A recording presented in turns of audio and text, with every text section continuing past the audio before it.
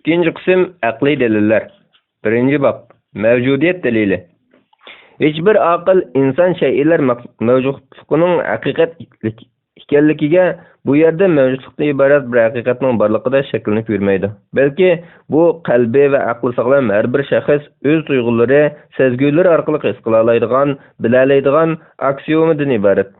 Ushbu dalilning navbatda dastlab keltirilishidagi, bo'libmi bu dalilga falsafiy jihatdan alohida ahamiyat berilishlik sababmi uning dastlabki asosining dal aql shak qilmaydigan mazkur aksiom ustiga qurilganligidandir.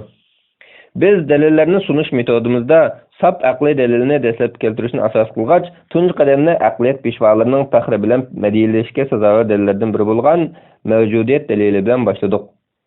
Mevcudiyet delili emniyette köpçülük aqida alimleri qo'llanib kelgan Allohning mavjudiyatini isbotlashdagi kuchli dalillarning biri. Bundaq bo'lishida mazkur dalilning tarkibiy qismi sog'lom aqlga uyg'un hamda insoniyat aqliyati birdek qo'llaydigan analogiya qonun qoidalari metodi asosida o'ttirib qo'yilganligi gavdalanadi. Hatto mazkur dalilning nazariy asoschilarimi mazkur dalilni aql orqali Xudoni isbotlashga eng ishonchli va mushaqqatsiz yo'l deb ta'riflagan. Shuning uchunmi Allohning mavjudiyatini isbotlash masalasida har davr islom mutafakkirlari, faylasuflari va ko'pchilik ilohiyatshunoslari mazkur dalilni maxsus aqliy dalil sifatida bayon qilib kelgan. Mazkur dalil aql asarlari hamda islom falsafasiga doir metafizik bayonlarda muqarrarlik, al-vojib va mumkinlik, al-mumkin dalil nomi bilan tilga ilinadi. Biz ushbu dalilning tafsilotiga kirishdan avval aqliy dalillarda bizga ko'p uchraydigan bunday ikki atalg'uning ta'birlari bilan tanishib chiqishimiz to'g'ri keladi. Chunki bu har qaysi dalillarning nazariy asosi va maqsadlarini tushunishimiz uchun qulaylikdir. Birinchi, muqarrar mavjudiyat, vojibul vujud. Bu o'z-o'zidan bor mavjudlik. Mazkur mavjudiyatning ko'z tutildig'ini Alloh taolodir. Ikkinchi, mumkin mavjudiyat, mumkinul vujud.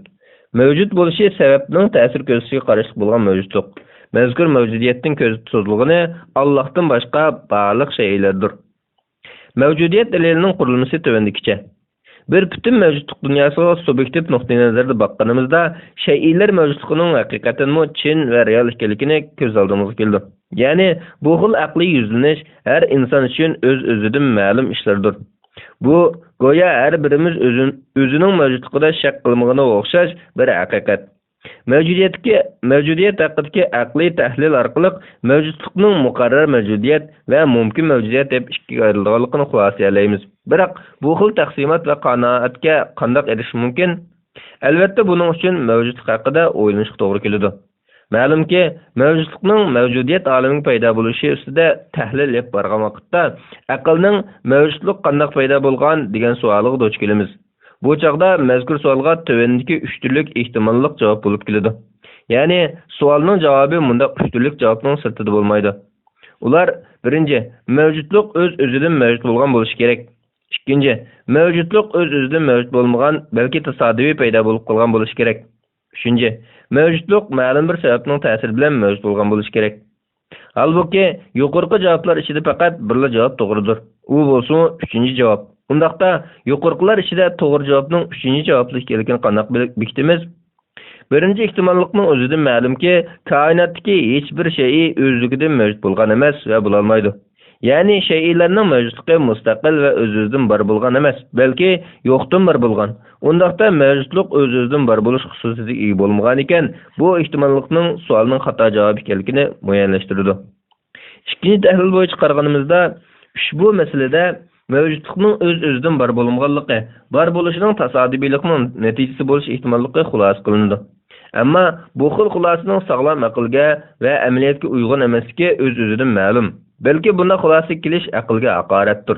Chunki ko'z bilan ko'rib turayotgan, o'z mavjudiyatimiz orqali bilib turayotgan bu mavjud olamida har qanday shayning biror sabab bo'lg'uchisi yoki omili bo'ladi. Sabab yoki omilning ta'sirsiz har qanday shayning tasodifiy borliq kelib qolishini tasavvur qilib bo'lmaydi. Aqlmi buni qabul qilmaydi.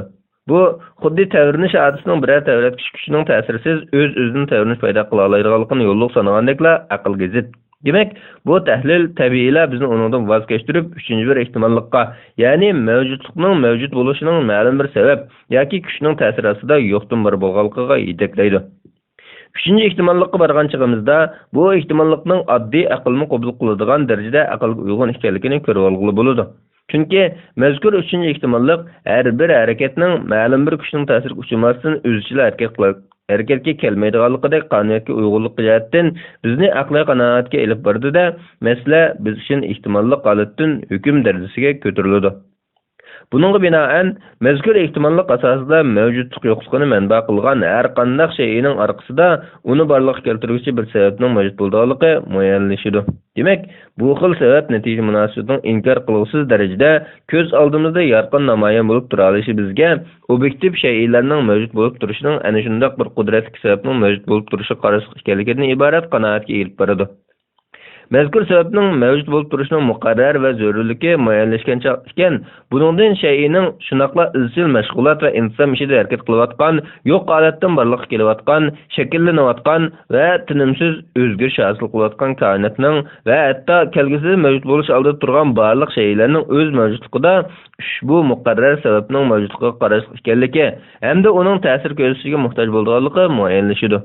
Demek, shaylar mavjudligining ikkinchi bir kuchga yoki sababga muhtoj bo'lishining muayyanlashishi bir-biridan farqli ayrim ikki mavjudlik borligini kuchli holatda dalillaydi.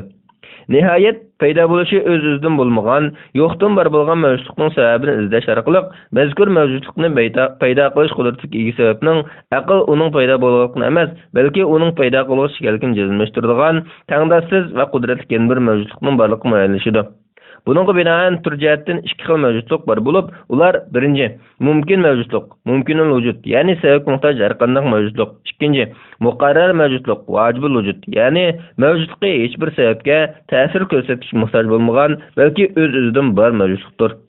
Yığıp aytganda, shaylarning mevcutluqqa qadam edişinin ma'lum bir sebep va ta'sir asosi bo'lganligi, bo'libmi mumkin mavjudlikning yo'qdan bor bo'lishida uning ta'sir ko'rsatgan kishining cho'qim bo'lishi lozimligi muqarrarlashgan vaqtda mumkin mavjudlikning mavjudot olamida putirayotganligining o'zida bizni shaylarning mavjudiyatini yo'qdan bor qilgan ikkinchi bir mavjudlikning borligini muayyanlashtirishga elib boradi.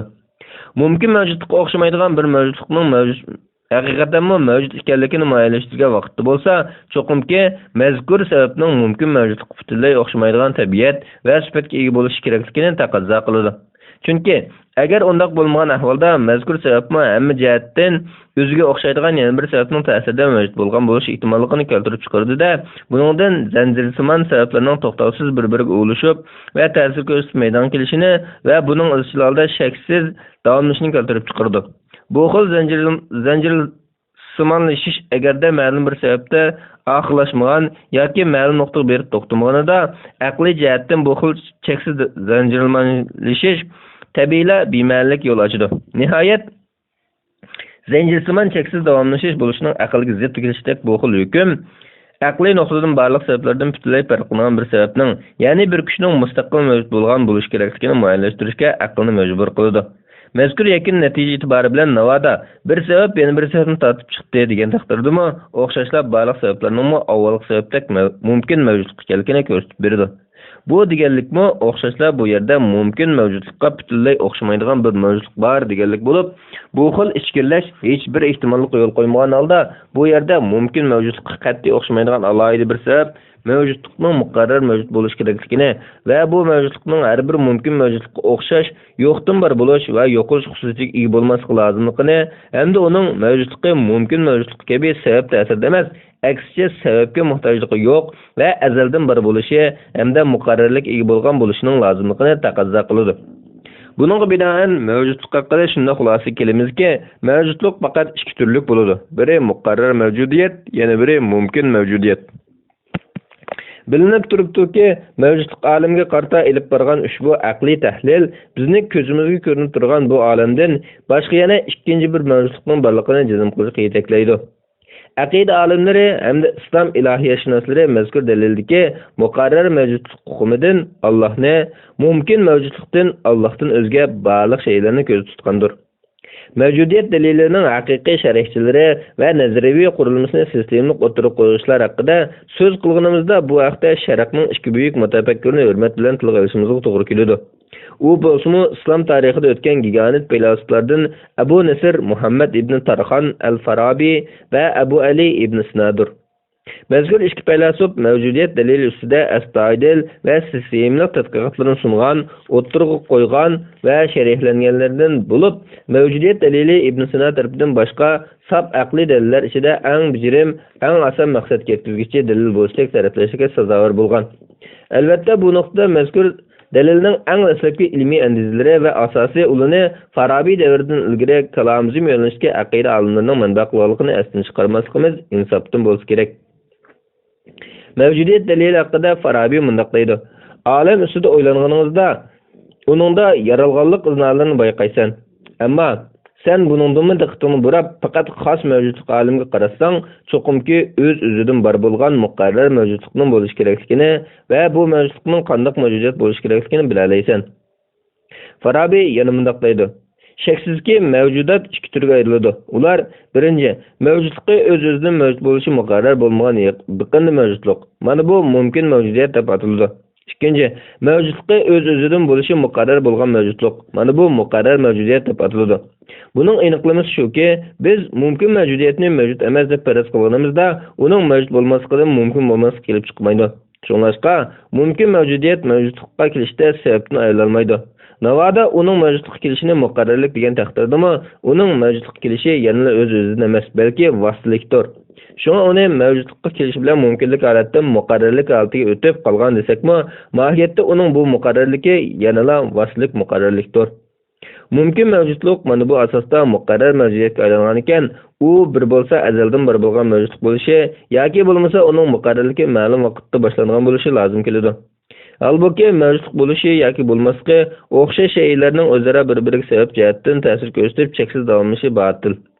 Shundaqla bu xil shaylarning zanjirsimon holatda ta'sir ko'rsatib davom qilishi to'g'ri emas. Balki mumkinlik xarakteriga ega barliq shaylarning mavjudligini tunji sabab muqarrar mavjudiyatga berib taqilishi zarur. Muqarrar mavjudiyat deganimiz uning mavjudsizligini faraz qilishdan mumkin bo'lmasligi kelib chiqadigan, mavjud bo'lishining biror sabab ta'sirida bo'lishi bema'nilik kelib chiqadigan, shundaqla mavjudlikka o'z-o'zidan bor bo'lgan zarur mavjudiyatdir. Mana bu turdagi mavjudiyat mumkin mavjudlik turidagi shaylarning mavjud bo'lib turishiga ta'sir ko'rsatadigan tunji sabab Alloh bo'lib, faqat uningla tunji mavjudlik bo'lishi zarurdir. Farabiyning mazkur nazariyasiga ko'ra, Alloh muqarrar mavjudiyat vojibul vujud bo'lib, Allohning mavjudiyati tunji va sababga ehtiyoji yo'q mavjudlikdir. Olam bo'lsa mumkin mavjudiyat mumkinul vujuddir. Chunki olamning mavjudiyati tunji sababning ta'sirida mavjud bo'lgan. Olamning mavjud bo'lib turishidagi u tunji sabab Janobi Allohdir. Yuqorida aytganimizdek, mavjudiyat dalili yana Farabiy ideyasining eng sistemli ravishda izohlangan hamda falsafa qatlamlaridan Farabiydan keyin yana yuksak ballaga ko'targan allomalardan faylasuf Ibn Sinoning alohid ahmad bilan sharhlashiga muayyanlashtirishiga sazovor bo'lgan dalildir. Ibn Sino aytadi: "Shubhisizki mavjudlik qachonki yo'q deb faraz qilinsa, buningdan mumkin bo'lmasligi kelib chiqadigan mavjudlik muqarrar mavjudiyatdir. Ammo uning mavjudligi haqida mavjud bo'lish yoki bo'lmasligi ehtimollik qabul qilsa, ham uning mavjud bo'lmasligidan mumkin bo'lmasligi kelib chiqsa, shubhisizki u mumkin mavjudiyatdir. Muqarrar mavjudiyat vojibul vujud, mavjud bo'lib turishi zarur mavjudlikdir. Mumkin mavjudiyat bo'lsa, uning mavjud bo'lishi yoki bo'lmasligida zarur taqozo emasdir." Yana kelib Ibn Sino o'z falsafasini tadqiq qiluvchilar tarafidan Ibn Sino Alloh temsiga favqulodda ko'ngil bilgan va bu vaqtda eng sistemli va qizg'inlik bilan fikr yurgizganlardan ide degan ta'riflar bilan tilga olinadi. Darvaqa Ibn Sino falsafa tadqiqotida ko'rinarli iz qoldirgan muhim shaxs bo'lish bilan birga mutaxassislashgan bir ilohiyatshunos edi. U mavjudiyat dalilini keng sharhlab qolmay, mazkur dalilning Qur'on Karim qo'llaydigan metodlar asosida o'ttirib qo'yilganligini keskin bayon qilgan edi. Bu haqda u mundaq aytadi: "Shaksizki bu yerda mavjudlikdan iborat bir narsa bor. Biroq har qanday mavjudlik ya zarur mavjudlik bo'ladi yoki mumkin mavjudlik bo'ladi. Navoda mavjudlikni o'z-o'zidan bor zarur mavjudlik desak, u chaqda yaratquchining mavjudligini isbotlash masalasi tugagan bo'ladi. Halbuki bu mavjudlik o'z-o'zidan bor zarur mavjudlik bo'lmasdan, balki mumkin mavjudlikdir. Shunga uning manbasi cho'qim o'z-o'zidan bor zarur mavjudiyatga berib to'xtatish kerak bo'ladi." U yana mundaq degan: Yaratquchining mavjudligiga cho'qim uning yaratgan narsalardan dalil izlashimiz zarur emas. Balki mavjudlik ichida mumkin mavjudlik orasidan yana kelib mavjudlikqa aynan aqlga uyg'un mavjudlik orqali o'z-o'zidan bar bo'lish kerak bo'lgan mavjudlikni analiz qilib yakunlab chiqishimiz yetarli. Olamni ilib qo'ysak, uning mavjudlikka kelish uchun uni mavjudlik o'ziga ilib chiquvchi sababga ehtiyoji bor. Shunga u mumkin mavjudiyatdir. Chunki olamning mavjudligi o'z-o'zidan bar bo'lgan muqarrar mavjudiyat emas. Bizda mazkur asos bo'lgan ekan, tunji mavjudlikni isbotlashda bizning yana boshqa dalillar ustida izlanishga hojatimiz qolmaydi. Shundaqla yaratquchining mahsulotlari orqali uningga dalil izlashga hojatimiz tushmaydi. Bundaq deyishimiz, garchi yaralgan shaylar yaratquchining mavjudligiga dalil bo'la olsa-mu, ammo mavjudligining o'zi haqida izlanish orqali muqarrar mavjudiyat Allohning borligini yakunlab chiqish biz uchun eng ishonchli va eng sog'lom yo'ldir. Amaliyotda bu ikki xil dalillash yo'li Qur'on Karimda o'tirib qo'yilgan. Ularga Qur'onning haq ekanligini aniq bo'lguncha osmon zamin atrofidagi va o'zidagi qudratimiz dalolat qilgan alomatlarni ko'rsatamiz. Parvardigoringning hamma narsaga shohid ekanligi ularga kifoya emasmi? Fussilat surasi 53-oyat.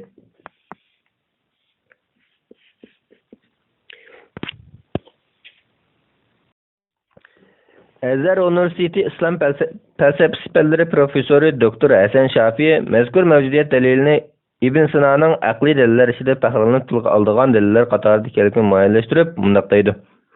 İslam faylasuflarining keltirgan dalillar ichida faylasuf Ibn Sina faxrlanib turib tilga oladigan mavjudiyat dalilim bor. Ibn Sina Allohning obyektiv hodisalar ustida izlanmasdanmi mavjudiyat ideyasi orqali bevosita o'ylanish va tahlil qilish asosida mumkin mavjudiyat va muqarrar mavjudiyat yakuniga yetish orqali isbotlag'ili bo'ladi degan qarashda edi. Uningcha mumkin mavjudiyat faqat o'z haqiqatidan sirт bir kishining ta'siri orqali borliq kela oladigan va haqiqatga aylana oladigan mavjudlik bo'lib, mazkur mavjudiyatning tabiati borliqni va yo'qlikni o'xshash tarzda qabul qiladigan ehtimollik tabiatiga ega. Bundaq mavjudiyat cho'qimki muqarrar mavjudiyatga biqinishi lozim. Bumu o'z navbatida sabablarning zanjirsimon ta'sirlashdagi cheksizlikning bema'nilik ekanligi muayyanlashgandan keyin chiqarilgan yakun bo'lib, mazkur dalilni Ibn Sinodan avval Farabiymi o'ttirib qo'ygan edi. Garchi aqida olimlari Allohning mavjudligini isbotlashda koinot dalili, intizom dalili, maqsad g'oya dalili qatorliq aqliy va naqliy jihatdan ilmiy asosi puxta va chunqur dalillarni asosi o'ringa qo'yishni tashabbus qilib kelgan bo'lsa-mu, ammo ular mazkur mavjudiyat dalilini faqatla sof aqliy dalil sifatida keltirish va uni izohlash qatorliq jihatlarga ahamiyat berib kelgan va diqqatdan chiqarmagan edi. Ular islom faylasuflarining bayoni bo'yicha mavjudlik haqida aqliy tahlil ilib borgan mazkur dalilga sal qaramasdan mavjudiyat dalilini alohida izohlar bilan bayitgan va uningga alohida ahamiyat berib kelgan. Ash'ari va Maturidi yo'nalishdagi aqida olimlari bo'lsin yoki salafiy aqimi yo'nalishliklar bo'lsin, umuman ahli sunnat aqida olimlarining mazkur dalilga alohida ahamiyat berib kelganligini ko'ramiz. Bo'libmi Ash'ari yo'nalishdagi aqida olimlari mazkur dalilga parallel holda muqarrar mavjudlik hukmini Allohning o'zlik sifatlaridan deb muayyanlashtirish orqali Allohning mavjudiyatining muqarrarligini go'yo uning ayrilmas ta'rifi kabi uning zotiga isbotlangan sifatlar jumlasidan deb muayyanlashtirgan. Yig'ib aytganda, biz mazkur dalilning har xil ifodalarini aqidashunoslik sohasiga har xil metodga ega ahli sunnat iqimlarida asosan uchrata olamiz. Imom G'azzali mundaq deydi: Bilginki mavjudlik ikki turga ayrilgandir. Shay'ning mavjudligi ya uningsiz boshqa mavjudiyat bor bo'la olmaydigan sababga muhtoj bo'ladigan mavjudiyat bo'ladi yoki bo'lmaydi. Agar uning mavjudiyati sababga bog'langan mavjudlik bo'lganida, uni biz mumkin mavjudiyat deb ataymiz. Agarda undaq bo'lmay, mavjudiyati sababga qarashli bo'lmagan bo'lsa, uni biz o'z-o'zidan bor bo'lishi zarur bo'lgan muqarrar mavjudiyat deb ataymiz. U yana mundaq deydi: Muqarrar mavjudiyatning o'ziga jismiy mavjudiyatning ushbu muqarrar mavjudiyatdan kelgan bo'lishi zarur va shaksizdir. Go'yo tabiati yetilgan va mashinalashgan tanning kamolati uningdagi jon bo'lganiga o'xshash, Alloh taolo barcha mavjudiyatni yo'qdan bor qilgan ijodkordir. Shunga barcha shayning kamolatimi, davomlashishimi, go'zalligimi faqat u orqali hayotdir. Imom Faxruddin Razi mundaq deydi: Mavjudotlarning haqiqat ekanligi qilsig'mas haqiqatdir. Her qanday bir mavjudlik ya o'z-o'zidan mavjud bo'ladi yoki vositalik mavjud bo'ladi. Agar mavjudlikda muqarrar mavjudiyat borligi muayyanlashsa, Allohning mavjudligi masalasi oydinlashgan bo'ladi. Navoda bu mavjudlik biror ta'sir qilishning sabab qilishiga ehtiyoj bor mumkin mavjudiyat bo'lib qolsa, u chaqda bu mavjudlikning sababga, u sababning yana bir sababga muhtoj bo'lishi kelib chiqib, to'xtovsiz zanjirsimonlashdek bema'nilik kelib chiqadi. Shunga bundaq zanjirsimonlashish cho'qim o'z-o'zidan bor muqarrar bir mavjudlik berib to'xtashi lozim. Muqarrar mavjudlikni isbotlaganlikning o'zi Allohning mavjudligini isbotlaganlikdir. Imom Iyji mundaq deydi: Faylasuflarning maslikida shu bayon qilinganki, mavjudotlarning xususiyatlari va ahvoli qatorliqlarni nazardan saqlagan holda mavjudlikning o'ziga qaraganimizda reallikda mavjudlikdan iborat bir haqiqatning borligida shak yo'q. Mavjudlikning haqiqatlik sog'lom fitratga ega har bir shaxsga oydin masala bo'lib, mavjudlik muqarrar mavjudiyat bo'lganida Allohning isbotlashga maqsadmi ado topgan bo'ladi. Ammo mavjudlik o'z-o'zidan bor bo'lgan mavjudlik bo'lganida, u chaqda bu mavjudlik biror sababga muhtoj bo'lishi yoki sabablarning o'z-o'zidan bor mavjudlik bo'lib berib taqilishi lozim. U yana mundoq degan: Olam mumkin mavjudiyatdir, chunki u qatlamliq va xilma-xil. Shunga har qanday mumkin mavjudiyat ta'sir uchirg'ish mavjudiyatdir. Biz shuni muayyanlashtirishimizki, olamni idora qiluvchi zot mumkin mavjudiyat bo'lganida, uning cho'qim ta'sir ko'rsatkichi bo'lishi kerak bo'ladi. Faqat u muqarrar mavjudiyat bo'lganda, uni isbotlash talabi amalga oshgan bo'ladi. Imom Taftazani aytadi: Muqarrar mavjudiyat o'z-o'zidan bor bo'lgan va bor bo'lsa hech nimaga muhtoj bo'lmagan mavjudiyatdir. Navoda mumkin mavjudiyat bo'lganda edi, mazkur mavjudiyat olamning bir qismiga aylanib qoladi-da, uning olamni yo'qdan borlikka chiqarish va uning harakatini dastlab boshlatgan bo'lish salohiyati bo'lmaydi. Mavjudiyat dalili yana aqidalarni tugal naqliy davlanish bo'yicha izohlash va tushunish tarafdorlarining diqqatiga nail bo'lgan bo'lib, ularning mazkur dalilga naqadar ahamiyat berganligini, ularning yaratuvchini butunlay inkor qiluvchi materialistlarga qarata bergan bayonlarda uchrata olamiz. Bu xil yo'nalishning vakillik olimlaridan Shayxul Islom Ibn Taymiya rahimahulloh yaratuvchini aqliy nuqtadan isbotlashda ushbu mavjudiyat dalilini ro'shanlik, aniqlik va to'g'riliq qatorliq sifatlar bilan ta'riflab mundoq deydi: Darvaqa Ibn Sina va boshqalar aytganidek, mavjudiyat o'z mavjudligi nuqtasidan muqarrar mavjudiyat, Xudoning borligiga guvohdir. Ular mazkur dalillashda darvaqa to'g'ri qilishgan edi. Chunki bu yerda mavjudlikdan iborat bir narsaning borligida shak yo'q.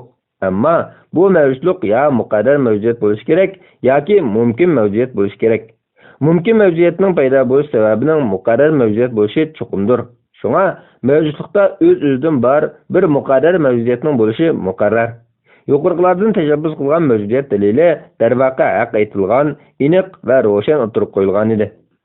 Mazkur yo'nalish bo'yicha islom aqidasini sistemlik bayon qiluvchi peshvolardan Imom Abul Iz al-Hanafi mundoq deydi: Mubodo qarish taraf men hech nimani mavjud deb qaramayman, balki o'z-o'zidan bor mavjudiyatning Xudoning borligini inkor qilaman desa, uningga tövandagi javob qaytarish munosib. Bilish kerakki, sog'lom aql mavjudlikning ya o'z-o'zidan bor bo'lishini yoki o'z-o'zidan bor bo'lmaydiganligini inkor qilmaydi. Ya'ni aql mavjudlikning azaldan bor mavjud bo'lishini yoki yo'qdan borlik kelgan aziz bo'lishini inkor qilmaydi.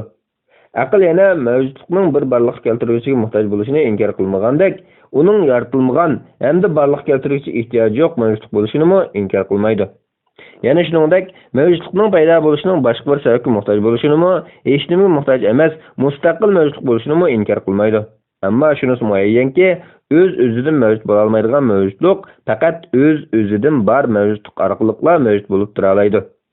Yo'qdan bor bo'lgan mavjudlik faqat azaliy bor bo'lgan mavjudlik orqali mavjud bo'ladi. Shuningdek, yaralg'uchimi faqat yaratuvchi orqali mavjud bo'ladi. Mavjudligi o'ziga muhtoj mavjudlikmi faqat o'z-o'zidan bor bo'lgan mustaqil mavjudlik orqali mavjuddir. Mana bu xil o'zaro bir-biriga zid ikki turli mavjudlikni faraz qilish orqali bu yerda o'z-o'zidan bor ham bor bo'lish muqarrar, azaliy, shundaqla mavjudlikda hech nimaga muhtoj emas bir yaratuvchining mavjudligini, aksicha tabiatga ega mavjudlikning bo'lsa, mazkur mavjudiyatning aksi bo'yicha mavjud bo'lish kerakligini muayyanlashtirish mumkin. Hissiy bilish metodi asosida shundaqla aksiyomalik bilim nuqtasidan shu aniqki, hodisaviy shaylar yo'qdan bor bo'lgan mavjudlikdir. Yo'qdan bor bo'lgan shaylar muqarrar mavjudlikmi emas, azaliymi emas, o'zgining mavjudligiga ta'sir ko'rsatuvchi sababmi emas, mavjudligi o'zgidan behojatmi emasdir. Undaq ekan, bu yerda vojibul vujud, Muqarrar mavjudiyat mumkinul vujud, mumkin mavjudiyatdan iborat ikki turli mavjudlikning borligi, birining azali, yana birining hodis ekanligi, birining mustaqil mavjudlik, yana birining mustaqil mavjudlikka muhtoj bo'lgan mavjudlik ekanligi, birining yaratuvchi, yana birining yaralg'uvchi ekanligi muqarrardir. Mavjudiyat dalilining yuqorqi tarzda izohlanishi oldingi bayonlarga qaraganda biroz yengil va ommabop shaklda bo'lib, buningdan mavjudlik ustida tahlil yurgizish orqali muqarrar mavjudlik bo'lgan zotning borligini bilib yetishning va uni isbotlashning tamoman mumkinligini ko'rib olg'ili bo'ladi. Chunki mazkur mavjudlik ideyasi bo'yicha tahlil qilganda butkul mavjudiyatning hammasining birlik turiga tava bo'lishining mumkin emasligi, cho'qim mavjudligini o'z g'ayridan elayotgan mavjudlik bo'lish bilan birga mavjudligi butunlay boshqa ehtiyoj tushmasdan mavjud bo'lib turayotgan manba xarakterlik bir mustaqil mavjudiyatning bo'lishining muqarrarligi o'ttirg'i chiqadi. Mavjudiyat ana shunday ikki turga ayrilish bilan birga ular orasida ta'sir qilish va ta'sirga uchrash munosabati bo'lishi aniq. Bundaq bir munosabatda birining mavjudlikni bar qilgan manba bo'lishi, yana birining mavjudligining ashu manba xarakterlik mavjudlikning ta'sirga uchrashdan bar bo'lgan mavjudlik bo'lishi muayyanlashidi. Bu xil aqli yakun tabiiyla muqarrar mavjudiyatning, ya'ni Xudoning borligining isboti bo'lishga yetarlidir. Bismillahirrohmanirrohim. Islom aqida ensiklopediyasi 1-qism. Yagona yaratuvchi. 331-bet. Xudo hukmi va mavjudiyat dalili. Qistirib o'tishga arziydigan masala shuki, tilimizdagi Xudo so'zimi aslida tilimizdaga Farsdagi Xudoyat yoki Xudo so'zidan o'zlashgan. Xudo deganlik ma'ni jihatdan o'z-o'zidan bor deganlik tang bo'lib, mundaqcha aytsak, Xudo so'zining ma'nosi aqida olimlari muayyanlashtirgan Allohning o'zlik sifatlaridagi vojibul vujud ma'nosiga al-vujud bar bo'lishi muqarrar degan ta'riflashning o'zi aynidir. Farislardan chiqqan mashhur faylasuf va ahli sunnat peshvolaridan Imom Faxriddin Rozi bu haqda to'xtalib mundoq deydi. Ajamlarda Allohni Xudo deb chaqirish umumlashgan bo'lib, buning arabchaga o'rgandagi ma'nosi o'z-o'zidan bar bo'lguchi, o'z-o'zidan hosil bo'lguchi degan ma'nolarga tangdir. Bundaqcha aytganda, buning ma'nosi vojibul vujud deganlik, ya'ni mavjudiyati muqarrar zot deganlikdir. Imom Razi yana bir o'rinda mundoq deydi. Ularning farscha Xudo degan so'zining ma'nosi muqarrar mavjudiyat ma'nosidir. Chunki farscha talaffuzda Xudoy degan so'zi ikki so'zdan tarkib topgan bo'lib, Xudning ma'nosi shayning o'zi mavjudiyati haqida deganlikdir. Ikkinchi so'z, ya'ni ay so'zining ma'nosi bo'lsa kelgan degan ma'nodir. Mana bu mavjudlikqa sababning ta'sirsiz o'z-o'zidan kelgan deganlik ishorat bo'lib, bu xil ma'no bo'yicha ularning Xudo degani o'z-o'zidan bor edi deganlikdir. Ko'rilish mumkinki, Xudo so'zi Allohning go'yo 99 ism sifatlar qatoridagi go'zallik va mukammallik ma'nolariga ega ismlar jumlasidan bo'lmasa-mu, ammo bu xil ta'riflash uning sha'niga munosib. Faqat uningla sifatlanish to'g'ri bo'ladigan ahli sunnat aqida olimlari tomonidan Allohni sifatlashga yaraydiganlik muayyanlashtirilgan aqlmi faqat uningla ana shunday sifatlanishni to'g'ri ko'radigan vojibul vujud ma'nosidir. Bundan Xudo so'zini Allohga bemalol qo'llanishning joiz ekanligini ko'rib olamiz. Xulosa shuki, Xudo so'zining ma'ni jihatdan islom aqidasiga vojibul vujud muqarrar mavjudiyat ma'nosiga teng ekanligi aqida olimlari tomonidan muayyanlashtirilgan masaladir. Shunday ekan, bu haqda aqida nuqtasidan yetarli asosga shar'iy yoki aqliy jihatdan qanoatlanlik bir dalilga asoslanmayla Allohni Xudo deyish bo'lmaydi, Xudo deyish bid'at, Xudo Allohning 99 sifatlari qatorida emas degandek gaplarni da'vo qilishning tutanliq da'vo emasligini, balki o'rinsiz va asossiz ekanligini ko'rib olg'ili bo'ladi. Biz ey Xudo, ya'ni ey vojibul vujud degan ta'riflashlar orqali Allohga nido qilayotgan vaqtda mazkur so'zga yuklangan ma'nolarning qanday cho'nqurlik va aqidaviy mazmunlarga ega ekanligini bilganimizda, Allohni Xudo deb chaqirayotgan shu lahzalarda mohiyatni uning mavjudligiga qaysi xil tarzda aqida qilayotganligimiz o'ttirg'i chiqadi. Buni bilib qo'yish o'z navbatida aqida qilishdan avval bilish, ya'ni bilib aqida qilish prinsipiga rioya qilish jihatdan muhim ahamiyatga ega. Tilimizdagi Parvardigor va Tangri qatorliq so'zlarmi yaratuvchini ta'riflash ko'zda tutib ishlatilgan. Ham bu so'zlarga ulug'lash ma'nolari yo'g'rilgan. Obyektiv jihatdan faqatla mavjudotning boshpanoyi va tangdasiz qudrat egasi bo'lgan Alloh taolo maqsad qilinadi. Mazkur so'zlarning har biri ulug'liq va yuksak ma'noli mujassamlangan tarafdosh turdagi so'zlar bo'lganligi uchun ularni ishlatish masalasida Xudo hukmiga o'xshash muomala qilinsa kerak yo'q.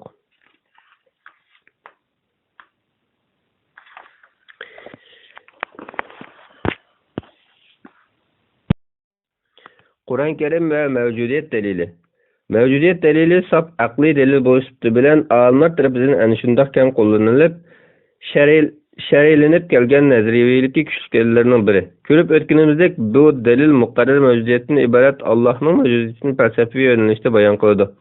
Olimlar mazkur dalilning ilmiy va kuchli dalillardan ekanligini yuqorqi bayonlardagidek muayyanlashtirib qolmay, uning naqliy dalil manbalari tutgan o'rni haqida izlanishdi. Ular mazkur dalil o'tirib qo'ygan aqliy natijaning, ya'ni vojibul vujud islohida aks etgan ma'nolar, yakunlangan xulosalarning diqqatini naqliy bayonlardan izlash va naqliy manbalarda kelgan hikmat va ta'limlar ustidan tafakkur yurgizish orqali naqliy manbalarda mavjudiyat dalilini quvvatlaydigan ishoratlarning borligini muayyanlashtirishdi. Ular yana mazkur aqliy dalillarning vahiy elib kelgan naqliy dalillar bilan birlikligini o'tirib qo'yishdi.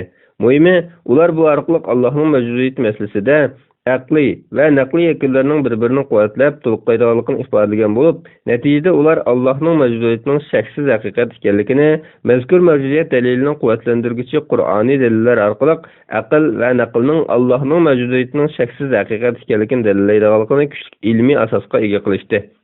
Yana bir nuqtadan qaragan vaqtda ularning mazkur saf aqliy nazariyalari qarata naqliy manbalar bo'yicha kuzatish va dalillash elib berishidek ijtihodi ularning naqliy manbalardagi aqliy chunqurlikqa ega taraflarga va uningdagi haqiqatlarga alohida ahamiyat berganligining ifodasi bo'lib, ularning bu xil pozitsiyasini Qur'oniy bayonlarda kelgan biz sana Qur'onni hamma narsani tushuntirib beradigan, dillarga hidoyat, bandalarga rahmat, musulmonlarga mangulik saodat bilan xush xabar yetkazgan qilib nazil qildik.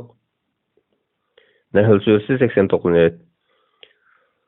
degan oyatdan so'zib olingan ma'rifatga yuksak darajada rioya qilganligidan deb tushunish mumkin. Darvaqa Qur'on Karim oyatlariga injiqlik bilan nazar tashlaganimizda, uningda mavjudiyat dalilini quvvatlovchi ishoratlar bor.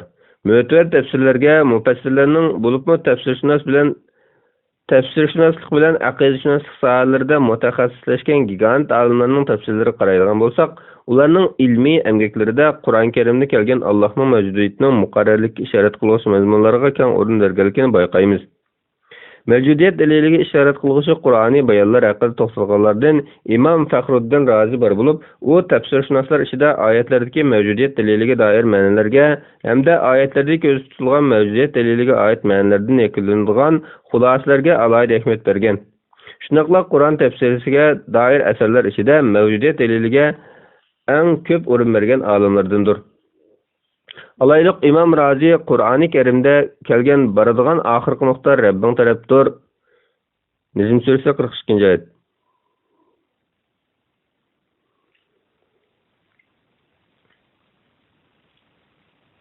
Boradigan oxirgi nuqta Rabbing tarafdir degan oyat bergan tafsirida oyatning maqsadlarida birining Allohning mavjudligi va uning yakkiganligini dalillash ekanligi hamda bu oyatning mavjudiyat daliliga ishorat ekanligi, shundaqla bu oyatda yakunlanadigan ma'nolar va aqliy dalillarning sog'lom aql bilan naqlning bir-birini qo'llaydiganligining ro'shan ifodasi ekanligi qatorliqlarga alohida izohlarni bergan. U yuqorqi oyatga bergan tafsirda mundaq deydi: Ushbu oyat Allohning mavjudligi va uning yakkiganligini bayon qilib kelgan oyatlardandir. Bundaq deyishimiz shuning uchunki, navarisan mumkin mavjudiyatga oid shaylarga damal nazar ag'dirguningda cho'qim uni paydo qilgan yaratuvchining bo'lishining zarurligini his qilib yetolmaysan. Shuning bilan uni paydo qilgan narsani xuddi quyosh yoki o'tning tepsidan keldi degan xayol keltirib qo'yg'ichi harorat misoli boshqa bir mumkin mavjudiyat bo'lishi ehtimolligi xayolini kechishga boshlaydi. Bu vaqtda yana savol tashlandiki, quyosh va o'tning mavjudligi qayerdan kelgan? Mubad bu ikkisi yana bir mumkin mavjudiyatga yaqindirilganida aql oxirgi berib mumkin mavjudiyatdan boshqa taraqliq bir mavjudiyatda oxirlashib to'xtashdan boshqa shart topolmaydi. Ushbu mavjudiyat dal muqarrar mavjudiyat bo'lib, darvaqa hamma ish muqarrar mavjudiyatga berib oxirlashdi. Demak, Alloh hamma oxirlashib boradigan nuqtadir. Mana bu o'rinda aql bilan naqlning o'zaro birlikligi o'tirib chiqadi. Ubay ibn Ka'b rivoyat qilgan hadisda payg'ambar alayhissalom jazmanki baradigan oxirgi nuqta Rabbning tarafdir. Alloh kelganda fikrlar tugaydi deb ko'rsatgan. Ma'nisi har narsa muqarrar mavjudiyatga berib to'xtaydi. Allohning mavjudiyatining paydo qiluvchi yo'qdir. Balki hamma narsa uning paydo qilishi bilan barliq kelgandir deganlikdir. Anas radhiyallohu anhu rivoyat qilgan hadisda payg'ambar alayhissalomning Xudo tilga ilinsa to'xtab qolinglar degan so'zimi biz bayon qilgan ma'nolarni ko'z tutganlik ehtimoli bor.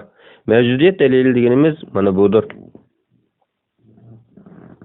Ko'rilishki bo'ludiki, Imom Razi yuqorqi oyatga bergan tafsirda oyatning muddo maqsadlaridan birining mavjudiyat daliliga ishorat qilgani hamda bu oyatning mavjudiyat daliliga asos bo'lganligini o'ttirib qo'ydi.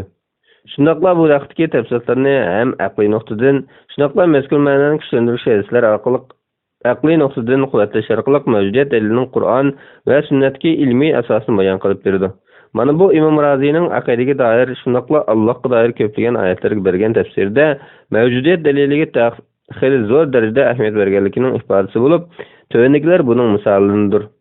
Imom Razi Qur'on Karimda kelgan Jami hamdu sana alimlarning parvarishkori Alloh xosdir. Fatiha surasi 1-oyat.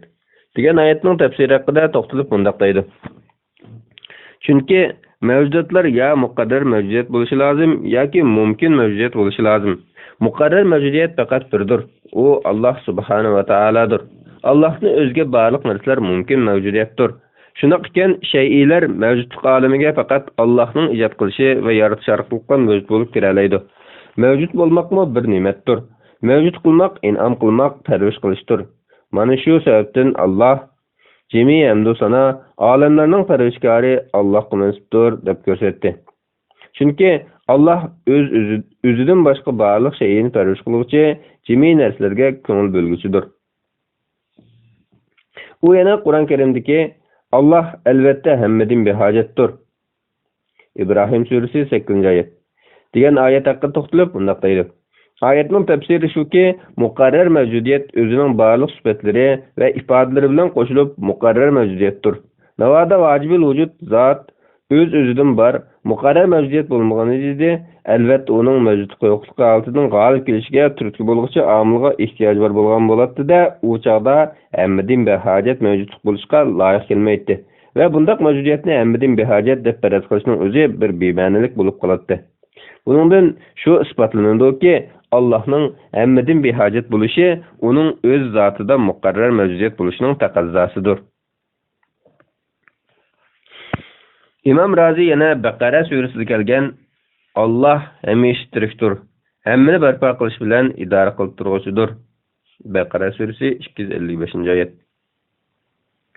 Oyatlardagi Allohning Al-Hayy, Al-Qayyum qatorliq ismlarining tafsiri haqida to'xtalib bunday deydi. Ibn Abbas radhiyallohu anhumalardan uning Allohning eng buyuk ismlari Al-Hayy, Al-Qayyum deganligi rivoyat qilingan. Munosabatlik ba'zi hadislardagi payg'ambar alayhissalomning Badr g'azoti kunisi sajdada yuqorqi ism sifatlarini ko'plab zikr qilganligiga doir mazmunlarmi bu ism sifatlarning Allohning buyuk ismlaridan ekanligini ko'rsatdi. Ismlarning Allohning ulug' ismlari bo'lishining sahih va muqarrarligiga aqliy dalillarmi isbotdir. Chunki muqarrar mavjudiyat o'z-o'zidan va o'z zoti bilan bir mavjudiyatdir. U mavjudligida hech nimaga muhtoj bo'lmagan bo'lib, uningdan o'zga jami mavjudot mavjudligida va mohiyatida muqarrar mavjudiyatning yo'qligidan bar qilishga muhtojdir. Shunday ekan Alloh mustaqil mavjudiyatdir. O'zidan boshqa barliq narsalarning mohiyat va mavjudligida bar bo'lishining sababidir.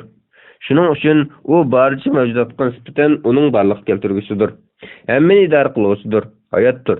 Demak bu yerda Al-Qayyum, hammani barpo qiluvchi, hammani barpo qilib idora qiluvchi deganlik Alloh o'zi mustaqil mavjuddir va o'zidan boshqa barcha mavjudotning mohiyat va mavjudiyatda bar bo'lishining musabbabkoridir deganlikdir. Yuqorqilardan ko'rilishga bo'ldiki, mavjudiyat dalili sab aqliy metod bo'lish bilan birga Qur'oniy bayonlar orqali kuchli ilmiy va nazariy asos tikilgan muhim dalillardandir. Tuvanda biz Xudo so'zining ma'nosiga yo'g'rilgan vojibul vujud aqidasining mohiyatda qanday ma'nolarga ega ekanligi, Qur'on Karimning mavjudiyat daliliga qanday ishorat qilganligi haqida berilgan atrofli bayonlar orqali mavjudiyat dalili haqidagi temamizni xulosalaymiz. Doktor Nuh alayhi salom mundaq deydi: Allohning mavjudlik sifatining bayoni bizdan bundaq ikki nuqtaning ma'nosini oydinlashtirishimizni talab qiladi. Birinchi nuqta vojibul vujud, muqarrar mavjudiyatning ma'nosi. Biz oldingi bayonlarimizda muqarrarlik uqumining mayli avvalda bo'lsin, hozirda yoki kelgusida bo'lsin, aql uning mavjud bo'lmasligini tasavvur qila olmaydigan har qanday mavjudlikni ko'rsatadiganligini tilga olib o'tdik. Darvaqa Alloh taolo ana shundaq aql uning mavjud bo'lmasligini tasavvur qila olmaydigan mavjudlik bo'lib, vojibul vujud sifati bilan faqat uningga tabi bo'lish kerak bo'lgan sifatdir. Bunun bayani shuki, biz koinotning odamzotsiz, tog'-dalalarsiz, osmonlarsiz mavjud bo'lishini tasavvur qila olamiz. Biroq Allohning mavjudliksiz koinotning mavjud bo'lishini tasavvur qila olmaymiz. Chunki koinot o'zini o'zi yaratishdan ojiz bo'lganidek, koinotning bir qismimi yana bir qismini yaratishdan ojizdir. Undaq bo'lgan ekan, koinotning cho'qim yaratquchisi bo'lishi lozim. Koinotning yaratquchisi bo'lsa Alloh taolodir. Koinotdagi har bir zarrachalik shaymi yaratish ishida ojiz mavqeda bo'lib, hammasi mavjudlik keltiruvchi kuchga muhtoj. Buni amalga oshirish va yaratishga faqat Xudo qodir. Buni aniqlashimiz uchun bir bo'lsa, koinotni yo'q deb inkor qilsak bo'ladi. Ammo qarab turib barni yo'q deb inkor qilishning o'zi muttahamlik va bema'nilikdir. Shunga biz cho'qim koinotni bor deb muayyanlashtirishimiz, uning bir barliq keltiruvchi muhtojligini va bu barliq keltiruvchining Xudo ekanligini muayyanlashtirishimiz lozim. Ikkinchidan, Allohning mavjud bo'lishi biror omilga yo'qolmaydi. Omilga biqilmaydi deganimiz amaliyotda sababga yo'qolmaydi deganligimizdir. Alayliq biz ma'lum bir odamni ko'rganda uning mavjudligining sababining ota-onasi kerakini jazmlashtiramiz. Biror daraxtni ko'rganimizda uning daraxt bo'la olishki sababning urug' ekanligini jazmlashtiramiz. Masalaning nihoyatida shuni jazmlashtiramizki, mavjudotlarning asli iltizining borliq kelishiga mohiylik sabab Alloh taolodir. Allah insonning asli ulini yaratib, uni tadrijiy bosqichlar asosida mavjudlikka keltirdi. Biroq Allohning mavjudligiga sababga beqinmaydi. Chunki biz uning mavjudligini sababga muhtoj deb qarasak, uni mavjud qilib chiqqan sababning yana bir sababga muhtoj bo'lishi kelib chiqadi-da, bu xil sababga beqinish hodisi cheksiz davomlashaverdi. Ammo bu xil davomlashish bir bema'ni xolos. Shuning uchun hech bir sababga beqinmaydigan bir mavjudlikning borligini, ya'ni Xudoning borligini jazmlashtirishimiz lozim. Bu nuqta mohiyatda Xudoning mavjudligi bilan Xudodan o'zgalarning mavjudligi orasini ayirib turuvchi fasildir. Masalan, biz Xudodan o'zgani mavjud deymiz. Lekin bu yerda har ikkala mavjudlik orasida farq bor. Xudo o'z oldiga bor mavjudlik, Xudodan boshqasi Xudo orqali mavjud bo'lgan mavjudlikdir. Shunga bizning Allohni vojibul vujud deganimiz mohiyatda uni mavjudiyati sababga beqinmaydigan muqarrar mavjudlik deganligimizdir. Aqlning sababsiz o'z-o'zidan bor mavjudlikni tasavvur qilishning qiyin bo'lishiga kelsak, buni uning hissiy bilish doirasidagi shaylarning hammasining sabab bo'lish kerakligiga odatlanib ketganligini ko'rish mumkin. Xudoning zotiga kelsak, uning zoti hissiy bilish doirasida emas. Ham hissiy bilishga doir qonun-qoidalar uning mavjudiyatiga tatbiqlanmaydi. Aqlning tabiatiga kelsak, aqlmi baliq shaylar mohiyatli bilishdan ojiz. Shunga uning jismi masalada fazilik salohiyati yo'qdir. Aql oldingi vaqtlar deb o'tganimizdek, sonlarning boshlanish nuqtasini, oxirlash nuqtasini mohiyati bilan bilolmaydi. Zamonning boshlanish nuqtasini, oxirlash nuqtasini, shundaqla olti tarafning oxirgi chekini mohiyat bilish ojizdir. Xolos bilganda, koinotning mavjudligini muayyanlashtirish koinotning biror omil yoki sababga beqinmaydigan o'z-o'zidan mavjud bir yaratuvchining bo'lishi kerakligini taqozo qiladi. Ushbu o'z-o'zidan bor muqarrar mavjudiyat bo'lsa Alloh taolodir. Qur'on Karimning Xudo haqidagi Allohning ibtidosi yo'qdir, intihosi yo'qdir, oshkoridir, maxfiydir. Hadid surasi 3-oyat. Ular yaratquchisiz yaratilganmi yoki ular o'zlari yaratquchimi?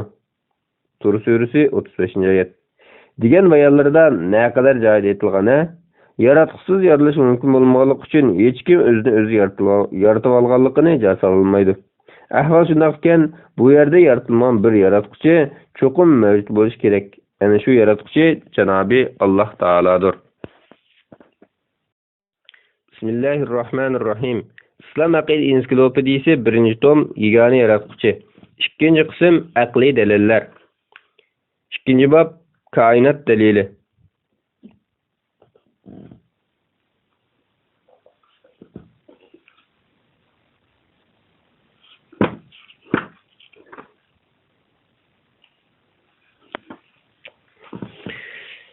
Kainat dalili Allah'ның mövcudluğunu isbatlashdagi aqliy jihatdanmi va ilm-fan nuqtasidanmi muayyanlashtirilgan eng kuchli paket va asoslarga ega dalillardandir. Bu dalil yana hadislik dalili, alamshunoslik dalili, yaratilish dalili deb ataladi. Ushbu dalilni aqliy deyishimizda koinotdagi o'zgarishlar va har turli hodislarning yuz berishi olamning azaliy bir mavjudlik bo'lmasdan, balki uning boshlanish nuqtasi bor yaratilmish hodis ekanligi va buningdan yo'qdan bar qilingan hodisning cho'qimki paydo qiluvchisi va yaratquchisi borligi isbotlanganlik qatorli hukmlarning koinot hodislari va logikalik tahlillar asosida bayon qilinishidir. İlim-fan nuqtasidan muayyanlashtirilgan deyishimizda olamning hadis ekanligi, ya'ni uning boshlanish nuqtasi bor, yaratilmish mavjud ekanligi 1000 yildan ortiq tarix mobaynida aqida olimlar tomonidan Qur'on Karim va ayni davr ilm-fan nuqtai nazar asosida dalillanib kelayotgan masala bo'lib, insoniyat moddiy taraqqiyotining oltin davrini shakllantirayotgan zamonaviy ilm-fanmi bugungi kunimizda mazkur aqidaning haqiqat ekanligini ilmiy tajriba va tadqiqotlar asosida qo'llab-quvvatlamoqda. Bunun bilan Allah'ның mövcudluğu ve onun azalliligini muqarrarlikka ega qilgan bu aqliy dalil insoniyat moddiy taraqqiyotini yuqori pallalarga ko'tarayotgan ilm-fanni iborat bu vasitaning yordamida jumladan yangi zamon fizika ilmiy qonunlari asosida yangi sharhlanishga muvaffaq bo'ldi. Natijada olamning hadis ekanligining o'zila bugungi ilm-fanda muayyanlashib bo'lgan, yana kelib g'olliq ilm-fanchilar nazarda go'yo yerning tortish kuchi kabi ularning ilmiy qanoatiga o'tib bo'lgan masalalarning biriga aylandi. Olamning o'zicha paydo bo'lib qolganligi, moddaning azaliy ekanligidek xurofotliklarni ilm-fanda vaqti o'tgan yoki isbotdan o'tmagan ba'zi nazariyalar orqali niqoblashda qilmishlar, faqat dinsizlik xurofotligiga maftun qisman materializmchilar mutaassib va atizmchilikqa moyil ilm-fanchilarning qarshiga bo'libmi materializmchilik ideyaning quliga aylanib qolgan bir turkum dinsizlarning quruq davosiga aylanib qolmoqda. Qisqasi, ilm-fan natijasi orqali olamning hadis ekanligi, olamni tinch holatdan harakatga keltirgan kuchning mavjudligi, mazkur kuchning olamning yaratquchisi ekanligi qatorliq ilmiy yakunlar Xudoning mavjudligining shaksizligidan iborat bu buyuk haqiqatni qaytadan jilolantirdi. Mana bu bizning mazkur koinot dalilining ilm-fan nuqtasidan kuchli asosga ega ekanligini bayon qilishda ko'z tutganlarimizdir. Darvaqa bunimi o'z navbatida Qur'on Karimning tövendagi bayonlarining bir-birlab amaliyotga aylanayotganligining ifodasi deb muayyanlashtirishimiz mumkin. Ularga Qur'onning haq ekanligi aniq bo'lganga qadar osmon zamin atrofidagi va o'zlidagi qudratimizga dalolat qilgan alomatlarni ko'rsatamiz. Fussilat surasi 53-oyat. Shuni qistirib o'tishga arziydiki, islom aqidasida koinot va olam so'zi uqtirgan ma'ni bilan hozirgi ilm-fanda uqtirayotgan koinot atalg'usining ma'nosi ba'zi farqlarga ega. Biroq har ikki nuqtai nazar bo'yicha xulosalangan haqiqat, ya'ni Allohning mavjudligidan iborat bu haqiqatning isbotga ega bo'lishida natija e'tibori bilan islom aqidasi va ilm-fan natijalari birdaklikni saqlagandir. Undaqda islom aqidasidagi olam yoki koinot hukmi bilan ilm-fan nazaridagi olam yoki koinot hukmi orasida qanday farqlar bor? Albatta biz bu yerdagi farqdan mazkur ikki so'zga yo'g'rilgan ma'nolarni ko'z tutyapmiz. Chunki ilm-fanda hozircha isbotlangan ilmiy hukm olamning moddiyligi bo'lib, ushbu yakun xuddi tarixda qanday alqishlangan bo'lsa, navbatdami moddani izohlashdagi farqni hisob qilmaganda shunday zo'r darajada olg'a surilib va qabul qilinib kelmoqda.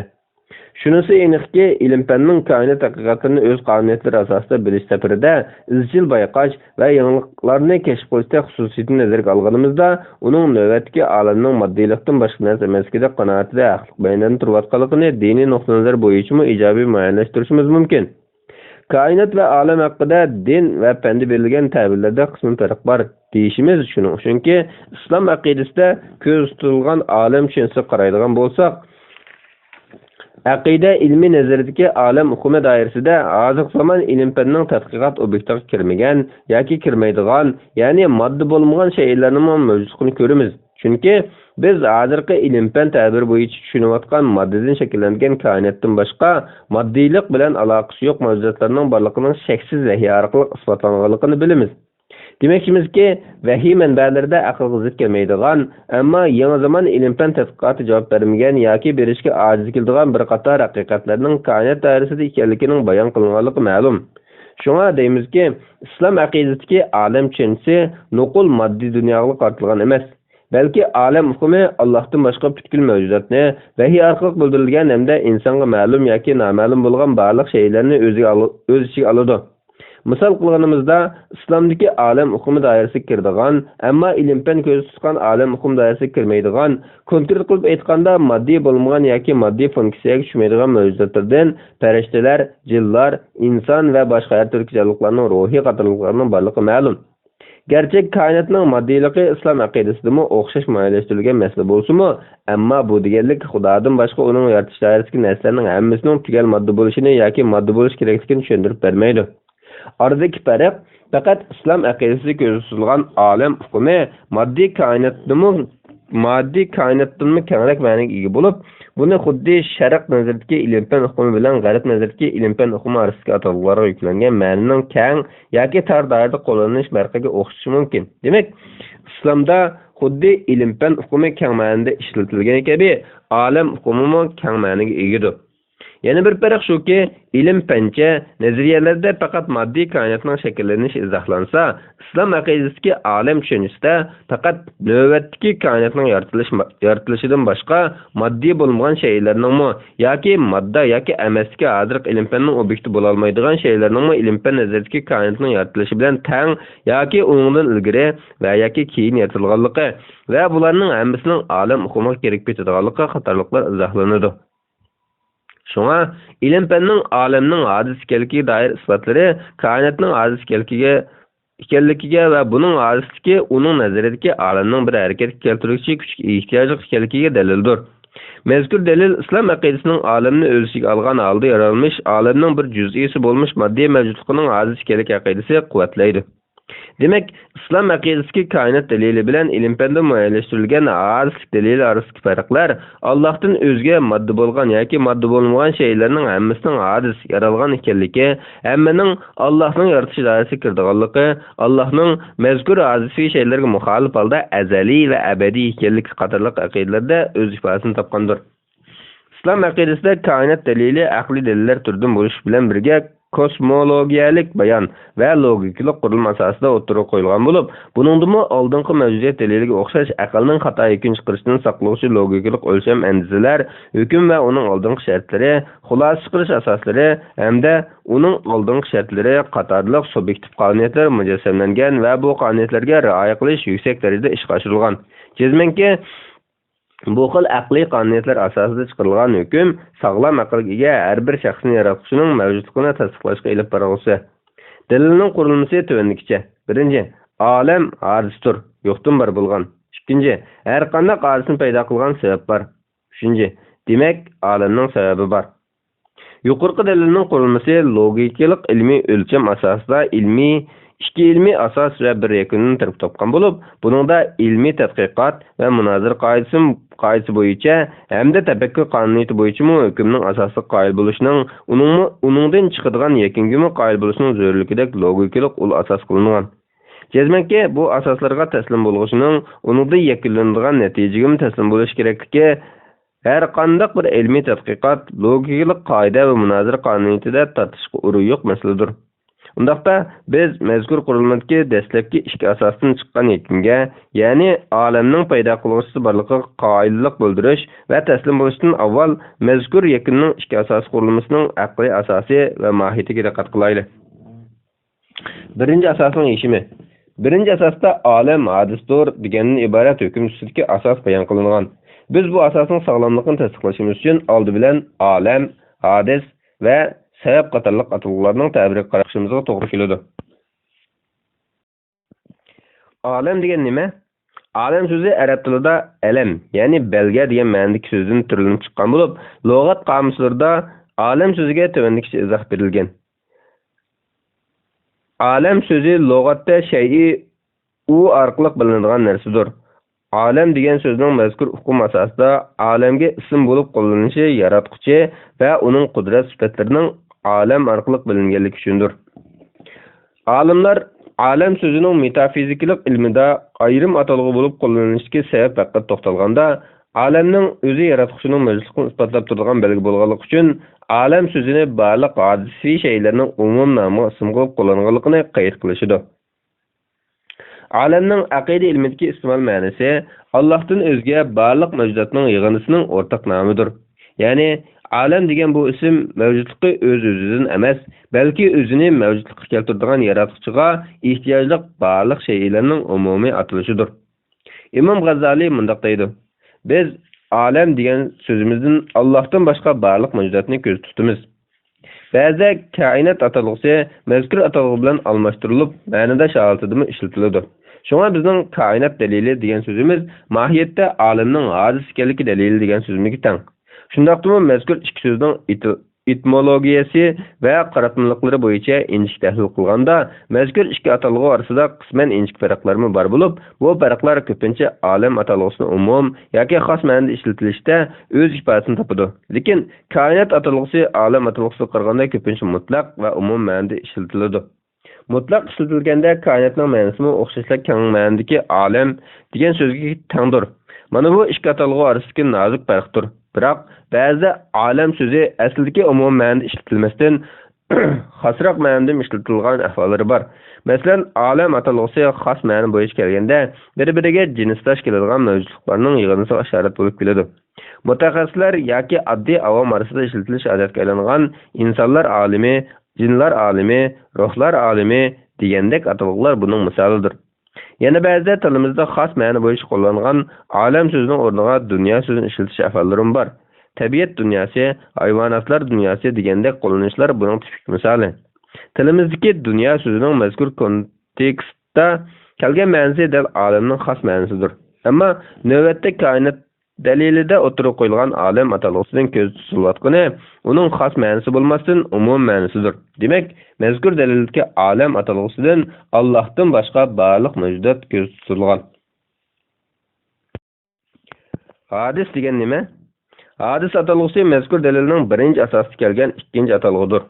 Uning so'z ma'nosi yangidan paydo bo'lish, so'z berish, yaralish, yo'qdan barliqqa kelish qatorliq ma'nolarga ega. Bu so'z yana ko'nining qarama-qarshisi bo'lgan yangi degan ma'noni bildiradi. Istilohda bo'lsa, hadis mavjud bo'lishi yo'qlikni orqa ko'rinish qilgan har qanday shaydir. Ya'ni hadis yo'qdan bar bo'lgan, boshlanish bar har qanday shayni ko'rsatadi. Hadisning qarama-qarshisi istilohda azali deb qo'llaniladi.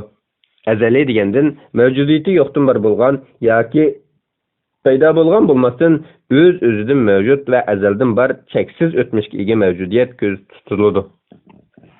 Yuqorqi ta'birdan hadisning so'z ma'nosi bilan istiloh ma'nosi orasida belgilik aloqa borligini ko'rilishi bo'ladi. Darvaqa hadis kalimasi so'z ma'nosidan istilohga yetkilishi bilan aslidagi ma'nosidan asosan yiroqlamagandir. Demak, yo'qdan bar bo'lgan mavjudlik olamiga aslidagi yo'qlik holatdan barliq holatga o'tgan hamda cheksiz o'tmishi yo'q har qanday shayning o'rtaq atalishi hadisidir. Mundaq aytganda yaralgan demakdir. Hadis istilohdagi ta'birga asosan yo'qdan bar bo'lgan, boshlanishi bar barliq shayning o'rtaq nomi bo'lgan ekan, koinotning bir juz'isi bo'lmish insondagi shunaqla hayvonotlardagi va tabiat dunyosidagi barliq shaylardagi o'zgarishlarning hammasining yo'qdan barliqqa kelish bosqichidagi alomatlari kulli shay'i bo'lmish olamning hadisligining ro'shan ifodasidir. Biz o'zimizdan boshlab koinotdagi shaylarning hammasida bosqich o'zgarishlarning bo'lganligini, yana kelib shaylarning yo'qdan bar bo'lish, o'sish, pishib yetilish, ojizlash va oxirlashish bosqichlarini boshdan kechirganligini bilamiz. Mana bular aqli sog'lom har bir inson inkor qila olmaydigan ishlardir. Mazkur ahvollarning hammasi koinotning, tabiat dunyosidagi jami shaylarning hojisligini, ya'ni yo'qdan bar bo'lganligini, ularning mavjud bo'lishining aslida yo'qlikni manba qilgan shaylar ekanligini uqtirib beradi. Hadis hukmida ko'z tutilgan ma'no budir. Sabab degan nima? Mazkur qurilmadagi 3-chi atalg'u sabab bo'lib, bu yerdagi sabab istilohda shay'ining yo'qlikdan barliqqa chiqishiga ta'sir ko'rsatuvchi turtkilik omil deganlikdir. Aqida olimlari istilohida ushbu sabab Alloh taolodir. Chunki olamning barliqqa kelishining sababi bo'lishiga kifoya bo'lgan qudrat kuch bor deyilsa, bu kuchning ilohdan boshqasining bo'lishi mumkin emas. Bu sababdan islom aqidasida barliq shaylarning mavjudligining asli sababi va yaratuvchisi Allohdir. Istilohda sabab so'zi yana yaratuvchi ma'nosidadir. Chunki yaratish so'zi mohiyatda sabab hukmiga teng so'z bo'lib, yaratishning istilohdagi ma'nosi hech bir o'rnaksiz ravishda yo'qdan bar qilish demakdir. Bu ma'nodan sebep demek yo'qdan bar qilmoq, yaratmoq demekdir. Alemning cheksiz o'tmishi bo'lmasdan uning boshlanishi bor deganlik bo'lsa, mohiyatda uni yo'qdan bar qilgan sabab bor, ya'ni yaratquchi bor deganlikdir. Undaqda biz koinot dalilining qurilmasiga birinchi asosga qaytib kelaylik. Mazkur birinchi asosiy hukm olam hadisidir degandan iborat. Yuqorida biz olam va hadisidan iborat ikki atalg'uda nimalar ko'rsatilganligini bilib tuzganligi bilan tanishib chiqdik. Undaqda olam hadis degan bu birinchi asos va bu asosdan kelib chiqqan ikkinchi hukm qanday yakun va isbotliga nima uchun olam hadis deymiz? Buning yechimi tövendikicha. Tabiat dunyosiga nazar solgan bo'lsak, tabiatda barliqqa kelayotgan va kelgan talay shaylar o'tmishda yo'q.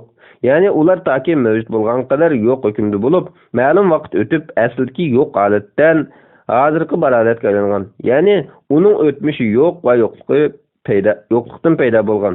Mazkur shaylarning yo'qlikdan uning qarim-qarshi bo'lgan mavjudlikka yo'tkalganligiga, ya'ni yo'qlikdan barliq kelishiga qarab harakat qilganlikdan mavjud bo'lganligiga hech bir aql gumon qilmaydi. Asli qonuniyatga baqsaq, yo'q holatdagi shayga qarshi tarafi bo'lgan bar holat kelishda cho'qim bir tashqi omil ta'sirida yo'tkalgan bo'lishi munosib edi. Albatta buni hech bir sababsiz o'zidan bar bo'lib olgan deyish aqlga uyg'un emas. Chunki qonuniyat bo'yicha jismda harakat yuz bergan ekan, cho'qim uni aslidagi harakatsizlikdan harakatga o'tkazgan, qo'zg'atgan kuch sabab bo'lishi lozim. Qonuniyatlik olamga tava shaylarning qonuniyatdan sababsiz izohi yo'q holat chiqib ketishi oddiy aqlni rad qiladigan ishlar jumlasidandir. Demak, bu xil o'zgarishga ta'sir ko'rsatgan va bularning qonuniyatini bekitgan tashqi bir kuch bo'lmay turib, o'z-o'zidan yuz berib qilishi harakatning harakat keltirgisiz, o'zliksiz yuz berib qolganligini da'vo qilishga o'xshash bema'nilikdir. Demak, shaylarning mavjudlikka kelishining yo'qligini manba qilganligi mazkur shaylarning ojiz ekanligini ko'rsatib beradi. Yana bir nuqtada o'ylansak, koinot dalilidagi olam ojizdir degan bu asosga tushunilgan vaqtda bir bo'lsa, olamning mavjud emasligini da'vo qilish va mavjudiyatning mavjudligini butunlay inkor qilishga, yana bir bo'lsa, uning azalda bor ekanligini da'vo qilishga yoki uning o'zligidan bor bo'lib qolganligini faraz qilishga to'g'ri keladi. Biroq bu farazlar ichida birinchi va uchinchi ehtimollikning bema'nilik va botil ekanligi oshkoridir. Chunki avval ehtimollik bo'yicha bo'lganda koinotning ko'z oldimizda mavjud ekanligidek oddiy haqiqat mazkur ehtimollikni tarmoq qilishga yetib oshidi. Uchinchi ehtimollik bo'lsa, uning aqliy tarafdan bema'nilik ekanligi oshkoridir. Chunki har qanday narsaning o'z-o'zidan bor bo'lib qolishi aqlga zid. Undaqda ikkinchi ehtimollik ko'rib o'tganimizdek olamning azaldan borligini da'vo qilishdir. Gerçi bu xil ehtimollik qadimda faylasuflar bilan aqidashunos olimlar orasida izchil ixtilof nuqtasi bo'lib kelgan masalalarning biri bo'lsa-mu, ammo biz bu ehtimollikning xatolik ustida qadimkilarning fikrlariga mos radiyalarini berib o'ltirmaymiz. Chunki olamning ojiz ekanligida aqida olimlarining izohlari aqliy jihatdan qanoat hosil qilishga yetarlikdir. Yana kelib, bu masala hozir ilm-fanda allburun isbotlanib chiqqan. Shunaqla ilmiy faktlarga to'lib yotgan hamda ilmiy haqiqatga aylangan bir masaladir. Ilm fan nuqtasidan berilgan bu kesim bizning klassik falsafaga yoki qadimkilarning aqliy e'tirozlari ustida maxsus to'xtalish va radiya berishdan vaqtimizni xalal tejigisidir. Bu vajdan bu vaqtdagi qadimki e'tirozlar yoki da'volar ustida maxsus to'xtalish ortiqcha. Biz mazkur temaning keyingi qismida o'qirmanlarni olamning azaliy emas ojiz ekanligiga doir ilm-fan yakunlari hamda ular orasidagi e'tirozlar va ilmiy radiyalar bilan ta'minlash orqali olamning ojiz ekanligining ilmiy haqiqat ekanligidan xabardor qilamiz. Qisqasi, ko'pchilik ahli sunnat aqida olimlarining izohati bo'yicha ularning olamni ojiz degan yakuni o'z davriningmi, hozirningmi ilmiy haqiqatlar bo'lib kelmoqda. Yig'ib aytganda, olamning ojiz ekanligiga koinotda yuz berib turayotgan to'xtovsiz o'zgarishlar, moddalardagi almashish, tabiat olimi va osmon jismlaridagi o'zgarishlar dalil bo'lishga yetarlidir. Koinotning ma'lum vaqtdan keyin mavjudlikda paydo bo'lganligini, olamning boshlanish borligini ko'rsatadi. Demak, o'zgarishlar ojizlikning belgilari bo'lib, har qanday ojiz cho'qim paydo qiluvsiz yuz bermaydi. Allama G'aznaviy mundaq deydi: olamda tinimsiz o'zgarishlar yuz berib turadi. O'zgarishlarning mavjudligini fasllarning almishi, kecha-kunduzning almishi, kun chiqish va petish hodisalari, chaqmoq, guldirmama, bulut va undan boshqa nurg'ulg'an o'zgarishlarning ko'zish orqali bilib olg'ili bo'ldi. Demak, har qanday o'zgarib turuvchi mavjudiyat hodisidir. Mana bu bayanlar alemning azaliy emasligini, shundaqla yo'qlikni manba qilmaslik, izchillik va azaliylik salohiyatini saqlash qatorliq azaliylik xususiyatlarining aksicha ishlarning alamda yuz berayotganligi alamning hozirchiligini dalillaydi. Mazkur atalg'uning tilimizga o'zlashgandan keyingi ma'nolariga qaraydigan bo'lsakmi, hadis so'zining shaylar yuz beradigan o'zgarishlarga qaratib aytilganligini ko'rib olg'ili bo'ladi. Uyg'ur tili izohlovida mazkur so'zning izohlari ichida hadis tabiatda ijtimoiy hayot yuz beradigan o'zgarishdir degan ta'birni uchirtimiz. Tilimiz yana olim hadis bundaq yuz berib qolsa deb qo'llanilgan turaqli iboralarning biri bo'lib, olim hadis amaliyotda olam hadis ya'ni olam hadisdir, paydo bo'lgandir degan so'zdan o'zi sharqliq bir-biri hozirgi etimologiyasi olti kelgan va avlod-mavlod keng qo'llanib kelingan turaqli so'zdir. Mazkur turaqli so'zlar bir ishning to'satdan ma'lum sabablar tufayli o'zgarib qolishi, bir ishlar tufayli kutilmagan ishlarning yo'q yerdan paydo bo'lib yuz berib qolishi qatorliq ifodalarda ko'plab ishlatiladi va ishlatilib kelmoqda. Mazkur so'zning tilimizdagi asli arabchadagi so'z va isloh ma'nolariga yaqin ma'noda ishlatilganligidan aqidadagi hadis hukmida aks etadigan ma'no parchalarining qadimdan so'zlik sapsimizdan o'rin egallab o'zishib kelganligini ko'rib olg'ili bo'ladi. Yana bir jihatdan bu bizning olamning hozir ekanligiga baliq shaylarning yaratuvchilarida yaratilganligiga doir e'tiqodning istixiyalik holda avlod e'tiqodimizda engimizda o'rin tutib kelganligining, shunaqla Turkiy millatlarning bir parchasi bo'lmish Uyg'ur millatining olamning hozir ekanligida to'g'ri aqida ichida yashab o'tgan suzuk aqidalik bir millat bo'lib kelganligining namoyandasidir. Darvaqa olamda yuz berayotgan tinimsiz o'zgarishlar, paydo bo'lish, yetilish, ojizlash, o'lish va yo'qolish qatorliqlarning hodisaviy shaylarning xususiyatiga vakillik qilganligi bir haqiqat. Buningdan biz olam shaksiz hadis ekan degan qanoatga kelalaymiz.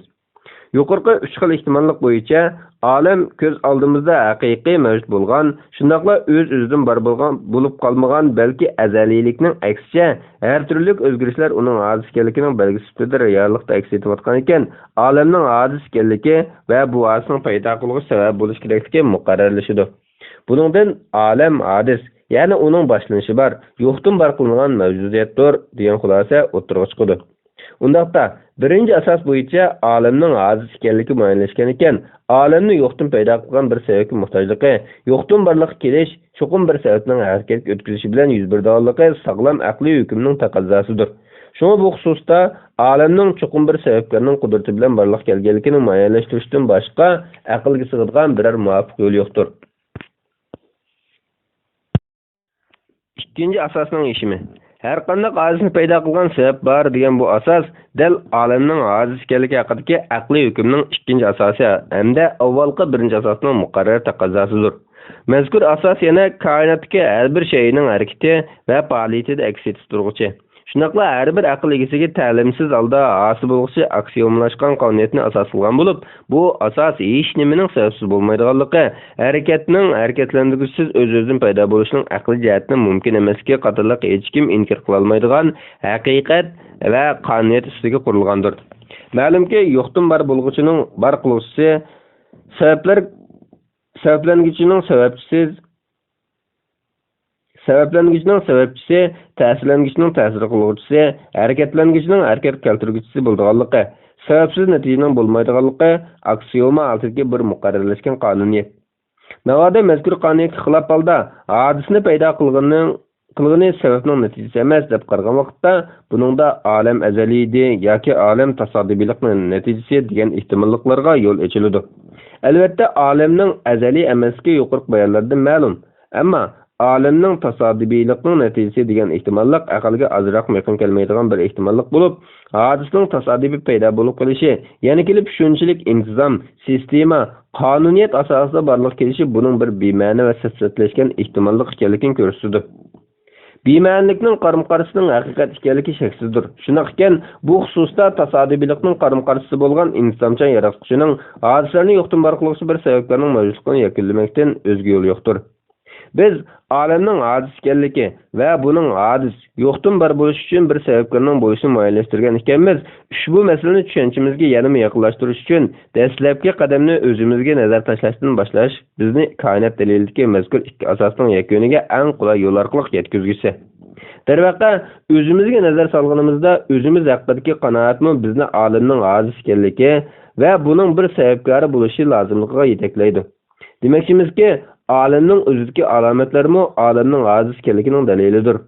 Alayliq, o'ziga tafakkur nazari bilan qaragan inson zarur holda o'zining aslida mavjud olimga yo'qdan bor bo'lganligini, yo'q holatidan keyin mavjud dunyoga oshkor bo'lganligini biladi. Shunisi aniqki, uni haqiqiy ma'noda yo'qdan bor qilganlar uning ota-onasi emas.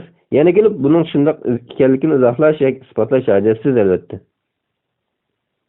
Shuning bilan birga uni yo'qlik qorong'uligidan mavjud qo'yruqqa elib chiqqani ota-onasimi o'zim emas. Undaqda qaysi kuch uni yo'qdan borlikqa elib chiqqan? Yuqorida deb o'tganimizdek, har bir inson mavjudiyati aslida yo'qdan bor bo'lgan. Bu ma'noda elib aytganda, inson dunyoga ko'zishdan ilgari yo'q hukmida edi.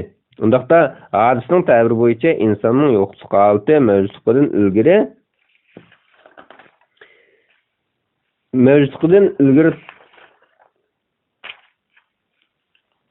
Undaqda hadisning ta'biri bo'yicha insonning yo'qlik holati mavjudligidan ilgari turdi. Bundaq ahvolda inson bir ojizdir. Uning ojiz ekanligi muayyanlashgan ekan, yana kelib uning tasodifiy holda mavjudlikka kelib qolish ehtimolligi bema'nilikdan boshqa narsa bo'lmagan ekan, demak bu uni mavjudlikka keltirgan bir sababkorning, bir qudrat va bir kuchning borligining kuchli dalilidir. Biz ushbu olimning juz'iy bo'lmish inson haqidagi tahlilimizdan shundoq bir umumiy qoidaga ega bo'lamizki, inson ojiz. Shundaqla insonning ojiz ekanligi dalil bo'ladigan barliq taraflarda mazkur ojizning o'rni, dunyosi bo'lmish tabiatmi hamda tabiatdan keng bo'lgan koinotmi ojizdir. Mana bular olam bilan inson o'rtasida jarayon qilgan o'xshashliklardan suzib olingan yakundir. Demak, olam ojiz, har qanday ojizning sababkori bor. Undaqda olamningmi sababkori bor. Ushbu sababkor Allohdir. O'xshash nuqtalar ustida tahlilni yanami konkretlashtiradigan bo'lsak, insonning xuddi olam kabi bo'shliq egallaydigan moddiy jism. Uning jismining turli sifatga ega bo'lishi go'yo olamning har turli sifatga ega bo'lgani o'xshaydigan bo'lib, olamning bir juz'iy bo'lmish insonning ojiz ekanligi olamning ojiz ekanligini muqarrarlashtirdi. Natija, darvaqa olamning sababkori bor deganlik, mohiyatda olamdek ana shunday buyuk mavjudlikni yo'qdan bor qilishning ilohdan o'zga birining nomzod bo'la olmaydiganligini xulosa qilishdan boshqa narsa emas. Xulos kalam, olam ojizdir. Har qanday ojizning sababi bor. Demak, olamning paydo bo'lish sababi bor. Ana shu sabab Alloh taolodir. Albatta bu nuqtada nima uchun olamning sababkorini cho'qim Xudo deb bekitamiz degan savol qo'yilishi muqarrar. Bu turdagi savollarga keyingi koinot daliliga doir e'tirozlarga javob Xudomi, tabiatmi qatorliq bir qadar temlar javob bo'lg'isi. Islom aqidasida koinotning dalilining Allohning mavjudligini isbotlashdagi ilmiy bayoni va yakuni ana shundan iborat. Bismillahirrohmanirrohim. Islom aqida ensiklopediyasi 1-tom yagona yaratquchi. 2-qism aqliy dalillar. 2-bob koinot dalili. 362-bet ilm-fan va koinot dalili. Zamonaviy ilm-fanning moddiy olam qonuniyatlarini bilib chiqishga munosib keladigan metodologik ilmiy qo'llanmalarga egaligi muayyanlashtirishga arziydigan nuqtalarning biri. Ammo bu ilm-fanning mustaqil holda go'yo moddaning fizikalik qurilmasi va shakllanishini bayqagandek yaratquchini bevosita isbotlaydigan qurilmaga egalligidan darak bermaydi. Chunki bu tür nazariyalar avval tajriba, amaliyot va sinovlar asosida yakunlanadigan va bayqaladigan bo'lib, nazariyalar umuman shay'larda yuz beradigan amaliy hodislarning qonuniy haqidagi bir turlik izohatlardir. Bumi bir nuqtadan yanala haqiqatning nazariyadan har qachon ilgari turadiganligining ifodasidir. Shunga faqat tajribachilik metodi asosidan boshqa bilish manbalarini e'tirof qilmaydigan ilm-fanchilarning Xudoni go'yo moddaning mavjudiyatini isbotligini kabi isbotlashga urinishi, yana kelib ilmiy metodida modda qonuniyatlarini bayqaydigan usulni modda emas, shay'larga tatbiqlashga urinishi tuyuq yo'lga zo'riqishdan boshqa ish emas. Isbotlay olmaganda bo'lsa, Xudoning mavjudiyatini butunlay rad qilish bir turlik ilm xurofotligi, ilm-fan jaholatidan boshqa narsa emasdir. Biroq bu deganimiz ilm-fanning modda emas shay'larga doir butunlay yo'l yo'qligini, Xudoning mavjudiyatini isbotlashga qilishim ahamiyati yo'qligini ko'rsatmaydi. Bu yerda faqat har bir sog'lom aql egasi shak qilmaydigan hamda koinot olamida mangu o'zgarmaydigan haqiqatlardan biri bo'lgan sabab natija qonuniyat asosida muayyanlashtirish zarur bo'lgan tushunchalar bor. U bo'lsa-mu ilm-fan Allohni bevos isbotlashga mador bo'lmagani bilan Allohning mavjudligini isbotlaydigan koinotdagi ilmiy haqiqatlarni aniqlash, bayqash va dalillashga gap yo'q qodir. Bu bir shaksiz masala. Qurilgan bino injenerning barligiga, bosh-oxiri puxta yozilgan kitob yozuvchining barligiga dalil bo'lganidek, koinotdan iborat olam, kengri olamdagi hodisalar va bu hodisalarning muntazam ravishda barliqqa kelishi haqidagi ilm-fan natijalari qudratli bir kuchning, bir sababning, bir yaratquchining barligiga dalil bo'lgan ilmiy haqiqatlarni bayqab chiqdi va chiqmoqda. Mazkur yo'nalish har bir sog'lom aql qabul qilingan yo'nalish bo'lib, bu jihatda ilm-fan Xudoning mavjudligini ilmiy isbotlashda bir vositadan iborat. Demakchimizki, ilm-fan Allohning vositalik isbotlaydi. Shundaqla bu isbotlash metodida ayrilmas quroldir. Dinsiz ilm-fanchilardagi asosiy chataqmi ularning Xudoning majburiyatini go'yo ilm-fanning bir qism moddiy dunyo haqiqatlarini bevosita isbotlab chiqqanidek isbotlab etishini talab qilishda chong turishdek passivligidan bo'libmi tangdishi va o'qishi bo'lmagan aql uni tasavvur qilishdan aziz keladigan ashundoq cheksiz qudratli bir kuchning mavjud yoki emasligini muayyanlashtirishni cheklik aqlning ijodi bo'lmish ilm-fanga qarashli qilib qo'yishdek yo'lsizligidan kelib chiqmoqda. Ya'ni ulardagi chatoq moddiy qonuniyatlarga mos keladigan ilmiy metod va o'lchamlarni moddiy emas bir mavjudiyatni bevosita xuddi tutib bilgandek bilishga isbotlab chiqishga xizmat qildirish bo'lmoqda. Bu xil pozitsiyami ularning o'z navbatida metodologiyalik va logikalik xatolik o'tkazayotganligini e'tirof qilmayotganligining ifodasi bo'lmoqda. Shundaqla ilm-fanning tabiati bilan Xudoning tabiatini farqlantirishga musharraf bo'lgan sog'lom metodlik ilm-fanchilar yanada ko'p sonni egallaydigan bo'lib, qaraydigan bo'lsak, ilm-fan sohasidagi ko'plagan kashfiyotchi, ixtirochilarning hamda olamshunoslik nazariyalarini o'ttirib qo'yuvchilarning ko'pchiligining Xudoning mavjudligini iqror qiluvchilar ekanligini ko'ramiz. Mayli yaqin zaman tarixi o'tgan bo'lsin yoki davrimizda har sohada ilmiy natijalarni yaratganlar bo'lsin, ko'p sonliq Nobel mukofot sohiblarining dindor bo'lishi yoki hech bo'lmaganda Xudoning mavjudligini iqror qiluvchilar bo'lishi bu jihatda alohida diqqat qilishga arziydi. Bu xususda Oxford Universiteti fan falsafasi va matematika olimi professor John Lenakis mundaq deydi. Bu nuqtada Whiteheadning fikrini to'limi o'tkir va ixcham qurilma izohlagan Loisning buni bayoniga ishorat berishimiz to'g'ri keladi. U mundaq degan: kishilar ilm-fanga ishonishga, uni to'nib yetishga boshladi. Ular tabiat dunyosida haqiqatan bir qonuniyat bo'lishidan umid kutadi. Ularda bundaq bir umidning bo'lishi ularning ashu qonuniyatni o'rnatishning borligiga ishonganligidan iborat. Mana bu qanoat amaliyotda bugungi kunda nurg'unlagan kishilar nazarida zamonaviy ilm-fanning otasi deb qaralayotgan Francis Bacon dek bir shaxsning tabiat va muqaddas kitobdan iborat tan ato qilgan ikki buyuk kitobni to'g'ri bilib chiqmoqchi bo'lganlarga ularning mazkur ikki kitob ustida aql parostini chiniqtirish kerakligini ta'lim berishga turtki bo'lgan edi. Darvaqa ilm-fan sohasidagi gigant olimlarning nurg'uni mazkur qanoatda Francis Bacon bilan birlikni saqlab kelgan. Misol tariqasida tilga olganimizda Galiley, Kepler, Pascal, Boyle, Newton, Faraday, Babbage, Mendel, Pasteur, Kelvin, Clark Maxwell qatorliq ilm-fan yulduzlarining hammasi Xudoning borligiga ishonib o'tgan olimlardan edi. Bu vaqtda yana doktor Amri Sharif mundaq deydi: biz ateistlarning bu vaqtdagi falsafalarga qarata shuni isbot qilib ko'rsatamizki, reallik bizga nufuzli ilm-fan olimlar ichida nurg'unlarining, jumladan kvant fizikasiga asos soluvchilarning ko'p sonliqining, shundaqla Nobel mukofotiga erishgan Albert Einstein, Max Planck, Heisenberg, Schrödinger, Paul Dirac qatorliq gigantlarning hammasining digidek Xudoning borligiga ishongan olimlar ekanligini ko'rsatmoqda.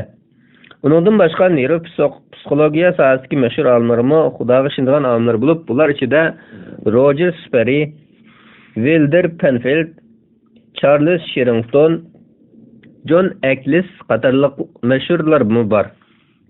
Bularmi o'xshashlar Nobel mukofotiga sazovor bo'lganlar edi. Shaksizki bu misollar atizmchilarning og'z-og'ziga tegmay takrorlashiga, hatto buning uchun soxta statistikalarni o'ydirib chiqishiga sabab bo'lgan ko'p sonliq ilm-fan olimlari atistlar edi deydigan da'volarning sep o'zidan sapsat ekanligini o'ttirib chiqdi. Albatta bu o'rinda gigant ilm-fan olimlari emas, balki zamonaviy ilm-fan tadqiqotini uyg'onishiga va Iroq va yaqinda ta'sir ko'rsatgan falsafa sohasidagi ko'plagan gigantlarning Tangriga tutgan pozitsiyasida inkarchilik va yo'q chiqarish bo'lmasdan, aksi e'tirof qilish, cho'nqurlab tushunish va ishonish bo'lganligini tilga olmay bo'lmaydi. Bu haqda mashhur faylasuf Keys Ward mundaq deydi.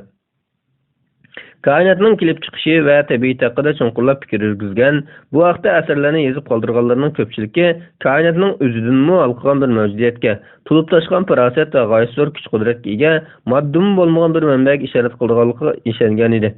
Bo'libmi klassik faylasuflar asosan hammasi degandek shundoq qarab kelgan.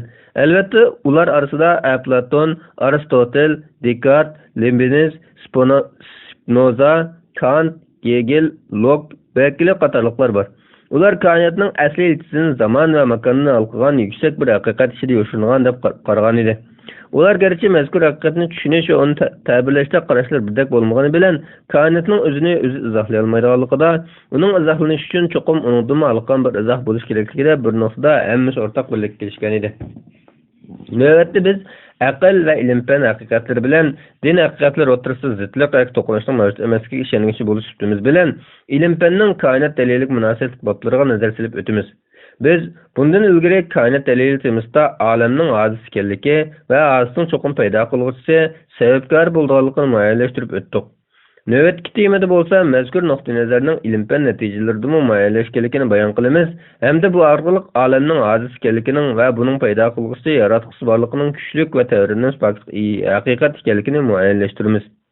Shunga diqqat qilish lozimki, Qur'on va sahih hadislarda xabar berilgan yaratilish qissalaridagi barliq mazmunlar birdek olamning boshlanishi borligidan xabar bergan bo'lib, bu xususda faqat islom dinida emas, xristian va yahudiyaga o'xshash asli uli samoviy bo'lgan dinlarmi bu nuqtada va olamning yaralanish maqsadligi ittifoqdir. Oradagi farq faqat yaralish tafsilotlarida aks etadiki, natija emas. İslam tarixiga nazar tashlaganimizda 1000 yildan ortiq tarix davomida aqida olimlari Qur'on va sahih hamda aqliy va falsafiy dalillarga asoslangan holda olamning hodis ekanligini, uning azaliy emas balki ma'lum bir lahzada yaratuvchining qudrati bilan yaratilganligi va bu yaratish natijasida olamda boshlanish bo'lganligini dalillab keldi. Yaqin asrlarda bo'libmi o'tmish asrlarda bosh ko'targan ilm-fan inqilobidan keyin olamshunoslikqa doir sohalar ilm-fanning ahamiyat berish nuqtalariga aylandi. Shuning bilan ilm-fanning muhim diqqat e'tibordimi olamning fizikalik qonuniyatlarini bilishga markazlashdi. Ana shunday qizg'inlik davomlashayotgan paytlarda ilm-fanchilarda koinot azaliydir, modda azaliy bo'ladi degan qarash hech bir ilmiy dalilni ariq ko'rinish qilmagan, balki har turli farazga asoslangan holda o'ttirib chiqishga boshladi. Taki 20-asrning oxirlariga kelganda mazkur masala ilm-fan olimlari tomonidan ilmiy haqiqat ustida rasmiy muayyanlashtirilib, olamning boshlanish borligi azaliy emasligi o'tirib qo'yildi va bu sog'lom ilmiy da'voga aylandi. Bo'libmi hozirgi zamon ilm-fan nazariyasida eng ko'p olqishlanayotgan va qabul qilinayotgan jumladan koinotning shakllanishi haqidagi ssenariylarda ilmiylik bir qadar yuqori deb qolayotgan cho'ng portlash nazariyasi o'tirib qo'yilishi bilan olamning azaliy emas, balki hodis ekanligi kuchli ilmiy asosga va tafsiliy izohlashga erishdi. Natijada olamning azaliy emasligi ilm-fan nuqtasidan o'zgarmas ilmiy haqiqatga aylandi. Biz ilm-fan tadqiqot natijalarining Newtondan boshlangan olamning tortish kuchi nazariyasidan boshlab, toki Einsteinning mashhur nisbiylik nazariyasiga qadar va mazkur nazariya bilan davrdosh o'tirib qo'yilgan Amerika astronomi Alvin Nobel ning olamning uzluksiz kengayotganligi haqidagi ilmiy isbotlarga bo'lgan izohat va tushuntirishlarga qaraydigan bo'lsak, olamning azaliy bo'lishining, ya'ni uning cheksiz o'tmishining bor bo'lishining mumkin emasligi ilm-fan tadqiqotlarida o'zgarmas ilmiy haqiqatga aylangan bir masala ekanligini ko'ramiz. Olamning tortish kuchi, nisbiylik nazariyasi va olamning kengayishidan iborat bu uch halqa ilm-fan olimlarining olamning paydo bo'lgan hodis ekanligini ilmiy va qanoatlantirib tushuntirishidagi asosiy fizikalik qonuniyatlar hisoblanadi. Mazkur munosabatlar haqida astronomiya va fizik olimi Paul Davis mundaq deydi: tortish kuchi bor cho'ng ko'lamlik olam hodislarining harakatlantiruvchi kuch bilan ta'min etadi. Astronomiyalik o'lchamdagi jismlar orasida tortish kuchi boshqa kuchlar, masalan, magnit kuchi, statik elektrik kuchidan ko'p cho'ng. Yulduzlar sistemalarini shakllantirgan hamda ularning harakatini tizginlab turgani dal tortish kuchidan iborat. Olamning kengayishini tushuntirishda tortish kuchi ochiqcha hisoblanadi. Einstein tortish kuchining bo'shliqni, vaqtni uzaytirganligi yoki egilganligini, balki buni quyoshning tortish kuchining quyosh yuzidan o'tgan yulduz Yultuz nurini egadiganligidan iborat bu hadisani ko'zish orqali bevosita isbotlashga bo'ladiganligini kishini qoyil qilarlik darajada tushuntirib berdi. Yer sharidan qaraganda quyoshning keyin tarafidan osmon bo'shlig'i intayin kichik, ammo egilgan holatda ko'rindi. Vaqtning egilganligini isbotlashga bo'ladi. Buning eng bevosita isboti soatni bo'shliqda ushirishdan iborat. Vaqt tortish kuchi yo'q muhitda yer shari yuziga qaraganda tez mangadi. Agar quyosh bo'shlig'ini kengaytirsa, undaqda yulduzlar sistemasi mu kengaytiriladi. Chunki yulduzlar sistemalari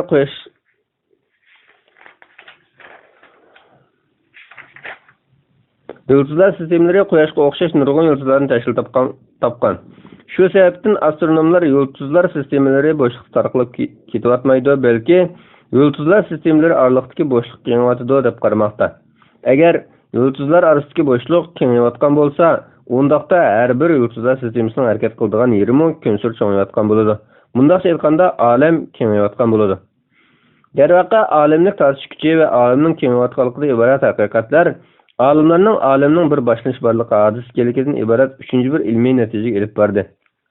Navbatda olamning paydo bo'lishining jarayonini izohlashda fizik olimlari o'tirib qo'ygan bir qanchalig'an olam modeli ichida eng ko'p qo'llashga erishayotgan mashhur cho'ng portlash modelining asosi model olamning cheksiz o'tmishga ega azaliy emasligi, balki uning boshlanishi bor hodis kelikidan iborat ilmiy haqiqat bo'yicha sharhlanib kelmoqda. Shu sabab olimlar balkim olam modeli haqidagi nazariyalar sharhlab o'zgarib qolishi, yana boshqa sharhlar o'tirib chiqishi mumkin. Biroq olamning hodis kelikining isboti bo'lgan zarralarning shakllanish jarayoni, osmon jismlarining uzluksiz kengayib berayotganligi qatorliq asosiy fizikalik ilmiy haqiqatlar o'zgarmaydi degan qanoatni yakunlamoqda. Undaqda biz misol sifatida olamning hodis kelikini muayyanlashtirgan hamda ilm-fan olimlar orasida ko'plab qo'llash va muayyanlashtirishga sazovor bo'layotgan cho'ng portlash nazariyasi haqida biroz to'xtalaylik. Cho'ng portlash nazariyasi ultra zishlik kosmologiyasi deb ataladigan bo'lib, bu nazariya shundoq qaraydi-ki, bundan 10 necha milliard yil ilgari olamdagi barliq moddalar ultra zishlikdagi bir parcha kichik jismga to'plashgan. Bir qatimliq g'oyasor portlashdan keyin moddalar nihoyat yuqori tezlikda atrofga etilgan. Bu jism parchalarining tezligi tadrijiy ostilgandan keyin yulduz va yulduz sistemalari shakllangan. Bu yulduz va yulduz sistemalarining oraliqi hozirmi bir-biridan yiroqlab bormoqda. Bu nazariyani quvvatlaydigan mundoq ko'rish o'lchash faktlar bor. Birinchi, samon yo'li sirtidagi osmon jismlarining siziqliq spektrida qizilga sijilish bo'lib,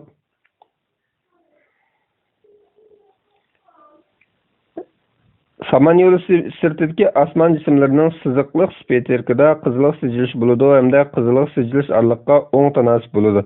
Agar bu Doppler effekti orqali tushuntirilsa, bunda qizilga sijilish olamning kengayotganligining alomati hisoblanadi. Qizilga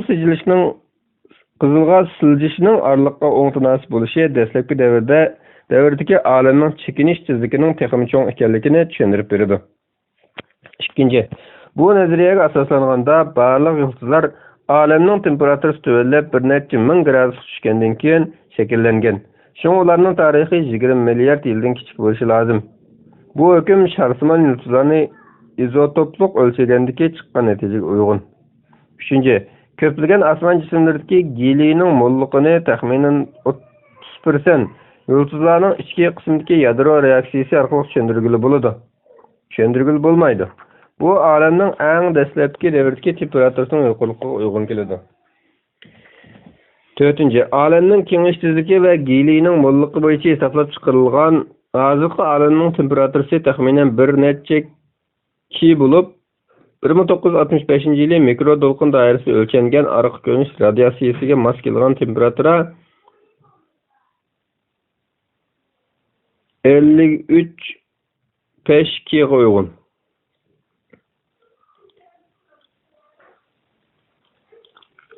Yuqoriqilardan boshqa yana cho'ng portlash nazariyasining vakillik sharhchilaridan bo'lgan mashhur fizik olimi professor Stephen Hawking o'zining Vaqtning qisqish tarixi nomli asarda bu haqda maxsus to'xtalgan bo'lib, asarda koinotning taxminan bundan 13.7 milliard yil burun cho'ng portlashdan paydo bo'lganligini o'ttirib qo'ydi.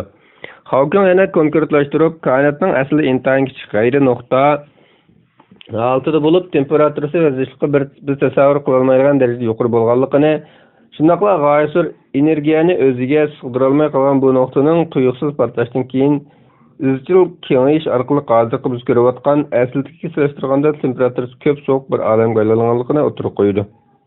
Hawking mazkur nazariyatga portlashni olamning paydo bo'lishi va boshlanish nuqtasi deb muayyanshtirish bilan birga olamning azaliy emas ojiz ekanligini, balki zamonning boshlanish nuqtasining cho'ng portlash bilan teng borliqqa kelganligini muayyanlashtirdi.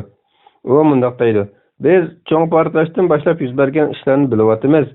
İlim-fanning ilgirilishi bilan bizning bu vaqtdagi bayqashlarimiz yana ko'paydi. Biroq biz shu portlashdan ilgari nimalar bo'lganligini bilishga ojiz. Shuning bilan birga ilm-fancha tasavvurimizning koinotning shu portlashdan burungi ahvoli haqida biror fikrda bo'lishimi kerak emas. Biz faqat cho'ng portlashning zamon vaqtning boshlanish nuqtasi ekanligini bilish bilan kifoyalansak bo'ldi. Mana bu Hawkingning cho'ng portlash nazariyasi va olamning boshlanish borligi azaliy emas ojiz ekanligi haqidagi bayoni. Fizika ve astronomiya alimi Paul Davis cho'ng portlash nazariyasi va olamning ojiz ekanligi masalasini muayyanlashtirib bundaq deydi: bugungi kunda nurg'un olamshunoslar va astronomlar taxminan olam 18 milliard yil ilgari paydo bo'lgan degan nazariyani qo'llab-quvvatlaydi.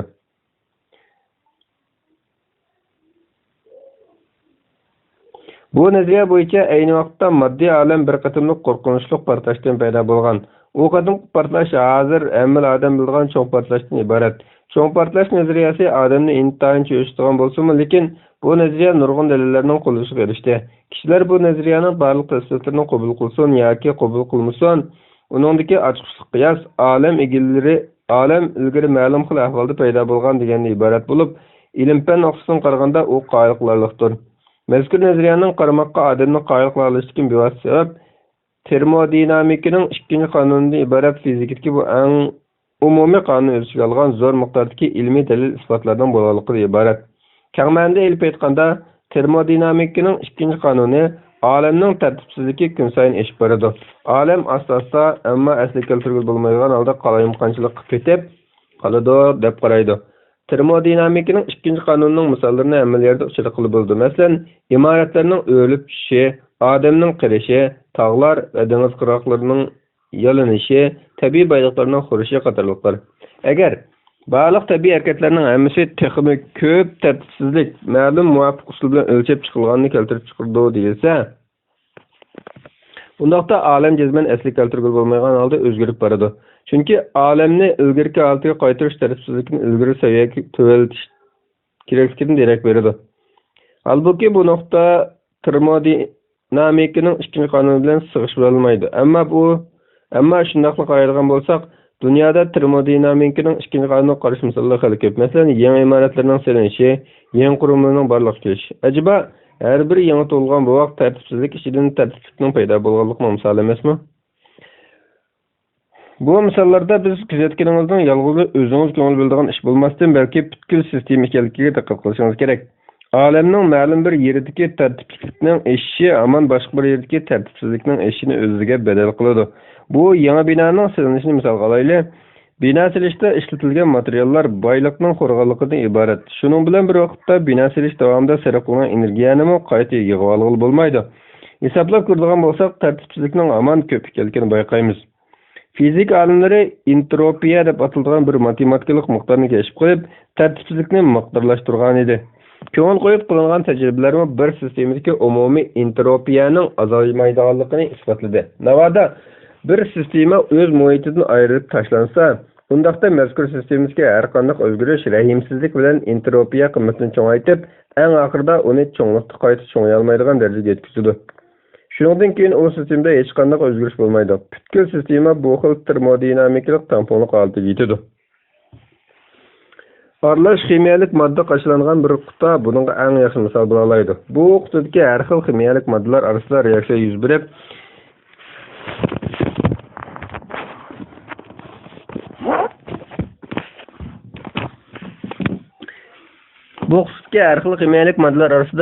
yuz berib, yoki buningdan bir qism issiqlik hosil bo'lib, har xil moddalar molekulyar shaklini o'zgartirdi. Mana bundaq o'zgarishlarning hammasi qutining ichidagi entropiyani oshirdi. Eng oxirida qutidagi moddalar o'zlarining adoqli kimiyalik formalar shakliga ega bo'ladi. Ularning temperaturasi birdek bo'ladi. Shuning bilan yana boshqa hech qanday o'zgarish yuz bermaydi. Eng oxirida shakllangan moddalarni ilgarigi holatiga qaytarish mumkin bo'lmaydi emas. Balki buning uchun qutini echib, yuz bergan o'zgarishlarni asli qaytarish uchun energiya va modda sarf qilishga to'g'ri keladi. Bu jarayon orqali qutishki entropiyani haqiqatan tuvanlatib bo'ladi, ammo shuning bilan bir vaqtda yana texmi ko'p entropiya hosil bo'lishi mumkin. Agar olamda haqiqatan bir cheksiz tartibli miqdor bor, uning ustiga u asli keltirib bo'lmagan tartibsizlikka qarab o'zgarib, eng oxirida termodinamikalik tanglikka yetadi deyilsa, undaqda buningdan darhol mundaq ikki xil aqliy xulosa chiqarishga bo'ladi. Birinchi aqliy xulosa shuki, olam oxirgi hisobda vayron bo'lib, o'zining entropiyasi ichida yo'qoladi. Bu xulosani fizik olimlari olamning issiqdan o'lishi deb ataydi. Ikkinchi aqliy xulosa shuki, olamning cheksiz o'tmishining bo'lishi mumkin emas. Agar rostli bor bo'lsa, undaqda olam cheksiz yiroq vaqtdan ilgarilar eng oxirgi tanqon holatga yetgan bo'ladi. Xulosa, olam ilgari izchil turda mavjud bo'lgan emas.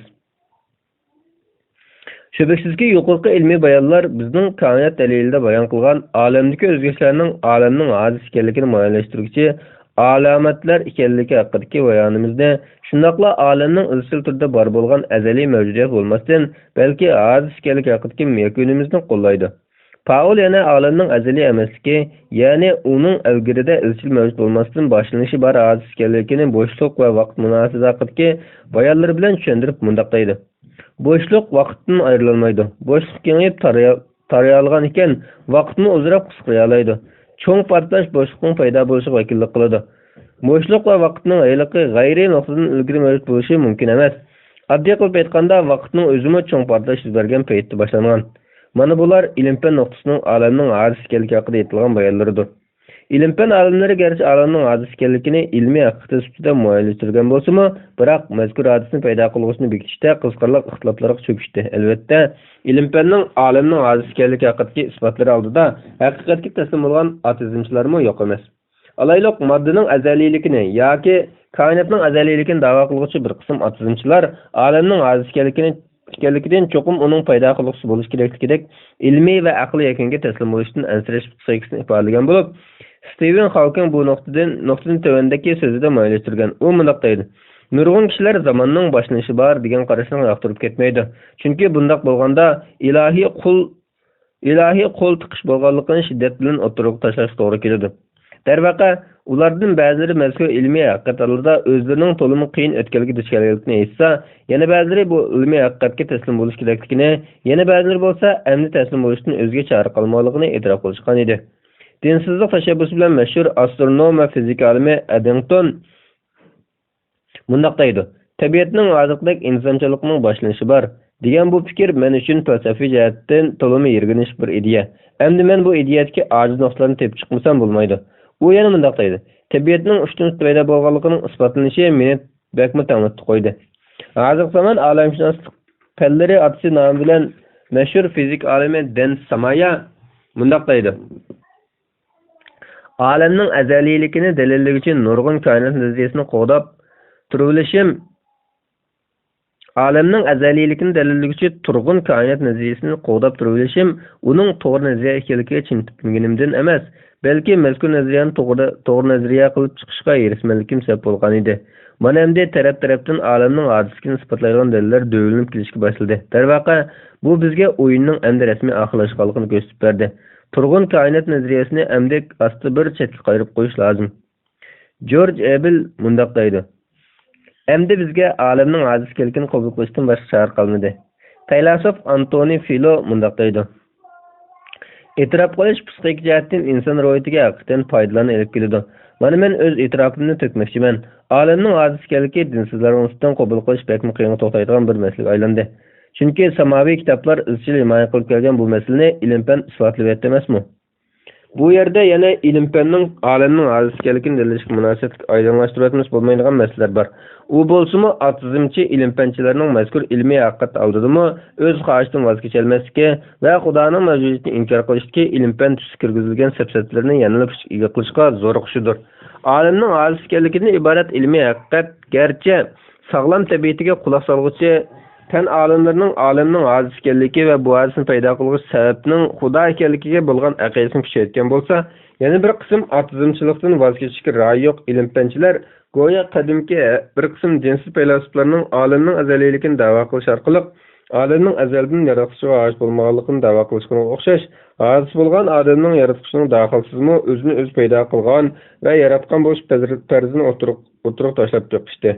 Hatto ular bu xil aqliy logik zid-sapsizlarni ilmiy da'vo sifatida jakarlamoqda. Bo'libmi xalqinga o'xshagan davr aqliyatining nadir insonlaridan deb qaraganlarning bu xil kichikki desiganligi ko'plagan aqidalik ilm-fan olimlarining diqqatini tortdi. Hamda ular bu xususda yaratqishni inkor qiluvchi atizmlik tashabbusdagi ilm-fanchilarga ilm-fan nuqtasini javob qaytarishdi. Navoda biz aqida olimlari o'tirib qo'ygan koinot dalilidagi ikki asos va bir yakunda iborat ilmiy va aqliy faktni ilm-fan natijalari asosida tahlil qilmoqchi bo'lsak, ilm-fan mazkur dalilni muqarrarda qo'llaydi-ki, asla zid natijalarni ilm-fan haqiqat sifatida oldimizga tashlamaydi. Chunki muayyanlashtirganimizdek ilm-fan va din jakarlagan ilmiy haqiqatlar asla bir-biri bilan zidlashib qolmaydi. Bu yerda yana olamning hodis ekanligini e'tirof qilish bilan birga mazkur hodisni paydo qiluvchi sababni inkor qiladigan qarashlarmi yaratquchining boshqa azaliy biror moddiy sababni izgishlar va bu ilm-fan nomida jartilayotganlarmi yo'q emas. Biroq bu xil qarashlar ishonchlikligi va ilmiy haqiqatlik nuqtasidan olamning hodis ekanligini isbotlaydigan sog'lom dalillar oldida faqatla taxmin va farazlar da'vosi bo'lishidan boshqa g'ayrimidi. Bu xil farazlar ko'pincha dinsizlik tabiatga moyil tadqiqotchilarning o'zlari da'vo qilayotgan ilmiy metodga xilof yo'l tutishi yoki o'z ishidan o'ylab chiqqan ilm-fan tusidagi asossiz taxmin va farazlari bo'lishi bilan natijalanmoqda. Tabiiyki bu xil farazlar mazkur tabiatdagilarning olamni Xudo yaratgan degan xulosaga berib qilishdan ansirganligidan kelib chiqqan bo'lib, ular Xudo yaratgan degan natijadan o'zga digili bo'lg'udak bir faraz ve ihtimallıklar bolsa oturup koymakta. Hatta Hawking'dek devrinin nadir şahslarımı alemnin hadis ekanligini muayyanlashtirgich bo'lishibdi bilan bu xil tutamsiz faraz va yiqimsiz pozitsiyalardan o'zini chetga ololmadi. Shundaqmi bu xil farazlar yoki da'volar javobsiz qolmadi. Hamda ko'plagan mutaxassislar va olimlar ilm-fan nuqtasidan bu xil faraz yoki da'volarning to'g'ri emasligiga raddiya berishdi va berishmoqda. Ilm-fanchilarning faraz taxminlarga zo'riqishi haqqida to'xtalgan Oxford Universiteti matematika va fan felsefasi fanlari professori John Lenakis bu haqda mundaq deydi. Yangi zaman atizmchilarni ularning o'zlari da'vo qilishganidek ilm-fan yo'lini tutganlar deb ketgili bo'lmaydi. Ular materializmga shak tushirib, Xudoning mavjudiyatini qo'llaydigan dalilga yaqinlashgancha putqo'llari sirqirab ketishdi.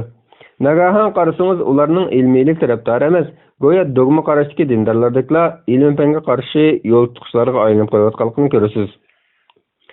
Faraz taxminlar haqida gap bo'lganda, jumladan Hawkingning matematikalik tamoyillar orqali o'z o'tirib qo'ygan xiyoliy vaqt tuqumi bo'yicha olamning paydo qilg'ishidan iborat sababga oid yo'qligi, koinotning hech bir sababsiz borliq kelishning mumkinligini o'tirib qo'yishi ham g'ulug'li qo'zg'adi, ham ko'plagan raddiyalarni maydonga keltirdi. Alayliq Angliya Xon jamoat astronomiya tadqiqot jamiyatining raisi Herbert Hawkingning mazkur tamoyillar va xulosa haqida tushuncha berib, Hawkingning mazkur tamoyilasi matematik nuqtasidan to'g'ridan chiqqani bilan, ammo logik nuqtasidan butunlay ahamiyatsiz deb baholadi. Hamda Hawking o'tirib qo'ygan tamoyillardagi xatoliklarga ilmiy raddiya qaytardi. Hawkingning koinotning hadis ekanligini muayyanlashtirib turibmi, uning koinotda yo'qdan bir bo'lishining mumkinligi haqidagi qarshiga baho bergichlar ichida o'z vaqtida dinsizlikning eng ashaddiy bayroqlari deb nom olgan, umrining oxirida o'zining yillar davomida izlangan ilmiy natijalar orqali olamni yaratquchining borligiga chimchitganligi va buni ilm-fan qonuniyatlar asosida dalillanganligini jakarlagan, shundaqla bu xususda maxsus asarlarni yozgan britaniyalik mashhur faylasuf Antony Flew bor. Faylasuf Antony Flew mundaq deydi. Dastlabki olamshunoslar cho'ng portlash nazariyasi orqasida to'lib yotgan buyuk falsafaviy nuqtalar va ilmiy masalalarning o'ttirib chiqib kelishini tasavvur qilib ulgurmagan edi.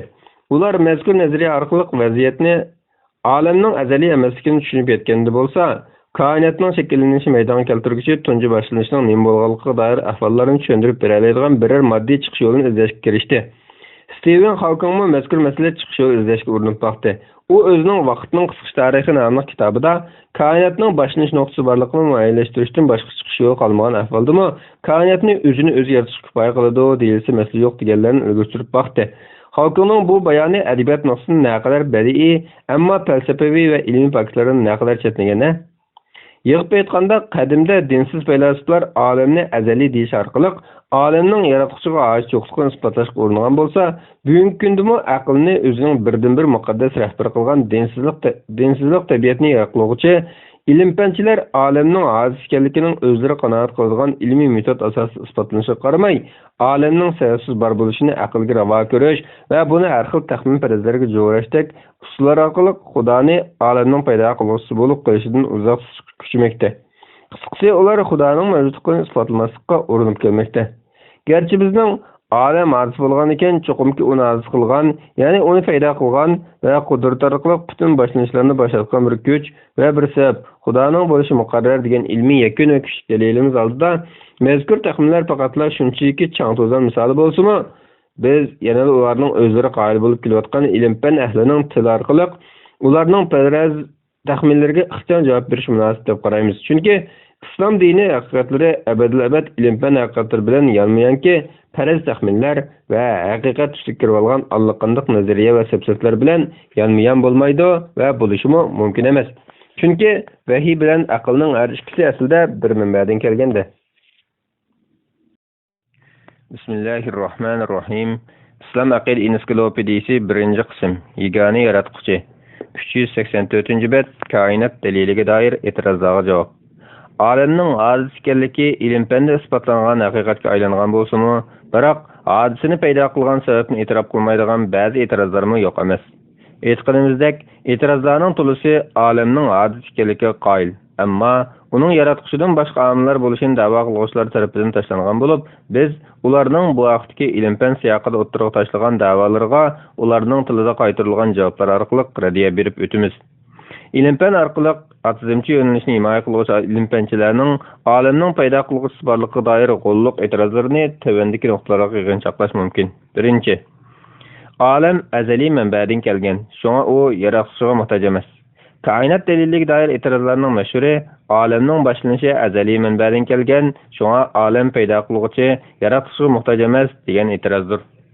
İlim-fanning atizmchilarning xolimasligiga boqmay, olamning boshlanishi borligini dalillab chiqishi ularni o'tmishdagilarning olamning azaliyligi haqidagi davri o'tgan qarashlarga bo'yin suzishdan voz kechtirdi. Biroq ular ilm-fan maydonida turib o'z tarafini oqlashga urindi va natijada olamning boshlanishi Xudodan boshqa azaliy manbadan kelgan deyishga dalil sifatida bir qancha ilmiy farazlarni ko'tarib chiqishdi.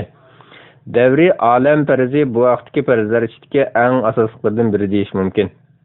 Mazkur faraz olamning paydo bo'lishini tushuntirishda eng cho'ng portlash ta'limotiga o'xshab ketadigan bo'lib, farazlarga binoan cho'ng portlashdan olam bino bo'lib, uningdan keyin yana cho'ng gumurilish paydo bo'lgan va olamni asliki g'ayri nuqta oltiga ekilib qo'ygan.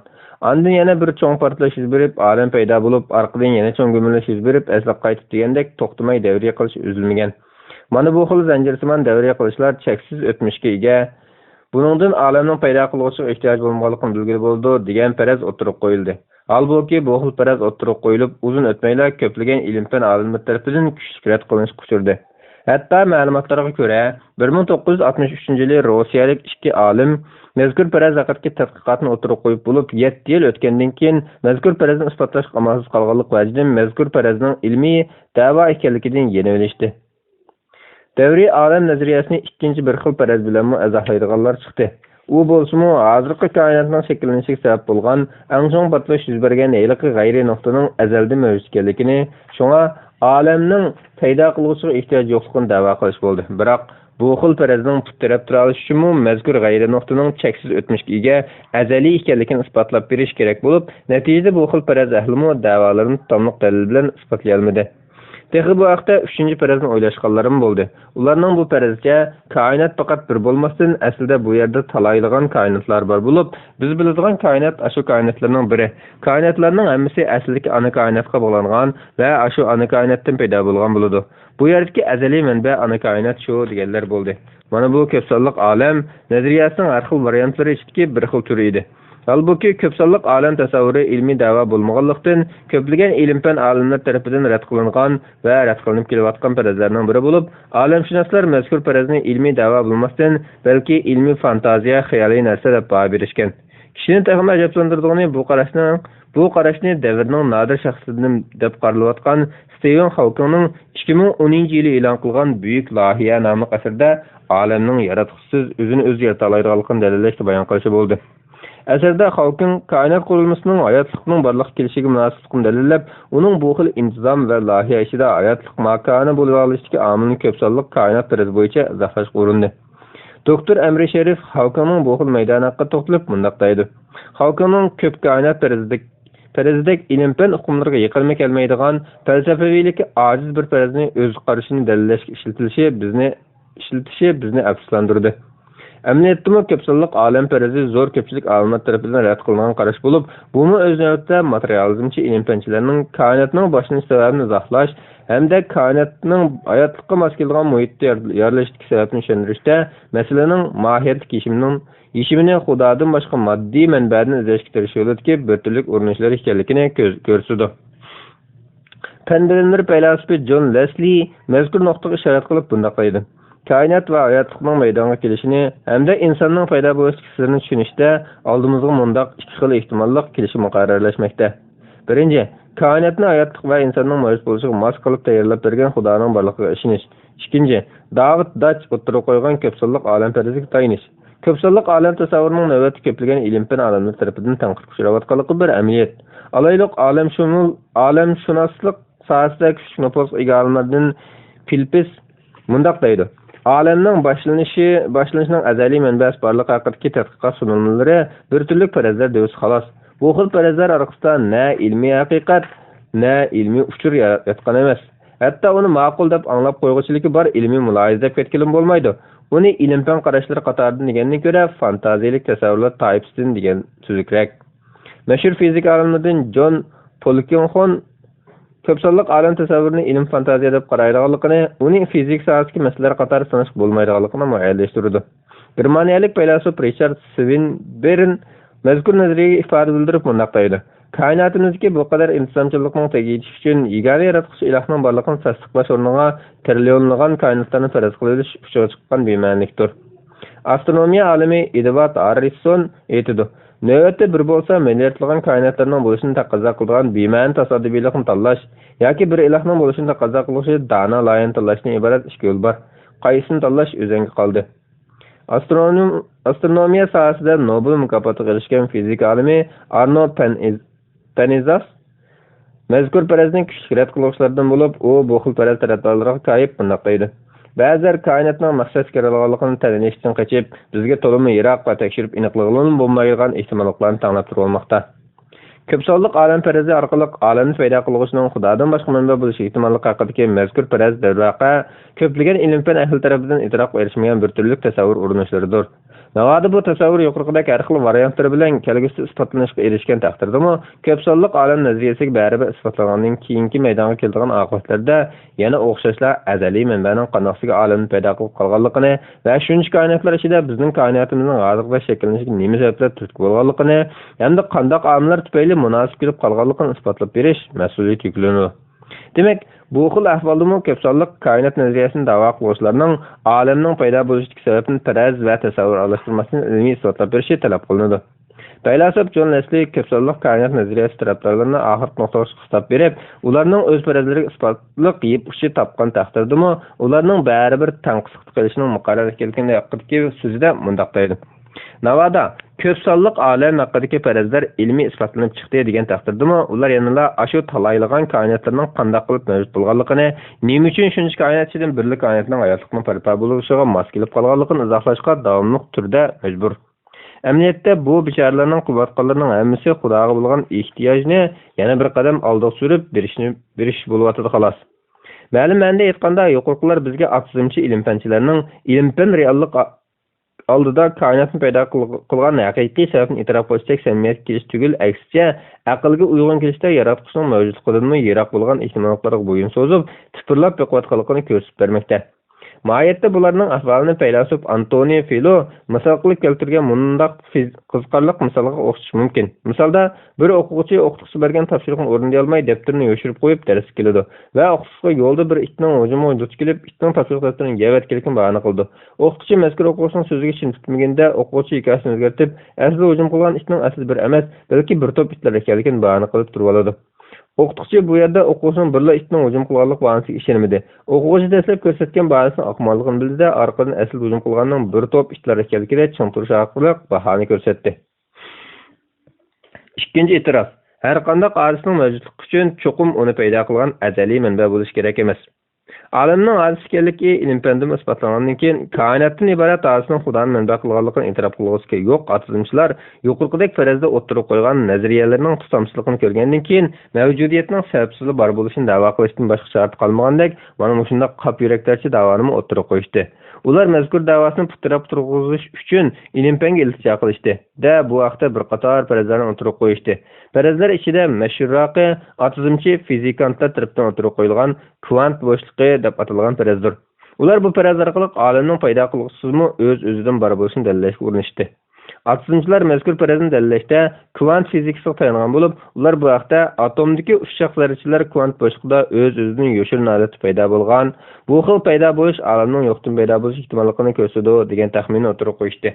Albatta, Hawkingmi bu xil farazni mazkur yo'linish bo'yicha izohlab, olamning o'zini o'zi yo'qdan bor qila oladiganligini ko'rsatib o'tgan va bu tasvirga koinotning kvantlashgan modeli deb nom bergan edi. Doktor Amri Sharif mundaq deydi: Hawkingning farosat babidagi o'tkirligi va boshqa bir qanchalar omillarni nazarga olganda, uning davri odam ekanligiga gap ketmaydi. Biroq uning shuncha nufuzmi Angliya Xonjamiyat astronomiya tadqiqot jamiyati raisi Herbert tarafidan uning koinotning o'zini o'zi yo'qdan bor qila oladigan tasviriga qarata tanqid qilishni to'sib qola olmadi. Herbert apandi Hawkingning mazkur faraziga mantiqli zidliklarga raddiya berib, uning mazkur farazini bitchit qildi. Qisqasi, mazkur e'tirozga kvant bo'shliqi farazi bo'yicha olamni o'zini o'zi yo'qdan bor qilgan deyish ilm-fan olimlari tomonidan rad qilingan hamda ular bu xil da'volarning har turli izohlariga raddiya bergan. Fizika va olamshunoslik ilmi mutaxassisi Paul Davis bu xil kvant bo'shliqi haqidagi farazlarni butunlay rad qilgan bo'lib, u mazkur kvant bo'shliqida ushshaq zarrachalarning shakllanganligini, moddaning haqiqiy ma'noda o'zligida yo'qlikdan borliq kelganligini ko'rsatib bermaydiganligini, balki bu yerdagi shakllanishning mazkur bo'shliqda bor energiyaning moddaga o'zgarib kelishidan chiqqan natija ekanligini ko'rsatib o'tadi. U yana kvant bo'shliqining mutlaq yo'qlik emasligini ko'rsatib o'tadi. Paul yana kvant bo'shliqdagi energiya qanday paydo bo'lgan, uning manbasi nima? Bo'shliqdagi bu energiyani kontrol qilib turayotgan qonunlarning manbasi degan savollarni tashlash orqali mazkur farazga tayanibla olamni paydo qilg'usiz yo'qlikdan o'zini o'zi bor qilgan degan satsatiga raddiya berdi. Doktor Amri Sharif mundaq deydi: Hawkingning koinotni o'zini o'zi yaratgan degan tahlillari haqiqatan ilmiy jihatdanmi, aqliy jihatdanmi ig'ir xatoliklarga to'lgan. Uning mavjud emas bir shayning o'zini o'z borliq keltira olishi haqidagi qarashlar logikaga zid bo'lib, bundaq mantiqsizlik Hawking kabi mashhurlardan sodir bo'lgan taqdirdami o'xshashlar mantiqsizlik bo'lib qolaverdi. İlgilenishcha, materializmchilarning bu vaqtdagi da'volari atomdagi ushshaq zarrachalarning bir paydo bo'lib, bir yo'qolib degandek bo'shliqdagi energiyadan xoli mutlaq yo'qlikdan paydo bo'lishining mumkinligini da'vo qilish darajasiga berib ketgan bo'lib, doktor Amri Sharif bu xil turdagi farazlarga raddiya berib kelib, mundaq deydi: Navoda bu xil faraz keyingi kunlarda ilm-fan isbotlanib qoldi degan taqdirdami, materializmchilarga har vaqt tavandik savolga javob tepish vazifasi tushdi. U bo'lsa-mu, agar ahvol shunday bo'lgan taqdirda mazkur mutlaq yo'qlik qanday qilib shunday ajoyib xususiyatga ega bo'lib qoldi degandan iborat. Mana bu ilm-fan ahlining yuqorqi ikkinchi e'tiroziga bergan javobi. Qaraydigan bo'lsak, mazkur e'tiroz ahlining asosan ilmiy isbotlanmagan faraz va qiyos qatorliqlar orqali yaratquchining o'rniga biror moddiy sababni yoki ojiz bir ehtimollikni dastishlarini sodir qilayotganligini ko'ramiz.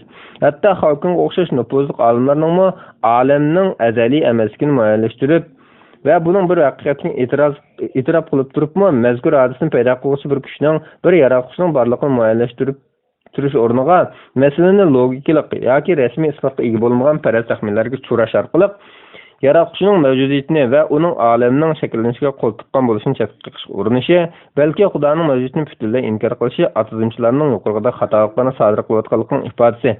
Shundaqla moddiy qonuniyatlarni bayqaydigan ilmiy metodni modda emas mavjudiyatga hukm qilishning asosiy quroli qilishdek bema'nilikni sodir qilayotganligining ifodasi deyishga bo'ladi. Hawkingning olamshunoslik haqida Aqidagi dastlabki asarlarda biz cho'ng portlashdan boshlab yuz bergan ishlarni bilyapmiz. Ilm-fanning ilgilishi bilan bizning bu vaqtdagi bayqashlarimiz yanada ko'paydi. Biroq biz shu portlashdan ilgari nimalar bo'lganligini bilishga ojiz. Shuning bilan birga ilm-fancha tasavvurimizning koinotning shu portlashdan burungi ahvoliga biror fikr bo'lishim kerak emas. Biz faqat cho'ng portlashning zamon vaqtining boshlanish nuqtasi ekanligini bilish bilan kifoyalansak bo'ldi deyish orqali olamning azaliy emas hadis ekanligini muayyanlashtirib turibmi, Xudoning koinotning maydonga kelishiga sabab bo'lib qolishini uzoq tutish uchun masligi dadil yuzinishni o'zini elib qo'yishi va 2010-yili e'lon qilgan Buyuk loyiha nomli asarda keskin holda texi ilm-fanda rasmiy isbotini baqiratmagan turli taxmin va farazlarni ilm-fan metodi bo'yicha farazlash orqali Xudoning mavjudligini keskin tarzda yo'q deb zakarlashi, hatto buni media vositalari go'yo ilmiy haqiqat davransish qatorliqlar yuqoridagi otizmchi ilm-fanchilar haqida muayyanlashtirganlarimizni kuchlantirdi. Yana kelib, bu faqat yolg'iz Xalqingda sodir bo'layotgan ahvol bo'lmasdan, ko'plagan otizmchi ilm-fanchilarda sodir bo'layotgan taraflardan biri.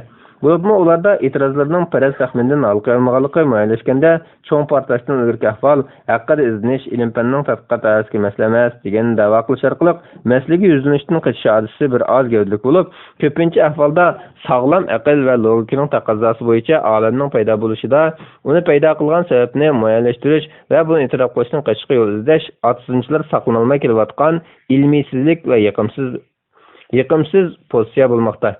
Yig'ib aytganda shaylarning qonuniyatini bayqaganlik qonuniyatlarni bekituvchining rolini e'tirof qilmaslikka ilib bormasligi lozim edi. Mayli ko'p koinot firzi bo'lsin yoki yaratuvchiga ehtiyotsiz holda yo'qdan bor bo'lish da'vosi bo'lsin, hech birida kishining qoyil qilganligidek ilmiy faktlarni uchratqili bo'lmaydi. Yuqori deb o'tganimizdek, masalaning kishini ajablantiradigan va afsuslantiradigan tarafi otizmchilarning olamning boshlanishini boshlatgan yaratuvchining iborat sababi bo'lishini ilm-fan metodi bilan qarama-qarshi deb qarab, shayning yo'qlikdan sababsiz paydo bo'lib qolishini yoki olamning o'zini o'zi yaratishini yoki allaqanday farazlar va isbotda o'tmagan nazariyalarni ilm-fan metodiga uyg'unlashgan qilib ko'rsatib, buni ilmiy haqiqatdek da'vo qilib turaverishidir. Mana bu mohiyatda sabablanguvchi bilan sabab o'rtasidagi munosabatning o'zaro aloqasini aniqlash uchun qurilgan ilm-fanga qilingan kuchli haqorat, aqlga qilingan ig'ir masxaradan boshqa ish emas. Yana kelib har qanday paydo bo'lg'uchining paydo qilg'uvchisi bo'lishi kerakligi tarixdan buyon insonlar engida ixtilofsiz shaklda o'z-o'zidan ma'lum ishlarning biri bo'lib qabul qilingan masala bo'lishiga qaramay, bu xil aksioma darajasidagi muqarrar qonuniyatning yuqoridagi ilm-fanchilar qo'lida payhon qilinishi ilmiy va mantiqiy jihatdan bizni olamning boshlanishi bor va hadis bo'lib turuqliq, uni paydo qilgan azaliy manbaning yo'qdan bor qilish sababning, ya'ni bir yaratuvchining bo'lishini inkor qilishni kuchga ega qilish uchun o'tirib qo'yilayotgan barliq asossiz farazlar va ojiz nazariyalarni ikkilanmay rad qilishning zarurligiga elib boradi. Bismillahirrohmanirrohim. Islom aqida ensiklopediyasi 1-tom yagona yaratquchi. Koinot daliliga doir e'tirozlarga javob. Davomi. 3-e'tiroz. Olamni Xudo yaratgan bo'lsa, Xudoni kim yaratgan? Koinot dalili haqidagi dastlabki bayonimizda olamning yo'qdan paydo bo'lgan hodis ekanligi va hodisni paydo qiluvchi sababning uningdan farqli bo'lishi kerakligi, undaq bo'lmaganda cheksiz hodislarning zanjirsimonlashidek bema'nilik kelib chiqadiganligi, shunga hodisni paydo qilgan, ya'ni yo'qdan bor qilgan azaliy mavjudiyatning bo'lishi kerakligi qatorliqlarni ta'kidlab o'tgan edik. Mazkur dalil qurilmasida ushbu nuqtani muayyanlashtirishda har qanday hodisni paydo qiluvchi sabab bo'lish kerak degan qonuniyatga asoslanib turib, tunji sababning Xudo bo'lish kerak so'rur va keskin xulosani boshqa har xil ehtimolliklar ichida aqlga eng uyg'un va ilmiy ekanligini dalillash asosida bayon qilib chiqqan edik. Shuni ta'kidlash arziyduki, koinot dalili har bir ilmiy atalg'u va muayyanlashtirilmalarda shunchalik inchka va puxta asos ustida qurilgan aqliy va ilmiy dalildir. Darvaqa o'ttirib qo'yilgan aqliy dalillar ilm-fan natijalari bilan kuchli asosga ega bo'lsa-mu, biroq otizmchilar yuqorqi e'tirozlarda ko'rib o'tganimizdek dalillardagi ilmiy nuqtalarga tutamliq bir shaklda javob qaytara olmadi. Aksicha, e'tirozlari o'zlari e'tirof qilgan va ishonch olgan ilm-fanchilar tomonidan kuchli raddiyalar bilan mat bo'lishdi. Ular ilm-fanga doir taraflardan tutamliq qusur topolmagach, koinot dalili qurilmasidagi ilmiy asoslardan qusur izlamoqchi va bu orqali koinot dalilining ulini tavratmoqchi bo'lishdi. Bu vaqtdagi e'tirozlar ichida gavdalikraki har shayni paydo qilgan sabab bo'lishi kerak. Undaqda Xudoning sababi kim, uni kim paydo qilgan degandan iborat. Bu xil e'tirozlar tarixdan beri dinsiz faylasuflar va dinsiz tabiatshunoslar tilida takrorlanib chiqqan ahli sunnat aqida olimlari tomonidan loyiqli raddiya berish bilan hal qilinib kelingan bo'lsa-mu, davrimizda xili nufuzli ilm-fan olimlari, olamshunoslari va fizika mutaxassislarining tilida savol ustida qayta takrorlanishi hamda mushundaq bema'ni savolga jiddiy qarab astoydillik qilib dindorlar oldiga tashlashi kishini hayron qoldiradi. Biz ko'z tutayotgan aşı nüfuzluq ilm-fan olimlar ichida Hawkingmi chetda qolmagan bo'lib, Hawkingdek davrning bir nadir shaxsimi o'z asarlarida Xudoning yaratibdikan degan e'tirozni ayonmay ilgari surdi. Shunga biz bu xil e'tirozni ilmiy mutaxassis tugul aqliy jihatdan sog'lom yetilgan odatdagi bir kishining bildirishini muvofiq ko'rmaydigan bo'lishimiz qaramay, turqidan so'z o'yini chiqib turayotgan bu e'tirozlarga yana javob berishni muvofiq ko'rdik. Bilish lozimki, Kainat dalilidagi har bir qurilma asoslar inchika va kuchli aqliy qoyillik va qanoat elib kelgich asoslardir. Shuni eskartib o'tamizki, mazkur asoslardagi har qanday paydo bo'lishning chuqur paydo qilg'uchisi bo'ladi. Din iborat hech bir aql egasi inkor qila olmaydigan sabab-natija qonuniyatining bo'lishi va Xudoning mavjudiyatining mazkur qonuniyat asosida yakunlanib chiqqanligi hech qachon moddiy olam qonuniyatining chuqur modda emas mavjudiyatga tatbiqlanganligini ko'rsatib bermaydi. Balki bu moddiy qonuniyat o'lchimini tutib qilish orqali modda emas mavjudiyatning borligini tepib chiqish hamda logikalik tahlil asosida ilmiy natija hosil qilishdir. Aksicha bu yerda moddiy shaylarda aks etgan qonuniyatni modda bo'lmagan mavjudiyatga tatbiqlash ahvoli sodir bo'lgani yo'q. Ma'lumki, koinotdan iborat hodisani o'ziga o'xshagan, ya'ni bir hodisaning paydo qilgan, yo'qdan bor qilgan bo'lishi sabab zanjirining cheksizlashini keltirib chiqaradiganligi va buning bema'nilikka yo'l ochadiganligi muqarrar. Undaq bo'lgan ekan, koinotdek buyuk hodisaviy mavjudiyatni paydo qilgan sabab chuqumki hodisaga o'xshamaydigan farqli bo'lishini taqozo qiladi.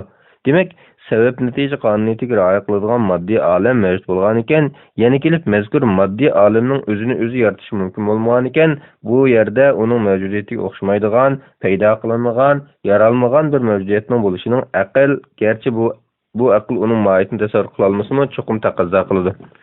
Ma'lum bo'lgandek, koinot dalilining xulosasida Xudoni o'zi yaratganligi yoki uningmi yaralganligi xulosa qilingan bo'lmasdan, balki uning azaliy mavjudiyat bo'lishining zarurligi va uning paydo qilingan hodisaga, ya'ni moddiy shaylarga asla o'xshab qolmasligi xulosa qilingandir. Undaqda boshlanishi yo'q, hodisaga o'xshamaydigan, moddiy olam qonuniyatiga bo'ysunish va rioya qilish tabiatiga ega bo'lmagan mutlaq mavjudiyatga moddiy olam qonuniyati bo'yicha hodisani paydo qilgan sababni, ya'ni azaliy sababni paydo qilgan narsa nima deb savol qo'yish aqli sog'lom birining savol degili bo'lamdi, albatta bo'lmaydi. Xudoning mavjudiyatining azaliy bo'lishining zarur ekanligi haqidagi dalil ochiq tursa, bundaq bir savolni qanday ma'qulga uyg'un degili bo'lsin? Bu xuddi Xudo o'zi ko'tarolmaydigan toshni yarata olamdi deganga o'xshash bema'ni savol va so'z o'yinidir xolos. Chunki olamdek hodisani yo'qdan qilgan qudratga ega sababning azaliy bo'lishini va azaliy mavjudiyatning hodis mavjudiyatga o'xshab qolmasligi kerakligi, bo'lmasa sabab zanjirining cheksizlishi maydonga kelib bema'ni yuz berdiganligi muayyanlashib bo'lgan ahvoldami, moddiy mavjudiyatdagi chekli qudratning aksicha cheksiz qudratli mavjudiyatni hodislik tabiatga ega mavjudiyatning aksicha azaliy mavjudiyatni hodis mavjudiyatga o'xshash sabab muhtoj qilib qo'yish, cheksiz qudrat hukumiga cheklik moddiy shayni bo'lmish, toshni misol qilish paradokslikdan boshqa ish emas. Ya'ni bu butunlay logiksizlik va bema'nilikdan boshqa narsa emasdir.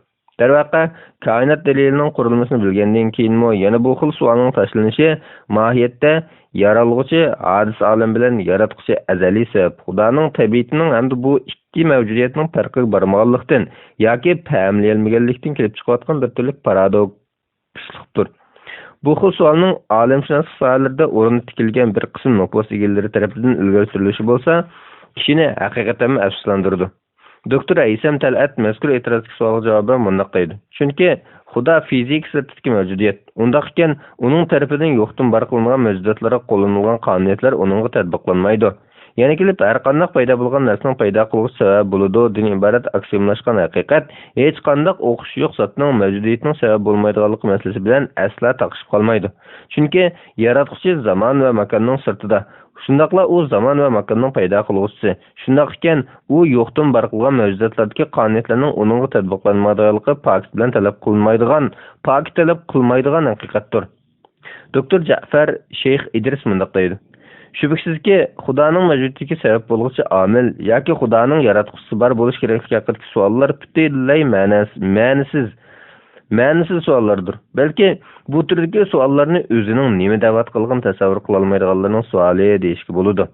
Chunki bu turdagi savollar ajoyib zidlik to'g'andir.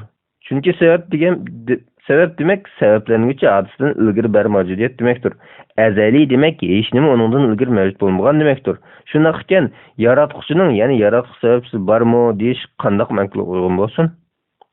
Doktor Emri Sherif atizmchi ilm-fan arboblarining hadis olamining mavjudiyatining sababi va manbasi bo'lganidek, Xudoning mavjudiyatining sababi va paydo qiluvchi bo'lish kerakligi haqida mazkur e'tirozi to'g'riliq to'xtalib mundaq deydi. Şübhəsizki, azizimchilar mazkur e'tirozni qo'yib beqish orqali logikalik tafakkurning ilmiy prinsiplarini payhon qilishmoqda.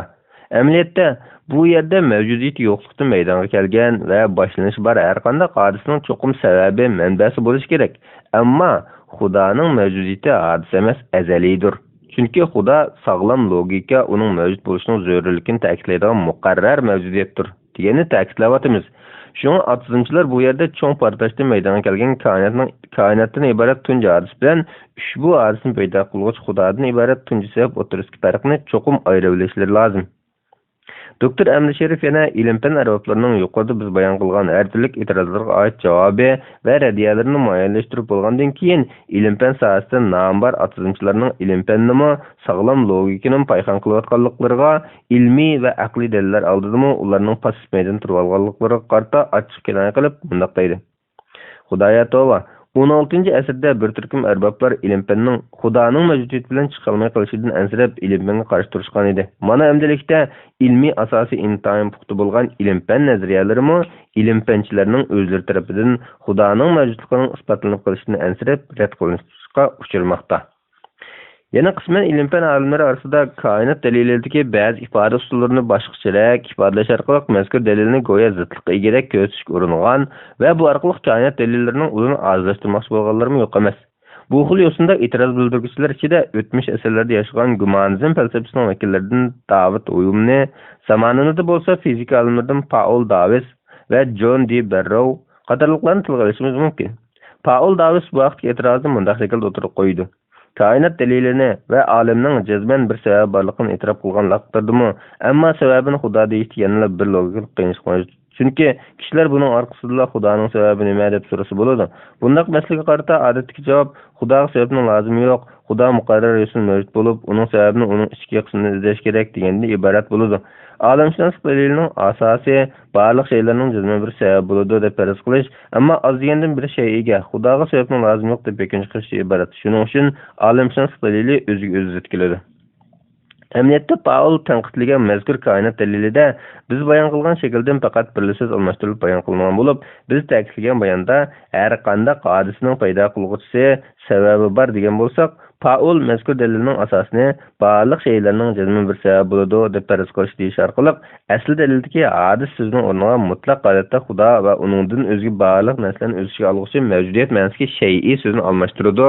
Hamda bu xil almashtiruvdan chiqadigan xulosani go'yo zidlikdek ko'rsatadi. Halbuki bizning har qanday hadis degan so'zimiz bilan har qanday shay'iy degan so'zimiz o'rtasida osmon zamin farq bor. Shay'iy hukmi aqida ilmi islohida Xudo va uningdan boshqa barliq mavjudotni ko'rsatadi. Hadis hukm bo'lsa azaliy mavjudiyatdan boshqa, ya'ni Xudodan boshqa barliq mavjudotlar ko'rsatiladi. Agar koinot dalili nazariyasidagi mazkur asos asldagi qurilmish bo'yicha bayon qilinganida Paul ko'rsatgan zidlik ifodalari butunlay yo'qoladi.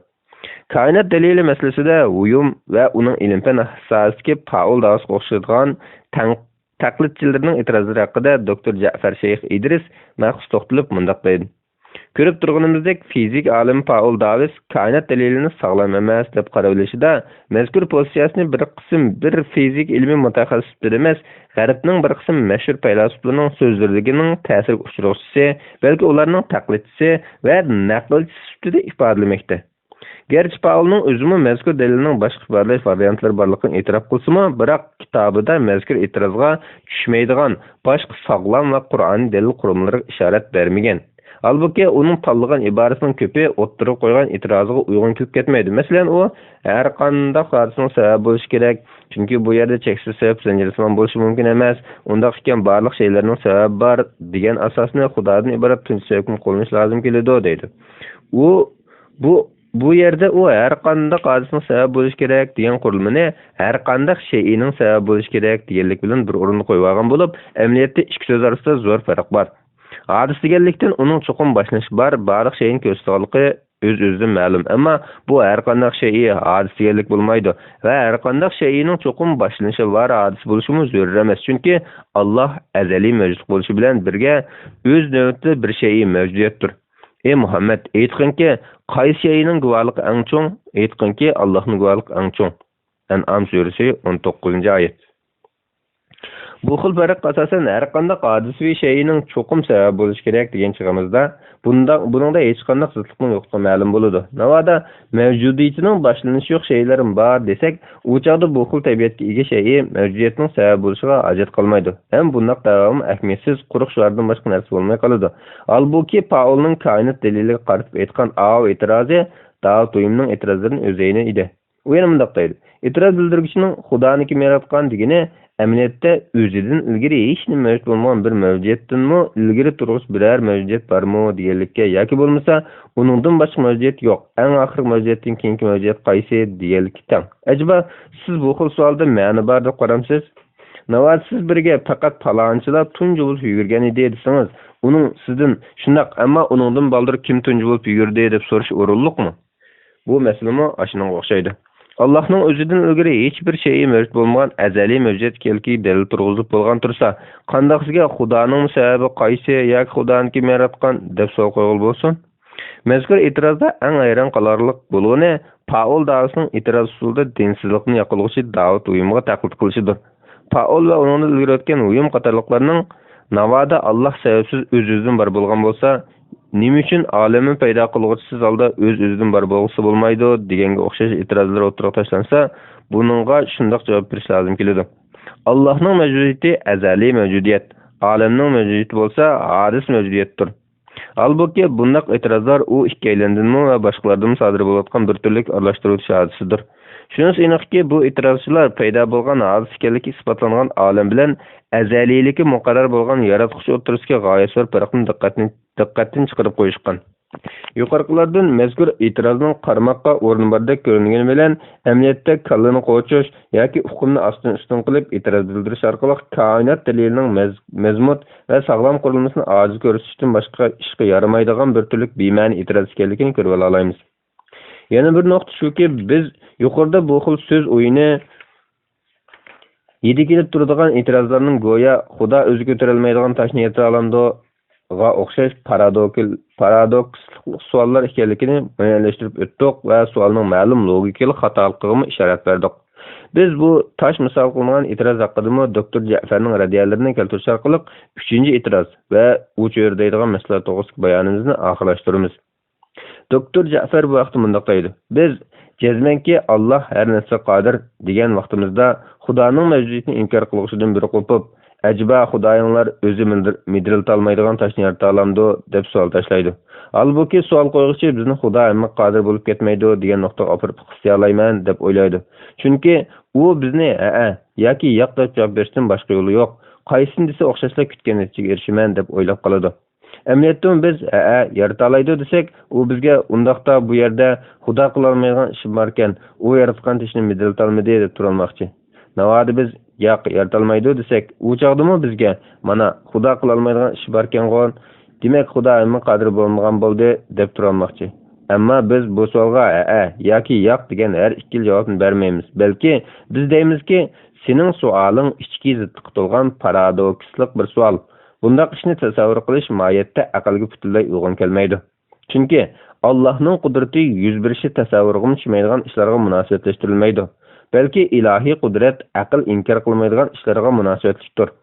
Aqlda tasavvur qilish mumkin bo'lmaydigan shaylar Xudoga nisbatan qiladi yoki qila olmaydi degan bo'ladigan reallikda mavjud bor shaylar emas. Nima uchun bunday deymiz? Chunki savolning ma'nosi hammaga qodir Xudo ba'zi ishlarga qodir bo'la oladi deganlik. Yoki bo'lmasa hamma qudrat yetadigan Xudo hamma qodirlik tabiatiga chek qo'ya olamdi deganlikdir. Bundaq gaplarning hammasi amaliyotda bir paradoks. Keyingisi oldingisini inkor qilgan so'zlardir. Yana kelib yaratquchi midriltolmaydigan toshning mavjud bo'lishimi aqlda tasavvur qilish mumkin bo'lmaydigan bir ish. Nima uchun? Chunki yaratquchi hamma qodir degan ekanmiz. Bu gapning ma'nosi uning qudratiga cheki yo'q deganlik bo'ladi. Shunga yaratquchi midriltolmaydigan toshni faraz qilib beqish aqlda o'rni yo'q bir narsani faraz qilishdir. Chunki bundaq faraz mohiyatda cheksiz qudratdanmi buyuk qudratning midriltilishiga ehtiyojli bir narsani faraz qilishdan boshqa narsa bo'lmaydi. Bu masala yana mundaq tahlil qilib boqayli. Bina salmoqchi bo'lgan bir inson o'zi midriltolmaydigan bir binoni sala olamdi? Buning javobi albatta sala oladi hamda buning aql tasavvur qila olmaydigan hech yeri yo'q. Biroq bu bino silishga ketadigan asli xam materialni yarata olmaydigan bir insonning ahvoliga nisbatan aytganda aqlda mumkin bir ish. Masalan, u o'zi ko'tara oladigan bir toshni yo'tkab, keyin yana bir toshni yo'tkab, keyin yana birini yo'tkab deganda qilib oxirida bir binoni bitirdi desak, bino qurilish ishlayotgan barliq toshlarni yiqqan vaqtda u inson bino qurilmasi jipslashib ketgan, birga bo'lib ketgan bu cho'ng toshni midriltishga albatta qudrat yetmaydi. Chunki midriltish uchun u inson o'zining kuchini besib tushirgan yana bir kuchga muhtoj. Ammo yaratquchi Xudo bo'lsa, hammani yaratishga qodir va mutlaq kuchga ega bo'lgan ekan, uning kuchini hech nima olmaslik kerak. Biz yuqorqi koinot daliliga tushgan g'olliq deb qaralgan e'tirozlarga diqqat qilganimizda, mayli ilm-fan nuqtasidan bo'lsin, yoki logikalik asosiy prinsiplar nuqtasidan bo'lsin, atizmchilarning koinot daliliga qarshi holda uning ilmiy asosi va logikalik qurilmasi haqida har turli o'rnashlarni qilib ko'rganligini ko'ramiz. Radiyalar va javoblarni ko'rganimizda bo'lsa, mazkur dalilning logikalik hamda ilmiy asosining nihoyatda puxta va mazmun ekanligini ko'rib olamiz. Bismillahirrohmanirrohim. Islom aqida ensiklopediyasi 1-tom, yagona yaratquchi. 409-bet. Bo'shliq to'ldirish ilohiy mavjud emas. Ba'zilar koinot dalilida o'tirib qo'yilgan dalilning dastlabki ikki asosi qurilmasi asosida chiqarilgan yakunini javobi chiqmagan savollarning bo'shliqni to'ldirish uchun fursatparastlik qilganlik deb baqishdi. Ularcha bo'lganda qadimda kishilar kasallikning sababini bevosita ilohning qilim etimlari jumlasidan deb qaragan bo'lsa, ilm-fan kelib kasalning sababchisining aslida mikroblar, viruslar ekanligini bayqab chiqdi. Demak, ilm-fan har kundagidek burunqilar ilohning qilganlari deb qarayotgan hodisalarning izohlarini bayqayotgan bir paytda texi izohlab berilmayotgan har bir bo'shliqni ko'rganda, u bo'shliqni darhol Xudo orqali to'ldirishga urinib, masalani Xudoning qudratiga bog'lash fursatparastlik qilishdan boshqa ish emas deyishdi. Qaramoqli bu da'vo biroz qolmashgandek ko'ringani bilan mohiyatda elib aytganda tashlagan savollarning o'zini mat qilishga kifoya bo'ladigan bir da'vodir. Chunki koinot dalilida o'tirib qo'yilgan bu yakun xuddi mazkur materialistlar da'vo qilayotgandek ilm-fan texi bayqash imkoniyati bor, yana kelib mutlaq haqiqatga aylangan masala bo'lgan edi. Mazkur da'vo biroz chek bosatdi. Biroq olamning hodis ekanligi, hodisning cho'qim paydo qilg'usi borligidek bu ilmiy va aqliy haqiqat mazkur atalmish bo'shliqni to'ldirish haqidagi da'voni butunlay parchaqlab tashlaydi. Shundoq bu yana masalaning tegi bilinmaganda Xudo orqali bo'shliq to'ldirish bo'lmasdan, balki masalaning tegi bilingandan keyin o'ttirg'i chiqarilgan yakunligini yana ro'shanlashtiradi. Biz buni mundaq bir misol orqali yo'ritib berishimiz mumkin. Alayliq, biz insonning tinining jimiy qurilmalarini va bu qurilmalarning har birining xizmat funksiyalarini umumiylik tadqiq qilib chiqqanimizdan keyin inson uchiradigan asbobning yordamisiz o'zi mustaqil asla ucholmaydi degan haqiqatni yakunlab chiqsak, bir kelib bu yakunga e'tiroz bildirib unaqa emas, balkim ilm-fan yana bir mezgil insonni tadqiq qilishni davomlashtirsa, ehtimol inson uchiradigan asbobning yordamisiz ucha olishi mumkin deb yuqorqi yakunimizni rad qilish mumkinmi acaba? Mushundaq rad qilish ilmiy jihatdagi bililmagan narsaga qarab aytilgan bo'lamdi yoki bilganlikdanmi? Biz deymizki, ilm-fanning kelgusida tadqiq qilib boshqacha natija chiqarish mumkin bo'lgan ishlarga e'tiroz bildirib rad qilish nadonlikdan bo'lsa-mu, ammo ilm-fanda isbotlanib haqiqatlangan masala undaq emas. Shunga olamning paydo bo'lganligidan iborat ilm-fanda haqiqatga aylangan bir masalaga qarata chiqarilgan aqliy va ilmiy yakunni materializmchilarning fursatparastlik deyishi sep o'zidan tuturuqsizlikdir. Kainat dalilidagi ikki asosiy qurilma orqali Xudoning barligini yakillab qandaqdir bo'shliqni to'ldirish yoki izoati ayon bo'lmagan ishlar uchun vaqtliq chora ko'rish emas, balki bu ilm-fanni markaz qilgan ilmiy asos va logikalik qurilma asosida xulosalangan ilmiy faktlar natijasidir. Doktor Amir Sharif bu haqda mundaq deydi: Materializmchilarning mazkur da'vosini rad qilishda eng oldi bilan eskartadiganimiz shuki, biz kainat dalilidagi mazkur yakunni o'ttirib qo'yayotgan chog'imizda ilm-fan izohlashga kuchi yetadigan olam mexanizmi yoki tunji hodisasi so'z qilmaymiz. Balki biz barliq mexanizmlik loyiha va barliq hodisalar orqali tunji turtkilik omil ustida to'xtalyapmiz. Şoňlaşqa biz kainat dalilida tayangan asosiy qurilmalarga murojaat qilganimizda ilm-fan kelgüsi mazkur asoslarga navbatdagidan boshqa biror moddiy izoh topa olamdi yoki bu asoslar tegidan mutlaq haqiqatlarmi degan nuqtaga cho'qim diqqat bilan qarashimizga to'g'ri keladi. Ajaba ilm-fan kelgusida tövendikilarni bayqab chiqarlarmi? Birinchi, olamning boshlanishi yo'q, u azaldan bor edi. Yo'q. Ikkinchi, başlanışqa ega bu kainat mutlaq yo'qlikdan o'zchil paydo bo'lib qolgan. Yo'q. Uchinchi, olamni vujudga keltirgan tunji sabab aslida hech bir paydo qiluvchisi yo'q, moddiy sabab bo'lishi mumkin. Yo'q. Mana bularning hammasi yaratquchi mavjud deganlikning faqatli bo'shliqni to'ldirish yoki izoati bilinmagan bir qism ishlarning izoatini bilib bo'lguncha vaqtliq chora qilish emasligini ko'rsatib berdi. Tabiiyki, bu xil da'voni rad qilishimiz ilm-fanni tushunishimizga cho'ltilikdan kelib chiqqan emas. Ekşe ilim-fenge asaslangan bilişten kelip çıkan rad qilishdir. Yuqorqilarda ma'lum bo'ldiki, kainat dalilida o'ttirib qo'yilgan mazkur yakun bilmagan narsalarning o'rnini to'ldirish uchun berilgan izoat bo'lmasdan, ekşe aniqlangan narsaning izoatidir. Ya'ni Xudo bor degan yakunga kelish ilm-fan orqali bilinmagan va bilinmagan narsalarni izohlash zaruriyati tufayli izohsiz qolgan bo'shliqlarni to'ldirish uchun emas, balki Xudoning ilm-fan orqali bilingan narsalarning birdan-bir izoati bo'lganligidandir. Qisqasi, Xudoni shipi keltirish bilinmagan narsaning izotidagi bo'shliqni to'ldirish uchun emas, balki biz bilmagan doiradan tartib ilmiy qonuniyati bilingan narsaga qadar hammaning izoti orqasida uning borligini, faqat uning bilan bog'liq izotlar to'lg'anligini nuqsudundir. Faylasuf Richard Swinburne bu haqda mundaq deydi: Men ilm-fan izohlab ulgurmagan narsalarni izotlash uchun bo'shliq to'ldiruvchi ilohni ilgari surayotganim yo'q. Balki men ilm-fanning izohlash qudrati orqasidagi sirni izohlab beradigan ilohni ilgari suryapman.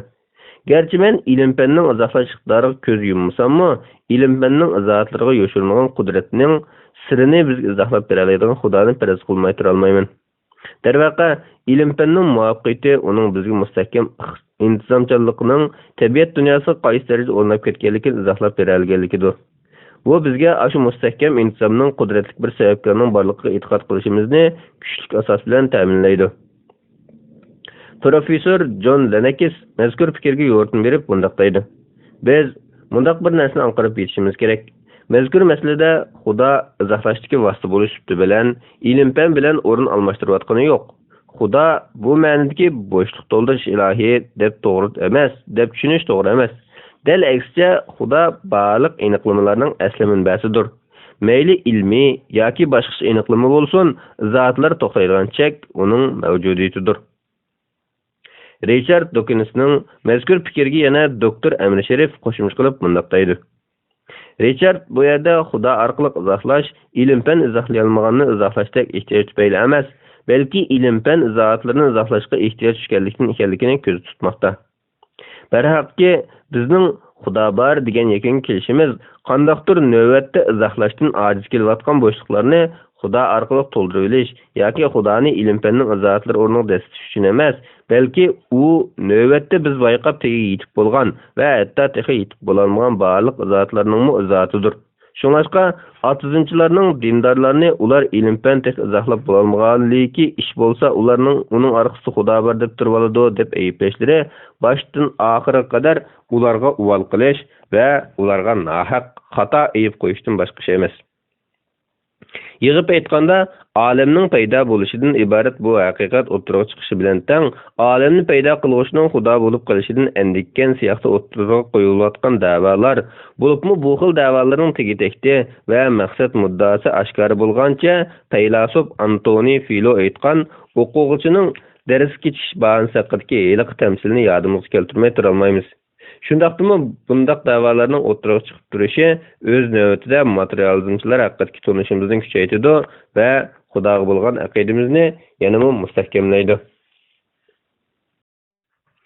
Xudomi, tabiatmi? Biz yuqorida olamning hadisligini va uning ilm-fanni isbotlangan ilmiy haqiqat ekanligini hamda bu hadisini paydo qilgan kishining Xudo bo'lishining lozimligi haqidagi ilmiy va logikalik asoslari bilan tanishib chiqdik. Shuning bilan birga olamning hadis bo'lishining yaratqushini manba qilmaganligiga doir e'tirozlar va bu e'tirozlarning raddiya javoblarini ko'rib o'tdik. Shundaqla bu e'tirozlarning ilmiy asosi yo'qligini ko'rib o'tdik. E'tirozlarning asossizligi ma'lum bo'lgan ekan, dalilning aslida mazmut va qanoatlanarli ekanligini ko'rib olg'ili bo'ladi. Bu orqali olamning azaliy bir mavjudiyatning paydo qilishi bilan yo'qdan bor bo'lganligining muqarrar ekanligini va buning qudratli bir kuch sababidan ekanligini jazmlashtiramiz. Demoqchimizki, aqlmi, logikalik qonunlarmi, ilm-fanmi butun kuchi bilan bizga har qanday paydo bo'lg'uchining paydo qilg'uchi bir sababi borligining tavrinmas haqiqatligini, olamning cho'qim bir paydo qilg'uchisi borligini e'lon qilmoqda.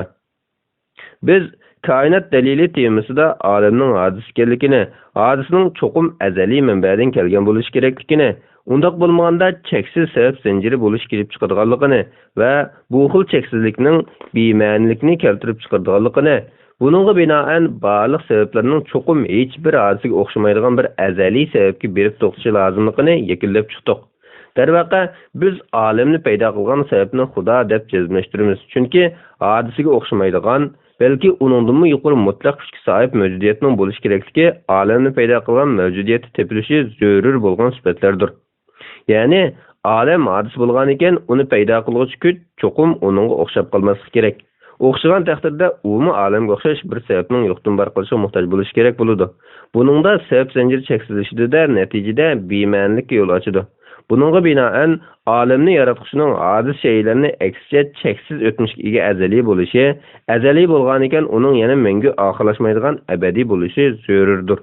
Xulos shuki, olam paydo bo'lgan, har qanday paydo bo'lg'uchining paydo qiluvchisi bo'lishi zarur. Demak, olamning paydo qiluvchisi bor.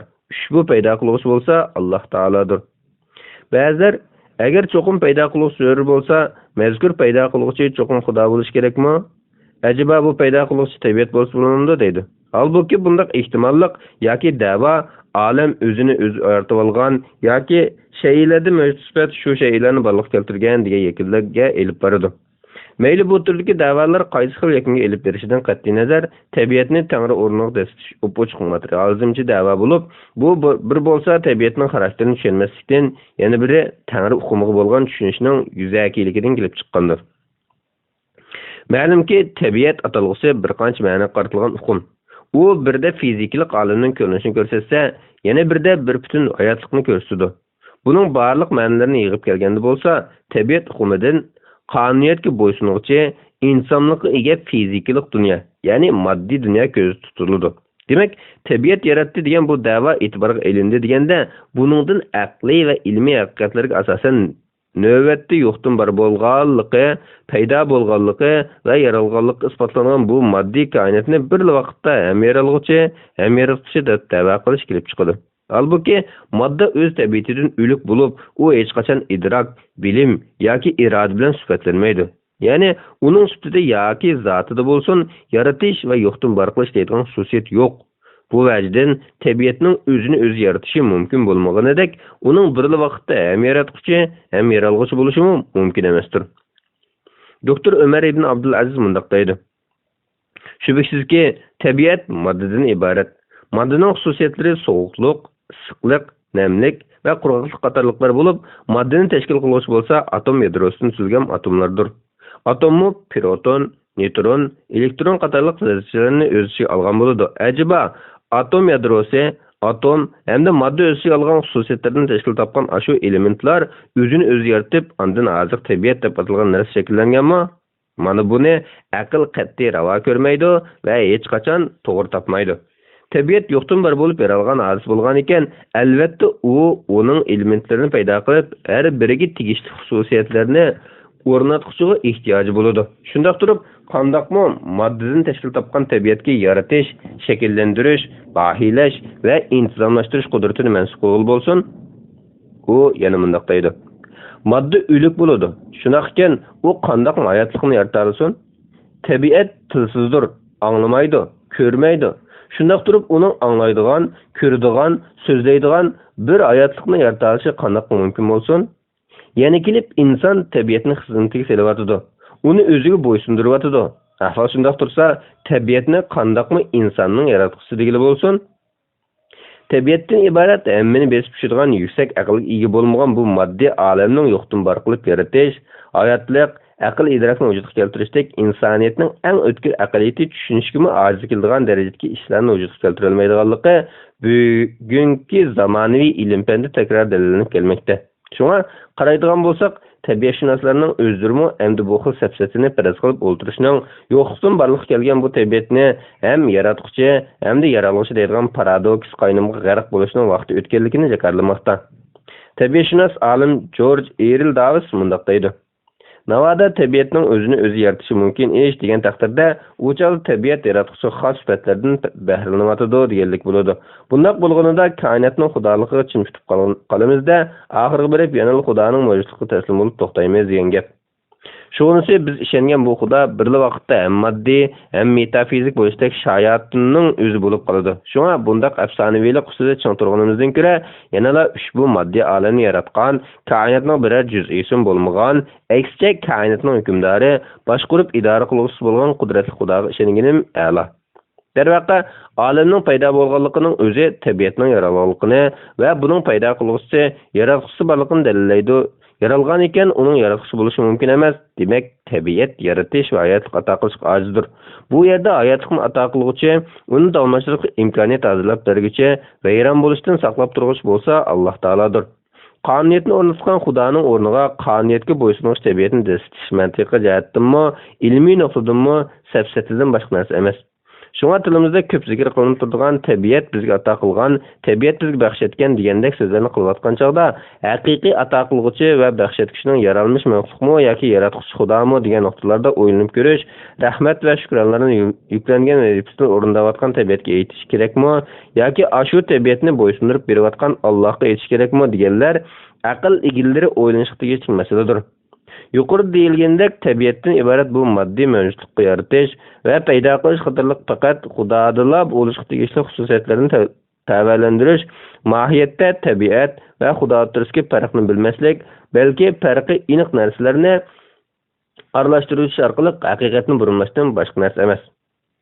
Doktor Amir Sharif tabiatni Xudo o'rniga desish haqidagi safsatlarga to'liq meg'izliq va qoyilqilalik javob bergan bo'lib, u bu vaqtdagi javobida tabiatning yaratquchisi bo'la olish uchun cho'qim buningda paydo qiluvchi bo'lishga tegishli xususiyatlarning bo'lishi lozimligini, tabiatda bo'lsa bunday sifatlarning mavjud emasligini dalillik o'tirib qo'ydi.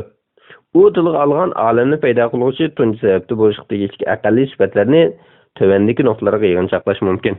Birinchi, paydo qiluvchi sabab cho'qim muqarrar mavjudiyat bo'lishi kerak. Chunki ijod qiluvchining mavjudiyatining yo'qligini tasavvur qilish bizningmi, koinotningmi mavjud bo'lmasligini keltirib chiqaradi. Ikkinchi, paydo qiluvchi o'z-o'zidan bor bo'lishi, mavjud bo'lish uchun hech bir sababga ehtiyoj bo'lmasligi kerak. Chunki mavjudotning manbasining mavjud bo'lishida sababning cheksizlikda zanjirsizlanmashi mumkin bo'lmaydi. Shundaqla sabab natija qonuniyati bekitgan bir ijodkorning o'zi bekitgan qonuniyatga bo'ysunishimi to'g'ri emas. Uchinchi, olamni paydo qiluvchi azaliy bo'lishi kerak. Chunki vaqt cho'ng portlash bilan tangatilgan ekan, bu olamni paydo qilgan sababning vaqtdan burun va azaliy bo'lishini, ya'ni uning boshlanishi yo'q va cheksiz bo'lishini taqozo qiladi. To'rtinchi, olamni paydo qiluvchi modda bo'lmasligi, makon bilan chegaralanmasligi kerak. Chunki modda va makon cho'ng portlash yuz berganda vaqtning yaralishi bilan tang'irilgan. Shunga moddani, makonni yaratgan tunji sababni makon va moddadan o'z tavallikka o'tkazishi mumkin emas. 5. qudrati mutlaq bo'lishi kerak. Chunki tunji barliq keltiruvchi yo'qdan barliqlik yaratishga qodir bo'lgan yerda uning har qanday ishni qilishga qodir ekanligiga qilsamaydi. 6. Bilishi mutlaq bo'lishi kerak. Chunki koinotning barliq kelishi yaratuvchi muhtoj bo'lganidek, uni idora qilish ishimi mavjudotlar aro g'oyat zo'r tangpuliqni tutib turuvchiga muhtoj. Bu nuqtadan mavjudlik va uningdagi jami shaylarni yaratuvchining har bir shayini va bu shaylar yuz berayotgan barliq ishlarni mukammal biladigan bo'lishi zarur. 7. Mustaqil qaror chiqarishga qobil bo'lish kerak. Chunki boshlanishi bor, muayyan mezgilda barliq kelgan va mutlaq azaliy emas bir koinotning barliq kelishida cho'qim ashu yaratılishdan avvalgi tashlaqli holatini buzib, ilgirma emas, keyinma emas, dal vaqtida yo'qdan bar qilib, koinotni mavjudlik dunyosiga keltirish qarorini chiqargan, harakatga keltiruvchi omilning bo'lishi lozimligini taqozo qiladi. Ana shu qaror chiqaruvchi Allohdir. Doktor Amri Sharif yuqorqilarni o'tirib qo'yib bo'lgandan keyin mundaq deydi: Yuqorqilar koinotni barliq keltirgan tunji sabab Xudoda bo'lishga tegishli aqalli sifatlardir. Mazkur sifatlar faqat hikmat bilan yaratgan, hammaga qodir, azaldan bir ilahdan topilgan sifatlar bo'lib, bu xil sifatlar zamon, makon, energiya, modda qatorlarning mahsuli bo'lgan tabiatda topilmaydi. Balki hammasi oddiy shaylar bo'lib, bir barliq keltirgichga yaratuvchi muhtoj. Dar haqiqat o'zida bo'lmagan o'zgaga berilmaydi. Tabiatdan iborat bir qator elementlardan birikkan moddaning paydo bo'lganligi, paydo bo'lg'uchining paydo qilg'uchisi bo'lganligi va sabab zanjirining cheksizlishining mumkin bo'lmaydiganligidan iborat mantiqiy qoida paydo bo'lgan moddaga o'xshamaydigan, hodislik xususiyatga ega bo'lmagan azaliy va qudratli yaratuvchining bo'lishini taqozo qiladi. Ushbu qudratli yaratuvchi tabiat bo'lmasdan, balki sha'ni shavkatlik Alloh taolodir. Bismillahirrohmanirrohim. İslam aqida ensiklopediyasi 1-tom yegani yaratquchi. 423 bet Qur'on Karim va koinot dalili. Olamning yo'qdan bar qilinganligi, yaratilganligi, paydo bo'lg'uchining paydo qilg'uchisiz bar bo'lishining batil ekanligi va bu paydo qilg'uchi sababning Alloh taolo ekanligi Qur'oniy bayonlardami intayin ro'shan va aqliylik kuchli bayonlar orqali ko'plab ta'kidlangan hamda bu vaqtda isbotlar o'tirib qo'yilgandir. Ma'lum bo'lganidek, koinot dalili logikalik kuchlik, ilmiyligi mustahkam, aqliyligi shubhasiz bo'lgan asoslar asosida olamning azaliy emasligi, boshlanishi borligi, uning mavjudiyatining yo'qdan bor bo'lganligi qatorli haqiqatlarni dalillaydi. Hamda yo'qdan borlik keltirguchi va paydo bo'lg'uchining sababsiz va paydo qiluvchisiz, to'g'risi yaratuvchisiz mavjud bo'la olishining mumkin emasligini aqliy va ilmiy asoslar bilan muayyanlashtiradi. Qur'oniy dalillarga nazar og'dirganimizda biz bu xil aqliy va logikalik kuchlik ilmiy asoslarni Qur'onning butunlay qo'llaydiganligini ko'ramiz. Shundaqla Qur'on Karimning mazkur koinot dalili nazariyasiga o'ziga xos uslubda alohida ishoratlarni berganligini va bu xil ilmiy asosning o'z navbatida Qur'oniy haqiqatlar bilan birdek ekanligini ko'ramiz. Aqida olimlarining Allohning mavjudligining isboti haqidagi ilmiy tadqiqot va izlanishlarga qaraganimizda ko'pincha ahvolda ularning Qur'oniy dalillar bilan mazkur haqiqatlangan aqliy dalil va yakunlarning o'rtaq taraflarini bayqashqa hamda ushbu Qur'oniy dalillarning xosligi va metodining haqiqatan o'zgacha ekanligini namoyon qilishga ahamiyat berganligini ko'ramiz. Darvaqa Qur'on Karimda u o'zi muayyanlashtirgandek insoniyatning ehtiyoji va zaruriyat qatlamiga kiradigan barliq masalalarga doir bayon va ishoratlarni o'z ichiga olgan. Qur'onning bu xil alohidliklarga ega bo'lishi olimlarning qat'iylik bilan Allohning mavjudligiga doir aqliy dalil va sog'lom nazariyalarni qo'llaydigan, balki mazkur aqliy dalillar maydonga kelishdan burun ishoratlanib bayon qilinib o'tilgan ilmiy haqiqatlarni astoydillik bilan qidirib chiqishga turli rol o'ynab keldi. Shuningdek, olimlar Allohning mavjudligini isbotlashga doir aqliy va falsafiy dalillarni o'tirib qo'yish bilan bir vaqtda mazkur dalillarning Qur'oniy bayonlariga muvofiqlashgan taraflarini muayyanlashtirib, hamda aqliy va ilmiy dalillarni yanada mukammallikka ega qilishda oz bo'lmagan tirishchiliklarni ko'rsatdi. Bu sababdan ular koinot dalili temasida Qur'oniy manbalardagi uni quvvatligicha va dalilligicha mazmunlarni ilmiy shaklda bayon qilish va izohlash orqali koinot dalilida o'tirib qo'yilgan ilmiy asoslarni muayyanlashtirdi. Gerçi Qur'oniy dalillar Allohning mavjudligini isbotlashda mustaqil dalil manbalaridan sanalsa-mu, ammo u xos aqliy dalil manbalaridan butunlay ahamiyatini yo'qotmagandir. Şuna her zaman özünün aqliylikka boy mazmunlari orqali aqliy dalillar qatorida tilga ilinib kelgandir. Bu sebepten Qur'ani delillerde işaretlengen kainat delili toluklaş ve bayan qilish nuqtasidan o'ttirg'i tashlanishi zöre deliller cümlesinden bulup gelmekte. Şunaqken, növbette biz mezkur kainat delilini kuvvetligiçe bir qatar Qur'ani delillerini o'ttirib qo'yib o'timiz. Ta'kidlab o'tganimizdek, Qur'ani deliller vahiyga vakillik qiluvchi naqli delil bo'lish bilan birga, bayanlardagi kuchli aqliy va ilmiy asoslarni o'ttirib qo'yish va bayan uslubidagi o'zgachiliklar bilan boshqa delil manbalaridan alohida farqlanib turadi. Kainat delilida ko'rsatib o'tilgan paydo qiluvchi bilan paydo qilinuvchi orasidagi munosabatning muqarrar bo'lishidek aksiomlik qonuniyat yaratquchining mavjudligiga dalil qilinganidek, Qur'oniy dalillardami bu xil metod keng o'rin olgan hamda kishini o'ylanishga, tafakkurga undaguvchi bayonlar orqali mazkur dalil va uning ilmiy asoslariga ro'shan ishoratlarni bergan. Yana bir tarafdan qaragan vaqtda Qur'oniy dalillarda olamning hadis ekanligi va uning Allohning yaratish ekanligiga Allah'ın yaratışı ekanligiga doir mazmunlarning ko'p bo'lishi bizga kainat dalilining xos aqliy dalil bo'lishiga qaramay, uning o'z navbatida naqliy dalillarning ayrilmas bir tarkibiy qismi ekanligini tushuntirib berdi. Alayliq, Qur'oniy bayonlarda olamdagi o'zgarishlar olamning hadis ekanligini ko'rsatganligi va bu xil ilmiy haqiqatni aql va ma'rifat ahlining bilib yetaydiganligiga talay ishoratlar berilgan bo'lib, bu vaqtda Qur'on Karim mundaq deydi: Osmonlarning va zaminning yaratilishida, kecha bilan kunduzning navbatlashib turishida, kishilarga foydali narsalarni elib dengizda o'zib yurgan kemalarda, Alloh bulutni yog'dirib bergan, o'lgan zaminni sirildirgan yomg'irda, yer yuziga tarqatib o'tgan hayvonotlarda, shamol yo'nalishlarining o'zgarib turishida, osmon zamin orasida yoshirinib bo'ysundirilgan bulutlarda tushundigan kishilar uchun albatta dalillar bordir. Baqara surasi 164-oyat. Şübhəsizki, osmonlarning va zaminning yaratilishida, kecha bilan kunduzning navbatlashib turishida aql egalari uchun albatta ro'shan dalillar bor. Ali Imron surasi 190-oyat.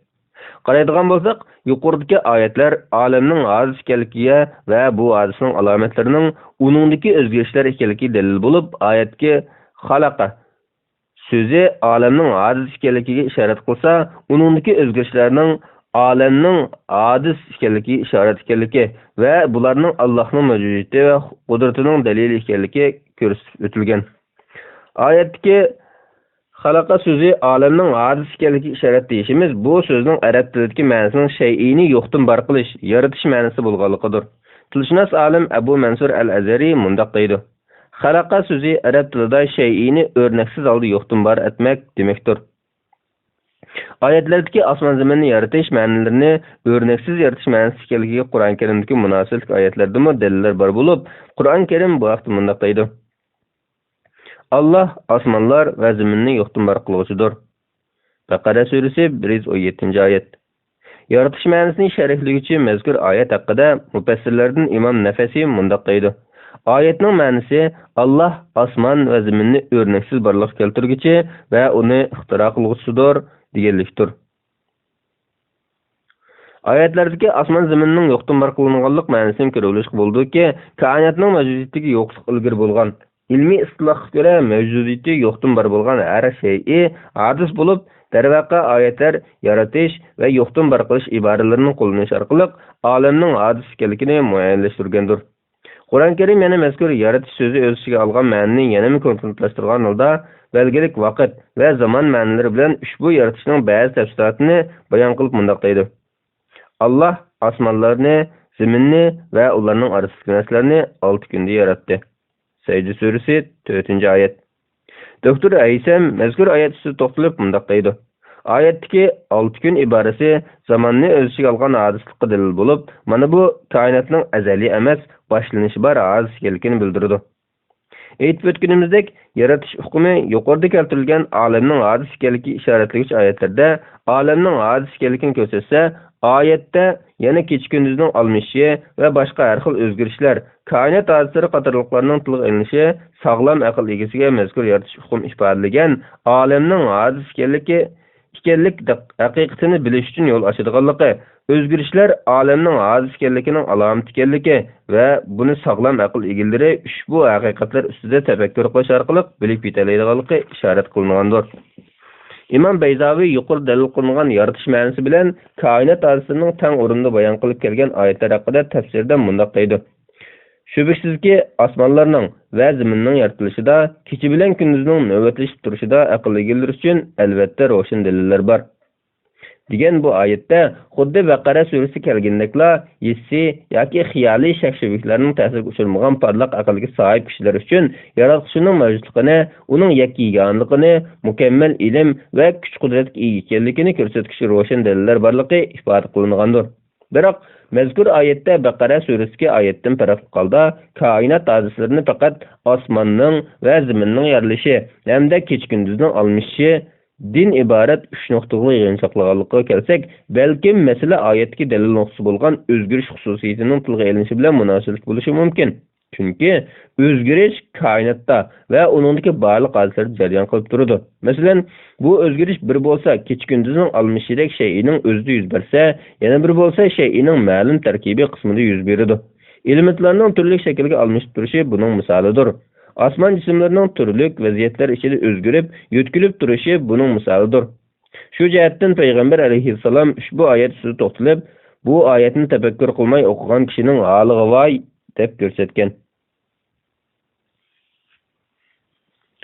Demak, yuqorqi oyatlarda ko'rsatilayotgan o'zgarishlardan maqsad dal olamning hozis ekanligining alomatlari ekanligi, sabab natija qonuniyati bo'yicha hozisning paydo qilg'usiz yuz bermaydiganligi va buning hodisini paydo qilgan yaratuvchining mavjudligiga dalil ekanligi qatorliqlardir.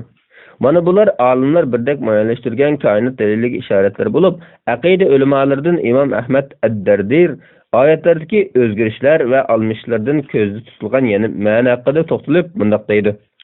Qur'on Karim oyatlari ko'rsatib o'tganidek, olamning hodis ekanligiga uning bir-biridan farqli va o'xshamaydigan tur va shaylarni o'z ichiga olganligini dalil qilib ko'rsatish mumkin. Chunki olamning ba'zi qismi samoviy bo'lsa, yana ba'zi qismi uning aksicha, ba'zi qismi nuroniy bo'lsa, yana ba'zi qismi zulmatlik, ba'zi qismi haroratli bo'lsa, ba'zi qismi zimiston, ba'zi qismi harakatli bo'lsa, yana ba'zi qismi turg'un, ba'zi qismi shalong bo'lsa, ba'zi qismi qo'yiq, ba'zi qismi yo'qdan bar bo'lsa, yana ba'zi qismi mavjudiyati yo'q bo'lib ketayotgan bir qator holat o'zgarishlarga to'lgandir.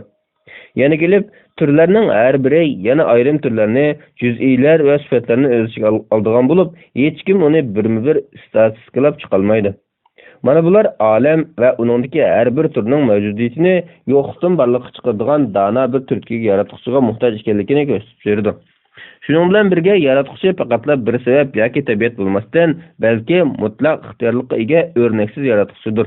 Chunki sabab yoki tabiatning yaratganligiga ma'qul kelgan va shundoq bo'lishini faraz qilgan taqdirda, bu xil o'zgarish va rangdarliklarning borliq kelishi asla mumkin emasdir.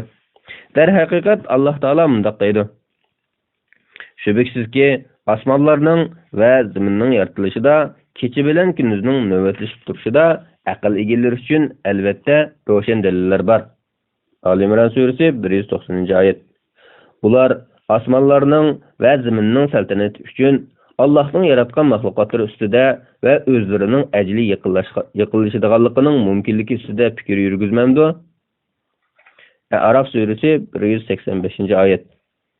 Qur'oniy dalillar yana olamdagi o'zgarishlarning uning hodis ekanligiga dalil bo'lganligiga ishorat qilish bilan birga, har qanday hodisning cho'qim paydo qilg'uchisi bo'lganligini sabab natija qonuniyati bo'yicha muayyanlashtirish kerakligini o'tirib qo'ydi.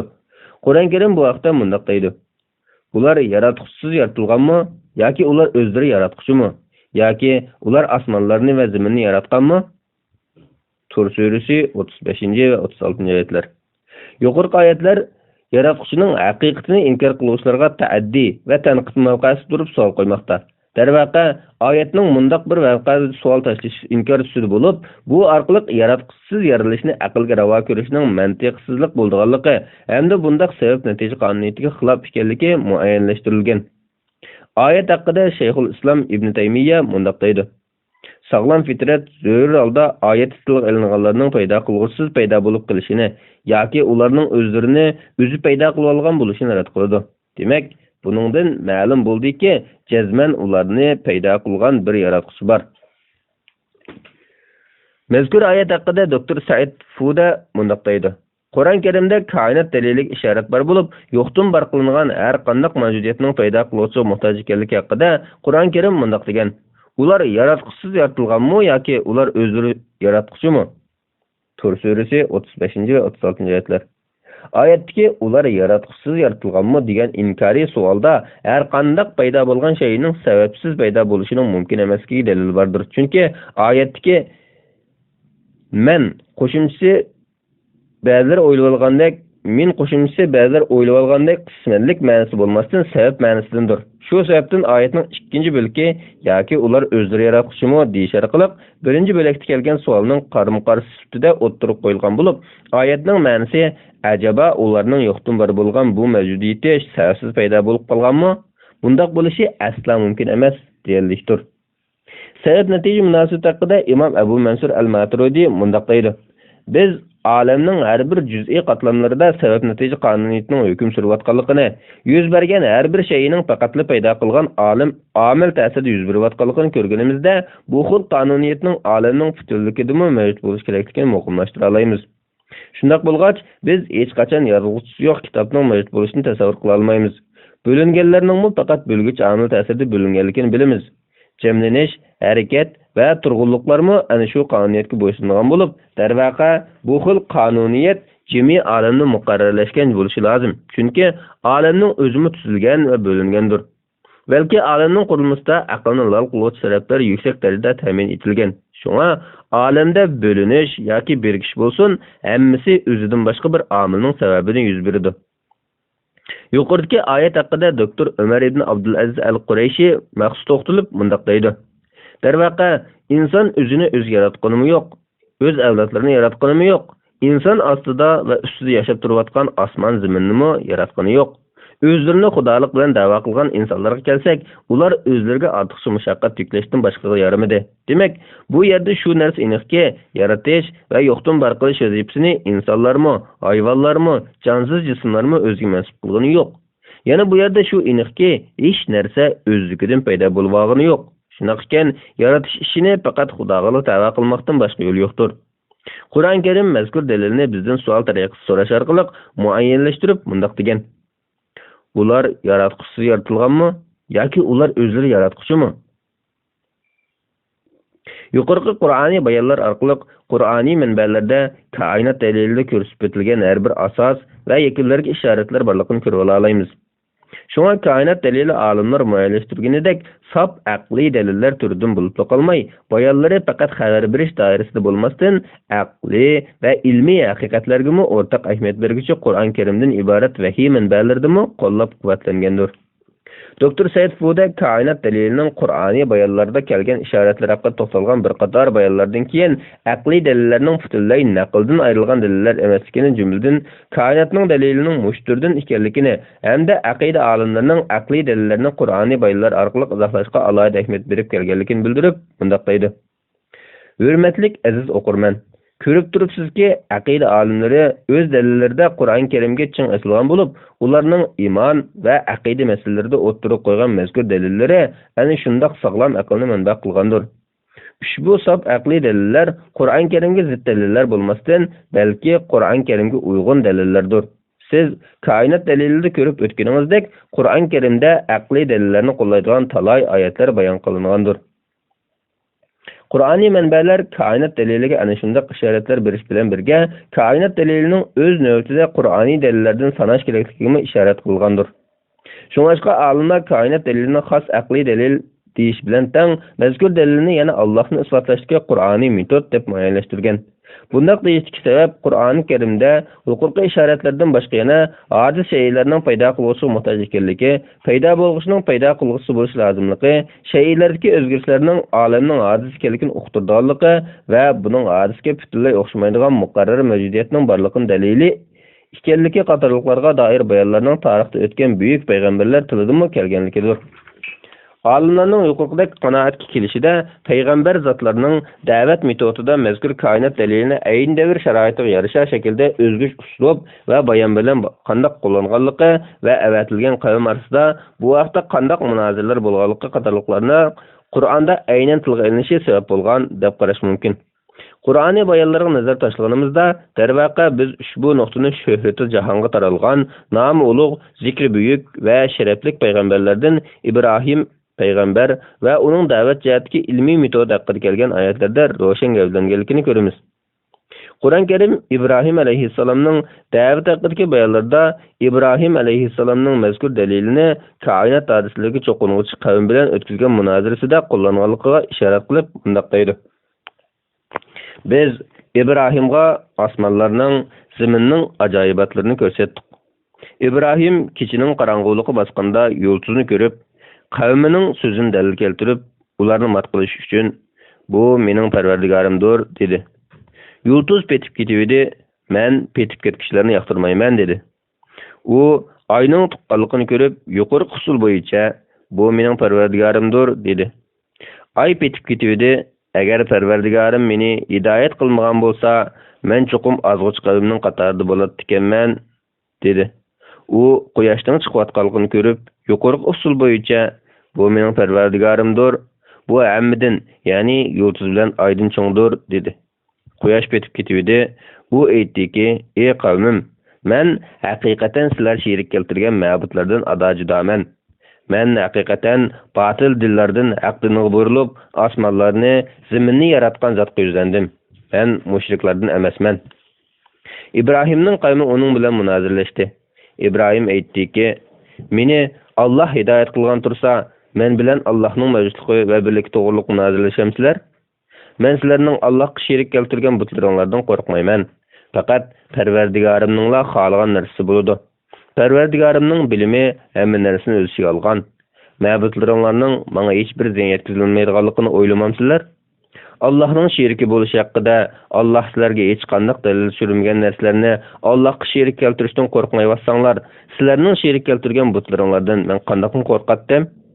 Agar sizlar bilsanglar, aytinglarchi, biz bu ikki guruh odamdan zodi qaysimiz eng qo'rqmaslikka tegishlik?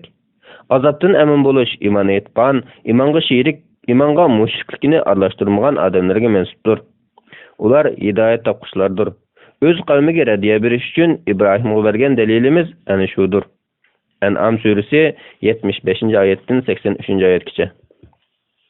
Yuqorqi oyatlar İbrahim alayhissalomning osmon jismlari va shuningga o'xshash hodisaviy shaylarga cho'qinuvchi qavm bilan elib borgan munozirasi haqida to'xtalgan bo'lib, tarixiy manbalarda mazkur oyatdagi munozirning Kanon zaminida turgan vaqtlarda hayronliklar bilan elib berilganligi va bu voqeaning İbrahim alayhissalomning o'z yurti Babildagi butqa cho'qinuvchi qavm qilgan da'vatidan keyin yuz berganligi qayd qilinadi. Tarixshunos va tafsirshunos olim Alloma Ibn Kasir mundaq deydi. İbrahim alayhissalom Babil shahridan Kanon zaminidagi Harran qarab yo'l oldi. Bu ish Babildagi butqa cho'qinuvchi Namrud va uning agashkuchilar bilan qilgan munozaralardan keyin yuz bergan edi. Harran xalqi 7 sayyora yulduzga turli harakat va so'zlar orqali ibodat qilishadi. Bu vaqt yer yuzida İbrahim alayhissalom va uning ayoli hamda jiyani Lut alayhissalomdan boshqalarning hammasi kafir edi. Alloh İbrahim alayhissalom orqali u yerga yomonlikni yo'qotib, ozg'inlikka xotim berdi. Ko'pchilik tafsirshunoslar yuqorqi oyatlarda İbrahim alayhissalom tilida kelgan koinot hodisasi tahlillarni payg'ambarlik kelishdan avvalgi tafakkur va nazar silish orqali keltirgan qanoatining bayoni bo'lmasdan, balki oyatlarning oxir ishorat qilib o'tganidek Allohning İbrahim alayhissalomga ato qilgan aqliy dalillardan ekanligini, İbrahim alayhissalomning mazkur dialogda tutgan maydonining munozir qilguvchi va qarshi tarafning dalillariga ma'qul kelib turib, ularning maydonini chiqish qilgan holda, ularning Xudoning mavjudligiga doir aqidaviy azg'unliklarini, ibodatlarda xato ketgan joylarini ularga ko'rsatib berishga uringanligini ilgari surdi. Darvaqa oyatlar va uningda kelgan munozirlar koinotdagi jismlarning ojiz ekanligini, o'zgarishlarning olam va uningdagi jismlarning ojiz ekanligini ifodasi ekanligini, shunglashqa bu ojiziy shaylarning cho'qinishga va aqida qilishga arzimaydigan narsalar ekanligini muayyanlashtirib qolmay, balki haqiqiy aqida qilishga va ibodat qilishga tegishli ilohning olam va uningdagi mavjudotni yaratgan zot bo'lish kerakligini, faqat ana shunday zot qilib yuzlanishga, bandalik qilishga tegishli ekanligini o'ttirib qo'ydi. İmam Muhammed Reşid Riza mundaq deydi. Ko'pchilik olimlar jazmlashtirgan qarash shuki, İbrahim alayhissalom mazkur oyatlarda munozir pozitsiyasida yo'l tutgan. İmam Nasafiy mundaq deydi. İbrahim alayhissalom mazkur qavmni ularning o'z dinida sodir qilayotgan xatoliklardan ogohlantirmoqchi, hamda ularni tafakkur qilish va dalillab chiqish usuli bo'yicha ish ko'rishga yetaklamoqchi bo'ldi.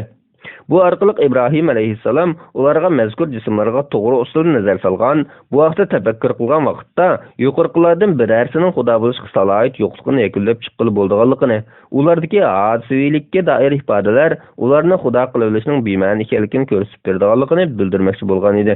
Darvaqa bularning hammasining orqasida bularni yo'qdan bor qilgan osmon jismlarining chiqish, petish, sayr qilish va boshqa barliq oyatlarni idora qilib turgan bir yaratqushning borligini bildirmoqchi bo'lgan edi.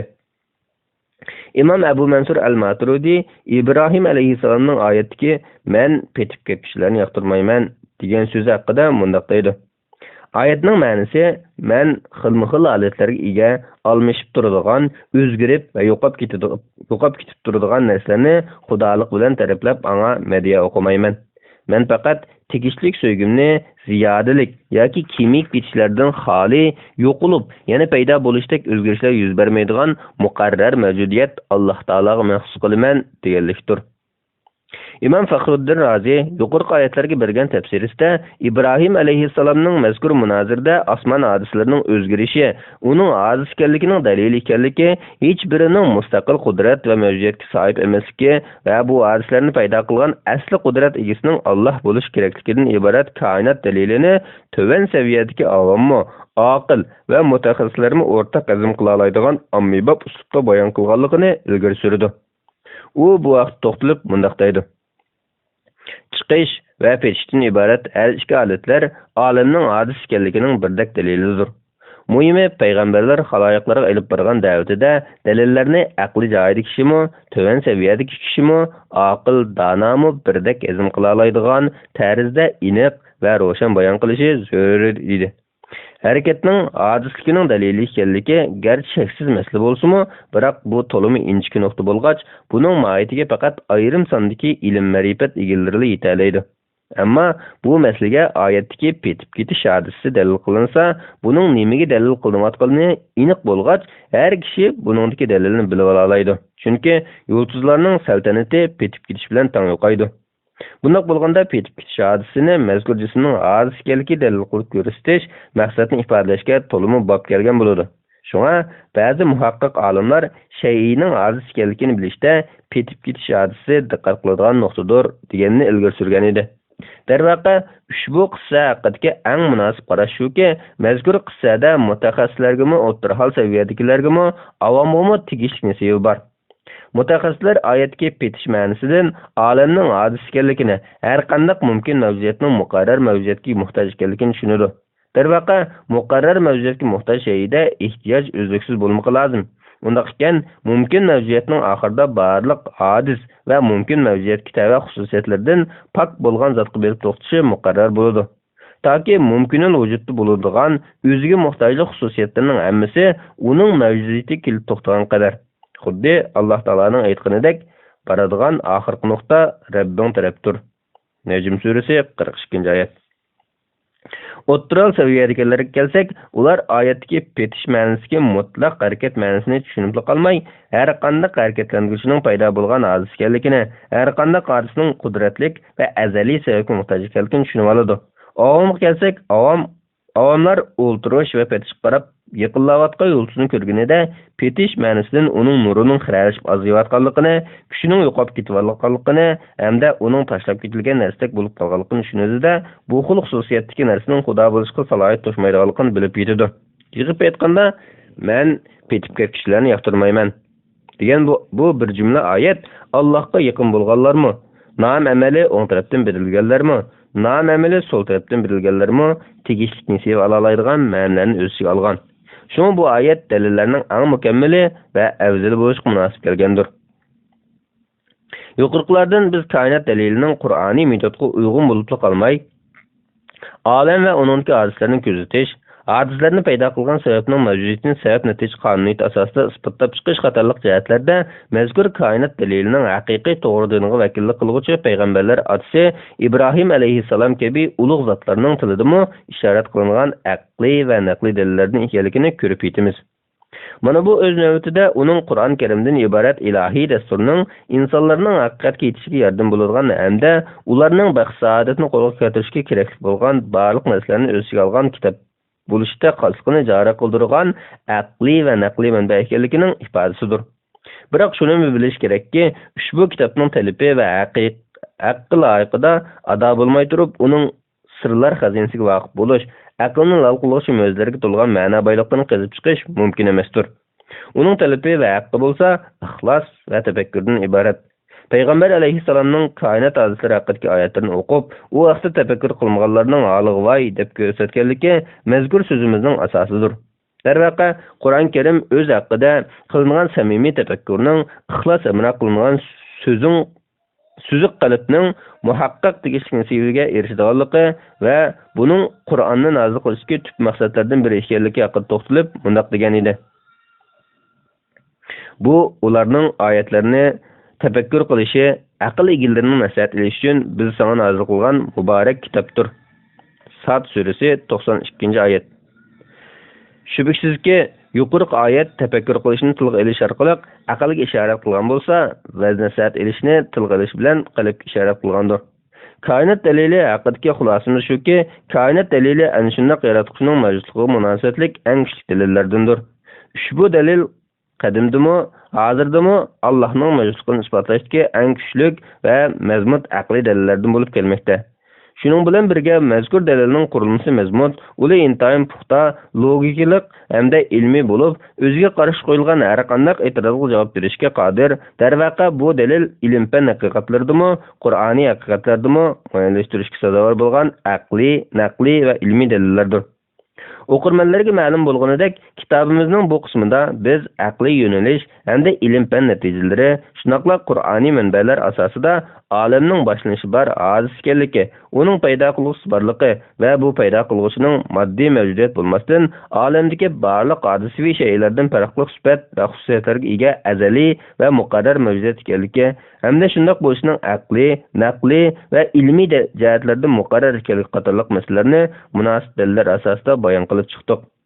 Oxirida biz shundoq ta'kidlaymizki, islom aqidasida vahiydan iborat faqat haqiqatni so'zlaydigan naqliy manbalar sog'lom aql bayqab ketgan ilmiy natijalar bilan har zaman birdekdir.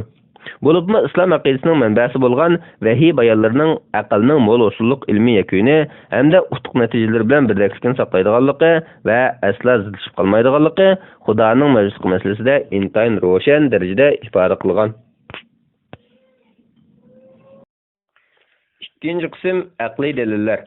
Birinci bab mavjudiyat dalili. Hiçbir aql inson shaylar mavjudligining haqiqat ekanligiga bu yerda mavjudlikdan iborat bir haqiqatning borligida shakllanib yurmaydi. Balki bu qalbi va aqli sog'lom har bir shaxs o'z tuyg'ulari, sezgulari orqali his qila oladigan, bila oladigan aksiomadan iborat. Ushbu dalilning navbatda dastlab keltirilishidagi, bo'libmi bu dalilga falsafiy jihatdan alohida ahamiyat berilishlik sababmi, uning dastlabki asosining dal aql shak qilmaydigan mazkur aksioma ustiga qurilganligidandir. Biz dalillarni sunish metodimizda sap aqliy dalilni dastlab keltirishni asos qilgach, tunji qadamni aqliyat peshvolarining faxri bilan madhiyalashga sazovor dalillardan biri bo'lgan mavjudiyat dalili bilan boshladik. Mavjudiyat dalili amniyatda ko'pchilik aqida olimlari qo'llanib kelgan Allohning mavjudiyatini isbotlashdagi kuchli dalillarning biri.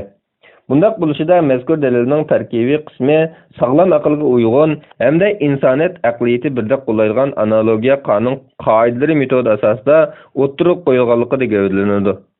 Hatto mazkur dalilning nazariy asoschilarimi mazkur dalilni aql orqali Xudoni isbotlashga eng ishonchli va mushaqqatsiz yo'l deb ta'riflagan. Shuning uchunmi Allohning mavjudiyatini isbotlash masalasida har davr islom mutafakkirlari, faylasuflari va ko'pchilik ilohiyatshunoslari mazkur dalilni maxsus aqliy dalil sifatida bayon qilib kelgan. Mazkur dalil aql asarlari hamda islom falsafasiga doir metafizik bayonlarda muqarrarlik, al-vojib va mumkinlik, al-mumkin dalil nomi bilan tilga ilinadi.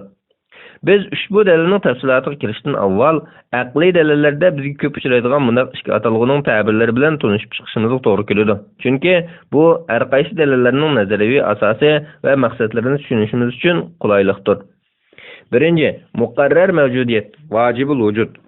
Bu o'z-o'zidan bor mavjudlik. Mazkur mavjudiyatning ko'z tutildig'ini Alloh taolodir. Ikkinchi, mumkin mavjudiyat, mumkinul vujud. Mevcut bo'lishi sababning ta'sir ko'rsatishga qarashli bo'lgan mavjudlik. mazkur mavjudiyatning ko'z so'zlig'ini Allohdan boshqa barliq shaylardir. Mavjudiyat dalilining qurilmasi tovandikicha. Bir bütün mavjudlik dunyosiga subyektiv nuqtai nazarda bakkanımızda shaylar mavjudligining haqiqatan chin va real ekanligini ko'z oldimizga keldi. Ya'ni bu xil aqliy yuzlanish har inson uchun o'z-o'zidan ma'lum ishlardir. Bu go'yo har birimiz o'zining mavjudligida shak qilmagani o'xshash bir haqiqat. Mavjudiyat haqidagi aqliy tahlil orqali mavjudlikning muqarrar mavjudiyat va mumkin mavjudiyat deb ikkiga ayrilganligini xulosalaymiz. Biroq bu xil taqsimot va qanoatga qanday erish mumkin? Albatta buning uchun mavjudlik haqida o'ylashga to'g'ri keladi. Ma'lumki, mavjudlikning mavjudiyat olamining paydo bo'lishi ustida tahlil olib borgan vaqtda aqlning mavjudlik qanday paydo bo'lgan degan savoliga duch kelamiz. Bu chaqda mazkur savolga tövendeki 3 turlik ehtimollik javob bo'lib keladi. Ya'ni savolning javobi bunda 3 turlik javobning sirtida bo'lmaydi. Ular birinchi, mavjudlik o'z-o'zidan mavjud bo'lgan bo'lishi kerak. Ikkinchi, mavjudlik o'z-o'zidan mavjud bo'lmagan, balki tasodifiy paydo bo'lib qolgan bo'lishi kerak. Uchinchi, mavjudlik ma'lum bir sababning ta'siri bilan mavjud bo'lgan bo'lishi kerak. Halbuki yuqorqi javoblar ichida faqat birla javob to'g'ridir. U bo'lsa 3-javob. Undaqda yuqorqilar ichida to'g'ri javobning 3-javobli ekanligini qanday bekitamiz? Birinchi ehtimollikning o'zidan ma'lumki, koinotdagi hech bir shay o'zligidan mavjud bo'lgan emas va bo'la olmaydi. Ya'ni shaylarning mavjudligi mustaqil va o'z-o'zidan bor bo'lgan emas, balki yo'qdan bor bo'lgan. Undaqda mavjudlik o'z-o'zidan bor bo'lish xususiyatiga ega bo'lmagan ekan, bu ehtimollikning savolning xato javob ekanligini muayyanlashtiradi. Ikkinchi tahlil bo'yicha qaraganimizda ushbu masalada mavjudlikning o'z-o'zidan bor bo'lmaganligi, bor bo'lishining tasodifiyligining natijasi bo'lish ehtimolligi xulosa qilindi. Ammo bu xil xulosaning sog'lom aqlga va amaliyotga uyg'un emasligi o'z-o'zidan ma'lum.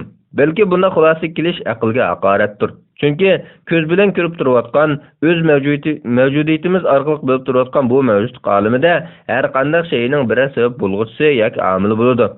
Sabab yoki omilning ta'sirsiz har qanday shayning tasodifiy borliq kelib qilishini tasavvur qilib bo'lmaydi. Aqlmi buni qabul qilmaydi. Bu xuddi tavrinish odisining biror tavratkish kuchining ta'sirsiz o'z-o'zidan tavrinish paydo qila oladiganligini yo'lliq sanagandekla aqlga zid.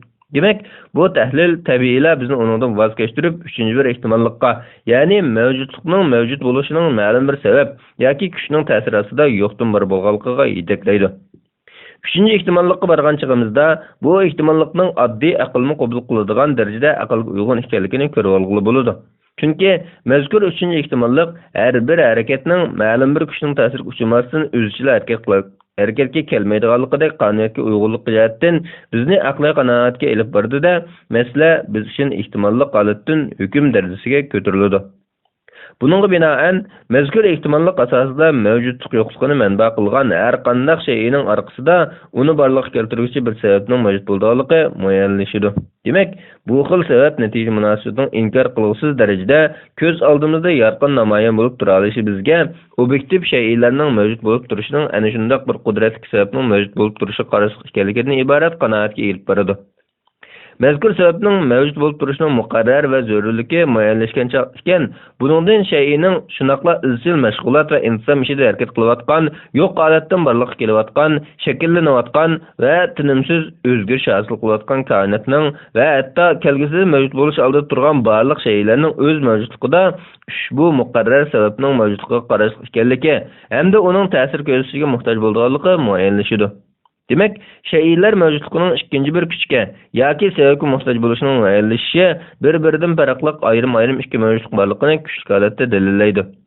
Nihoyat paydo bo'lishi o'z-o'zidan bo'lmagan, yo'qdan bor bo'lgan mavjudlikning sababini izlash orqali mazkur mavjudlikni paydo qilish qudratiga ega sababning aql uning paydo bo'lganligini emas, balki uning paydo qilish kerakligini jazmlashtiradigan tangdoshsiz va qudratli bir mavjudlikning borligi muayyanlashadi.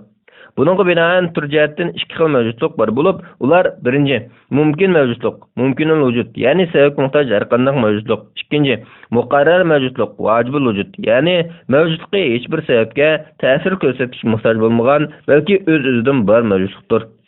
Yığıb aytganda, şeylərning mavjudlikqa qadam elishining ma'lum bir sabab va ta'sir asosi bo'lganligi, bo'libmi mumkin mavjudlikning yo'qdan bor bo'lishida uning ta'sir ko'rsatgan kuchning cho'qim bo'lishi lozimligi muqarrarlashgan vaqtda mumkin mavjudlikning mavjudot olamida putirayotganligining o'zila bizni shaylarning mavjudiyatini yo'qdan bor qilgan ikkinchi bir mavjudlikning borligini muayyanlashtirishga olib boradi.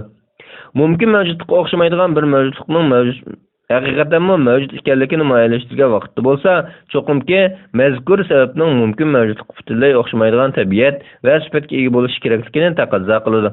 Chunki agar undoq bo'lmagan ahvolda mazkur sababmi hamma jihatdan o'ziga o'xshaydigan yana bir sababning ta'sirida mavjud bo'lgan bo'lishi ehtimolligini keltirib chiqardi-da, buningdan zanjirsimon sabablarning to'xtovsiz bir-biriga urilishib va ta'sir ko'rsatib meydonga kelishini va buning izchil holda shaksiz davomlashishini keltirib chiqardi.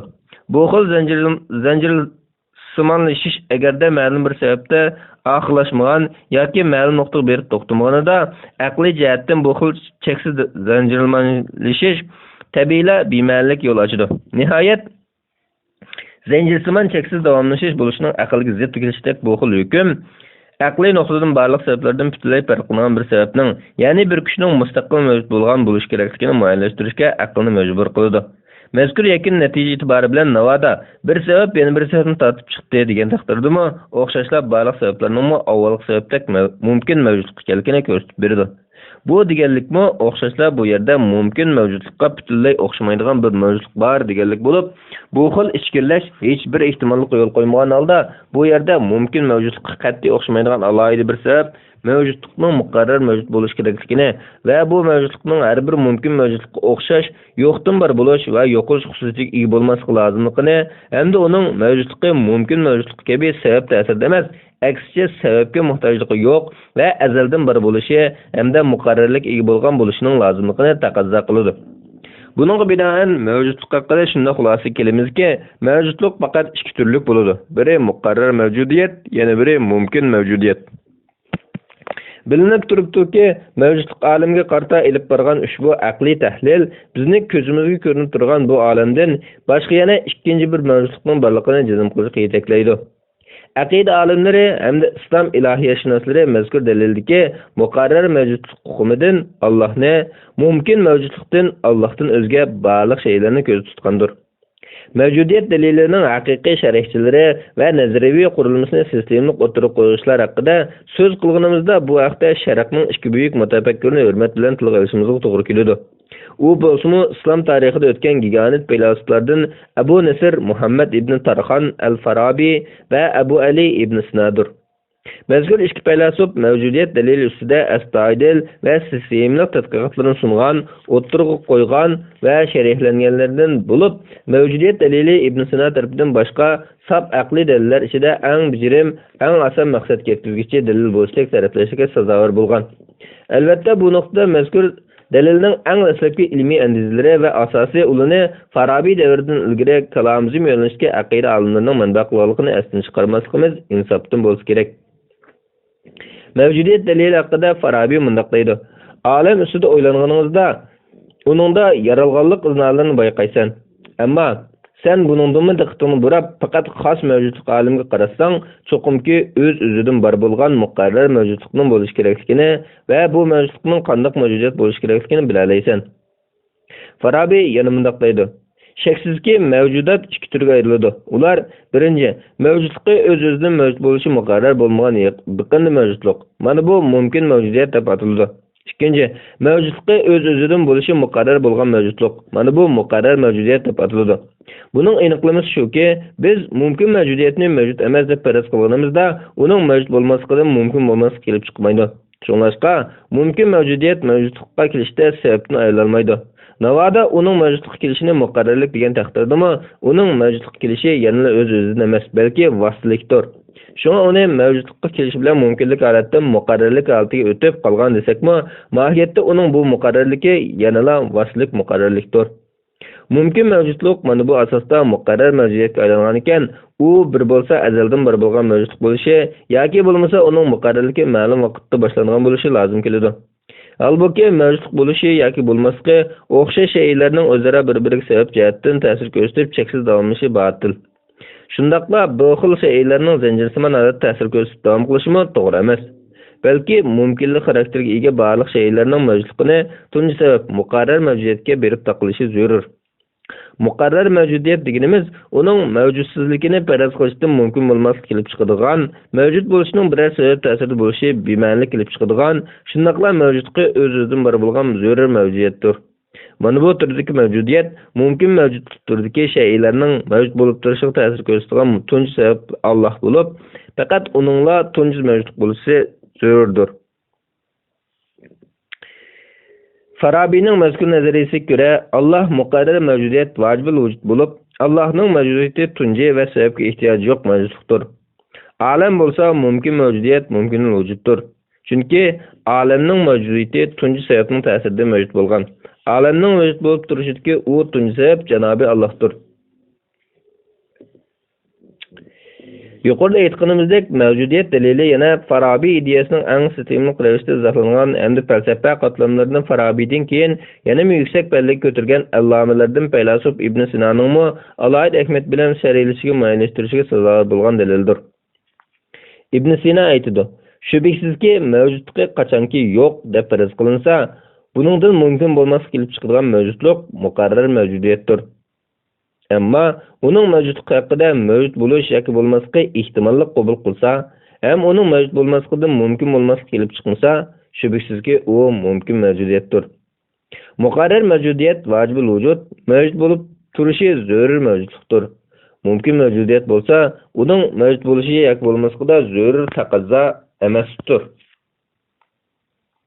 Yana kelib Ibn Sino o'z falsafasini tadqiq qiluvchilar tarafidan Ibn Sino Alloh temsiga favqulodda ko'ngil bilgan va bu vaqtda eng sistemlik va qizg'inlik bilan fikr yurgizganlardan ide degan ta'riflardan tilga olinadi. Darvaqa Ibn Sino falsafa tadqiqotida ko'rinarli iz qoldirgan muhim shaxs bo'lish bilan birga mutaxassislashgan bir ilohiyatshunos edi. U mavjudiyat dalilini keng sharhlab qolmay, mazkur dalilning Qur'on Karim qo'llaydigan metodlar asosida o'ttirib qo'yilganligini keskin bayon qilgan edi. Bu haqda u mundaq aytadi: "Shaksizki bu yerda mavjudlikdan iborat bir narsa bor. Biroq har qanday mavjudlik ya zarur mavjudlik bo'ladi yoki mumkin mavjudlik bo'ladi. Navoda mavjudlikni o'z-o'zidan bor, zarur mavjudlik desak, u chaqda yaratuvchining mavjudligini isbotlash masalasi tugagan bo'ladi. Halbuki bu mavjudlik o'z-o'zidan bor, zarur mavjudlik bo'lmasdan, balki mumkin mavjudlikdir. Shunga uning manbasi cho'qim o'z-o'zidan bor, zarur mavjudiyatga berib to'xtatish kerak bo'ladi." U yana mundaq degan: "Yaratuvchining mavjudligiga cho'qim uning yaratgan narsalardan dalil izlashimiz zarur emas. Balki mavjudlik ichida mumkin mavjudlik orasidan yana kelib mavjudlikqa aynan aqlga uyg'un mavjudlik orqali o'z-o'zidan bor bo'lishi kerak bo'lgan mavjudlikni analiz qilib yakunlab chiqishimiz yetarli. Olamni ilib qo'ysak, uning mavjudlikka kelish uchun uni mavjudlik o'ziga ilib chiquvchi sababga ehtiyoji bor. Shunga u mumkin mavjudiyatdir. Chunki olamning mavjudligi o'z-o'zidan bor bo'lgan muqarrar mavjudiyat emas. Bizda mazkur asos bo'lgan ekan, tunji mavjudlikni isbotlashda bizning yana boshqa dalillar ustida izlanishga hojatimiz qolmaydi. Shundaqla yaratuvchining mahsulotlari orqali uningga dalil izlashga hojatimiz tushmaydi. Bundaq deyishimiz, garchi yaralgan shaylar yaratuvchining mavjudligiga dalil bo'la olsa-mu, ammo mavjudligining o'zi haqida izlanish orqali muqarrar mavjudiyat Allohning borligini yakunlab chiqish biz uchun eng ishonchli va eng sog'lom yo'ldir. Amaliyotda bu ikki xil dalillash yo'li Qur'on Karimda o'tirib qo'yilgan. Biz toki ularga Qur'onning haq ekanligini aniq bo'lguncha osmon zamin atrofidagi va o'zidagi qudratimiz dalolat qilgan alomatlarni ko'rsatamiz. Parvardigoringning hamma narsaga shohid ekanligi ularga kifoya emasmi? Fussilat surasi 53-oyat.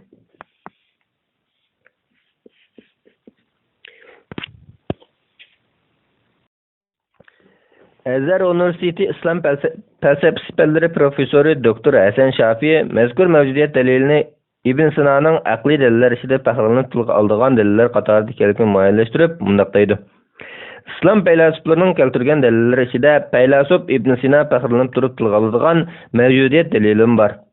İbn Sina Allohning obyektiv hodisalar ustida izlanmasdanmi mavjudiyat ideyasi orqali bevosita o'ylanish va tahlil qilish asosida mumkin mavjudiyat va muqarrar mavjudiyat yakuniga yetish orqali isbotlag'ili bo'ladi degan qarashda edi. Uningcha, mumkin mavjudiyat faqat o'z haqiqatidan sirt bir kishining ta'siri orqali borliq kela oladigan va haqiqatga aylana oladigan mavjudlik bo'lib, mazkur mavjudiyatning tabiati borliqnimi va yo'qliknimi o'xshash tarzda qabul qiladigan ehtimollik tabiatiga ega. Bundaq mavjudiyat cho'qimki muqarrar mavjudiyatga biqinishi lozim. Bumu o'z navbatida sabablarning zanjirsimon ta'sirlashdagi cheksizlikning bema'nilik ekanligi muayyanlashgandan keyin chiqarilgan yakun bo'lib, mazkur dalilni Ibn Sinodan avval Farabiymi o'ttirib qo'ygan edi. Gerçi aqida olimlari Allohning mavjudligini isbotlashda koinot dalili, intizom dalili, maqsad g'oya dalili qatorliq aqliy va naqliy jihatdan ilmiy asosi puxta va chunqur dalillarni asosi o'ringa qo'yishni tashabbus qilib kelgan bo'lsa-mu, ammo ular mazkur mavjudiyat dalilini faqatla sof aqliy dalil sifatida keltirish va uni izohlash qatorliq jihatlarga ahamiyat berib kelgan va diqqatdan chiqarmagan edi. Ular islom faylasuflarining bayoni bo'yicha mavjudlik haqida aqliy tahlil ilib borgan mazkur dalilga sal qaramasdan mavjudiyat dalilini alohida izohlar bilan bayitgan va uningga alohida ahamiyat berib kelgan. Ash'ari va Maturidi yo'nalishdagi aqida olimlari bo'lsin yoki salafiy aqimi yo'nalishliklar bo'lsin, umuman ahli sunnat aqida olimlarining mazkur dalilga alohida ahamiyat berib kelganligini ko'ramiz. Bulubmu Ash'ari yo'nalishdagi aqida olimlari mazkur dalilga parallel holda muqarrar mavjudlik hukmini Allohning o'zlik sifatlaridan deb muayyanlashtirish orqali Allohning mavjudiyatining muqarrarligini go'yo uning ayrilmas ta'rifi kabi uning zotiga isbotlangan sifatlar jumlasidan deb muayyanlashtirgan.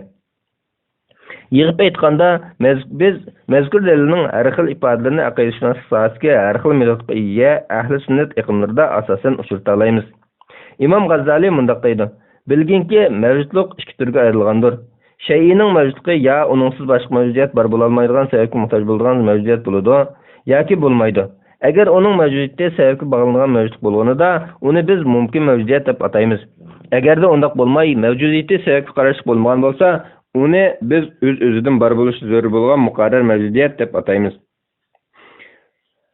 U yana mundaq deydi: Muqarrar mavjudiyatdan o'ziga jismiy mavjudotning ushbu muqarrar mavjudiyatdan kelgan bo'lishi zarur va shaksizdir. Go'yo tabiati yetilgan va mashinalashgan tanning kamolati uningdagi jon bo'lganiga o'xshash, Alloh taolo barcha mavjudotni yo'qdan bor qilgan ijodkordir. Shunga barcha shayning kamolatimi, davomlashishimi, go'zalligimi faqat u orqali hayotdir. Imom Faxruddin Razi mundaq deydi: Mavjudotlarning haqiqat ekanligi qilsig'mas haqiqatdir. Her qandaq bir mavjudlik ya o'z-o'zidan mavjud bo'ladi yoki vositalik mavjud bo'ladi. Agar mavjudlikda muqarrar mavjudiyat borliq muayyanlashsa, Allohning mavjudligi masalasi oydinlashgan bo'ladi. Navoda bu mavjudlik biror ta'sir qilishning sabab qilishiga ehtiyoj bor mumkin mavjudiyat bo'lib qolsa, u chaqda bu mavjudlikning sababga, u sababning yana bir sababga muhtoj bo'lishi kelib chiqib, to'xtovsiz zanjirsimonlashdek bema'nilik kelib chiqadi. Shunga bundaq zanjirsimonlashish cho'qim o'z-o'zidan bor muqarrar bir mavjudlik berib to'xtashi lozim. Muqarrar mavjudlikni isbotlaganlikning o'zi Allohning mavjudligini isbotlaganlikdir. Imom Iji mundaq deydi: Faylasuflarning maslikida shu bayon qilinganki, mavjudotlarning xususiyatlari va ahvoli qatorliqlarni nazardan saqlagan holda mavjudlikning o'ziga qaraganimizda reallikda mavjudlikdan iborat bir haqiqatning borligida shak yo'q. Mavjudlikning haqiqatlik sog'lom fitratga ega har bir shaxsga oydin masala bo'lib, mavjudlik muqarrar mavjudiyat bo'lganida Allohning isbotlashdagi maqsadmi ado topgan bo'ladi. Ammo mavjudlik o'z-o'zidan bor bo'lgan mavjudlik bo'lganida, u chaqda bu mavjudlik biror sababga muhtoj bo'lishi yoki sabablarning o'z-o'zidan bor mavjudlik bo'lib berib taqilishi lozim. U yana mundaq degan: Olam mumkin mavjudiyatdir, chunki u qatlamliq va xilma-xil. Shunga har qanday mumkin mavjudiyat ta'sirga uchrash mavjudiyatdir. Biz shuni muayyanlashtirishimizki, olamni idora qiluvchi zot mumkin mavjudiyat bo'lganida, uning cho'qim ta'sir ko'rsatkichi bo'lishi kerak bo'ladi. Faqat u muqarrar mavjudiyat bo'lganda, uni isbotlash talabi amalga oshgan bo'ladi. Imom Taftazani aytadi: Muqarrar mavjudiyat o'z-o'zidan bor bo'lgan va bor bo'lsa hech nimaga muhtoj bo'lmagan mavjudiyatdir. Navoda mumkin mavjudiyat bo'lganda edi, mazkur mavjudiyat olamning bir qismiga aylanib qoladi-da, uning olamni yo'qdan borliqqa chiqarish va uning harakatini dastlab boshlatgan bo'lish salohiyati bo'lmaydi. Mavjudiyat dalili yana aqllarni tugal naql aqidalarni tugal naqliy devrilish bo'yicha izohlash va tushunish tarafdorlarining diqqatiga nail bo'lgan bo'lib, ularning mazkur dalilga naqadar ahamiyat berganligini, ularning yaratqushni butunlay inkor qiluvchi materialistlarga qarata bergan bayonlarda uchrata olamiz. Bu xil yo'nalishning vakillik olimlaridan Shayxul Islom Ibn Taymiya rahimahulloh yaratqushni aqliy nuqtadan isbotlashda ushbu mavjudiyat dalilini ro'shanlik, aniqlik va to'g'riliq qatorliq sifatlar bilan ta'riflab mundaq deydi. Darvaqa Ibn Sina va boshqalar aytganidek, mavjudiyat o'z mavjudligi nuqtasidan muqarrar mavjudiyat, Xudoning borligiga guvohdir. Ular mazkur dalillashda darvaqa to'g'ri qilishgan edi. Chunki bu yerda mavjudlikdan iborat bir narsaning borligida shak yo'q. Ammo bu mavjudlik ya muqarrar mavjudiyat bo'lishi kerak yoki mumkin mavjudiyat bo'lishi kerak. Mumkin mavjudiyatning paydo bo'lish sababining muqarrar mavjudiyat bo'lishi chuqumdir. Shunga mavjudlikda o'z-o'zidan bor bir muqarrar mavjudiyatning bo'lishi muqarrar. Yuqoriqilardan tashabbus qilgan mavjudiyat dalili darvaqa haq aytilgan, aniq va ro'shan o'tirib qo'yilgan edi. Mazkur yo'nalish bo'yicha islom aqidasini sistemlik bayon qiluvchi peshvolardan Imom Abul Iz al-Hanafi mundaq deydi. Muboda qarshi taraf men hech nimani mavjud deb qaramayman, balki o'z-o'zidan bor mavjudiyatning Xudoning borligini inkor qilaman desa, uningga tövendikisiz javob qaytarish munosib. Bilish kerakki, sog'lom aql mavjudlikning ya o'z-o'zidan bor bo'lishini yoki o'z-o'zidan bor bo'lmaydiganligini inkor qilmaydi. Ya'ni aql mavjudlikning azaldan bor mavjudlik bo'lishini yoki yo'qdan borlik kelgan aziz bo'lishini inkor qilmaydi. Aql yana mavjudlikning bir borlik keltiruvchiga muhtoj bo'lishini inkor qilmagandek, uning yaratilmagan hamda borlik keltiruvchi ehtiyoji yo'q mavjudlik bo'lishini inkor qilmaydi. Yana shuningdek, mavjudlikning paydo bo'lishining boshqa bir sababga muhtoj bo'lishini hech nimaga muhtoj emas, mustaqil mavjudlik bo'lishini inkor qilmaydi. Ammo shunisi muayyanki, o'z-o'zidan mavjud bo'la olmaydigan mavjudlik faqat o'z-o'zidan bor mavjudlik orqali mavjud bo'lib tura oladi. Yo'qdan bor bo'lgan mavjudlik faqat azaliy bor bo'lgan mavjudlik orqali mavjud bo'ladi. Shuningdek, yaralg'uchimi faqat yaratquchi orqali mavjud bo'ladi. Mavjudligi o'ziga muhtoj mavjudlikmi faqat o'z-o'zidan bor bo'lgan mustaqil mavjudlik orqali mavjuddir. Mana bu xil o'zaro bir-biriga zid ikki turlik mavjudlikni faraz qilish orqali bu yerda o'z-o'zidan bor ham bor bo'lish muqarrar, azaliy, shundaqla mavjudlikda hech nimaga muhtoj emas bir yaratquchning mavjudligini, aksicha tabiatga ega mavjudlikning bo'lsa, mazkur mavjudiyatning aksi bo'yicha mavjud bo'lish kerakligini muayyanlashtirish mumkin. Hissiy bilish metodi asosida shundaqla aksiyomalik bilim nuqtasidan shu aniqki, hodisaviy shaylar yo'qdan bor bo'lgan mavjudlikdir. Yo'qdan bor bo'lgan shaylar muqarrar mavjudlikmi emas, azaliymi emas, o'zgining mavjudligiga ta'sir ko'rsatuvchi sababmi emas, mavjudligi o'zgidan behojatmi emasdir. Undaq ekan, bu yerda vojibul vujud, muqarrar mavjudiyat, mumkinul vujud, mumkin mavjudiyatdan iborat ikki turli mavjudlikning borligi, birining azali, yana birining hodis ekanligi, birining mustaqil mavjudlik, yana birining mustaqil mavjudlikka muhtoj bo'lgan mavjudlik ekanligi, birining yaratquchi, yana birining yaralg'uvchi ekanligi muqarrardir. Mavjudiyat dalilining yuqorqi tarzda izohlanishi oldingi bayonlarga qaraganda biroz yengil va ommabop shaklda bo'lib, buningdan mavjudlik ustida tahlil yurgizish orqali muqarrar mavjudlik bo'lgan zotning borligini bilib yetishning va uni isbotlashning tamoman mumkinligini ko'rib olg'ili bo'ladi. Chunki mazkur mavjudlik ideyasi bo'yicha tahlil qilganda butkul mavjudiyatning hammasining birli turiga tava bo'lishining mumkin emasligi, cho'qim mavjudligini o'z g'ayridan elayotgan mavjudlik bo'lish bilan birga mavjudligi butunlay boshqa ehtiyoj tushmasdan mavjud bo'lib turayotgan manba xarakterlik bir mustaqil mavjudiyatning bo'lishining muqarrarligi o'ttirg'i chiqadi. Mavjudiyat ana shunday ikki turga ayrilish bilan birga ular orasida ta'sir qilish va ta'sirga uchrash munosabati bo'lishi aniq. Bundaq bir munosabatda birining mavjudlikni bar qilgan manba bo'lishi, yana birining mavjudligining ashu manba xarakterlik mavjudlikning ta'sirga uchrashdan bar bo'lgan mavjudlik bo'lishi muayyanlashadi. Bu xil aqli yakun tabiiyla muqarrar mavjudiyatning, ya'ni Xudoning borligining isboti bo'lishga yetarlidir. Bismillahirrohmanirrohim. Islom aqida ensiklopediyasi 1-qism. Yagona yaratquchi. 331-bet. Xudo hukmi va mavjudiyat dalili. Qistirib o'tishga arziydigan masala shuki, tilimizdagi Xudo so'zimi aslida tilimizdaga Farsidagi Xudoyat yoki Xudo so'zidan o'zlashgan. Xudo deganlik ma'ni jihatdan o'z-o'zidan bor deganlikka teng bo'lib, mundaqcha aytsa, Xudo so'zining ma'nosi aqida olimlari muayyanlashtirgan Allohning o'zlik sifatlaridagi vojibul vujud ma'nosiga al-vujud bor bo'lishi muqarrar degan ta'riflashning o'zi aynidir. Parislardan chiqqan mashhur faylasuf va ahli sunnat peshvolaridan Imom Faxriddin Rozi bu haqda to'xtalib mundaq deydi. Ajamlarda Allohni Xudo deb chaqirish umumlashgan bo'lib, buning arabchaga o'rgandagi ma'nosi o'z-o'zidan bor bo'lguchi, o'z-o'zidan asl bo'lguchi degan ma'nolarga tengdir. Bundaqcha aytganda, buning ma'nosi vojibul vujud deganlik, ya'ni mavjudiyati muqarrar zot deganlikdir. Imom Rozi yana bir o'rinda mundaq deydi. Ularning farscha Xudo degan so'zining ma'nosi muqarrar mavjudiyat ma'nosidir. Chunki farscha talaffuzda Xudoy degan so'zi ikki so'zdan tarkib topgan bo'lib, xudning ma'nosi shayning o'zi mavjudiyati haqida deganlikdir. Ikkinchi so'z, ya'ni ay so'zining ma'nosi bo'lsa kelgan degan ma'nodir. Mana bu mavjudlikqa sababning ta'sirsiz o'z-o'zidan kelgan deganlik ishorat bo'lib, bu xil ma'no bo'yicha ularning Xudo degani o'z-o'zidan bor edi deganlikdir. Ko'rilish mumkinki, Xudo so'zi Allohning go'yo 99 ism sifatlar qatoridagi go'zallik va mukammallik ma'nolariga ega ismlar jumlasidan bo'lmasa-mu, ammo bu xil ta'riflash uning sha'niga munosib. Faqat uningla sifatlanish to'g'ri bo'ladigan ahli sunnat aqida olimlari tomonidan Allohni sifatlashga yaraydiganlik muayyanlashtirilgan aqlmi faqat uningla ana shunday sifatlanishni to'g'ri ko'radigan vojibul vujud ma'nosidir. Bundan Xudo so'zini Allohga bemalol qo'llanishning joiz ekanligini ko'rib olamiz. Xulosa shuki, Xudo so'zining ma'ni jihatdan islom aqidasiga vojibul vujud muqaddas mavjudiyat ma'nosiga teng ekanligi aqida olimlari tomonidan muayyanlashtirilgan masaladir. Shunday ekan, bu haqda aqida nuqtasini yetarli asosga, shar'iy yoki aqliy jihatdan qanoatlanlik bir dalilga asoslanmayla, Allohni Xudo deyish bo'lmaydi, Xudo deyish bid'at, Xudo Allohning 99 ism sifatlar qatorida emas degandek gaplarni da'vo qilishning tutanliq da'vo emasligini, balki o'rinsiz va asossiz ekanligini ko'rib olg'ili bo'ladi.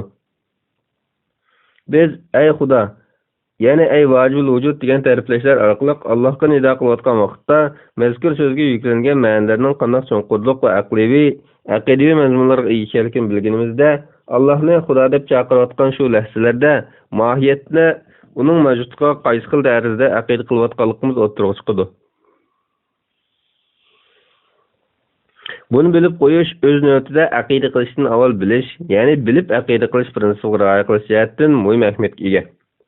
Tilimizdagi Parvardigor va Tangri qatorli so'zlarmi shuni ta'riflash ko'zda tutib ishlatilgan. Ham bu so'zlarga ulug'lash ma'nolari yo'g'rilgan. Obyektiv jihatdan faqatla mavjudotning boshpanoyi va tangdasiz qudrat egasi bo'lgan Alloh taolo maqsad qilinadi. Mazkur so'zlarning har biri ulug'liq va yuksak ma'nolari mujassamlangan ta'riflash turidagi so'zlar bo'lganligi uchun ularni ishlatish masalasida Xudo hukmiga o'xshash muomala qilinsa kerak yo'q.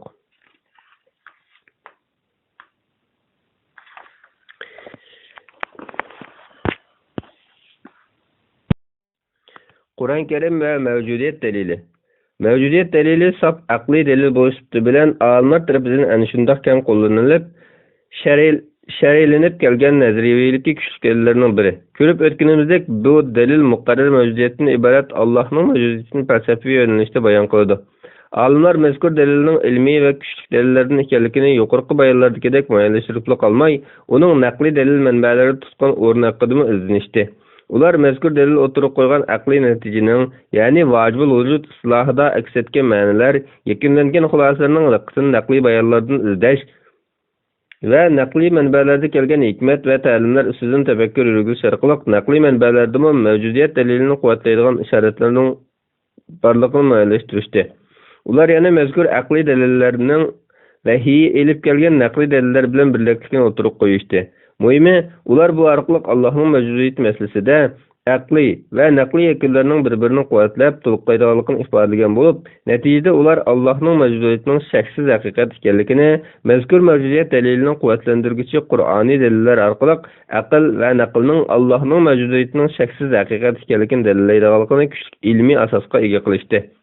Yana bir nuqtadan qaragan vaqtda ularning mazkur saf aqliy nazariyalarga qarata naqliy manbalar bo'yicha kuzatish va dalillash elib berishidek ijtihodiy ularning naqliy manbalaridagi aqliy chunqurlikqa ega taraflarga va uningdagi haqiqatlarga alohida ahamiyat berganligining ifodasi bo'lib, ularning bu xil pozitsiyasini Qur'oniy bayonlarda kelgan biz sana Qur'onni hamma narsani tushuntirib beradigan, dillarga hidoyat, bandalarga rahmat, musulmonlarga mangulik saodat bilan xush xabar yetkazgan qilib nazil qildik.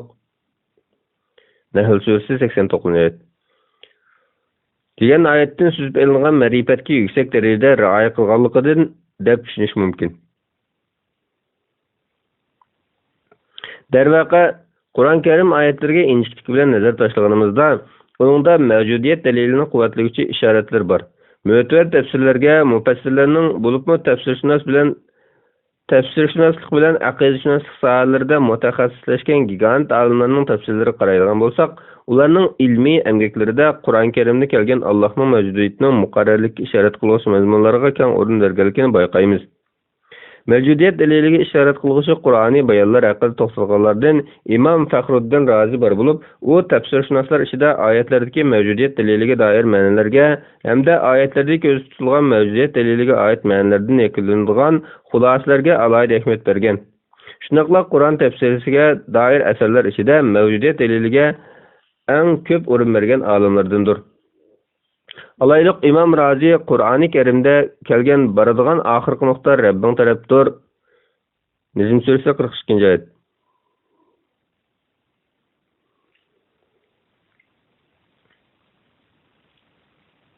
Baradigan oxirgi nuqta Rabbing tarafdir degan oyat bergan tafsirida oyatning maqsadlarida birining Allohning mavjudligi va uning yakkiganligini dalillash ekanligi hamda bu oyatning mavjudiyat daliliga ishorat ekanligi, shundaqla bu oyatda yakunlanadigan ma'nolar va aqliy dalillarning sog'lom aql bilan naqlning bir-birini qo'llaydiganligining ro'shan ifodasi ekanligi qatorliqlarga alohida izohlarni bergan.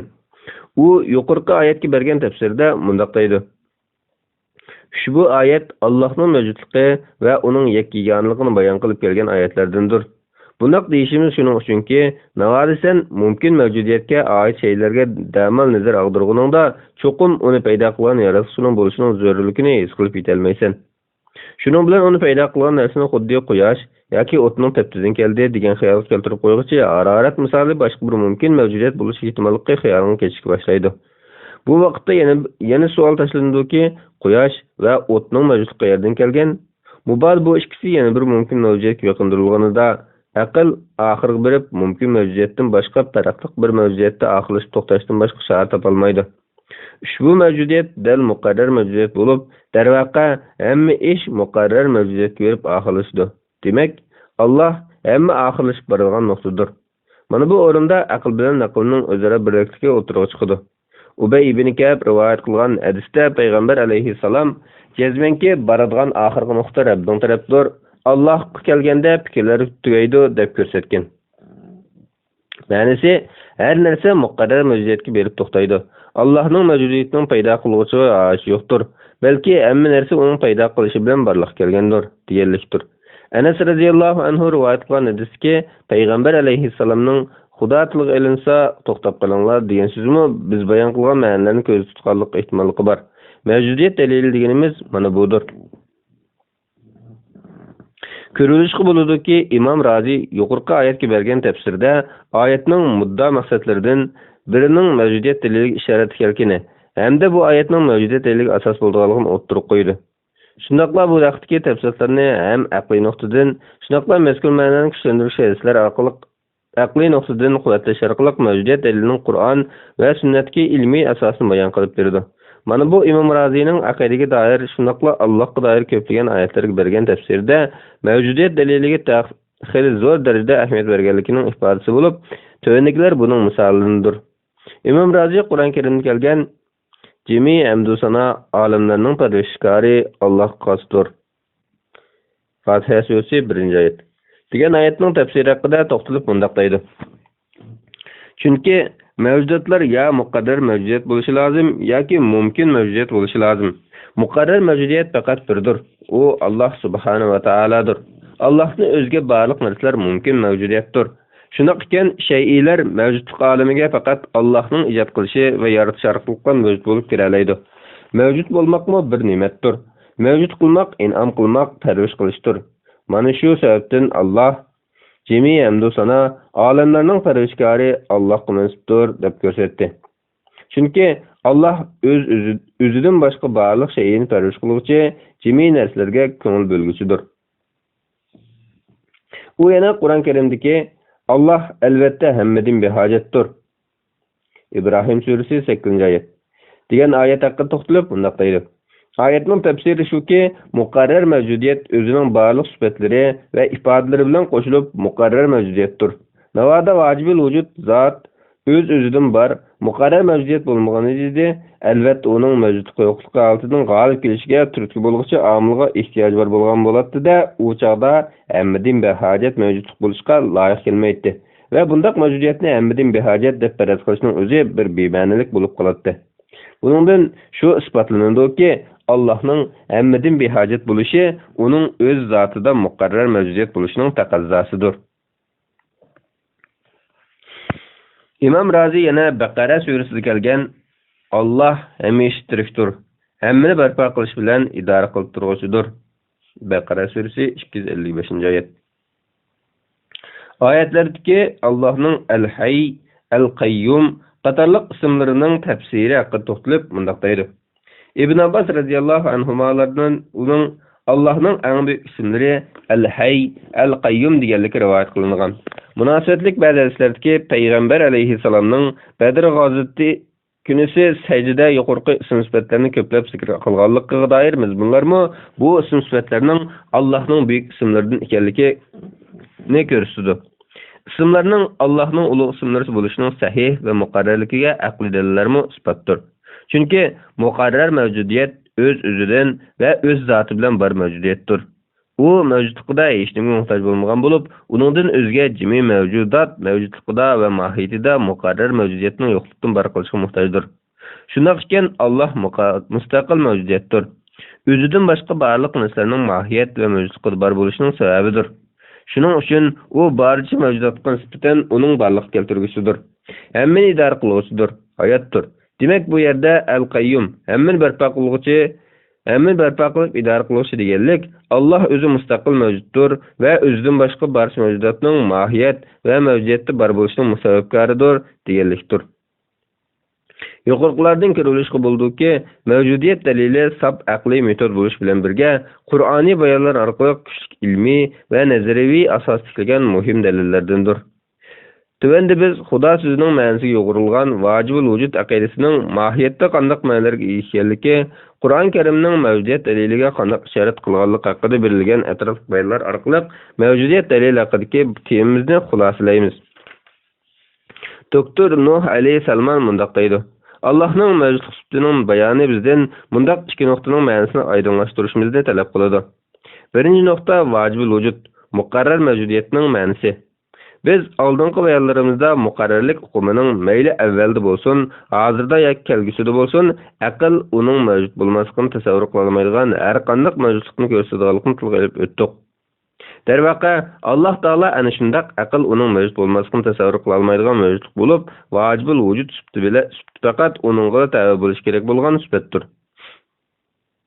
Bunun bayoni shuki, biz koinotning odamzotsiz, tog'-dalalarsiz, osmonlarsiz mavjud bo'lishini tasavvur qila olamiz. Biroq Allohning mavjudliksiz koinotning mavjud bo'lishini tasavvur qila olmaymiz. Chunki koinot o'zini o'zi yaratishdan ojiz bo'lganidek, koinotning bir qismi yana bir qismini yaratishdan ojizdir. Undaq bo'lgan ekan, koinotning cho'qim yaratqusi bo'lishi lozim. Koinotning yaratqusi bo'lsa Alloh taoladir. Koinotdagi har bir zarrachalik shaymi yaratish ishida ojiz mavqeda bo'lib, hammasi mavjudlik keltiruvchi kuchga muhtoj. Buni amalga oshirish va yaratishga faqat Xudo qodir. Buni aniqlashimiz uchun bir bo'lsa koinotni yo'q deb inkor qilsak bo'ladi. Ammo qarab turib barni yo'q deb inkor qilishning o'zi muttahamlik va bema'nilikdir. Shunga biz cho'qim koinotni bar deb muayyanlashtirishimiz, uning bir barliq keltiruvchi muhtojligini va bu barliq keltiruvchining Xudo ekanligini muayyanlashtirishimiz lozim. Ikkinchidan, Allohning mavjud bo'lishi biror omilga yo'qolmaydi. Omilga biqilmaydi deganimiz amaliyotda sababga yo'qolmaydi deganligimizdir. Alayliq biz ma'lum bir odamni ko'rganda uning mavjudligining sababining ota-onasi kerakini jazmlashtiramiz. Birər daraxtni ko'rganimizda, uning daraxt bo'la olishiga sababning urug' ekanligini jazmlashtiramiz. Məsələnin nihayətində şunu jazmlashtiramizki, mavjudotlarning asli iltizining barliq kelishidagi mohiyatlik sabab Alloh taoladir. Allah insonning asli ulini yaratib, uni tadrijiy bosqichlar asosida mavjudlikka keltirdi. Biroq Allohning mavjudligiga sababga beqinmaydi. Chunki biz uning mavjudligini sababga muhtoj deb qarasak, uni mavjudlikka kelib chiqqan sababnimi yana bir sababga muhtoj bo'lishi kelib chiqadi-da, bu xil sababga beqinish hodisasi cheksiz davomlashaverdi. Ammo bu xil davomlashish bir bema'ni xolos. Shuning uchun hech bir sababga beqinmaydigan bir mavjudlikning borligini, ya'ni Xudoning borligini jazmlashtirishimiz lozim. Bu nuqta mohiyatda Xudoning mavjudligi bilan Xudodan o'zgalarning mavjudligi orasini ayirib turuvchi fasildir. Masalan, biz Xudodan o'zgani mavjud deymiz. Lekin bu yerda har ikkala mavjudlik orasida farq bor. Xudo o'z oldiga bor mavjudlik, Xudodan boshqasi Xudo orqali mavjud bo'lgan mavjudlikdir. Shunga bizning Allohni vojibul vujud deganimiz mohiyatda uni mavjudiyati sababga qilmaydigan muqarrar mavjudlik deganligimizdir. Aqlning sababsiz o'z-o'zidan bor mavjudlikni tasavvur qilishning qiyin bo'lishiga kelsak, buni uning hissi bilish doirasidagi shaylarning hammasining sabab bo'lishi kerakligiga odatlanib ketganligini ko'rish mumkin. Xudoning zotiga kelsak, uning zoti hissi bilish doirasida emas. Ham hissi bilishga doir qonun-qoidalar uning mavjudiyatiga tatbiqlanmaydi. Aqlning tabiatiga kelsak, aqlmi baliq shaylar mohiyatli bilishdan ojiz. Shunga uning jismi masalada fazilik salohiyati yo'qdir. Aql oldingi vaqtlar deb o'tganimizdek, sonlarning boshlanish nuqtasini, oxirlash nuqtasini mohiyati bilan bilolmaydi. Zamonning boshlanish nuqtasini, oxirlash nuqtasini, shundaqla olti tarafning oxirgi chekinimi mohiyatli bilish ojizdir. Xolos bilganda, koinotning mavjudligini muayyanlashtirish koinotning biror omil yoki sababga beqinmaydigan o'z-o'zidan mavjud bir yaratuvchining bo'lishi kerakligini taqozo qiladi. Ushbu o'z-o'zidan bor muqarrar mavjudiyat bo'lsa, Alloh taolodir. Qur'on Karimning Xudo haqidagi Allohning ibtidosi yo'qdir, intihosi yo'qdir, oshkoridir, maxfiydir. Hadid surasi 3-oyat. Ular yaratquchisiz yaratilganmi yoki ular o'zlari yaratquchimi? Tur surasi 35-oyat. Degan bayonlarda naqadar joyda aytilgani, yaratquchisiz yaratish mumkin bo'lmaganligi uchun hech kim o'zini o'zi yaratib olganligini jar solmaydi. Ahvol shunday ekan, bu yerda yaratilgan bir yaratquchi cho'qim mavjud bo'lishi kerak. Ana shu yaratquchi Janobi Alloh taolodir. Bismillahirrohmanirrohim. Islom aqida ensiklopediyasi 1-tom yagona yaratquchi. 2-qism aqliy dalillar. 2-bob koinot dalili.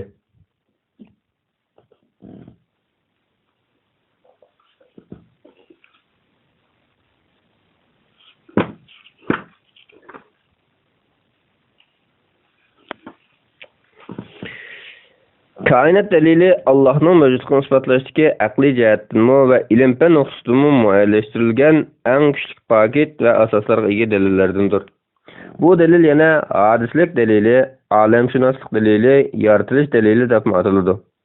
Ushbu dalilni aqliy deyishimizda koinotdagi o'zgarishlar va har turli hodislarning yuz berishi olamning azaliy bir mavjudlik bo'lmasdan, balki uning boshlanish nuqtasi bor yaratilmish hodis ekanligi va buningdan yo'qdan bor qilingan hodisning cho'qimki paydo qiluvchisi va yaratquchisi borligi isbotlanganligi qatorliq hukmlarning koinot hodislari va logikalik tahlillar asosida bayon qilinishidir.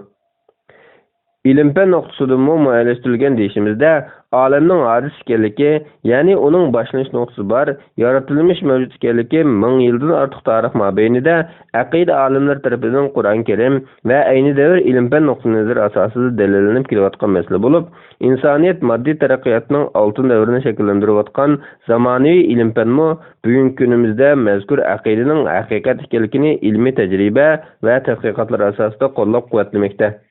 Bunun bilan Allohning mavjudligi va uning azaliyligini muqarrarlikka ega qilgan bu aqliy dalil insoniyat moddiy taraqqiyotini yuqori pallalarga ko'tarayotgan ilm-fanni iborat bu vositaning yordamida jumladan yangi zamon fizika ilmiy qonunlari asosida yangi shakllanishga muvaffaq bo'ldi.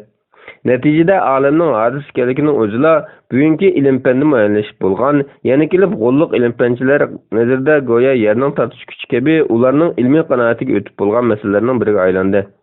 Alamning o'zicha paydo bo'lib qolganligi, moddaning azaliy ekanligidek xurofotliklarni ilm-fanda vaqti o'tgan yoki isbotdan o'tmagan ba'zi nazariyalar orqali niqoblashda qilmishlar, faqat dinsizlik xurofotligiga maftun qisman materializmchilar mutaassib va atizmchilikqa moyil ilm-fanchilarning qarshiga, bo'libmi materializmchilik ideyaning quliga aylanib qolgan bir turkum dinsizlarning quruq davosiga aylanib qolmoqda.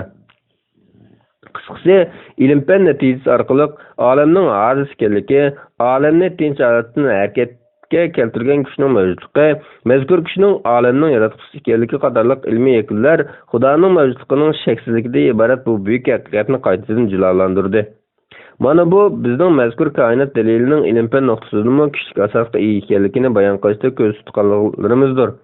Darvaqa bunimi o'z navbatida Qur'on Karimning tövəndiki bayonlarining bir-birlab amaliyotga aylanayotganligining ifodasi deb muayyanlashtirishimiz mumkin. Ularga Qur'onning haq ekanligi aniq bo'lganga qadar osmon zamin atrofidagi va o'zlariga qudratimizga dalolat qilgan alomatlarni ko'rsatamiz. Fussilat surasi 53-oyat. Shuni qistirib o'tishga arziyduki, İslam aqidasida koinot va olam so'zi uqtirgan ma'ni bilan hozirgi ilm-fanda uqtirayotgan koinot atrofisining ma'nosi ba'zi farqlarga ega. Biroq har ikki nuqta nazar bo'yicha xulosalangan haqiqat, ya'ni Allohning mavjudligidan iborat bu haqiqatning isbotga ega bo'lishida natija e'tibori bilan islom aqidasi va ilm-fan natijalari birdaklikni saqlagandir. Undaqda islom aqidasidagi olam yoki koinot hukmi bilan ilm-fan nazaridagi olam yoki koinot hukmi orasida qanday farqlar bor? Albatta biz bu yerdagi farqdan mazkur ikki so'zga yo'g'rilgan ma'nolarni ko'z tutyapmiz. Chunki ilm-fanda hozircha isbotlangan ilmiy hukm olamning moddiyligi bo'lib, ushbu yakun xuddi tarixda qanday alqishlangan bo'lsa, navbatdami moddani izohlashdagi farqni hisob qilmaganda shunday zo'r darajada olg'a surilib va qabul qilinib kelmoqda. Shunisi aniqki, ilm-fanning koinot haqiqatini o'z qonuniyatlari asosida bilish safarida izchil bayqash va yangiliklarni kashf qilishda xususiyatni nazarga olganimizda, uning navbatdagi olamning moddiylikdan boshqa narsa emasligida qanoatida haqliq bayonlanib turayotganligini diniy nuqtai nazar bo'yicha ijobiy muayyanlashtirishimiz mumkin. Koinot va olam haqida din va fanda berilgan ta'birlarda qisman farq bor deyishimiz shuning uchunki, islom aqidasida ko'z tutilgan olam tushunchasiga qaraydigan bo'lsak, aqida ilmiy nazaridagi olam hukmi doirasida hozir zamon ilm-fanning tadqiqot obyektiga kirmagan yoki kirmaydigan, ya'ni modda bo'lmagan shaylarning mavjudligini ko'ramiz. Chunki biz hozirgi ilm-fan ta'biri bo'yicha tushunayotgan moddadan shakllangan koinotdan boshqa moddiylik bilan aloqasi yo'q mavjudotlarning borligining shaksiz vahiy orqali isbotlanganligini bilamiz. Demakimizki, vahiy manbalarida aqlga zid kelmaydigan, ammo yangi zamon ilm-fan tadqiqoti javob bermagan yoki berishga ojiz keladigan bir qator haqiqatlarning koinot doirasida ekanligining bayon qilinganligi ma'lum. Shunga deymizki, islom aqidasidagi olam tushunchasi nuqul moddiy dunyoga qartilgan emas, balki olam hukmi Allohdan boshqa butkul mavjudotni vahiy orqali bildirilgan hamda insonga ma'lum yoki noma'lum bo'lgan barliq shaylarni o'z ichiga oladi.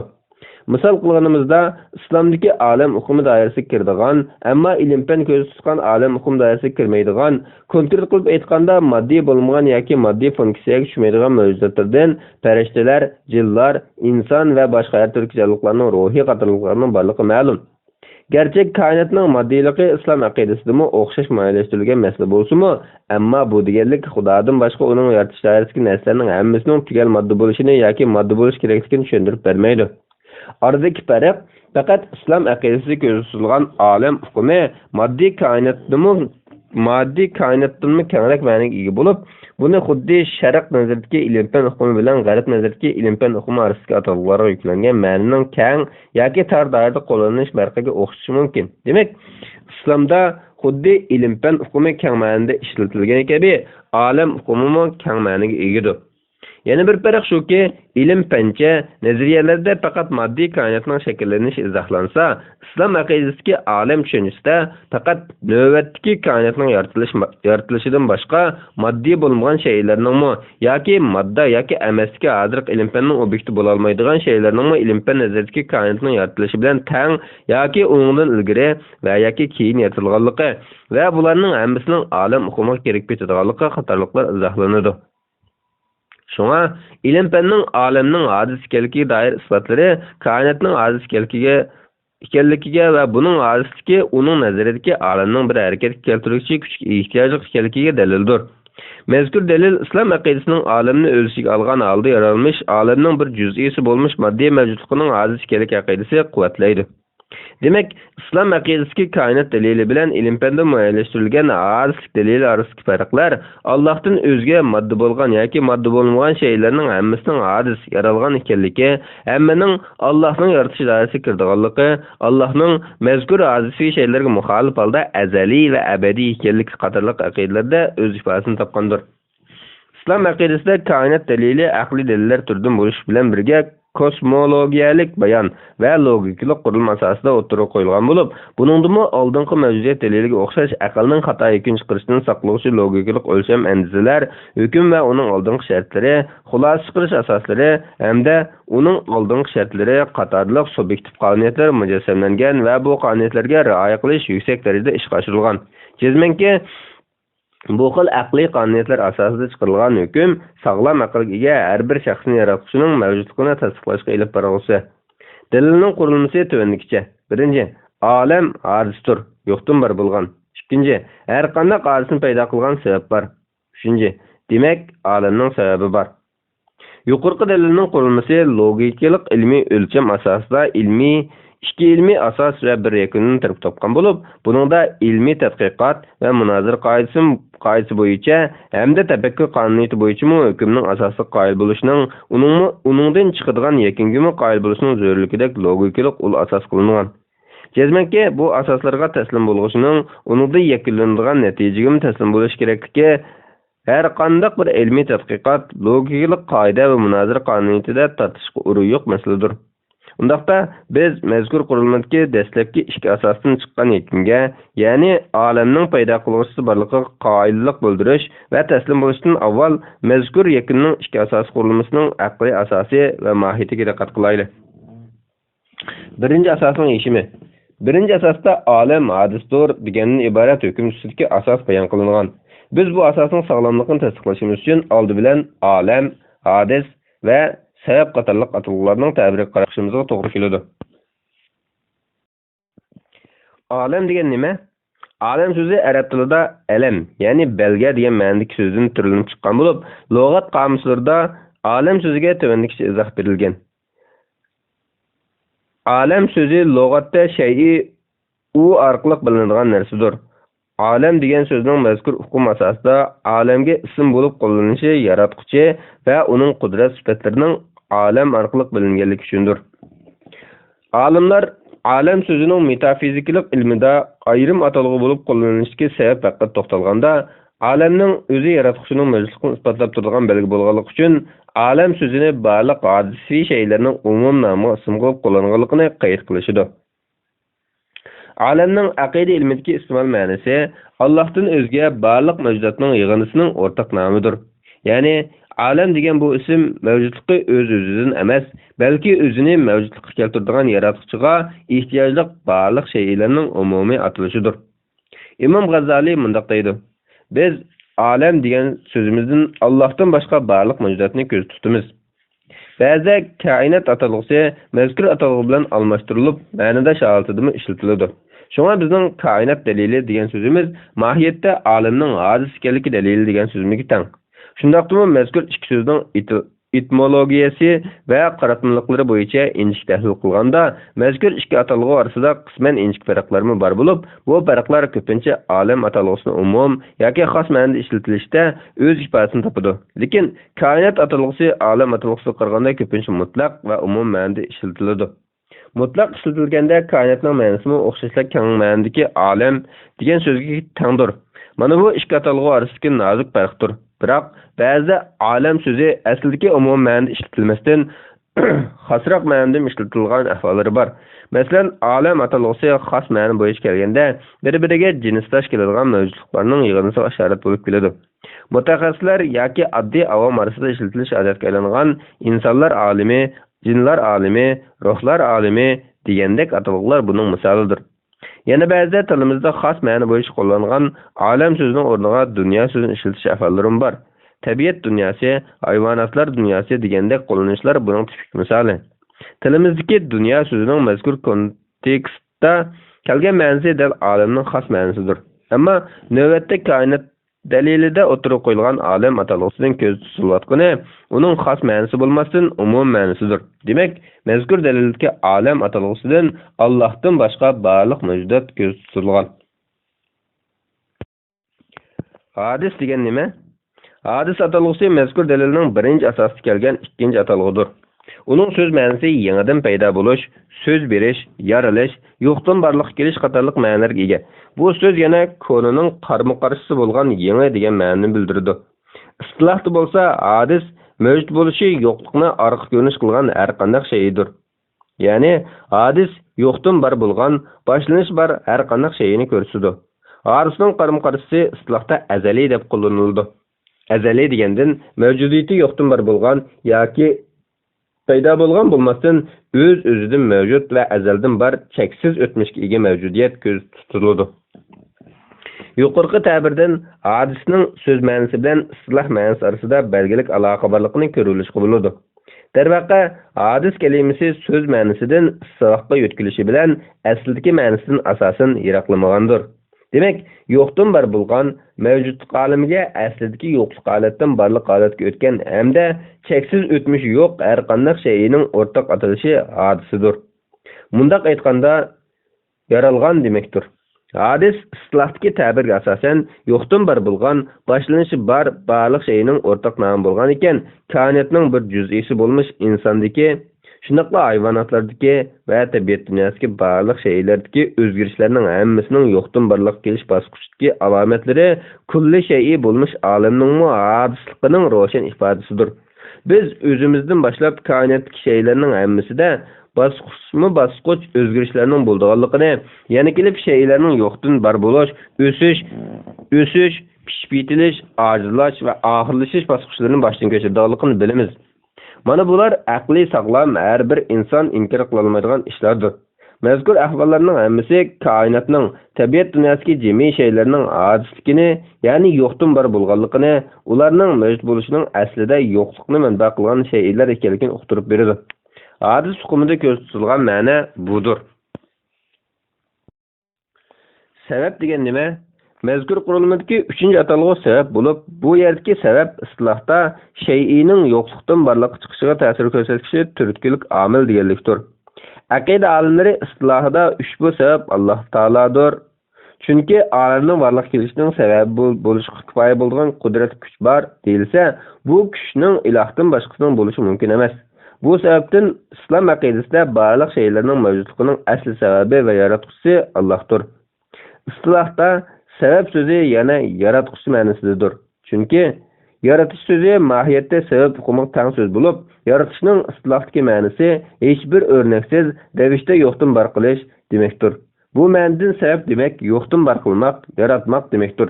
Olamning cheksiz o'tmishi bo'lmasdan uning boshlanishi bor deganlik bo'lsa, mohiyatda uni yo'qdan bar qilgan sabab bor, ya'ni yaratquchi bor deganlikdir. Undaqda biz koinot dalilining qurilmasiga birinchi asosga qaytib kelaylik. Mazkur birinchi asosiy hukm olam hadisidir degandan iborat. Yuqorida biz olam va hadisdan iborat ikki atalg'uda nimalar ko'z tutilganligini bilib tutilganligi bilan tanishib chiqdik. Undaqda olam hadis degan bu birinchi asos va bu asosdan kelib chiqqan ikkinchi hukm qanday ekan isbotliga nima uchun olam hadis deymiz? Buning yechimi tövendikicha. Tabiat dunyosiga nazar solgan bo'lsak, tabiatda barliqqa kelayotgan va kelgan talay shaylar o'tmishda yo'q. Ya'ni ular toki mavjud bo'lgan qadar yo'q hukmda bo'lib, ma'lum vaqt o'tib aslidagi yo'q holatdan hozirgi holatga aylangan. Ya'ni uning o'tmishi yo'q va yo'qlikdan paydo bo'lgan. Mazkur shaylarning yo'qlikdan uning qarama-qarshi bo'lgan mavjudlikka yo'tkalganligiga, ya'ni yo'qlikdan barliq kelishiga qarab harakat qilganlikdan mavjud bo'lganligiga hech bir aql gumon qilmaydi. Asli qonuniyatga baqsaq, yo'q holatdagi shayga qarshi tarafi bo'lgan bir holat kelishda cho'qim bir tashqi omil ta'sirida yo'tkalgan bo'lishi munosib edi. Albatta buni hech bir sababsiz o'zidan bar bo'lib olgan deyish aqlga uyg'un emas. Chunki qonuniyat bo'yicha jismda harakat yuz bergan ekan, cho'qim uni aslidagi harakatsizlikdan harakatga o'tkazgan, qo'zg'atgan kuch sabab bo'lishi lozim. Qonuniyatlik olamga tava shaylarning qonuniyatdan sababsiz izohi yo'q holat chiqib ketishi oddiy aqlni rad qiladigan ishlar jumlasidandir. Demek, bu xil o'zgarishga ta'sir ko'rsatgan va bularning qonuniyatini bekitgan tashqi bir kuch bo'lmay turib, o'z-o'zidan yuz berib qilishi harakatning harakat keltirgisiz, o'zliksiz yuz berib qolganligini da'vo qilishga o'xshash bema'nilikdir. Demek, shaylarning mavjudlikka kelishining muvofiqligini manba qilganligi mazkur shaylarning ojiz ekanligini ko'rsatib beradi. Yana bir nuqtada o'ylansak, kainat dalilidagi olam ojizdir degan bu asosga tushunib tutilgan vaqtda bir bo'lsa, olamning mavjud emasligini da'vo qilish va mavjudiyatning mavjudligini butunlay inkor qilishga, yana bir bo'lsa, uning azalda bor ekanligini da'vo qilishga yoki uning o'zligidan bor bo'lib qolganligini faraz qilishga to'g'ri keladi. Biroq bu farazlar ichida birinchi va uchinchi ehtimollikning bema'nilik va botil ekanligi oshkoridir. Chunki avvalgi ehtimollik bo'yicha bo'lganda koinotning ko'z oldimizda mavjud ekanligidek oddiy haqiqat mazkur ehtimollikni tarmar qilishga yetib oshidi. Uchinchi ehtimollik bo'lsa, uning aqliy tarafdan bema'nilik ekanligi oshkoridir. Chunki har qanday narsaning o'z-o'zidan bor bo'lib qolishi aqlga zid. Undaqda ikkinchi ehtimollik ko'rib o'tganimizdek olamning azaldan borligini da'vo qilishdir. Gerçi bu xil ehtimollik qadimda faylasuflar bilan aqidashunos olimlar orasida izchil ixtilof nuqtasi bo'lib kelgan masalalarning biri bo'lsa-mu, ammo biz bu ehtimollikning xatolik ustida qadimkilarning fikrlariga mos radiyalarini berib o'ltirmaymiz. Chunki olamning ojiz ekanligida aqida olimlarining izohatlari aqliy jihatdan qanoat hosil qilishga yetarlikdir. Yana kelib, bu masala hozir ilm-fanda allburun isbotlanib chiqqan. Shunaqla ilmiy faktlarga to'lib yotgan hamda ilmiy haqiqatga aylangan bir masaladir. Ilmiy fan nuqtasidan berilgan bu kesim bizning klassik falsafiya yoki qadimkilarning aqliy e'tirozlari ustida maxsus to'xtalish va radiya berishdan vaqtimizni xalal tejigisidir. Bu vajdan bu vaqtdagi qadimki e'tirozlar yoki da'volar ustida maxsus to'xtalish ortiqcha. Biz mazkur temaning keyingi qismida o'qirmanlarni olamning azaliy emas ojiz ekanligiga doir ilm-fan yakunlari hamda ular orasidagi e'tirozlar va ilmiy radiyalar bilan ta'minlash orqali olamning ojiz ekanligining ilmiy haqiqat ekanligidan xabardor qilamiz. Qisqasi, ko'pchilik ahli sunnat aqida olimlarining izohati bo'yicha ularning olamni ojiz degan yakuni o'z davriningmi, hozirningmi ilmiy haqiqatlar bo'lib kelmoqda. Yig'ib aytganda, olamning ojiz ekanligiga koinotda yuz berib turayotgan to'xtovsiz o'zgarishlar, moddalardagi almashish, tabiat olami va osmon jismlaridagi o'zgarishlar dalil bo'lishga yetarlikdir. Koinotning ma'lum vaqtdan keyin mavjudlikda paydo bo'lganligini, olamning boshlanish borligini ko'rsatadi. Demak, o'zgarishlar ojizlikning belgilari bo'lib, har qanday ojiz cho'qim paydo qiluvsiz yuz bermaydi. Allama G'aznaviy mundaq deydi: olamda tinimsiz o'zgarishlar yuz berib turadi. O'zgarishlarning mavjudligini fasllarning almishi, kecha-kunduzning almishi, kun chiqish va petish hodisalari, chaqmoq, guldirmama, bulut va undan boshqa nurg'ulg'an o'zgarishlarning kuzish orqali bilib olg'ili bo'ldi. Demak, har qanday o'zgarib turuvchi mavjudiyat hodisidir. Mana bu bayonlar olamning azaliy emasligini, shundaqla yo'qlikni manba qilmaslik, izchillik va azaliylik salohiyatini saqlash qatorliq azaliylik xususiyatlarining aksicha ishlarning olamda yuz berayotganligi olamning ojiz ekanligini dalillaydi. Mazkur atalg'uning tilimizga o'zlashgandan keyingi ma'nolariga qaraydigan bo'lsakmi, ojiz so'zining shaylar yuz beradigan o'zgarishlarga qaratib aytilganligini ko'rib olg'ili bo'ladi. Uyg'ur tili izohlovida mazkur so'zning izohlari ichida ojiz tabiatda ijtimoiy hayot yuz beradigan o'zgarishdir degan ta'birni uchirtimiz. Tilimiz yana olim hadis bundaq yuz berib qolsa deb qo'llanilgan turaqli iboralardan biri bo'lib, olim hadis amaliyotda olam hadis, ya'ni olam hadisdir, paydo bo'lgandir degan so'zdan o'zlish orqali barbara hozirgi etimologiyasi olti kelgan va avlod-mavlod keng qo'llanib kelingan turaqli so'zdir. Mazkur turaqli so'zlar bir ishning to'satdan ma'lum sabablar tufayli o'zgarib qolishi, bir ishlar tufayli kutilmagan ishlarning yo'q yerdan paydo bo'lib yuz berib qolishi qatorliq ifodalarda ko'plab ishlatiladi va ishlatilib kelmoqda. Mazkur so'zning tilimizdagi asli arabchadagi so'z va isloh ma'nolariga yaqin ma'noda ishlatilganligidan aqidadagi hadis hukmida aks etadigan ma'no parchalarining qadimdan so'zlik hisobimizdan o'rin egallab o'zlashib kelganligini ko'rib bo'ladi. Yana bir jihatdan bu bizning olamning ojiz ekanligiga baliq shaylarning yaratqichlarida yaratilganligiga doir e'tiqodning istixiyalik holda avlod e'tiqodimizda engimizda o'rin tutib kelganligining, shunaqla turkiy millatlarning bir parchasi bo'lmish Uyg'ur millatining olamning ojiz ekanligida to'g'ri aqida ichida yashab o'tgan suzuk aqidalik bir millat bo'lib kelganligining namoyandasidir.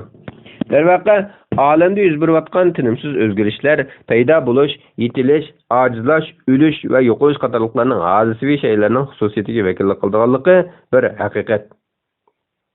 Buningdan biz alem shaksiz hadis ekan degan qanoatga kelalaymiz.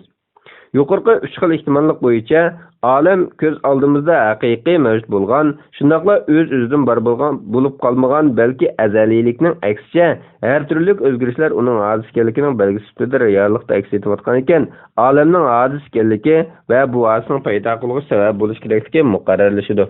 Buningdan alem hadis, ya'ni uning boshlanishi bor, yo'qdan bar qilingan mavjudiyatdir degan xulosa o'tirg'a chiqadi. Undaqda birinchi asos bo'yicha olamning hadis ekanligi muayyanlashgan ekan, olamni yo'qdan paydo qilgan bir sababga muhtojligi, yo'qdan barliqqa kelish, cho'qim bir sababning harakatga o'tkazishi bilan yuz berganligi sog'lom aqliy hukmning taqozzosidir. Shunga bu xususda olamning cho'qim bir sabablarning qudrati bilan barliqqa kelganligini muayyanlashtirishdan boshqa aqlga sig'adigan biror muvofiq yo'l yo'qdir. Ikkinchi asosning yeshimi. Her qanday hadisni paydo qilgan sabab bor degan bu asos dal olamning hadis ekanligi haqidagi aqliy hukmning ikkinchi asosi hamda avvalgi birinchi asosning muqarrar taqozzosidir. Mazkur asos yana koinotdagi har bir shayning harakati va faoliyatida aks etib turguchi.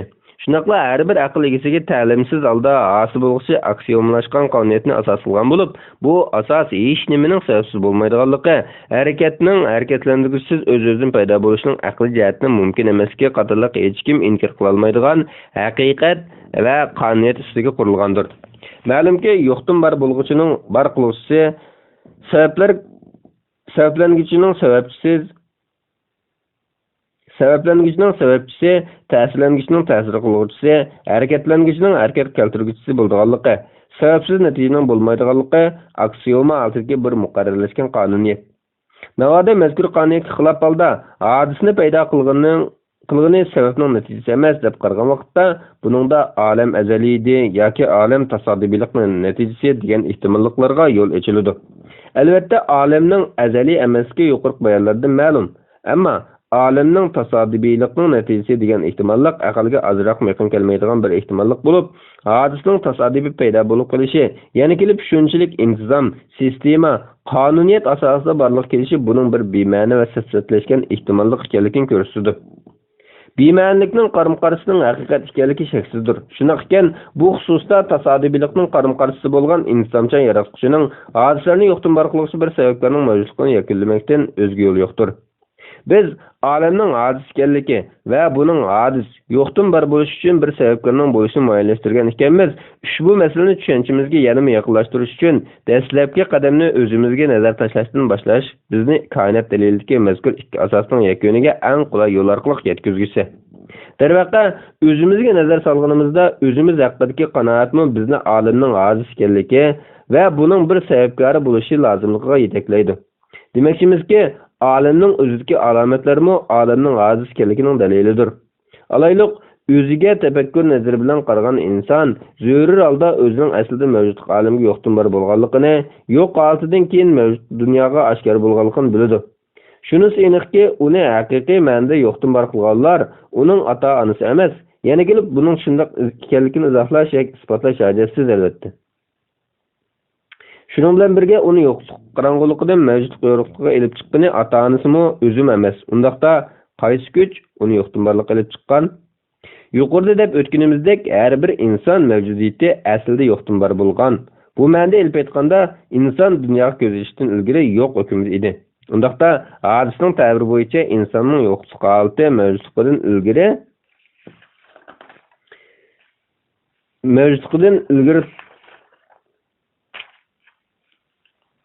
Undaqda hadisning ta'biri bo'yicha insonning yo'qlik holati mavjudligidan ilgari turdi. Bundaq ahvolda inson bir hadisdir. Uning hadis ekanligi muayyanlashgan ekan, yana kelib uning tasodifiy holda mavjudlikka kelib qolish ehtimolligi bema'nilikdan boshqa narsa bo'lmagan ekan, demak bu uni mavjudlikka keltirgan bir sababkorning, bir qudrat va bir kuchning borligining kuchli dalilidir. Biz ushbu olamning juz'iy bo'lmish inson haqidagi tahlilimizdan shunday bir umumiy qoidaga ega bo'lamizki, inson hadis. Shundaqla insonning hadis ekanligi dalil bo'ladigan barliq taraflarda mazkur hadisning o'rni, dunyosi bo'lmish tabiatmi, hamda tabiatdan kam bo'lgan koinotmi hadisdir. Mana bular olam bilan inson o'rtasida jarayon qilgan o'xshashliklardan suzib elingan yakundir. Demak, olam hadis har qanday hadisning sababkori bor. Undaqda olamningmi sababkori bor. Ushbu sababkor Allohdir. O'xshash nuqtalar ustida tahlilni yakun, yanami konkretlashtiradigan bo'lsak, insonning xuddi olam kabi bo'shliq egallaydigan moddiy jism. Uning jismining turli sifatga ega bo'lishi go'yo olamning har turli sifatga ega bo'lgani o'xshaydigan bo'lib, olamning bir juz'iy bo'lmish insonning hadis ekanligi olamning hadis ekanligini muqarrarlashtirdi. Natija, darvaqa olamning sababkori bor deganlik, moyatda olamdek ana shunday buyuk mavjudlikni yo'qdan bor qilishning ilohdan o'zga birining nomzod bo'la olmaydiganligini xulosa qilishdan boshqa narsa emas. Xulos kalam, olam hadisdir. Her qanday hadisning sababi bor. Demak, olamning paydo bo'lish sababi bor. Ana shu sabab Alloh taoladir. Albatta bu nuqtada nima uchun olamning sababkorini cho'qim Xudo deb bekitamiz degan savol qo'yilishi muqarrar. Bu turdagi savollarga keyingi koinot daliliga doir e'tirozlarga javob Xudomi, tabiatmi qatorliq bir qadar teyimlar javob bo'lg'isi. İslam aqidasida koinotning dalilining Allohning mavjudligini isbotlashdagi ilmiy bayoni va yakuni ana shundan iborat. Bismillahirrohmanirrohim. İslam aqida ensiklopediyasi 1 tom yegani yaratquchi. 2 qism aqliy dalillar. 2 bob koinot dalili. 362 bet ilim-fan va koinot dalili. Zamonaviy ilim-fanning moddiy olam qonuniyatlarini bilib chiqishga munosib keladigan metodologik ilmiy qo'llanmalarga erishganlikni muayyanlashtirishga arziydigan nuqtalarning biri. Ammo bu ilim-fanning mustaqil holda go'yo moddaning fizikalik qurilmasi va shakllanishini bayqaganidek yaratquchini bevosita isbotlaydigan qurilmaga ekanligidan darak bermaydi. Chunki bu tür nazariyalar avval tajriba, amaliyot va sinovlar asosida yakunlanadigan va bayqaladigan bo'lib, nazariyalar umuman shay'larda yuz beradigan amaliy hadislarning qonuniyati haqidagi bir turlik izohatlardir. Bumi bir nuqtadan yanala haqiqatning nazariyadan har qachon ilgari turadiganligining ifodasidir. Shunga faqat tajribachilik metodi asosidan boshqa bilish manbalarini e'tirof qilmaydigan ilm-fanchilarning Xudoni go'yo moddaning mavjudiyatini isbotlagan kabi isbotlashga urinishi, yana kelib ilmiy metodida modda qonuniyatlarini bayqaydigan usulni modda emas, shaylarga tatbiqlashga urinishi tuyuq yo'lga zo'riqishdan boshqa ish emas. İspatlay olmaganda bo'lsa, Xudoning mavjudiyatini butunlay rad qilish bir turlik ilm xurofotligi, ilm-fan jaholatidan boshqa narsa emasdir. Biroq bu deganimiz ilm-fanning modda emas shaylarga doir butunlay yo'l yo'qligini, Xudoning mavjudiyatini isbotlashga qilishim ahamiyati yo'qligini ko'rsatmaydi. Bu yerda faqat har bir sog'lom aql egasi shak qilmaydigan hamda koinot olamida mangu o'zgarmaydigan haqiqatlardan biri bo'lgan sabab natija qonuniyati asosida muayyanlashtirish zarur bo'lgan tushunchalar bor. U bo'lsa-mu ilm-fan Allohni bevosita isbotlashga mador bo'lmagani bilan Allohning mavjudligini isbotlaydigan koinotdagi ilmiy haqiqatlarni aniqlash, bayqash va dalillashga gap yo'q qodir. Bu bir shaksiz masala. Qurilgan bino injenerning barligiga, bosh-oxiri puxta yozilgan kitob yozuvchining barligiga dalil bo'lganidek, koinotdan iborat olam, kengri olamdagi hodisalar va bu hodisalarning muntazam ravishda barliq kelishi haqidagi ilm-fan natijalari qudratli bir kuchning, bir sababning, bir yaratquchining barligiga dalil bo'lgan ilmiy haqiqatlarni bayqab chiqdi va chiqmoqda. Mazkur yo'nalish har bir sog'lom aql qabul qilmagan yo'nalish bo'lib, bu jihatda ilm-fan Xudoning mavjudligini ilmiy isbotlashda bir vositadan iborat. Demakchimizki, ilm-fan Allohning vositalik isbotlaydi. Shundaqla bu isbotlash metodida ayrilmas quroldir. Dinsiz ilm-fanchilardagi asosiy chatoqmi ularning Xudoning majburiyatini go'yo ilm-fanning bir qism moddiy dunyo haqiqatlarini bevosita isbotlab chiqqanidek isbotlab etishini talab qilishda chong turishdek pasifligidan bo'libmi tangdishi va o'qishi bo'lmagan aql uni tasavvur qilishdan ojiz keladigan ashundoq cheksiz qudratli bir kuchning mavjud yoki emasligini muayyanlashtirishni cheklik aqlning ijodi bo'lmish ilm-fanga qarashli qilib qo'yishdek yo'lsizligidan kelib chiqmoqda. Ya'ni ulardagi chatoq moddiy qonuniyatlarga mos keladigan ilmiy metod va o'lchamlarni moddiy emas bir mavjudiyatni bevosita xuddi tutib bilgandek bilishga isbotlab chiqishga xizmat qildirish bo'lmoqda. Bu xil pozitsiyami ularning o'z navbatida metodologiyalik va logikalik xatolik o'tkazayotganligini e'tirof qilmayotganligining ifodasi bo'lmoqda. Shundaqla ilm-fanning tabiati bilan Xudoning tabiatini farqlantirishga musharraf bo'lgan sog'lom metodlik ilm-fanchilar yanada ko'p sonni egallaydigan bo'lib, qaraydigan bo'lsak, ilm-fan sohasida ko'plagan kashfiyotchi, ixtirochilarning hamda olamshunoslik nazariyalarini o'ttirib qo'yuvchilarning ko'pchiligining Xudoning mavjudligini iqror qiluvchilar ekanligini ko'ramiz. Mayli yaqin zaman tarixi o'tgan bo'lsin yoki davrimizda har sohada ilmiy natijalarni yaratganlar bo'lsin, ko'p sonliq Nobel mukofot sohiblarining dindor bo'lishi yoki hech bo'lmaganda Xudoning mavjudligini iqror qiluvchilar bo'lishi bu jihatda alohida diqqat qilishga arziydi. Bu xususda Oxford Universiteti fan falsafasi va matematika olimi professor John Lennox mundaq deydi. Bu nuqtada Whiteheadning fikrini to'limi o'tkir va ixcham quruvni izohlagan Loisning buni bayoniga ishorat berishimiz to'g'ri keladi. U mundaq degan: kishilar ilm-fanga ishonishga, uni to'nib yetishga boshladi. Ular tabiat dunyosida haqiqatan bir qonuniyat bo'lishidan umid kutadi. Ularda bundaq bir umidning bo'lishi, ularning ashu qonuniyatni o'rnatishning borligiga ishonganligidan iborat. Mana bu qanoat amaliyotda bugungi kunda nurg'unlagan kishilar nazarida zamonaviy ilm-fanning otasi deb qaralayotgan Francis Bacon dek bir shaxsning tabiat va muqaddas kitobdan iborat tanga ato qilgan ikki buyuk kitobni to'g'ri bilib chiqmoqchi bo'lganlarga ularning mazkur ikki kitob ustida aql parostini chiniqtirish kerakligini ta'lim berishga turtki bo'lgan edi. Darvaqa ilm-fan sohasidagi gigant olimlarning nurg'uni mazkur qanoatda Francis Bacon bilan birlikda saqlab kelgan. Misol tariqasida tilga olganimizda Galiley, Kepler, Pascal, Boyle, Newton, Faraday, Babbage, Mendel, Pasteur, Kelvin, Clark Maxwell qatorliq ilm-fan yulduzlarining hammasi Xudoning borligiga ishonib o'tgan olimlardan edi. Bu vaqtda yana doktor Amri Sharif mundaq deydi: biz ateistlarning bu vaqtdagi falsafalariga qarata shuni isbot qilib ko'rsatamizki, reallik bizga nufuzli ilm-fan olimlar ichida nurg'unlarining, jumladan kvant fizikasiga asos soluvchilarning ko'p sonliqining, shundaqla Nobel mukofotiga erishgan Albert Einstein, Max Planck, Heisenberg, Schrödinger, Paul Dirac qatorliq gigantlarning hammasining digidagi Xudoning borligiga ishongan olimlar ekanligini ko'rsatmoqda. Uningdan boshqa neyropsixologiya sohasidagi mashhur olimlarmi Xudoga ishongan olimlar bo'lib, bular ichida Roger Sperry, Wilder Penfield, Charles Sherrington, John Eccles qatorliq mashhurlar bor.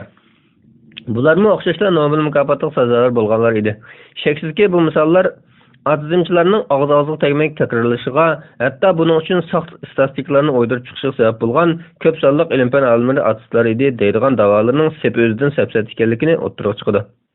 Albatta bu o'rinda gigant ilm-fan olimlari emas, balki zamonaviy ilm-fan tadqiqotini uyg'onishiga va yiroq va yaqinni ta'sir ko'rsatgan falsafa sohasidagi ko'plagan gigantlarning Tangriga tutgan pozitsiyasida inkorchilik va yo'q chiqarish bo'lmasdan, aksi e'tirof qilish, chunqurlab tushunish va ishonish bo'lganligini tilga olmay bo'lmaydi.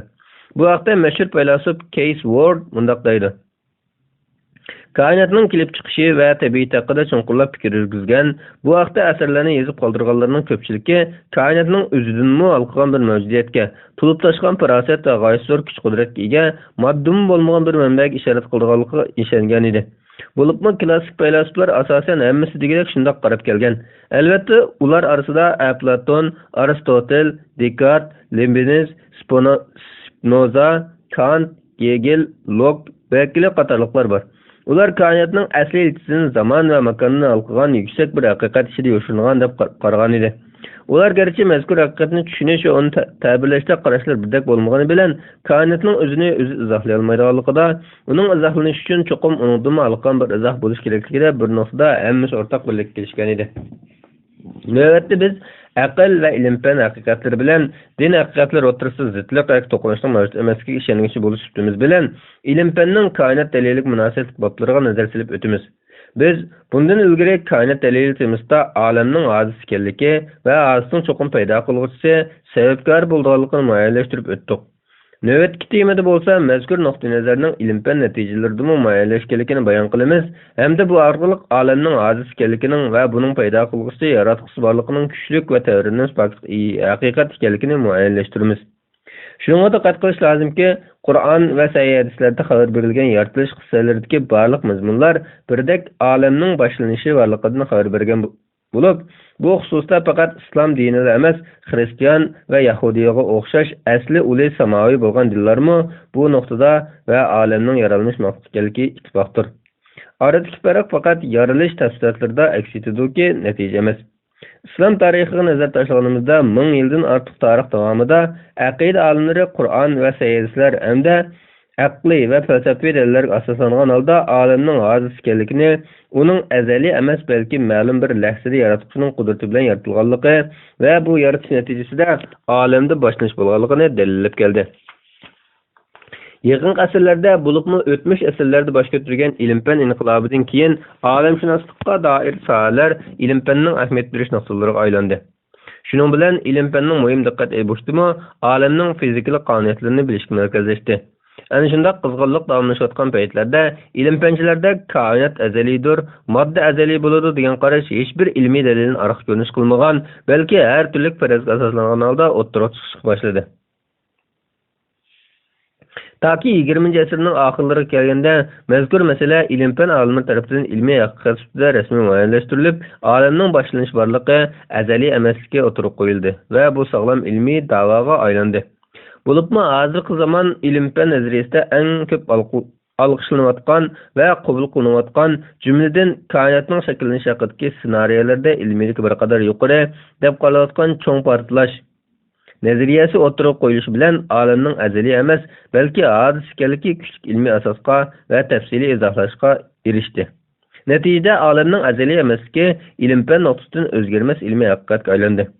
Biz ilm-fan tadqiqot natijalarining Newtondan boshlangan olamning tortish kuchi nazariyasidan boshlab, toki Einsteinning mashhur nisbiylik nazariyasiga qadar va mazkur nazariya bilan davrdosh o'tirib qo'yilgan Amerika astronomi Alden Nobel olamning uzluksiz kengayotganligi haqidagi ilmiy isbotlarga bo'lgan izohat va tushuntirishlarga qaraydigan bo'lsak, olamning azaliy bo'lishining, ya'ni uning cheksiz o'tmishning bor bo'lishining mumkin emasligi ilm-fan tadqiqotlarida o'zgarmas ilmiy haqiqatga aylangan bir masala ekanligini ko'ramiz.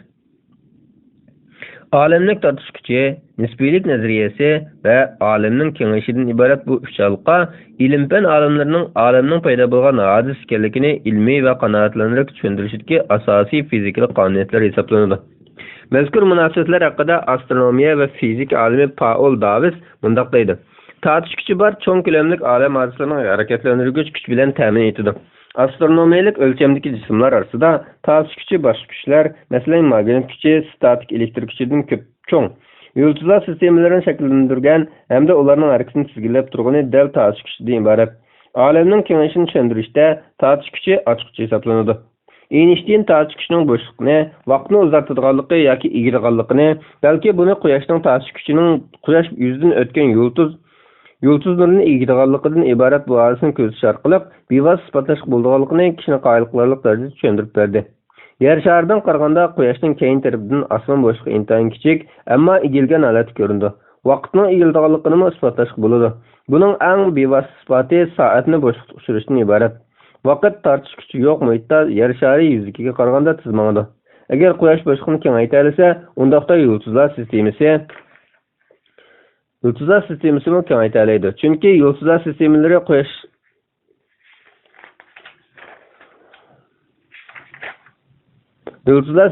quyoshga o'xshash nurg'un yulduzlarni tashkil topgan. Shu sababdan astronomlar yulduzlar sistemalari bo'shliq tarqalib ketayotmaydi, balki yulduzlar sistemalari oraliqdagi bo'shliq kengayotdi deb qaramoqda. Agar yulduzlar orasidagi bo'shliq kengayotgan bo'lsa, undaqda har bir yulduzlar sistemasining harakat qiladigan yerimi kunsur cho'ngayotgan bo'ladi. Bundaqcha aytganda olam kengayotgan bo'ladi. Darvaqa olamning tortish kuchi va olamning kengayotganligidan iborat haqiqatlar olamning bir boshlanish borligi hodis ekanligidan iborat uchinchi bir ilmiy natijaga olib bordi. Navbatda olamning paydo bo'lishining jarayonini izohlashda fizik olimlari o'tirib qo'ygan bir qanchalig'an olam modeli ichida eng ko'p qo'llashga erishayotgan mashhur cho'ng portlash modelining asosi dal olamning cheksiz o'tmishga ega azaliy emasligi, balki uning boshlanishi bor hodis ekanligidan iborat ilmiy haqiqat bo'yicha sharhlanib kelmoqda. Shu sabab olimlar balkim olam modeli haqidagi nazariyalar sharhlab o'zgarib qolishi, yana boshqa sharhlar o'tirib chiqishi mumkin.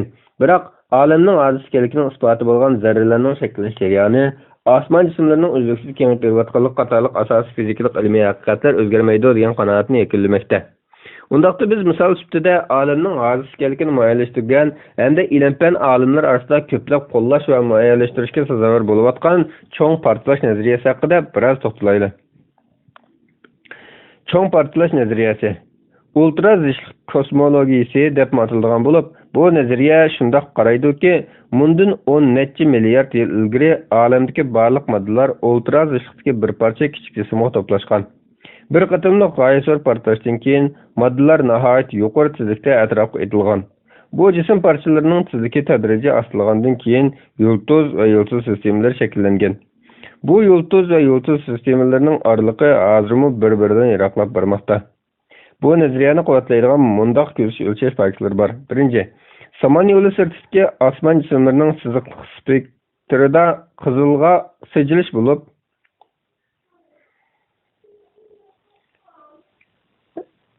samon yo'li sirtidagi osmon jismlarining siziqliq spektrida qizilga sijilish bo'ladi hamda qizilga sijilish oraliqqa o'ng tanasib bo'ladi. Agar bu Doppler effekti orqali tushuntirilsa, bundaq qizilga sijilish olamning kengayotganligining alomati hisoblanadi. Qizilga siljishning oraliqqa o'ng tanasib bo'lishi dastlabki davrdagi olamning chekinish tezligining texnik cho'ng ekanligini tushuntirib beradi. Ikkinchi, bu nazariyaga asoslanganda barliq yulduzlar olamning temperaturasi tuvallab bir necha ming gradus tushgandan keyin shakllangan. Shunga ularning tarixi 20 milliard yildan kichik bo'lishi lozim. Bu hukm sharsimon yulduzlarni izotoplik o'lchagandagi chiqqan natijaga uyg'un. Uchinchi, ko'plagan osmon jismlaridagi geliyning mo'lligini taxminan 30% yulduzlarning ichki qismidagi yadro reaksiyasi orqali tushuntirgili bo'ladi. Tushuntirgili bo'lmaydi. Bu olamning eng dastlabki davrdagi temperaturasining yuqoriligiga uyg'un keladi. To'rtinchi, olamning kengayish tezligi va geliyning mo'lligi bo'yicha hisoblab chiqarilgan hozirgi olamning temperaturasi taxminan bir necha ki bo'lib, 1965-yili mikro to'lqin doirasida o'lchangan ariq ko'rinish radiatsiyasiga mos kelgan temperatura 53,5 ga uyg'un.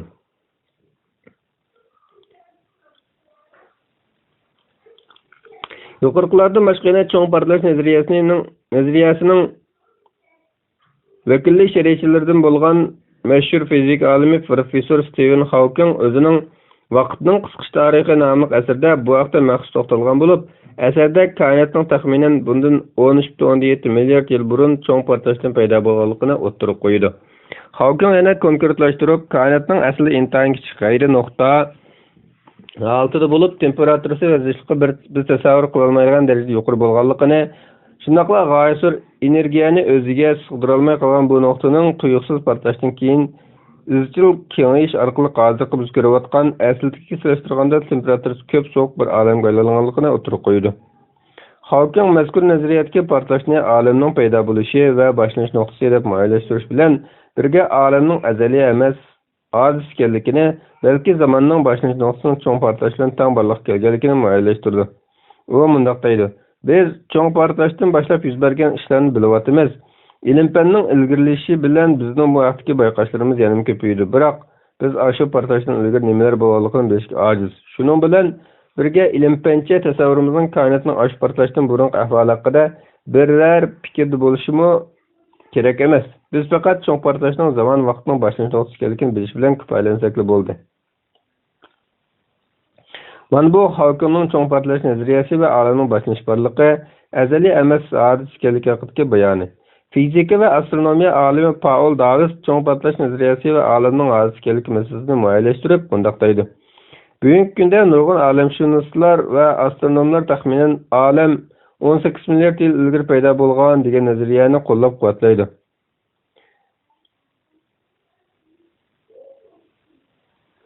Bu nazariya bo'yicha ayni vaqtda moddiy olam bir qatimliq qo'rqinchli portlashdan paydo bo'lgan. U qadimgi portlash hozir hamma odam bilgan cho'ng portlashdan iborat. Cho'ng portlash nazariyasi odamni intayin cho'chitgan bo'lsa-mu, lekin bu nazariya nurg'un dalillarning qo'llashiga erishdi. Kishilar bu nazariyaning barliq tafsilotlarini qabul qilsin yoki qabul qilmasin, uningdagi ochiqlik qiyos olam ilgari ma'lum xil ahvolda paydo bo'lgan degandan iborat bo'lib, ilm-fan nuqtasidan qaraganda u qoyil qilarliqdir. Mazkur nazariyaning qaramoqqa odamni qoyil qilishiga bevosita sabab termodinamikaning ikkinchi qonunidan iborat fizikadagi bu eng umumiy qonun o'ziga olgan zo'r miqdordagi ilmiy dalil isbotlardan bo'lganligidan iborat. Keng ma'noda aytib aytganda, termodinamikaning ikkinchi qonuni Alemning tartibsizligi kun sayin eşib boradi. Alem asta-asta, ammo asli keltirgil bo'lmaydigan holda qalayimqanchilikqa ketib qoladi deb qaraydi. Termodinamikaning ikkinchi qonunining misollarini hamma yerda uchrab qilib bo'ldi. Masalan, imoratlarning o'rilib tushishi, odamning qirishi, tog'lar va dengiz qirg'oqlarining yalinishi, tabiiy boyliqlarning xurishi qatorliqlar. Agar barliq tabiiy harakatlarning hammasi texnik ko'p tartibsizlik, ma'lum muvofiq usul bilan o'lchab chiqilganini keltirib chiqardi deyilsa, undaqda olam jazman asli keltirgil bo'lmagan holda o'zgarib boradi. Chunki olamni ilgirki holatiga qaytarish tartibsizlikni ilgari saviyaga to'valtish kerakligidan derak beradi.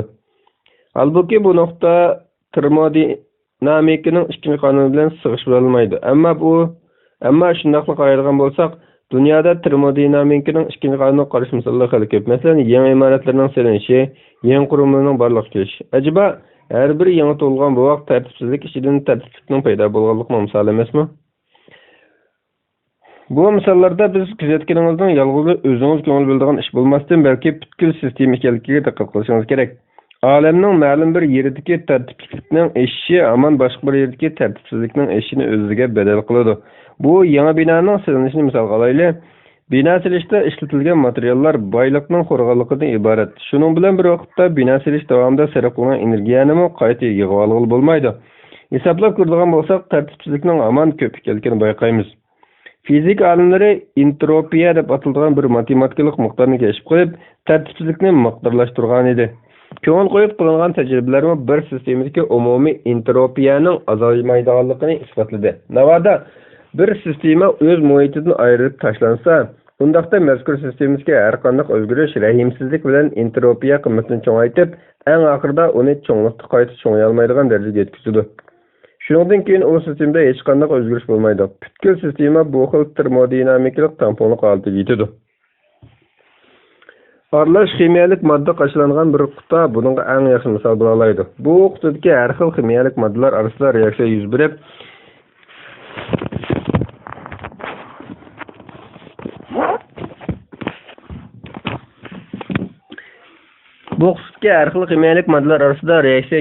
yoki buningdan bir qism issiqlik hosil bo'lib, har xil moddalar molekulyar shaklini o'zgartiradi. Mana bundaq o'zgarishlarning hammasi qutining ichidagi entropiyani oshirdi. Eng oxirida qutidagi moddalar o'zlarining adoqli ximiylik formalar shakliga ega bo'ladi.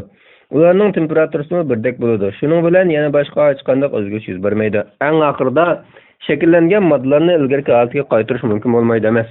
Balki buning uchun qutini echib yuz bergan o'zgarishlarni asli qaytarish uchun energiya va modda sarf qilish to'g'ri keladi. Bu jarayon orqali qutidagi entropiyani haqiqatan tuvanlatib bo'ladi. Ammo shuning bilan bir vaqtda yana texnik ko'p entropiya hosil bo'lishi mumkin. Agar olamda haqiqatan bir cheksiz tartibsiz miqdor bor, uning ustiga u asli keltirib bo'lmagan tartibsizlikka qarab o'zgarib, eng oxirida termodinamikalik tamponlikqa yetadi deyilsa, undaqda buningdan darhol mundaq ikki xil aqliy xulosa chiqarishga bo'ladi. Birinchi aqliy xulosa shuki, olam oxirgi hisobda vayron bo'lib, o'zining entropiyasi ichida yo'qoladi. Bu xulosani fizik olimlari olamning issiqdan o'lishi deb ataydi. Ikkinchi aqliy xulosa shuki, olamning cheksiz o'tmishining bo'lishi mumkin emas. Agar rostli bor bo'lsa, undaqda olam cheksiz yiroq vaqtdan ilgarila eng oxirgi tampon holatga yetgan bo'ladi. Xulosa, olam ilgari izchil turda mavjud bo'lgan emas.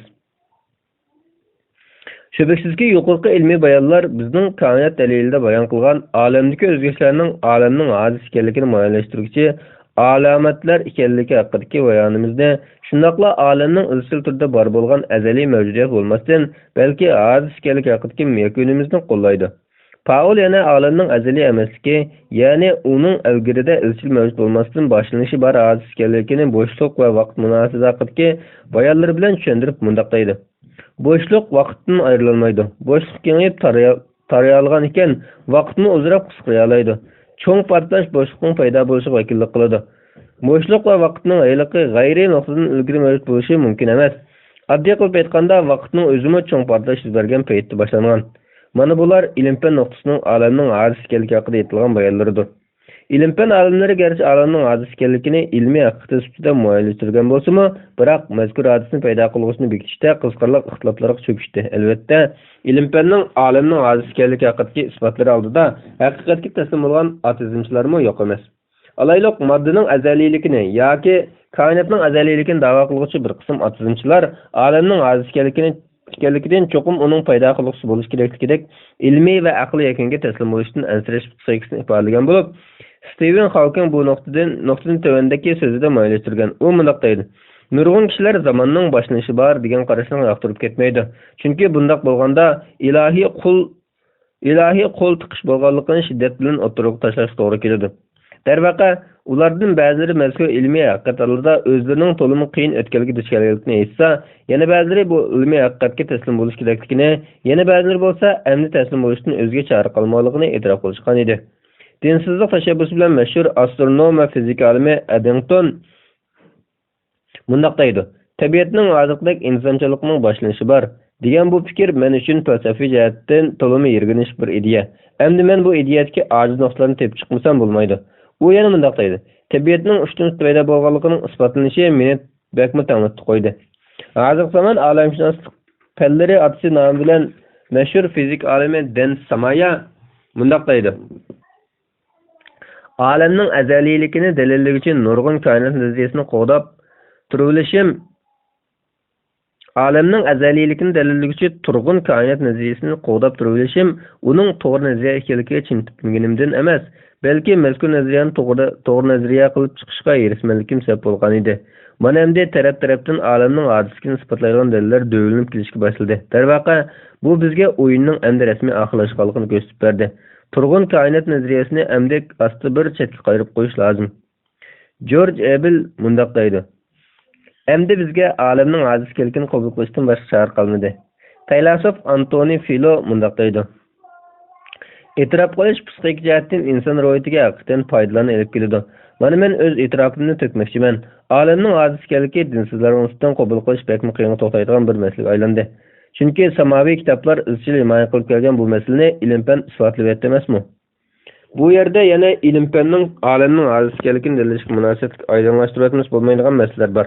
U bo'lsa-mu atizmchi ilm-fanchilarning mazkur ilmiy haqiqat oldidimi o'z xohishidan voz kecholmasligi va Xudoning mavjudiyatini inkor qilishdagi ilm-fan tusi kirgizilgan sabsatlarni yanilib ega qilishga zo'riqishidir.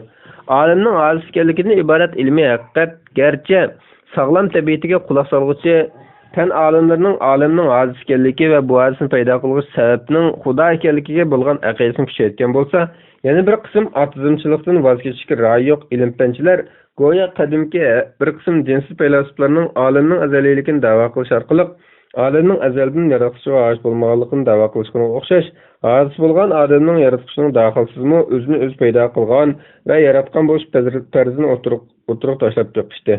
Hatta ular bu xil aqaliy logik sabsatlarni ilmiy da'vo sifatida jakarlamoqda. Bo'libmi xalqinga o'xshagan davr aqliyatining nadir insonlaridan deb qaraganlarning bu xil kechikki desiganligi ko'plagan aqidalik ilm-fan olimlarining diqqatini tortdi.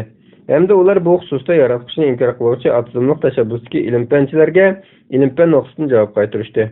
Navoda biz aqida olimlari o'tirib qo'ygan koinot dalilidagi ikki asos va bir yakunda iborat ilmiy va aqliy faktni ilm-fan natijalari asosida tahlil qilmoqchi bo'lsak, ilm-fan mazkur dalilni muqarrar holda qo'llaydi-ki, asla zid natijalarni ilm-fan haqiqat sifatida oldimizga tashlamaydi. Chunki muayyanlashtirganimizdek ilm-fan va din jakarlagan ilmiy haqiqatlar asla bir-biri bilan zidlashib qolmaydi.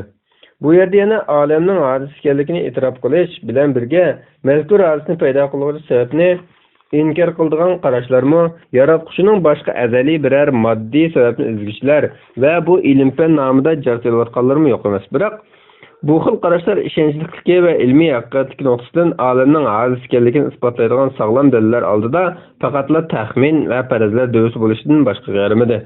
Bu xil farazlar ko'pincha dinsizlik tabiatga moyil tadqiqotchilarning o'zlari da'vo qilayotgan ilmiy metodga xilof yo'l tutishi yoki o'z ishidan o'ylab chiqqan ilm-fan tusidagi asossiz taxmin va farazlar bo'lishi bilan natijalanmoqda. Tabiiyki bu xil farazlar mazkur tabiatdagilarning olamni Xudo yaratgan degan xulosaga berib qilishdan ansirganligidan kelib chiqqan bo'lib, ular Xudo yaratgan degan natijadan o'zga digili bo'lg'idek bir faraz ve ihtimalliklar bolsa oturup koymakta. Hatta Hawkingdek devrinin nadir şahslarımı alemnin hadis ekanligini muayyanlashtiruvchi bo'lishibdi bilan bu xil tutamsiz faraz va yiqimsiz pozitsiyalardan o'zini chetga ololmadi. Shundaqdimi bu xil farazlar yoki da'volar javobsiz qolmadi. Hamda ko'plagan mutaxassislar va olimlar ilm-fan nuqtasidan bu xil faraz yoki da'volarning to'g'ri emasligiga raddiya berishdi va berishmoqda. Ilm-fanchilarning faraz taxminlarga zo'riqishi haqida to'xtalgan Oxford University matematika va fan falsafasi fanlari professori John Lennox bu haqda mundaq deydi. Yangi zaman atizmchilarni ularning o'zlari da'vo qilishganidek ilm-fan yo'lini tutganlar deb ketgili bo'lmaydi. Ular materializmga shak tushirib, Xudoning mavjudiyatini qo'llaydigan dalilga yaqinlashgancha putqo'llari sirqirab ketishdi. Nagahan qarasangiz ularning ilmiylik tarafdori emas, go'yo dogma qarashdagi dindorlardeklar ilm-fanga qarshi yo'l tutishlarga aylanib qo'yayotganligini ko'rasiz. Faraz taxminlar haqida gap bo'lganda, jumladan Hawkingning matematikalik tamoyillar orqali o'z o'tirib qo'ygan xiyoliy vaqt qonuni bo'yicha olamning paydo qilg'ishidan iborat sababga oid yo'qligi, koinotning hech bir sababsiz borliq kelishining mumkinligini o'tirib qo'yishi ham g'ulug'lik qo'zg'adi, ham ko'plagan raddiyalarni maydonga keltirdi. Alayliq, Angliya Xonjamiyat astronomiya tadqiqot jamiyatining raisi Herbert Hawkingning mazkur tanlama va xulosa haqida tushuncha berib, Hawkingning mazkur tanlamasi matematik nuqtasidan to'g'ridan chiqqani bilan, ammo logik nuqtasidan butunlay ahamiyatsiz deb baholadi. Hamda Hawking o'tirib qo'ygan tanlamlardagi xatoliklarga ilmiy raddiya qaytardi. Hawkingning koinotning ojiz ekanligini muayyanlashtirib turibmi, uning koinotda yo'qdan bor bo'lishining mumkinligi haqidagi qarshiga baho bergichlar ichida o'z vaqtida dinsizlikning eng ashaddiy bayroqlari deb nom olgan, umrining oxirida o'zining yillar davomida izlangan ilmiy natijalar orqali olamni yaratquchining borligiga chimchitganligi va buni ilm-fan qonuniyatlari asosida dalillanganligini jakarlagan, shundaqla bu xususda maxsus asarlarni yozgan britaniyalik mashhur faylasuf Antony Flew bor. Faylasuf Antony Flew mundaq deydi. Dastlabki olamshunoslar cho'ng portlash nazariyasi orqasida to'lib yotgan buyuk falsafiy nuqtalar va ilmiy masalalarning o'ttirib chiqib kelishini tasavvur qilib ulgurmagan edi. Ular mazkur nazariya orqali vaziyatni olamning azaliy emasligini tushunib yetganda bo'lsa, koinotning shakllanishi maydonga keltiruvchi tunji boshlanishining nima bo'lganligiga doir ahvollarni tushuntirib bera oladigan biror moddiy chiqish yo'lini izlashga kirishdi. Stephen Hawking mazkur masala chiqish yo'li izlashga urinib boqdi. U o'zining Vaqtning qisqa tarixi nomli kitobida koinotning boshlanish nuqtasi borligini muayyanlashtirishdan boshqa chiqish yo'li qolmagan ahvoldami, koinotni o'zini o'zi yaratishga kifoya qiladi deyilsa masala yo'q deganlarni ilgari surib boqdi. Hawkingning bu bayoni adabiyot nuqtasidan naqadar badiiy, ammo falsafiy va ilmiy faktlarni naqadar chetlagan. Yig'ib aytganda, qadimda dinsiz faylasuflar olamni azaliy deyish orqali olamning yaratquchiga oid yo'qligini isbotlashga uringan bo'lsa, bugungi kundami aqlni o'zining birdan-bir muqaddas rahbar qilgan dinsizlik tabiatni yo'qlovchi ilm-fanchilar olamning ojiz ekanligining o'zlari qanoat qiladigan ilmiy metod asosida isbotlanishiga qaramay, olamning sababsiz bor bo'lishini aqlga ravo ko'rish va buni har xil taxmin farazlarga jo'rashdak usullar orqali Xudoni olamning paydo qiluvchisi bo'lib qolishidan uzoq kuchmoqda. Qisqasi, ular Xudoning mavjudligini isbotlamaslikka urinib kelmoqda. Garchi bizning olam ojiz bo'lgan ekan, cho'qimki uni ojiz qilgan, ya'ni uni paydo qilgan va qudrat orqali butun boshlanishlarni boshlatgan bir kuch va bir sabab Xudoning bo'lishi muqarrar degan ilmiy yakun va kuchli dalilimiz oldida mazkur taxminlar faqatla shunchaki chang to'zon misoli bo'lsa-mu, biz yana ularning o'zlari qoyil bo'lib kelayotgan ilm-fan ahlining til orqali ularning faraz taxminlariga ixcham javob berish munosib deb qaraymiz. Chunki islom dini haqiqatlari abadil-abad ilm-fan haqiqatlari bilan yonma-yonki faraz taxminlar va haqiqat tushlik kirib olgan allaqandoq nazariya va sabsatlar bilan yonma-yon bo'lmaydi va bo'lishimi mumkin emas. Chunki vahiy bilan aqlning har ikkisi aslida bir manbadan kelganda. Bismillahirrohmanirrohim. Islom aqid ensiklopediyasi 1-qism. Yagona yaratquchi. 384-bet. Koinot daliliga doir e'tirozlarga javob. Olamning ojiz ekanligi ilm-fanda isbotlangan haqiqatga aylangan bo'lsa-mu, biroq hodisani paydo qilgan sababni e'tirof qilmaydigan ba'zi e'tirozlarmi yo'q emas. Aytganimizdek, e'tirozlarning to'lisi olamning ojiz ekanligiga qoyil, ammo uning yaratquchidan boshqa omillar bo'lishini da'vo qiluvchilar tomonidan tashlangan bo'lib, biz ularning bu vaqtdagi ilm-fan siyaqida o'ttirib tashlagan da'volarga ularning tilida qaytarilgan javoblar orqali raddiya berib o'tamiz. Ilm-fan orqali atizmchi yo'nalishni himoya qiluvchi ilm-fanchilarning olamning paydo qiluvchisi borligiga doir qo'lliq e'tirozlarini tavandagi nuqtalarga yig'inchoqlash mumkin. Birinchi, olam azaliy manbadan kelgan, shunga u yaratquchiga muhtoj emas.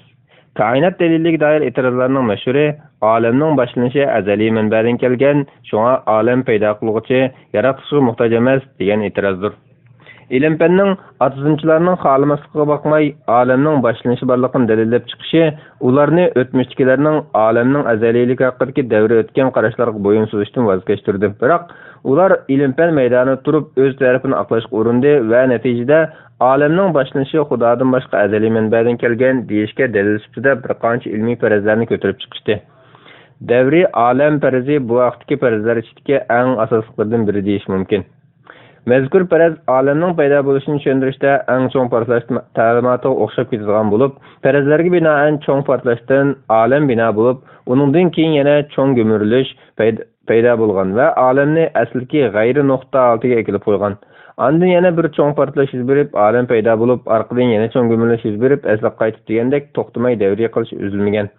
Mana bu xil zanjirsimon davriy qilishlar cheksiz o'tmishga ega.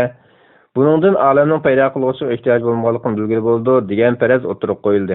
Holbuki bu xil faraz o'tirib qo'yilib, uzun o'tmayla ko'plagan ilm-fan olimlar tomonidan kuchli rad qilinishga uchirdi. Hatto ma'lumotlarga ko'ra, 1963-yili Rossiyalik ikki olim mazkur faraz haqidagi tadqiqotni o'tirib qo'yib bo'lib, 7 yil o'tgandan keyin mazkur farazni isbotlashga amalsiz qolganlik vajidan mazkur farazning ilmiy da'vo ekanligidan yana bilishdi. Davri olam nazariyasini ikkinchi bir xil faraz bilan izohlaydiganlar chiqdi.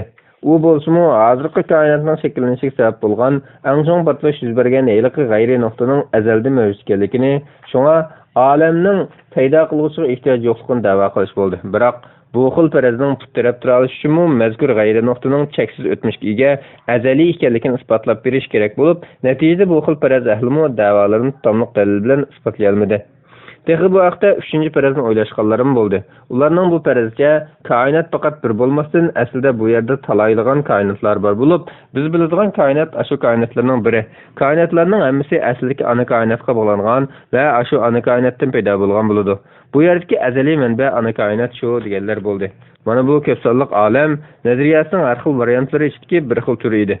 Halbuki ko'p sonliq olam tasavvuri ilmiy da'vo bo'lmaganlikdan ko'plagan ilm-fan olimlar tomonidan rad qilingan va rad qilinib kelayotgan farazlarning biri bo'lib, olamshunoslar mazkur farazni ilmiy da'vo bo'lmasdan, balki ilmiy fantaziya, xayoliy narsa deb baho berishgan. Kishini tahmin ajablantirdigani bu qarashni davrning nodir shaxslaridan deb qaralayotgan Stephen Hawkingning 2010-yili e'lon qilgan Buyuk loyiha nomli asarda olamning yaratuvchisiz o'zini o'zi yarata oladiganligini dalillashga bayon qilishi bo'ldi.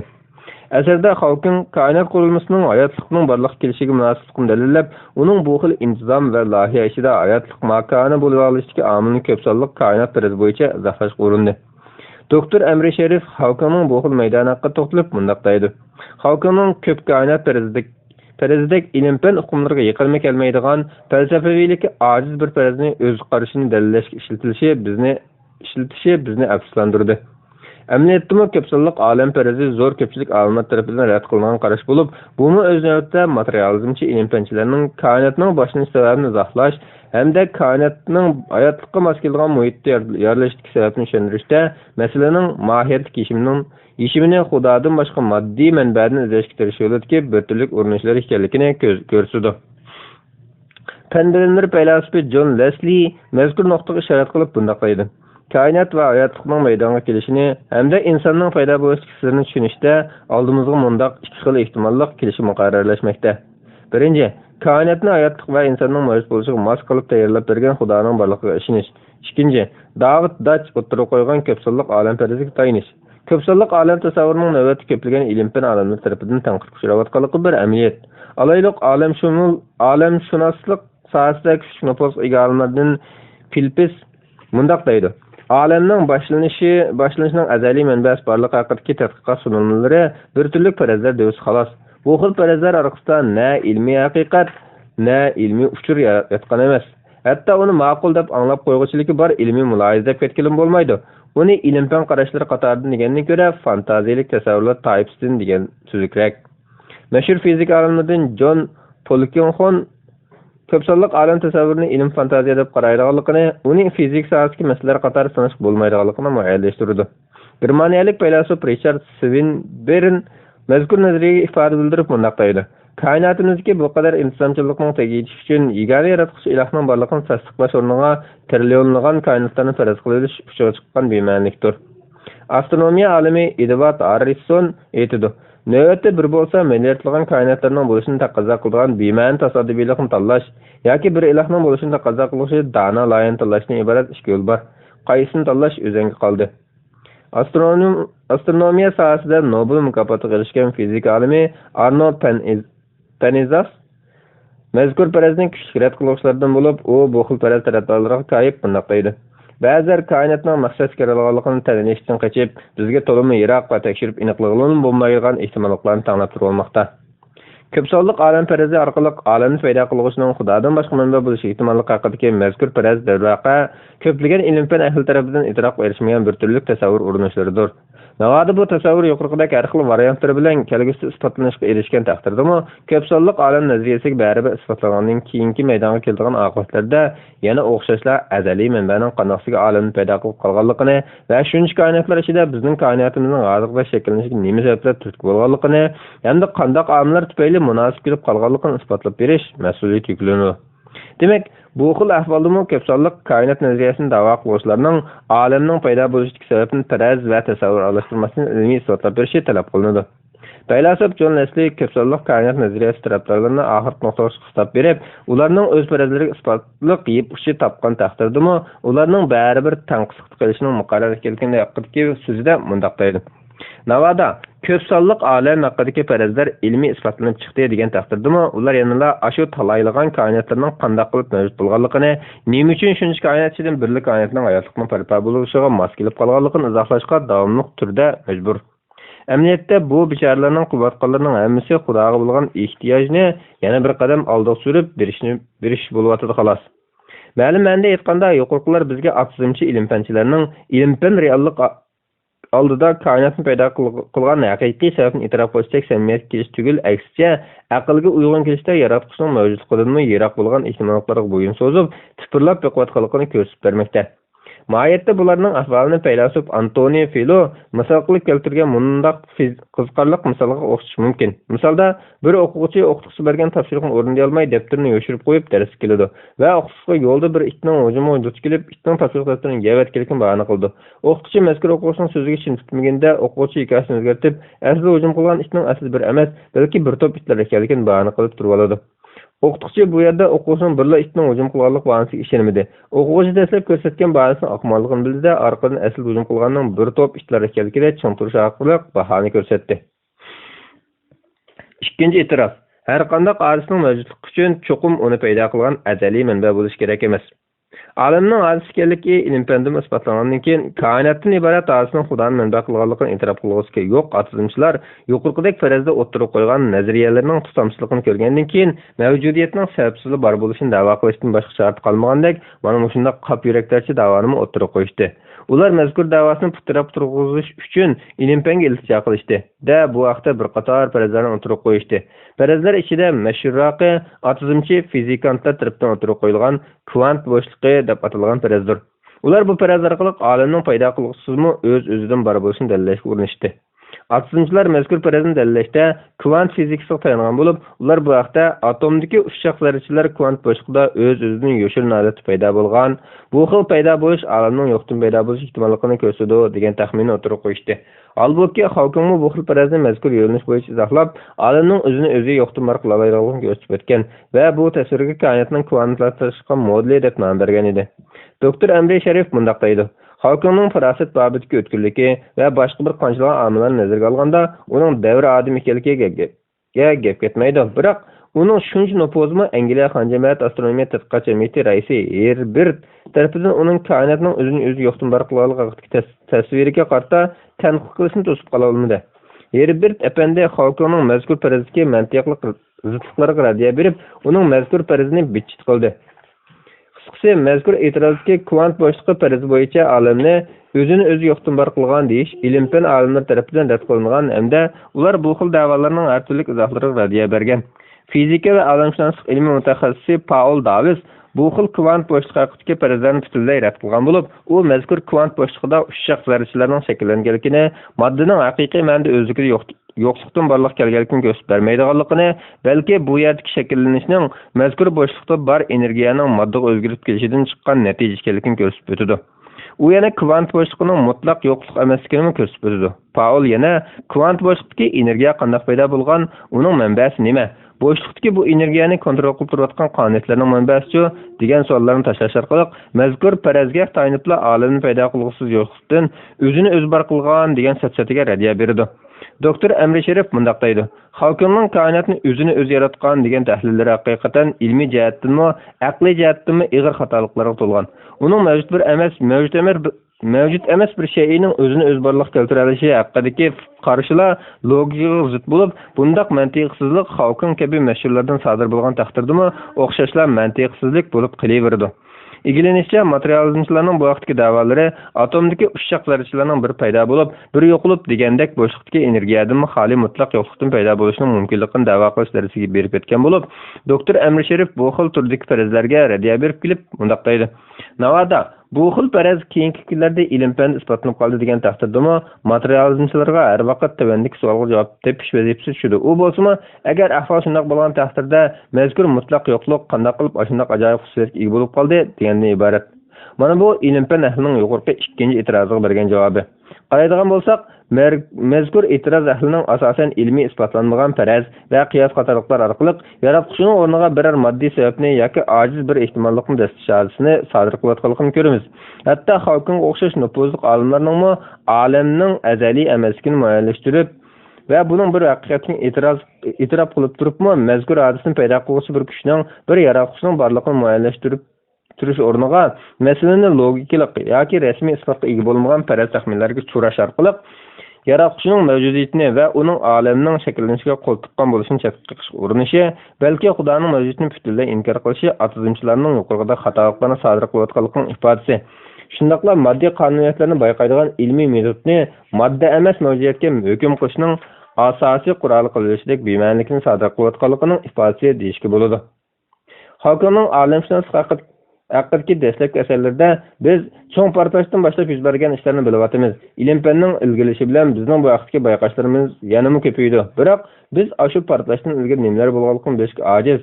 Shuning bilan birga ilm-fanchi tasavvurimizning koinotning shu portlashdan burungi ahvoliga qadar biror fikr bo'lishim kerak emas. Biz faqat cho'ng portlashning zamon vaqtining boshlanish nuqtasi ekanligini bilish bilan kifoyalansak bo'ldi deyish orqali olamning azaliy emas hodis ekanligini muayyanlashtirib turibmi, Xudoning koinotning maydonga kelishiga sabab bo'lib qolishini uzoq tutish uchun masligi dadil yuzinishni o'zini elib qo'yishi va 2010-yili e'lon qilgan Buyuk loyiha nomli asarda keskin holda texi ilm-fanda rasmiy isbotini payqalmagan turli taxmin va farazlarni ilm-fan metodi bo'yicha farazlash orqali Xudoning mavjudiyatini keskin tarzda yo'q deb zakarlashi, hatto buni media vositalari go'yo ilmiy haqiqat davranishlar qatorliqlar yuqoridagi atizmchi ilm-fanchilar haqida muayyanlashtirganlarimizni kuchlantirdi. Yana kelib, bu faqat yolg'iz Hawkingda sodir bo'layotgan ahvol bo'lmasdan, ko'plagan atizmchi ilm-fanchilarda sodir bo'layotgan taraflardan biri. Bo'libmi ularda e'tirozlarning faraz taxminidan olqa olmaganligi muayyanlashganda cho'ng portlashdan ilgari ahvol haqida izlanish ilm-fanning tadqiqot asosiga masala emas degan da'vo qilish orqali masalaga yuzinishdan qochish hodisi bir oz gavdalik bo'lib, ko'pincha ahvolda sog'lom aql va logikaning taqozosi bo'yicha olamning paydo bo'lishida uni paydo qilgan sababni muayyanlashtirish va buni e'tirof qilishdan qochishga yo'l izlash atizmchilar saqlanolmay kelayotgan ilmiysizlik va yiqimsiz pozitsiya bo'lmoqda. Yig'ib aytganda shaylarning qonuniyatini bayqaganlik qonuniyatlarni bekituvchining rolini e'tirof qilmaslikka ilib bormasligi lozim edi. Mayli ko'p koinot farzi bo'lsin yoki yaratuvchiga ehtiyotsiz holda yo'qdan bor bo'lish da'vosi bo'lsin, hech birida kishining qoyil qilganligidek ilmiy faktlarni uchratqili bo'lmaydi. Yuqori deb o'tganimizdek, masalaning kishini ajablantiradigan va afsuslantiradigan tarafi atizmchilarning olamning boshlanishini boshlatgan yaratquchining iborat sababi bo'lishini ilm-fan metodi bilan qarama-qarshi deb qarab, shayning yo'qlikdan sababsiz paydo bo'lib qolishini yoki olamning o'zini o'zi yaratishini yoki allaqanday farazlar va isbotda o'tmagan nazariyalarni ilm-fan metodiga uyg'unlashgan qilib ko'rsatib, buni ilmiy haqiqatdek da'vo qilib turaverishidir. Mana bu mohiyatda sabablanguvchi bilan sabab o'rtasidagi munosabatning o'zaro aloqasini aniqlash uchun qurilgan ilm-fanga qilingan kuchli haqorat, aqlga qilingan ig'ir masxaradan boshqa ish emas. Yana kelib har qanday paydo bo'lg'uchining qilg'uvchisi bo'lishi kerakligi tarixdan buyon insonlar engida ixtilofsiz shaklda o'z-o'zidan ma'lum ishlarning biri bo'lib qabul qilingan masala bo'lishiga qaramay, bu xil aksioma darajasidagi muqarrar qonuniyatning yuqoridagi ilm-fanchilar qo'lida payhon qilinishi ilmiy va mantiqiy jihatdan bizni olamning boshlanishi bor va hadis bo'lib turuqliq, uni paydo qilgan azaliy manbaning yo'qdan bor qiliq sababning, ya'ni bir yaratquchining bo'lishini inkor qilishni kuchga ega qilish uchun o'ttirib qo'yilayotgan barliq asossiz farazlar va ojiz nazariyalarni ikkilanmay rad qilishning zarurligiga ilib boradi. Bismillahirrohmanirrohim. Islom aqida ensiklopediyasi 1-tom yagona yaratquchi. Koinot daliliga doir e'tirozlarga javob. Davomi. 3-e'tiroz. Olamni Xudo yaratgan bo'lsa, Xudoni kim yaratgan?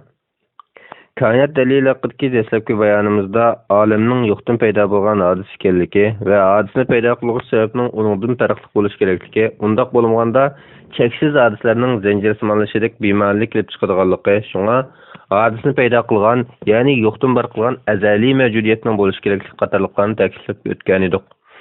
Mazkur dalil qurilmasida ushbu nuqtani muayyanlashtirishda har qanday hodisni paydo qiluvchi sabab bo'lishi kerak degan qonuniyatga asoslanib turib, tunji sababning Xudo bo'lishi kerak so'rir va keskin xulosani boshqa har xil ehtimolliklar ichida aqlga eng uyg'un va ilmiy ekanligini dalillash asosida bayon qilib chiqqan edik.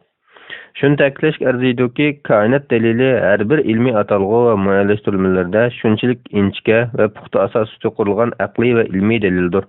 Darvaqa o'ttirib qo'yilgan aqliy dalillar ilm-fan natijalari bilan kuchli asosga ega bo'lsa-mu, biroq atizimchilar yuqorqi e'tirozlarda ko'rib o'tganimizdek dalillardagi ilmiy nuqtalarga tutamliq bir shaklda javob qaytara olmadi. Aksicha, e'tirozlari o'zlari e'tirof qilgan va ishonch olgan ilm-fanchilar tomonidan kuchli raddiyalar bilan mat bo'lishdi.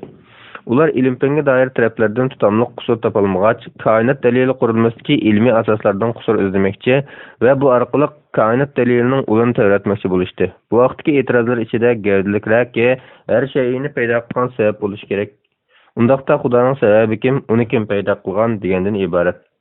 Bu xil e'tirozlar tarixdan beri dinsiz faylasuflar va dinsiz tabiatshunoslar tilida takrorlanib chiqqan ahli sunnat aqida olimlari tomonidan loyiq raddiya berish bilan hal qilinib kelingan bo'lsa-mu, davrimizda xilli nufuzli ilm-fan olimlari, olamshunoslari va fizika mutaxassislarining tilida savol ustida qayta takrorlanishi hamda mushundaq bema'ni savolga jiddiy qarab astoydillik ichida dindorlar oldiga tashlashi kishini hayron qoldiradi. Biz ko'z tutayotgan aşı nüfuzluq ilm-fan olimlar ichida Hawkingmi chetda qolmagan bo'lib, Hawkingdek davrning bir nodir shaxsimi o'z asarlarida Xudoni kim yaratibdi ekan degan e'tirozni ayonmay ilgari surdi. Shunga biz bu xil e'tirozni ilmiy mutaxassis tugul aqliy jihatdan sog'lom yetilgan odatdagi bir kishining bildirishini muvofiq ko'rmaydigan bo'lishimiz qaramay, turqidan so'z o'yini chiqib turayotgan bu e'tirozlarga yana javob berishni muvofiq ko'rdik. Bilish lozimki, koinot dalilidagi har bir qurilma asoslar inchika va kuchli aqliy qoyillik va qanoat elib kelgich asoslardir. Shuni eskartib o'tamizki, mazkur asoslardagi har qanday paydo bo'lg'uchining chuqur paydo qilg'uchisi bo'ladi. Din iborat hech bir aql egasi inkor qila olmaydigan sabab natija qonuniyatining bo'lishi va Xudoning mavjudiyatining mazkur qonuniyat asosida yakunlanib chiqqanligi hech qachon moddiy olam qonuniyatining chuqur moddiy emas mavjudiyatga tatbiqlanganligini ko'rsatib bermaydi. Balki bu moddiy qonuniyat o'lchimini tutib qilish orqali moddiy emas mavjudiyatning borligini tepib chiqish hamda logikalik tahlil asosida ilmiy natija hosil qilishdir. Aksicha bu yerda moddiy shaylarda aks etgan qonuniyatni moddiy bo'lmagan mavjudiyatga tatbiqlash ahvoli sodir bo'lgani yo'q. Ma'lumki, koinotdan iborat hodisani o'ziga o'xshagan, ya'ni bir hodisaning paydo qilgan, yo'qdan bor qilgan bo'lishi sabab zanjirining cheksizlashini keltirib chiqaradiganligi va buning bema'nilikka yo'l ochadiganligi muqarrar. Undaq bo'lgan ekan, koinotdek buyuk hodisaviy mavjudiyatni paydo qilgan sabab chuqumki hodisaga o'xshamaydigan farqli bo'lishini taqozo qiladi. Demak, sabab natija qonuniyatiga rioya qiladigan moddiy olam mavjud bo'lgan ekan, yana kelib mazkur moddiy olamning o'zini o'zi yaratish mumkin bo'lmagan ekan, bu yerda uning mavjudiyatiga o'xshamaydigan, paydo qilinmagan, yaralmagan bir mavjudiyatning bo'lishining aql, garchi bu aql uning mohiyatini tasavvur qila olmasa-mu, chuqur taqozo qiladi. Ma'lum bo'lgandek, koinot dalilining xulosasida Xudoni o'zi yaratganligi yoki uningmi yaralganligi xulosa qilingan bo'lmasdan, balki uning azaliy mavjudiyat bo'lishining zarurligi va uning paydo qilingan hodisiga, ya'ni moddiy shaylarga asla o'xshab qolmasligi xulosa qilingandir. Undaqda başlanışı yo'q, hadisiga o'xshamaydigan, moddiy olam qonuniyatiga bo'ysunish va rioya qilish tabiatiga ega bo'lmagan mutlaq mavjudiyatga moddiy olam qonuniyati bo'yicha hadisini paydo qilgan sababni, ya'ni azaliy sababni paydo qilgan narsa nima deb savol qo'yish aqli sog'lom birining savol degili bo'lamdi, albatta bo'lmaydi. Xudoning mavjudiyatining azaliy bo'lishining zarur ekanligi haqidagi dalil ochiq tursa, bundaq bir savolni qanday ma'qulga uyg'un degili bo'lsin? Bu xuddi Xudo o'zi ko'tarolmaydigan toshni yarata olamdi deganga o'xshash bema'ni savol va so'z o'yinidir xolos. Chunki olamdek hadisni yo'qtimor qilgan qudratga ega sababning azaliy bo'lishini va azaliy mavjudiyatning hadis mavjudiyatga o'xshab qolmasligi kerakligi, bo'lmasa sabab zanjirining cheksizlishi maydonga kelib bema'ni yuz berdiganligi muayyanlashib bo'lgan ahvoldami, moddiy mavjudiyatdagi chekli qudratning aksicha cheksiz qudratli mavjudiyatni hadislik tabiatga ega mavjudiyatning aksicha azaliy mavjudiyatni hadis mavjudiyatga o'xshash sabab muhtoj qilib qo'yish, cheksiz qudrat hukumiga cheklik moddiy shayni bo'lmish, toshni misol qilish paradokslikdan boshqa ish emas. Ya'ni bu butunlay logiksizlik va bema'nilikdan boshqa narsa emasdir.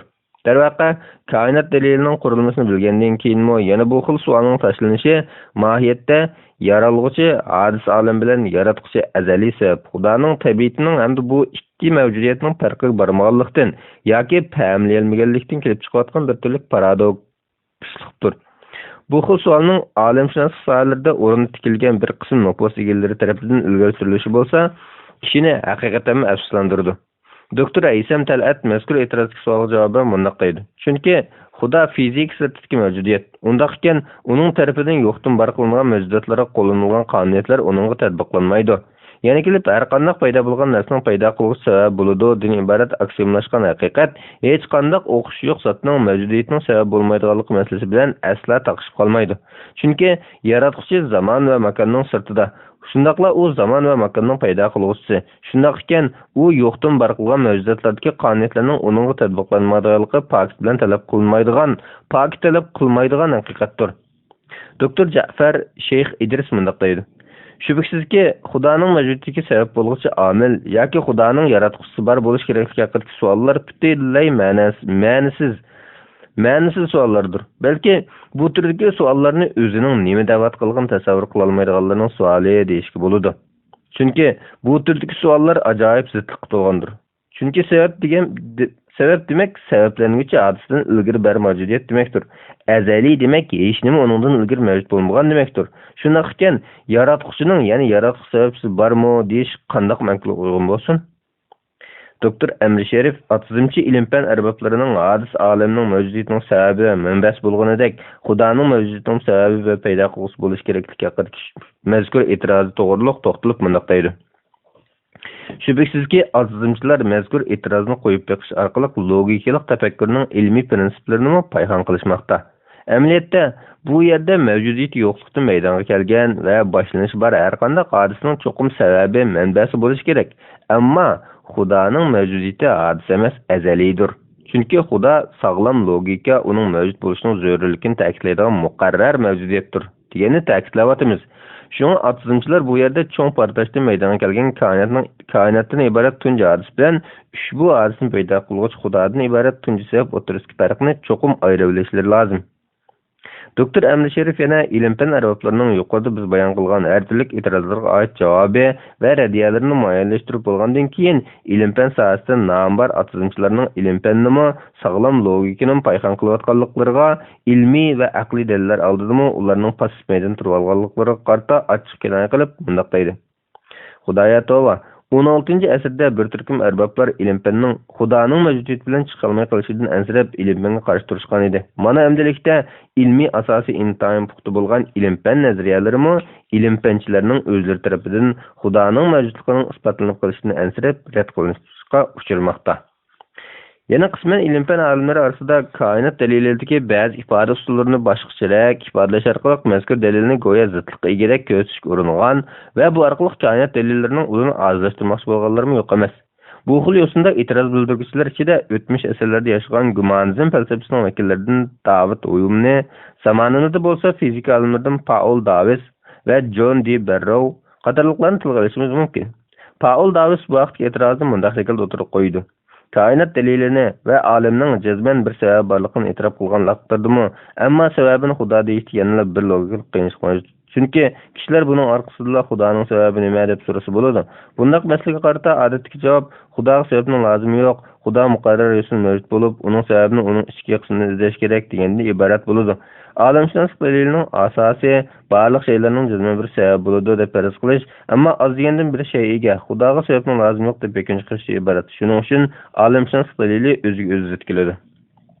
Emniyette Paul tanqidlagan mazkur koinot dalilida biz bayon qilgan shakldan faqat bir so'z almashtirilib bayon qilingan bo'lib, biz ta'kidlagan bayonda har qanday hodisaning paydo qiluvchisi sababi bor degan bo'lsak, Paul mazkur dalilning asosini barliq shaylarning jazman bir sababi bo'ladi deb farz qilish deyish orqali asl dalildagi hadis so'zining o'rniga mutlaq holatda Xudo va uningdan o'zga barliq narsalarni o'z ichiga oluvchi mavjudiyat ma'nosidagi shay'iy so'zni almashtiradi. Hamda bu xil almashtiruvdan chiqadigan xulosani go'yo zidlikda ko'rsatadi. Halbuki bizning har qanday hadis degan so'zimiz bilan har qanday shay'iy degan so'zimiz o'rtasida osmon zamin farq bor. Shay'iy hukmi aqida ilmi islohida Xudo va uningdan boshqa barliq mavjudotni ko'rsatadi. Hadis hukm bo'lsa azaliy mavjudiyatdan boshqa, ya'ni Xudodan boshqa barliq mavjudotlar ko'rsatiladi. Agar koinot dalili nazariyasidagi mazkur asos asldagi qurilmish bo'yicha bayon qilinganida Paul ko'rsatgan zidlik ifodalari butunlay yo'qoladi. Koinot dalili masalasida uyum va uning ilm-fan hisosidagi Paul davosiga o'xshaydigan taqlidchilarning e'tirozlari haqida doktor Ja'far Sheyx Idris maxsus to'xtalib mundaq deydi. Ko'rib turganimizdek fizik olimi Paul Davis koinot dalilini sog'lom emas deb qaravlashida mazkur pozitsiyasini bir fizik ilmi mutaxassislar emas, G'arbning bir qism mashhur faylasuflarning so'zlarining ta'siriga uchrovchisi, balki ularning taqlidchisi va naqlchisi sifatida ifodalamoqda. Gerçi Paul'ның özümü mazkur dalilning boshqa ifodalash variantlari borligini e'tirof qilsa-mu, biroq kitobida mazkur e'tirozga tushmaydigan boshqa sog'lom va Qur'oniy dalil qurilmalariga ishorat bermagan. Halbuki uning tanlagan iborasining ko'pi o'ttirib qo'ygan e'tiroziga uyg'un kelib ketmaydi. Masalan, u har qanday hodisaning sababi bo'lishi kerak, chunki bu yerda cheksiz sabab zanjirsimon bo'lishi mumkin emas. Undaq ekan barliq shaylarning sababi bor degan asosni Xudodan iborat tunchi hukm qilinish lozim keladi deydi. Bu yerda u har qanday hodisaning sababi bo'lishi kerak degan qurilmani har qanday shayning sababi bo'lishi kerak deganlik bilan bir o'ringa qo'yib olgan bo'lib, amaliyotda ikki so'z orasida zo'r farq bor. Hadis deganlikdan uning cho'qim boshlanishi bor, barliq shayning ko'rsatganligi o'z-o'zidan ma'lum. Ammo bu har qanday shay hadis deganlik bo'lmaydi va har qanday shayning cho'qim boshlanishi bor hadis bo'lishi zarur emas. Chunki Alloh azaliy mavjud bo'lishi bilan birga o'z navbatida bir shay mavjudiyatdir. Ey Muhammad, aytqinki, qaysi shayning guvohligi eng cho'ng? Aytqinki, Allohning guvohligi eng cho'ng. An'am surasi 19-oyat. Bu xil farq asosan har qanday hodisa shayning cho'qim sababi bo'lishi kerak degan chiqimizda, buningda hech qanday zidlikning yo'qligi ma'lum bo'ladi. Navoda mavjudiyatining boshlanishi yo'q shaylar bor desak, u chog'da bu xil tabiatga ega shay mavjudiyatning sababi bo'lishiga hojat qolmaydi. Ham bunday davomi ahamiyatsiz, quruq shulardan boshqa narsa bo'lmay qoladi. Albuki Paulning koinot daliliga qarab aytgan e'tirozi Davud Uyumning e'tirozlarining o'zayini edi. U yana bunday deydi. E'tiroz bildiruvchining Xudoni kim yaratgan degani amaliyotda o'zidan ilgari hech nima mavjud bo'lmagan bir mavjudiyatdanmi ilgari turg'ich biror mavjudiyat bormi deganlikka yoki bo'lmasa uningdan boshqa mavjudiyat yo'q. Eng oxirgi mavjudiyatdan keyingi mavjudiyat qaysi deganlikka tang. Ajaba siz bu xil savolda ma'ni bor deb qaramsiz? Navoiy siz birga faqat falonchilar tunji bo'lib yurgan edi desangiz, uning sizdan shundoq, ammo uningdan baldir kim tunji bo'lib yurdi deb so'rash o'rinliqmi? Bu masalami ashunga o'xshaydi. Allohning o'zidan ilgari hech bir shay mavjud bo'lmagan azaliy mavjudiyat kelki dalil turg'izib bo'lgan tursa, qandaqsiga Xudoning sababi qaysi yoki Xudoni kim yaratgan deb savol qo'yil bo'lsin? Mazkur e'tirozda eng hayron qolarlik bo'lgani Paul Davisning e'tiroz usulida dinsizlikni yoqilg'uchi Davud Uyumga taqlid qilishidir. Paul va uning ilgari o'tgan Uyum qatorliqlarning navoda Alloh sababsiz o'z-o'zidan bor bo'lgan bo'lsa, nima uchun olamni paydo qiluvchisiz holda o'z-o'zidan bor bo'lsa bo'lmaydi deganga o'xshash e'tirozlar o'tirib tashlansa, buningga shundoq javob berish lozim keladi. Allohning mavjudiyati azaliy mavjudiyat, olamning mavjudiyati bo'lsa hadis mavjudiyatdir. Halbuki bunday e'tirozlar u ikkalandanmi va boshqalardan sodir bo'layotgan bir turlik aralashtiruvchi hodisidir. Shunisi aniqki, bu e'tirozchilar paydo bo'lgan hadis ekanligi isbotlangan olam bilan azaliyligi muqarrar bo'lgan yaratuvchi o'rtasidagi g'oyat bir farqni diqqatdan chiqarib qo'yishgan.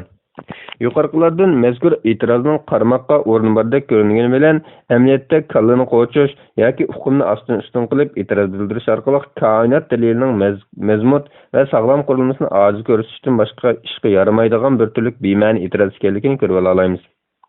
Yana bir nuqta shuki, biz yuqorida bu xil so'z o'yini yedi kelib turadigan e'tirozlarning go'yo Xudo o'zi ko'tarolmaydigan toshni yerga olamdi va o'xshash paradoksli savollar ekanligini muayyanlashtirib o'tdik va savolning ma'lum logikalik xatoligiga ishorat berdik. Biz bu tosh misol qilingan e'tiroz haqida doktor Ja'farning radiyalarini keltirish orqali 3-chi e'tiroz va u cho'rdaydigan masala to'g'risida bayonimizni oxirlashtiramiz. Doktor Ja'far bu vaqtda mundaq deydi: Biz jazmanki Allah har narsaga qodir degan vaqtimizda Xudoning mavjudiyatini inkor qilishdan biri qo'pib, Acaba Xudoyinglar o'zi midriltolmaydigan toshni yarata olamdi deb savol tashlaydi. Albuki savol qo'yg'ichi bizni Xudo hamma qodir bo'lib ketmaydi degan nuqtaga olib qistiya olmayman deb o'ylaydi. Chunki u bizni yoki yo'q deb javob berishdan boshqa yo'li yo'q. Qaysin desa o'xshashlar kutgan natijaga erishaman deb o'ylab qoladi. Emniyatdan biz yarata oladi desak, u bizga undaqda bu yerda Xudo qila olmaydigan ish bor ekan, u yaratgan toshni midriltolmadi deb turolmoqchi. Navodi biz yo'q yaratolmaydi desak, u chog'dimi bizga mana Xudo qila olmaydigan ish bor ekan, demak Xudo hamma qodir bo'lmagan bo'ldi deb turolmoqchi. Ammo biz bu savolga yoki yo'q degan har ikki javobni bermaymiz. Balki biz deymizki, sening savoling ichki ziddiqqa to'lgan paradokslik bir savol. Bundaq ishni tasavvur qilish moyatda aqlga butunlay uyg'un kelmaydi. Chunki Allohning qudrati yuz berishi tasavvurga tushmaydigan ishlarga munosabatlashtirilmaydi. Balki ilohiy qudrat aql inkor qilmaydigan ishlarga munosabatlidir. Aqlda tasavvur qilish mumkin bo'lmaydigan shaylar Xudoga nisbatan qiladi yoki qila olmaydi degan bo'ladigan reallikda mavjud bor shaylar emas. Nima uchun bunday deymiz?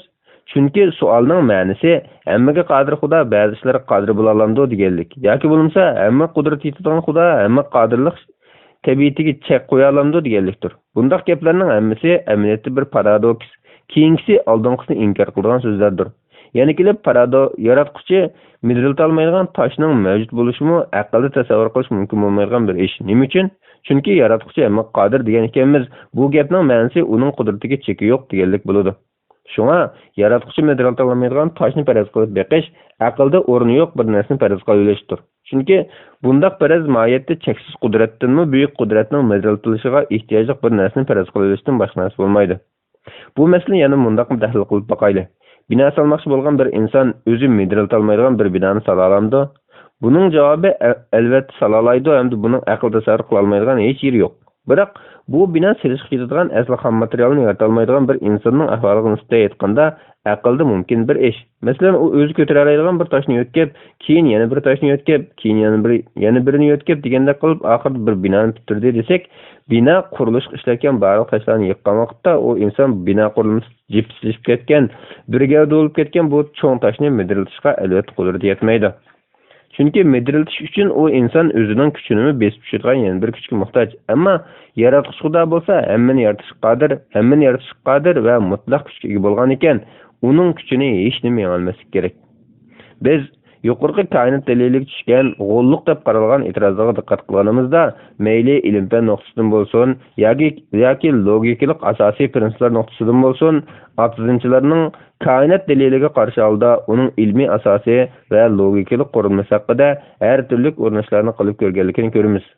Radiyalar va javoblarni ko'rganimizda bo'lsa, mazkur dalilning logikalik hamda ilmiy asosining nihoyatda puxta va mazmun ekanligini ko'rib olamiz. Bismillahirrohmanirrohim. Islom aqida ensiklopediyasi 1-tom, yagona yaratquchi. 409-bet. Bo'shliq to'ldirish ilohiy mavjud emas. Ba'zilar koinot dalilida o'tirib qo'yilgan dalilning dastlabki ikki asosi qurilmasi asosida chiqarilgan yakunini javobi chiqmagan savollarning bo'shliqini to'ldirish uchun fursatparastlik qilganlik deb baqishdi. Ularcha bo'lganda qadimda kishilar kasallikning sababini bevosita ilohning qilim etimlari jumlasidan deb qaragan bo'lsa, ilm-fan kelib kasalning sababchisining aslida mikroblar, viruslar ekanligini bayqab chiqdi. Demak, İlim-pen her gündegidek burunqlar ilahның qılğanları dep qarayotgan hadislarning izohlarini bayqayotgan bir paytda texi izohlab berilmayotgan har bir boşluqni ko'rganda, u boşluqni darhol Xudo orqali to'ldirishga urinib, masalani Xudoning qudratiga bog'lash fursatparastlik qilishdan boshqa ish emas deyishdi. Qaramoqqa bu da'vo biroz qamlashgandek ko'ringani bilan, mohiyatda elib aytganda tashlagan savollarning o'zila o'zilmat qilishga kifoya bo'ladigan bir da'vodir. Chunki koinot dalilida o'tirib qo'yilgan bu yakun xuddi mazkur materialistlar da'vo qilayotgandek ilm-fan texi bayqash imkoniyati bor, yana kelib mutlaq haqiqatga aylanmagan masala bo'lgan edi. Mazkur da'vo biroz chek bosatdi. Biroq olamning hadis ekanligi, hadisning cho'qim paydo qilg'usi borligidek bu ilmiy va aqliy haqiqat mazkur atalmish bo'shliqni to'ldirish haqidagi da'voni butunlay parchaqlab tashlaydi. Shundoq bu yana masalaning tegi bilinmaganda Xudo orqali bo'shliq to'ldirish bo'lmasdan, balki masalaning tegi takti bilingandan keyin o'ttirg'i chiqarilgan yakunlikini yana ro'shanlashtiradi. Biz buni mundaq bir misol orqali yo'ritib berishimiz mumkin.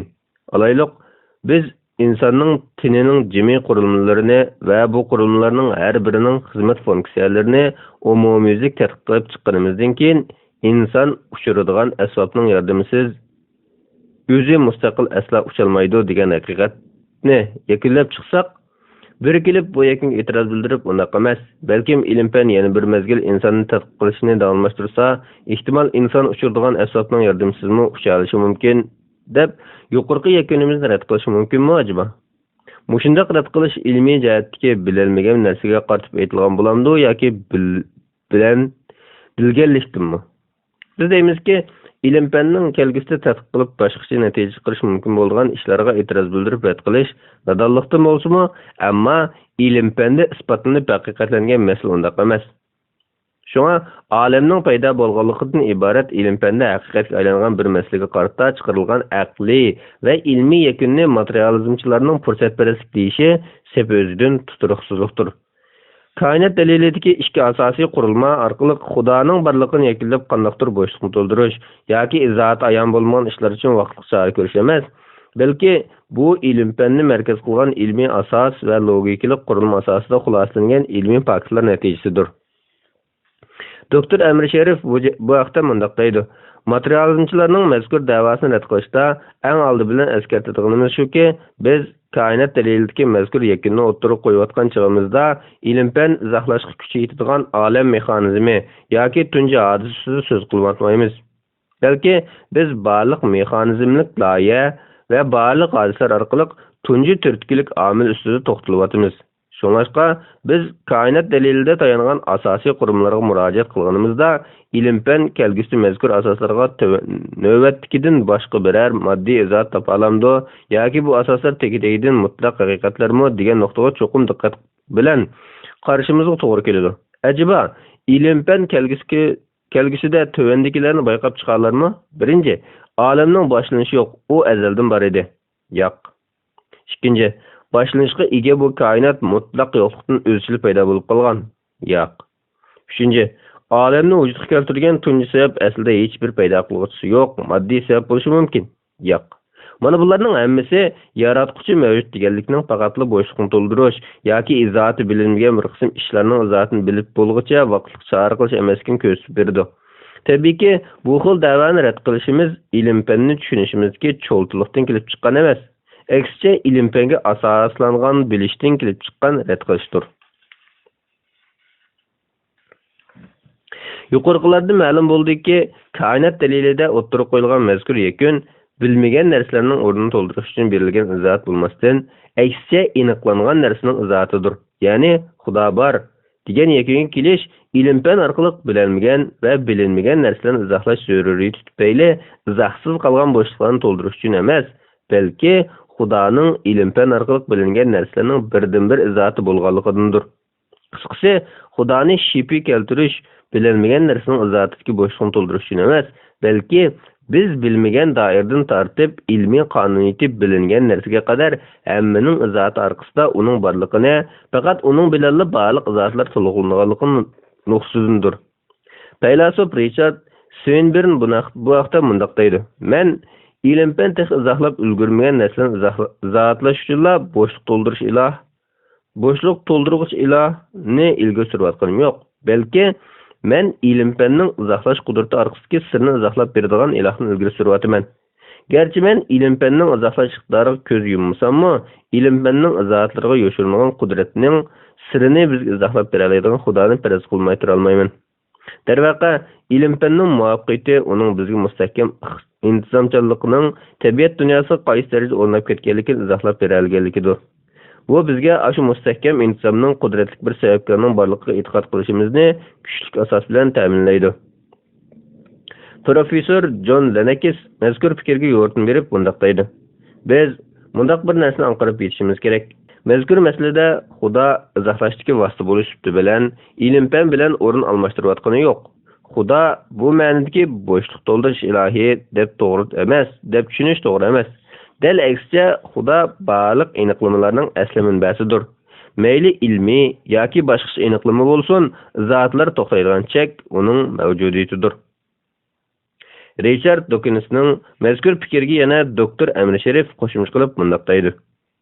Richard bu yerda Xudo orqali izohlash, ilm-fan izohlay olmaganini izohlashdek ehtiyoj tufayli emas, balki ilm-fan izohatlarini izohlashga ehtiyoj ekanligini ko'z tutmoqda. Barhaqki bizning Xudo bor degan yakun kelishimiz qandaqdir navbatda izohlashdan ojiz kelayotgan bo'shliqlarni Xudo orqali to'ldirib olish yoki Xudoni ilm-fanning izohatlari o'rniga dastatish uchun emas, balki u navbatda biz bayqab tegi yetib bo'lgan va hatto texi yetib bo'lolmagan barliq izohatlarning izohatidir. Shuningdek, atizmchilarning dindorlarni ular ilm-fan tex izohlab bo'lolmaganligi ish bo'lsa, uning orqasida Xudo bor deb turib oladi deb ayblashlari boshdan oxiriga qadar ularga uvol qilish va ularga nohaq xato ayib qo'yishdan boshqa ish emas. Yig'ib aytganda, olamning paydo bo'lishidan iborat bu haqiqat o'ttirib chiqishi bilan teng, olamni paydo qiluvchining Xudo bo'lib qolishidan andikkan siyaqda o'ttirib qo'yilayotgan da'volar, bo'libmi bu xil da'volarning tegitekti va maqsad muddaosi oshkor bo'lgancha, faylasuf Antoni Filo aytgan o'quvchining dars ketish bahonasi haqidagi iliq tamsilni yodimizga keltirmay tura olmaymiz. Shundaqdimi bundaq da'volarning o'ttirib chiqib turishi o'z navbatida materializmchilar haqidagi tunishimizni kuchaytirdi va Xudoga bo'lgan aqidamizni yanada mustahkamlaydi. Xudomi, tabiatmi? Biz yuqorida olamning hodisligini va uning ilm-fanda isbotlangan ilmiy haqiqat ekanligini hamda bu hodisani paydo qilgan kishining Xudo bo'lishining lozimligi haqidagi ilmiy va logikalik asoslar bilan tanishib chiqdik. Shuning bilan birga olamning hodis bo'lishining yaratqushini manba qilmaganligiga doir e'tirozlar va bu e'tirozlarning raddiya javoblarini ko'rib o'tdik. Shundaqla bu e'tirozlarning ilmiy asosi yo'qligini ko'rib o'tdik. E'tirozlarning asosizligi ma'lum bo'lgan ekan, dalilning aslida mazmut va qanoatlanarli ekanligini ko'rib olg'ili bo'ladi. Bu orqali olamning azaliy bir mavjudiyatning paydo qilishi bilan yo'qdan bor bo'lganligining muqarrar ekanligini va buning qudratli bir kuch sababidan ekanligini jazmlashtiramiz. Demoqchimizki, aqlmi, logikalik qonunlarmi, ilm-fanmi butun kuchi bilan bizga har qanday paydo bo'lg'uchining paydo qilg'uchi bir sababi borligining tavrinmas haqiqatligini, olamning cho'qim bir paydo qilg'uchisi borligini e'lon qilmoqda. Biz koinot dalili temasida olamning hodis ekanligini, hodisning cho'qim azaliy manbadan kelgan bo'lishi kerakligini, undaq bo'lmaganda cheksiz sabab zanjiri bo'lish kelib chiqadiganligini va bu xil cheksizlikning bema'nilikni keltirib chiqaradiganligini, buningga binoan barliq sabablarning cho'qim hech bir hodisaga o'xshamaydigan bir azaliy sababga berib to'xtashi lozimligini yakillab chiqdik. Darvaqa biz olamni paydo qilgan sababni Xudo deb jazmlashtiramiz, chunki hodisaga o'xshamaydigan balki uningdan yuqori mutlaq kuchga sahib mavjudiyatning bo'lishi kerakligi olamni paydo qilgan mavjudiyat tepilishi zarur bo'lgan sifatlardir. Ya'ni olam hodis bo'lgan ekan, uni paydo qiluvchi kuch cho'qim uningga o'xshab qolmasligi kerak. O'xshagan taqdirda umi olamga o'xshash bir sababning yo'qdan bor qilishiga muhtoj bo'lishi kerak bo'ladi. Buningda sabab zanjiri cheksizlashida natijada bema'nilikka yo'l ochadi. Buningga binoan olamni yaratquchining hodis shaylarni aksiya cheksiz o'tmishga ega azaliy bo'lishi, azaliy bo'lgan ekan uning yana mangu oxirlashmaydigan abadiy bo'lishi zarurdir. Xulos shuki, olam paydo bo'lgan, har qanday paydo bo'lg'uchining paydo qiluvchisi bo'lishi zarur. Demak, olamning paydo qiluvchisi bor. ushbu paydo qiluvchi bo'lsa Alloh taolodir. Ba'zilar agar cho'qim paydo qiluvchi zo'r bo'lsa, mazkur paydo qiluvchi cho'qim Xudo bo'lish kerakmi? Acaba bu paydo qiluvchi tabiat bo'lsa bo'lamdi deydi. Halbuki bundaq ehtimollik yoki da'vo olam o'zini o'zi yaratib olgan yoki shaylarda mavjud shu shaylarni borliqqa keltirgan degan yakunlarga elib boradi. Mayli bu turdagi da'volar qaysi xil yakunga elib berishidan qat'iy nazar, tabiatni tangri o'rniga destish upuchiq materializmchi da'vo bo'lib, bu bir bo'lsa tabiatning xarakterini tushunmaslikdan, yana biri tangri huquqiga bo'lgan tushunishning yuzakiligidan kelib chiqqandir. Ma'lumki, tabiat atalg'usi bir qancha ma'noga qaratilgan hukm. U birda fiziklik olamning ko'rinishini ko'rsatsa, yana birda bir butun hayotlikni ko'rsatadi. Buning barliq ma'nolarini yig'ib kelganda bo'lsa, tabiat hukmidan qonuniyatga bo'ysunuvchi insonlikqa ega fiziklik dunyo, ya'ni moddiy dunyo ko'zda tutiladi.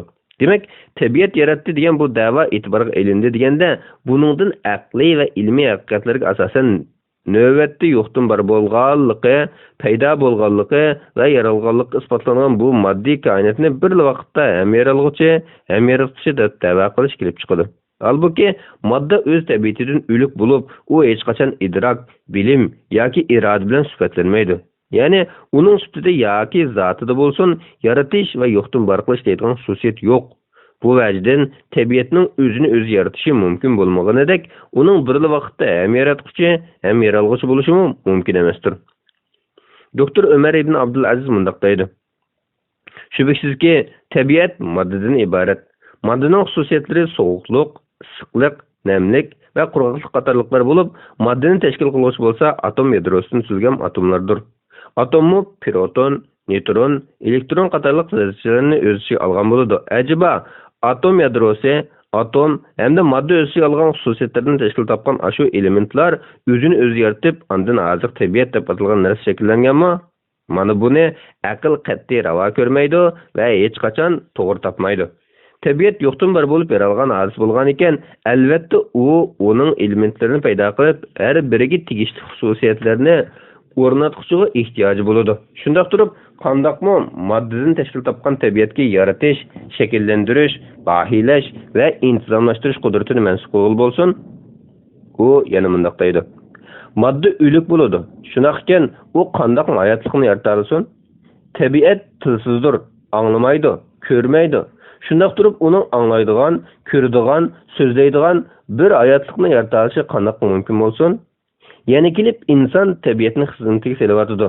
Uni o'ziga bo'ysundiryotidi. Ahvol shunday tursa, tabiatni qandaqmi insonning yaratquchisi degili bo'lsin? Tabiatdan iborat hammani besib tushadigan yuksak aqlga ega bo'lmagan bu moddiy olamning yo'qdan bar qilib yaratish, hayotlik, aql idrokni vujudga keltirishdek insoniyatning eng o'tkir aqliyati tushunishga ojiz keladigan darajadagi ishlarni vujudga keltira olmaydiganligi bugungi zamonaviy ilm-fanda takror dalillanib kelmoqda.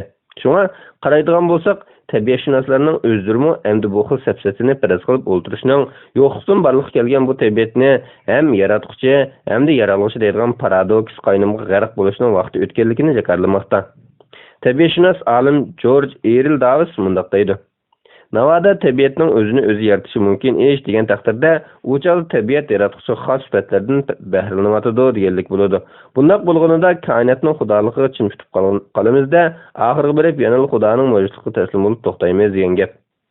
Shunisi biz ishongan bu Xudo bir vaqtda ham moddiy, ham metafizik bo'lishdek shayotning o'zi bo'lib qoladi. Shunga bundaq afsonaviylik ustida chong turganimizdan ko'ra, yanada ushbu moddiy olamni yaratgan, koinotning biror juz'isi bo'lmagan, aksicha koinotning hukmdori, boshqarib idora qiluvchisi bo'lgan qudratli Xudoga ishonganim a'lo.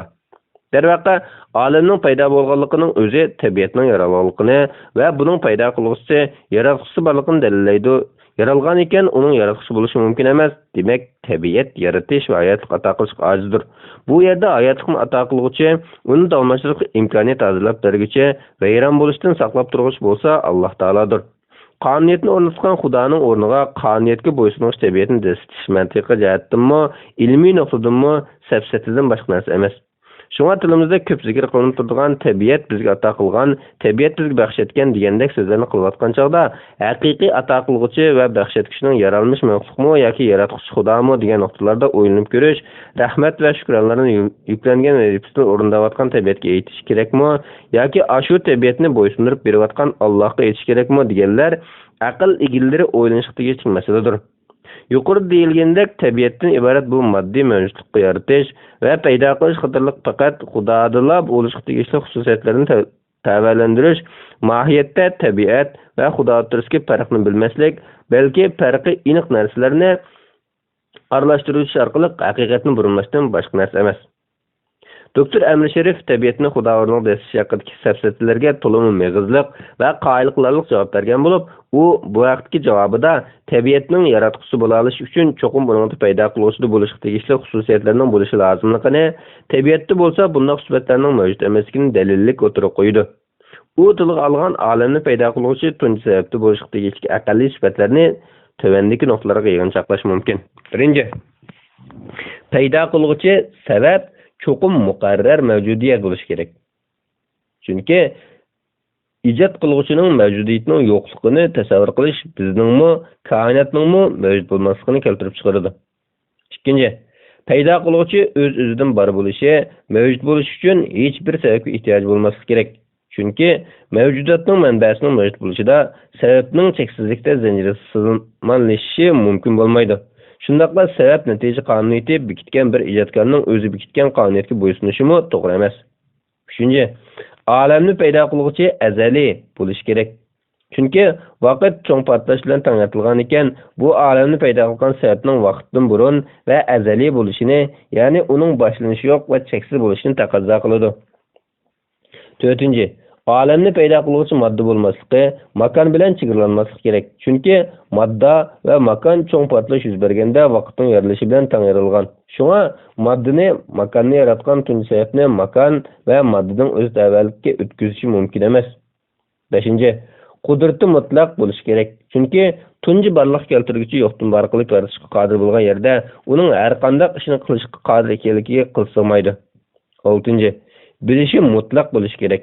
Chunki koinotning barliq kelishi yaratuvchi muhtoj bo'lganidek, uni idora qilish ishimi mavjudotlar aro g'oyat zo'r tangpuliqni tutib turuvchiga muhtoj.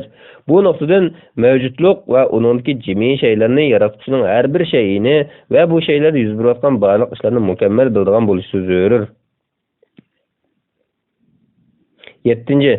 Mustaqil qaror chiqarishga qobil bo'lish kerak. Chunki boshlanishi bor, muayyan mezgilda barliq kelgan va mutlaq azali emas bir koinotning barliq kelishida cho'qim ashu yaratilishdan avvalgi tashlaqli holatini buzib, ilgirma emas, keyinma emas, dal vaqtida yo'qdan bor qilib, koinotni mavjud dunyosiga keltirish qarorini chiqargan, harakatga keltirgich omilning bo'lishi lozimligini taqozo qiladi.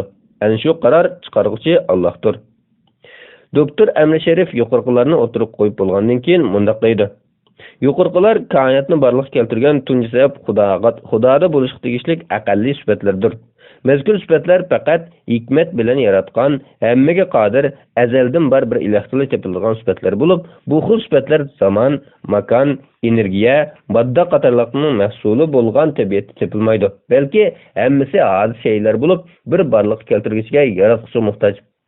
Dar haqiqat o'zida bo'lmagan o'zgaga berilmaydi. Tabiatdan ibarat bir qator elementlardan birikkan moddaning paydo bo'lganligi, paydo bo'lg'uchining paydo qilg'uchisi bo'lganligi va sabab zanjirining cheksizlashining mumkin bo'lmaydiganligidan iborat mantiqiy qoida paydo bo'lgan moddaga o'xshamaydigan, hodislik xususiyatga ega bo'lmagan azaliy va qudratli yaratquchining bo'lishini taqozo qiladi. Ushbu qudratli yaratquchi tabiat bo'lmasdan, balki sha'ni shavkatlik Alloh taolodir. Bismillahirrohmanirrohim. İslam aqida ensiklopediyasi 1-tom yegani yaratquchi. 423-bet Qur'on Karim va koinot dalili. Olamning yo'qdan bor qilinganligi, yaratilganligi, paydo bo'lg'uchining paydo qilg'uchisiz bor bo'lishining batil ekanligi va bu paydo qilg'uchi sababning Alloh taolo ekanligi Qur'oniy bayonlardami intayin ro'shan va aqliyligi kuchli bayonlar orqali ko'plab ta'kidlangan hamda bu vaqtda isbotlar o'tirib qo'yilgandir. Ma'lum bo'lganidek, Kainat dalili logikалық күчлük, ilmiyliki mustahkam, aqliyliki şübhisiz bolgan asaslar asasida alemning azali emasligi, başlanışı barlıqı, uning mavjudiyatining yo'qdan bar bolganligi qatorliq haqiqatlarni dalillaydi. Hamda yo'qdan barliq keltirgichi va paydo bo'lg'uchining sababsiz va paydo qiluvchisiz to'g'risi yaratqusiz mavjud bo'la olishining mumkin emasligini aqliy va ilmiy asoslar bilan muayyanlashtirdi. Qur'oniy dalillarga nazar og'dirganimizda biz bu xil aqliy va logikalik kuchlik ilmiy asoslarni Qur'onning butunlay qo'llaydiganligini ko'ramiz. Shundoqla Qur'on Karimning mazkur koinot dalili nazariyasiga o'ziga xos uslubda alohida ishoratlarni berganligini va bu xil ilmiy asosning o'z navbatida Qur'oniy haqiqatlar bilan birdek ekanligini ko'ramiz. Aqida olimlarining Allohning mavjudligining isboti haqidagi ilmiy tadqiqot va izlanishlarga qaraganimizda ko'pincha ahvolda ularning Qur'oniy dalillar bilan mazkur haqiqatlangan aqliy dalil va yakunlarning o'rtaq taraflarini bayqashqa hamda ushbu Qur'oniy dalillarning xosligi va metodining haqiqatan o'zgacha ekanligini namoyon qilishga ahamiyat berganligini ko'ramiz. Darvaqa Qur'on Karimda u o'zi muayyanlashtirgandek insoniyatning ehtiyoji va zaruriyat qatlamiga kiradigan barliq masalalarga doir bayon va ishoratlarni o'z ichiga olgan. Qur'onning bu xil alohidliklarga ega bo'lishi olimlarning qat'iylik bilan Allohning mavjudligiga doir aqliy dalil va sog'lom nazariyalarni qo'llaydigan, balki mazkur aqliy dalillar maydonga kelishdan burunla ishoratlanib bayon qilinib o'tilgan ilmiy haqiqatlarni astoydillik bilan qidirib chiqishga turli rol o'ynab keldi. Shunlashqa olimlar Allohning mavjudligini isbotlashga doir aqliy va falsafiy dalillarni o'tirib qo'yish bilan bir vaqtda mazkur dalillarning Qur'oniy bayonlariga muvofiqlashgan taraflarini muayyanlashtirib, hamda aqliy va ilmiy dalillarni yanama mukammallikka ega qilishda oz bo'lmagan tirishchiliklarni ko'rsatdi. Bu sababdan ular koinot dalili temisidimi Qur'oniy manbalardagi uni quvvatligicha va dalilligicha mazmunlarni ilmiy shaklda bayon qilish va izohlash orqali koinot dalilida o'tirib qo'yilgan ilmiy asoslarni muayyanlashtirdi. Gerçi Qur'oniy dalillar Allohning mavjudligini isbotlashda mustaqil dalil manbalaridan sanalsa-mu, ammo u xos aqliy dalil manbalaridan butunlay ahamiyatini yo'qotmagandir. Shunga har zaman o'zining aqliylikka boy mazmunlari orqali aqliy dalillar qatorida tilga ilinib kelgandir. Bu sababdan Qur'oniy dalillarda ishoratlangan koinot dalili to'liqlash va bayon qilish nuqtasidan o'ttirig'i tashlanishi zo'ri dalillar jumlasidan bo'lib kelmoqda. Shunday ekan, navbatda biz mazkur koinot dalilini quvvatligicha bir qator Qur'oniy dalillarni o'tirib qo'yib o'tamiz. Ta'kidlab o'tganimizdek, Qur'oniy dalillar vahiyga vakillik qiluvchi naqliy dalil bo'lish bilan birga bayonlardagi kuchli aqliy va ilmiy asoslarni o'tirib qo'yish va bayon uslubidagi o'zgachiliklar bilan boshqa dalil manbalaridan alohida farqlanib turadi. Koinot dalilida ko'rsatib o'tilgan paydo qiluvchi bilan paydo qilinuvchi orasidagi munosabatning muqarrar bo'lishidek aksiomlik qonuniyat yaratquchining mavjudligiga dalil qilinganidek, Qur'oniy dalillarda bu xil metod keng o'rin olgan hamda kishini o'ylanishga, tafakkurga undaguvchi bayonlar orqali mazkur dalil va uning ilmiy asoslariga ro'shan ishoratlarni bergan. Yana bir tarafdan qaragan vaqtda Qur'oniy dalillarda olamning hadis ekanligi va uning Allohning yaratishi ekanligiga doir mazmunlarning ko'p bo'lishi bizga koinot dalilining xos aqliy dalil bo'lishiga qaramay, uning o'z navbatida naqliy dalillarning ayrilmas bir tarkibiy qismi ekanligini tushuntirib berdi. Alayliq Qur'oniy bayonlarda olamdagi o'zgarishlar olamning hadis ekanligini ko'rsatganligi va bu xil ilmiy haqiqatni aql va ma'rifat ahlining bilib yetaydiganligiga talay ishoratlar berilgan bo'lib, bu vaqtda Qur'on Karim mundaq deydi: Osmonlarning va zaminning yaratilishida, kecha bilan kunduzning navbatlashib turishida, kishilarga foydali narsalarni elib dengizda o'zib yurgan kemalarda, Alloh bulutni yog'dirib bergan, o'lgan zaminni sirildirgan yomg'irda, yer yuziga tarqatib o'tgan hayvonotlarda, shamol yo'nalishlarining o'zgarib turishida, osmon zamin orasida yoshirinib bo'ysundirilgan bulutlarda tushundigan kishilar uchun albatta dalillar bordir. Baqara surasi 164-oyat. Shubhasizki, osmonlarning va zaminning yaratilishida, kecha bilan kunduzning navbatlashib turishida aql egalari uchun albatta ro'shan dalillar bor. Ali Imron surasi 190-oyat. Qaraydigan bo'lsak, yuqoridagi oyatlar olamning hadis ekanligiga va bu hadisning alomatlarining uningdagi o'zgarishlar ekanligiga dalil bo'lib, oyatga xalaqa so'zi olamning hadis ekanligiga ishorat qilsa, uningdagi o'zgarishlarning olamning hadis ekanligiga ishorat ekanligi va bularning Allohning mavjudiyati va qudratining dalili ekanligi ko'rsatib o'tilgan. Oyatga Xalaqa so'zi olamning hadis ekanligiga ishorat deyishimiz, bu so'zning arab tilidagi ma'nosining shay'ini yo'qdan bar qilish, yaratish ma'nosi bo'lganligidir. Tilshunos olim Abu Mansur al-Azari mundaq deydi: Xalaqa so'zi arab tilida shay'ini o'rnaksiz holda yo'qdan bar etmek demekdir. Oyatlardagi osmon zaminni yaratish ma'nolarini o'rnaksiz yaratish ma'nosi ekanligiga Qur'on Karimdagi munosib oyatlardami dalillar bor bo'lib, Qur'on Karim bu haqda mundaq deydi: Allah osmonlar va zaminni yo'qdan bar qiluvchidir. Baqara surasi 117-oyat. Yaratish ma'nosini sharhlovchi mazkur oyat haqida mufassirlardan Imom Nafasi mundaq deydi: Oyatning ma'nosi Allah osmon va zaminni o'rnaksiz barliq keltirguchi va uni ixtiro qiluvchidir deganlikdir. Oyatlardagi osmon zaminning yo'qdan bar qilinganlik ma'nosini ko'rilish bo'ldiki, koinotning mavjudligiga yo'qlik ilgir bo'lgan ilmiy istilohga ko'ra mavjudiyati yo'qdan bar bo'lgan har shay'i hadis bo'lib, darvaqa oyatlar yaratish va yo'qdan bar qilish iboralarining qo'llanishi orqali olamning hadis ekanligini muayyanlashtirgandir. Qur'on Karim yana mazkur yaratish so'zi o'z ichiga olgan ma'noni yanada konkretlashtirgan holda belgilik vaqt va zamon ma'nolari bilan ushbu yaratishning ba'zi tafsilotlarini bayon qilib mundaq deydi: Allah osmonlarni, zaminni va ularning orasidagi narsalarni 6 kunda yaratdi. Secde suresi 4-oyat. Doktor Aysam mazkur oyat ustida to'xtalib mundaq deydi: Oyatdagi 6 kun iborasi zamanni o'z ichiga olgan hadislikqa dalil bo'lib, mana bu koinotning azaliy emas, boshlanishi bor hadis ekanligini bildiradi. Aytib o'tganimizdek, yaratish hukmi yuqorida keltirilgan olamning hadis ekanligiga ishoratlovchi oyatlarda olamning hadis ekanligini ko'rsatsa, oyatda yana kecha kunduzning almishi va boshqa har xil o'zgarishlar, koinot hodislari qatorliqlarning tilga ilinishi sog'lom aql egasiga mazkur yaratish hukm ifodalagan olamning hadis ekanligi haqiqatini bilish uchun yo'l ochadiganligi, o'zgarishlar olamning hadis ekanligining alomati ekanligi va buni sog'lom aql egalari ushbu haqiqatlar ustida tafakkur qilish orqali bilib yetalaydiganligi ishorat qilingandir. İmam Beyzavi yuqori dalil qilingan yaratish ma'nosi bilan koinot hodislarining tang o'rinda bayon qilib kelgan oyatlar haqida tafsirda mundaq deydi: Shubhasizki, osmonlarning va zaminning yaratilishida, kecha bilan kunduzning navbatlashib turishida aql egalari uchun albatta ro'shan dalillar bor. degan bu oyatda xuddi Baqara surasi kelgandekla hissi yoki xiyoliy shak-shubhalarning ta'siriga uchramagan parlaq aqlga sahib kishilar uchun yaratuvchining mavjudligini, uning yakkiganligini, mukammal ilm va kuch-qudratga ega ekanligini ko'rsatuvchi ro'shan dalillar borligi ifoda qilingandir.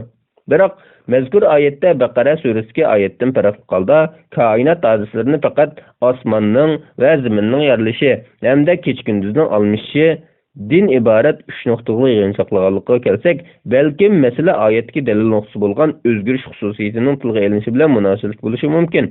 Chunki o'zgarish koinotda va uningdagi barliq hodisalarda jarayon qilib turadi. Masalan, bu o'zgarish bir bo'lsa, kecha-kunduzning almishidek shay'ining o'zida yuz bersa, yana bir bo'lsa, shay'ining ma'lum tarkibiy qismida yuz beradi. Elementlarning turli shaklga almashib turishi buning misolidir. Osmon jismlarining turli vaziyatlar ichida o'zgarib, yo'tkilib turishi buning misolidir. Shu jihatdan payg'ambar alayhissalom ushbu oyat ustida to'xtalib, bu oyatni tafakkur qilmay o'qigan kishining holiga voy deb ko'rsatgan. Demak, yuqorqi oyatlarda ko'z tutilayotgan o'zgarishlardan maqsad dal olamning hadis ekanligining alomatlari ekanligi, sabab-natija qonuniyati bo'yicha hadisning paydo qilg'usiz yuz bermaydiganligi va buning hadisini paydo qilgan yaratuvchining mavjudligiga dalil ekanligi qatorliqlardir. Mana bular olimlar birdek muayyanlashtirgan koinot daliliga ishoratlar bo'lib, aqida ulamolaridan Imom Ahmad ad-Dardir oyatlardagi o'zgarishlar va almishlardan ko'zda tutilgan yana ma'no haqida to'xtalib bundoq deydi: Qur'on Karim oyatlari ko'rsatib o'tganidek, olamning hadis ekanligiga uning bir-biridan farqli va o'xshamaydigan tur va shaylarni o'z ichiga olganligini dalil qilib ko'rsatish mumkin. Chunki olamning ba'zi qismi samoviy bo'lsa, yana ba'zi qismi uning aksicha, ba'zi qismi nuroniy bo'lsa, yana ba'zi qismi zulmatlik, ba'zi qismi haroratli bo'lsa, ba'zi qismi zimiston, ba'zi qismi harakatli bo'lsa, yana ba'zi qismi turg'un, ba'zi qismi shalong bo'lsa, ba'zi qismi quyuq, ba'zi qismi yo'qdan bar bo'lsa, yana ba'zi qismi mavjudiyati yo'q bo'lib ketayotgan bir qator holat o'zgarishlarga to'lgandir. Yana kelib, turlarning har biri yana ayrim turlarni, juz'iylar va sifatlarni o'z ichiga oladigan bo'lib, hech kim uni birma-bir statistikалab chiqolmaydi. Mana bular alam va uningdagi har bir turning mavjudiyatini yo'qdan barliqqa chiqaradigan dana bir turkiga yaratuvchiga muhtoj ekanligini ko'rsatib berdi. Shuning bilan birga yaratuvchi faqatla bir sabab yoki tabiat bo'lmasdan, balki mutlaq ixtiyorlikqa ega o'rnaksiz yaratuvchidir. Chunki sabab yoki tabiatning yaratganligiga ma'qul kelgan va shundoq bo'lishini faraz qilgan taqdirda bu xil o'zgarish va rangdarliklarning borliq kelishi asla mumkin emasdir. Darhaqiqat Alloh taolo mundaq deydi: Şübhəsizki, osmonlarning va zaminning yaratilishida, kecha bilan kunduzning navbatlashib turishida aql egalari uchun albatta ro'shan dalillar bor. Ali Imron surasi 190-oyat. Bular osmonlarning va zaminning saltanati uchun Allohning yaratgan mahluqotlari ustida va o'zlarining ajli yaqinlashadiganligining mumkinligi ustida fikr yurgizmamdi. Araf surasi 185-oyat. Qur'oniy dalillar yana olamdagi o'zgarishlarning uning hodis ekanligiga dalil bo'lganligiga ishorat qilish bilan birga, har qanday hodisning cho'qim paydo qilg'uchisi bo'lganligini sabab natija qonuniyati bo'yicha muayyanlashtirish kerakligini o'tirib qo'ydi. Qur'on Karim bu haqda mundaq deydi: Ular yaratuvchisiz yaratilganmi yoki ular o'zlari yaratquchimi yoki ular osmonlarni va zaminni yaratganmi? Tur surasi 35 va 36-oyatlar. Yuqorqi oyatlar yaratuvchining haqiqatini inkor qiluvchilarga ta'addi va tanqid mavqesi turib savol qo'ymoqda. Darvaqa oyatning mundaq bir voqeada savol tashlash inkor ustida bo'lib, bu orqali yaratuvchisiz yarilishni aqlga ravo ko'rishning mantiqsizlik bo'lganligi hamda bundaq sabab natija qonuniyatiga xilof ekanligi muayyanlashtirilgan. Oyat haqida Shayxul Islom Ibn Taymiyya mundaq deydi: Sog'lom fitrat zo'r holda oyat tilga ilinganlarning paydo qilg'usiz paydo bo'lib qilishini yoki ularning o'zlarini o'zi paydo qilib olgan bo'lishini rad qiladi. Demak, buningdan ma'lum bo'ldiki, jazman ularni paydo qilgan bir yaratuvchi bor.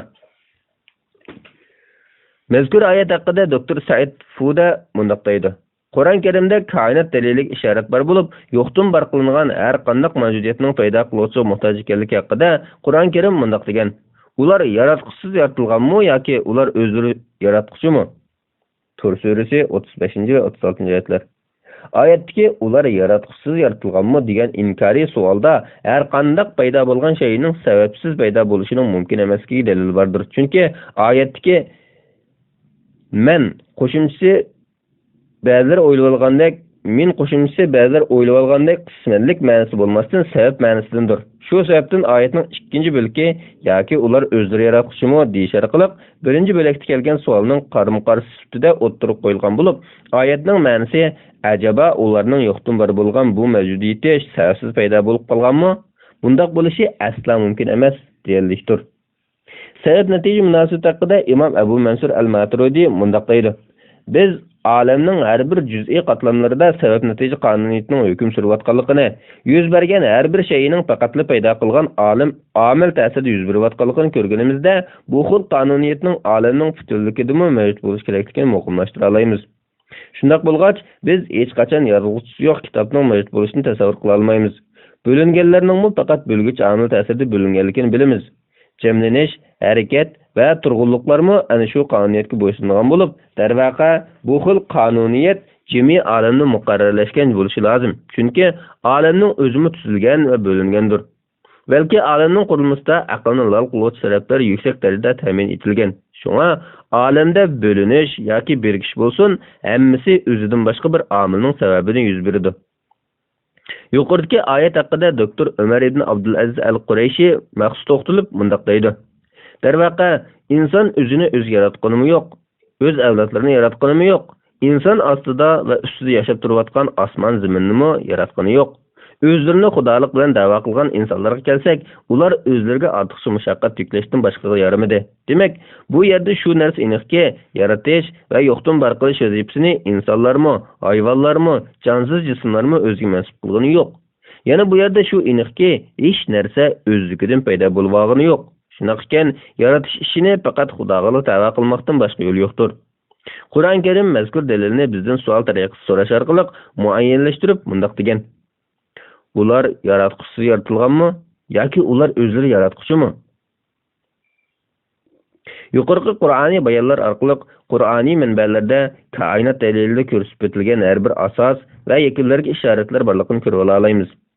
Şoňa kainat delili alimler muayyanleştirgenidek sap aqli deliller türüdün bulup kalmay, bayanları fakat haber beriş dairesinde bolmasdan aqli ve ilmi hakikatlergimi ortak ahmet bergiçi Kur'an-ı Kerim'den ibaret vahiy menbälerindemi qollap kuvvetlengendir.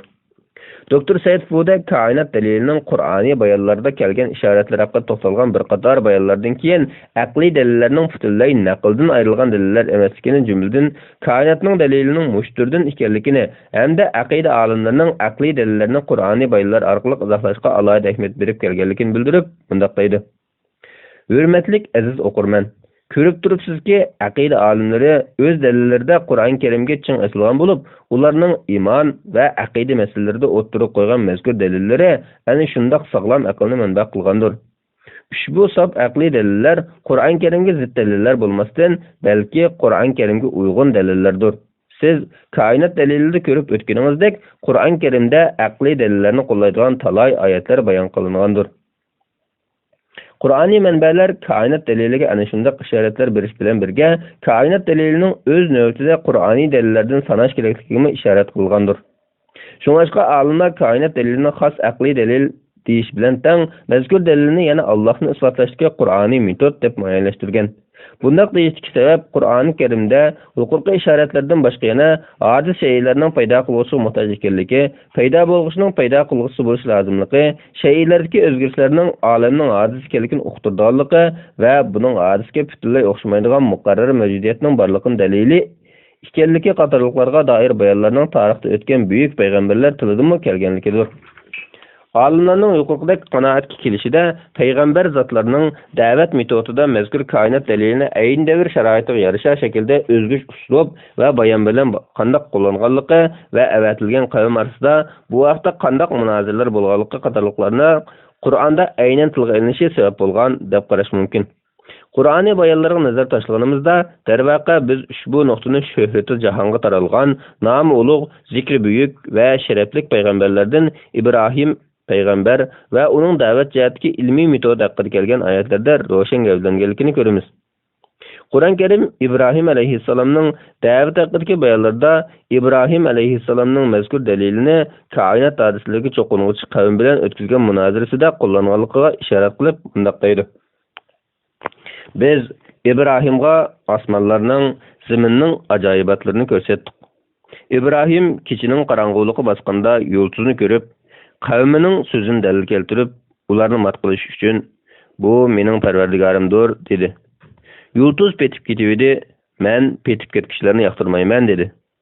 U, ayning tuqqanligini ko'rib, yuqori usul boyunca, bu mening parvardigarimdir, dedi. Ay petip ketibidi, agar parvardigarim meni hidayet qilmagan bolsa, men çoqum azg'uch qavmning qatorida bo'ladi ekanman, dedi. U, quyoshdan chiqayotganligini ko'rib, yuqori usul boyunca, bu mening parvardigarimdir, bu hammidin, ya'ni yulduz bilan aydın cho'ngdir, dedi. Quyosh petib ketibdi. U aytdiki, ey qavmim, men haqiqatan sizlar sherik keltirgan ma'budlardan ado judaman. Men haqiqatan batil dillardan haqdan burilib, osmonlarni, zaminni yaratgan zotga yuzlandim. Men mushriklardan emasman. İbrahimning qavmi uning bilan munozirlashdi. İbrahim aytdiki, meni Allah hidayet qilgan tursa, men bilan Allohning mavjudligi va birlik to'g'riliq munozirlashamsizlar? Men sizlarning Allohga sherik keltirgan butlaringlardan qo'rqmayman. Faqat Parvardigarimningla xohlagan narsasi bo'ladi. Parvardigarimning bilimi hamma narsani o'z ichiga olgan. Ma'budlaringlarning menga hech bir ziyon yetkazilmaydiganligini o'ylamamsizlar? Allah'ның şeriki bo'lishi haqida Allah sizlarga hech qanday dalil tushirmagan narsalarni Allohga sherik keltirishdan qo'rqmayotsanlar, sizlarning sherik keltirgan butlaringlardan men qanday qo'rqatdim? Agar sizlar bilsanglar, aytinglarchi, biz bu ikki guruh odamdan zodi qaysimiz eng qo'rqmaslikka tegishlik?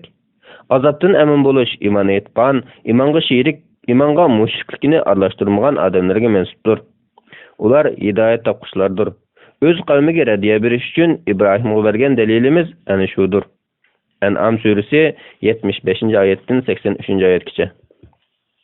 Yuqorqi oyatlar İbrahim alayhissalomning osmon jismlari va shuningga o'xshash hodisaviy shaylarga cho'qinuvchi qavm bilan elib borgan munozirasi haqida to'xtalgan bo'lib, tarixiy manbalarda mazkur oyatdagi munozirning Kanon zaminida turgan vaqtlarida hayronliklar bilan elib berilganligi va bu voqeaning İbrahim alayhissalomning o'z yurti Babildagi butqa cho'qing'ich qavm qilgan da'vatidan keyin yuz berganligi qayd qilinadi. Tarixshunos va tafsirshunos olim Alloma Ibn Kasir mundaq deydi: İbrahim alayhissalom Babil shahridan Kanon zaminidagi Harran qarab yo'l oldi. Bu ish Babildagi butqa cho'qing'ich Namrud va uning agashkuchilari bilan qilgan munozaralardan keyin yuz bergan edi. Harran xalqi 7 sayyora yulduzga turli harakat va so'zlar orqali ibodat qilishadi. Bu vaqt yer yuzida İbrahim alayhissalom va uning ayoli hamda jiyani Lut alayhissalomdan boshqalarning hammasi kafir edi. Allah İbrahim alayhissalom orqali u yerga yomonlikni yo'qotib, ozg'unlikka xotim berdi. Ko'pchilik tafsirshunoslar yuqorqi oyatlarda İbrahim alayhissalom tilda kelgan koinot hodisasi tahlillarni payg'ambarlik kelishdan avvalgi tafakkur va nazar silish orqali keltirgan qanoatining bayoni bo'lmasdan, balki oyatlarning oxir ishorat qilib o'tganidek Allohning İbrahim alayhissalomga ato qilgan aqliy dalillardan ekanligini, İbrahim alayhissalomning mazkur dialogda tutgan maydonining munozir qilguvchi va qarshi tarafning dalillariga ma'qul kelib turib, ularning maydonini chiqish qilgan holda, ularning Xudoning mavjudligiga doir aqidaviy azg'unliklarini, ibodatlarda xato ketgan joylarini ularga ko'rsatib berishga uringanligini ilgari surdi.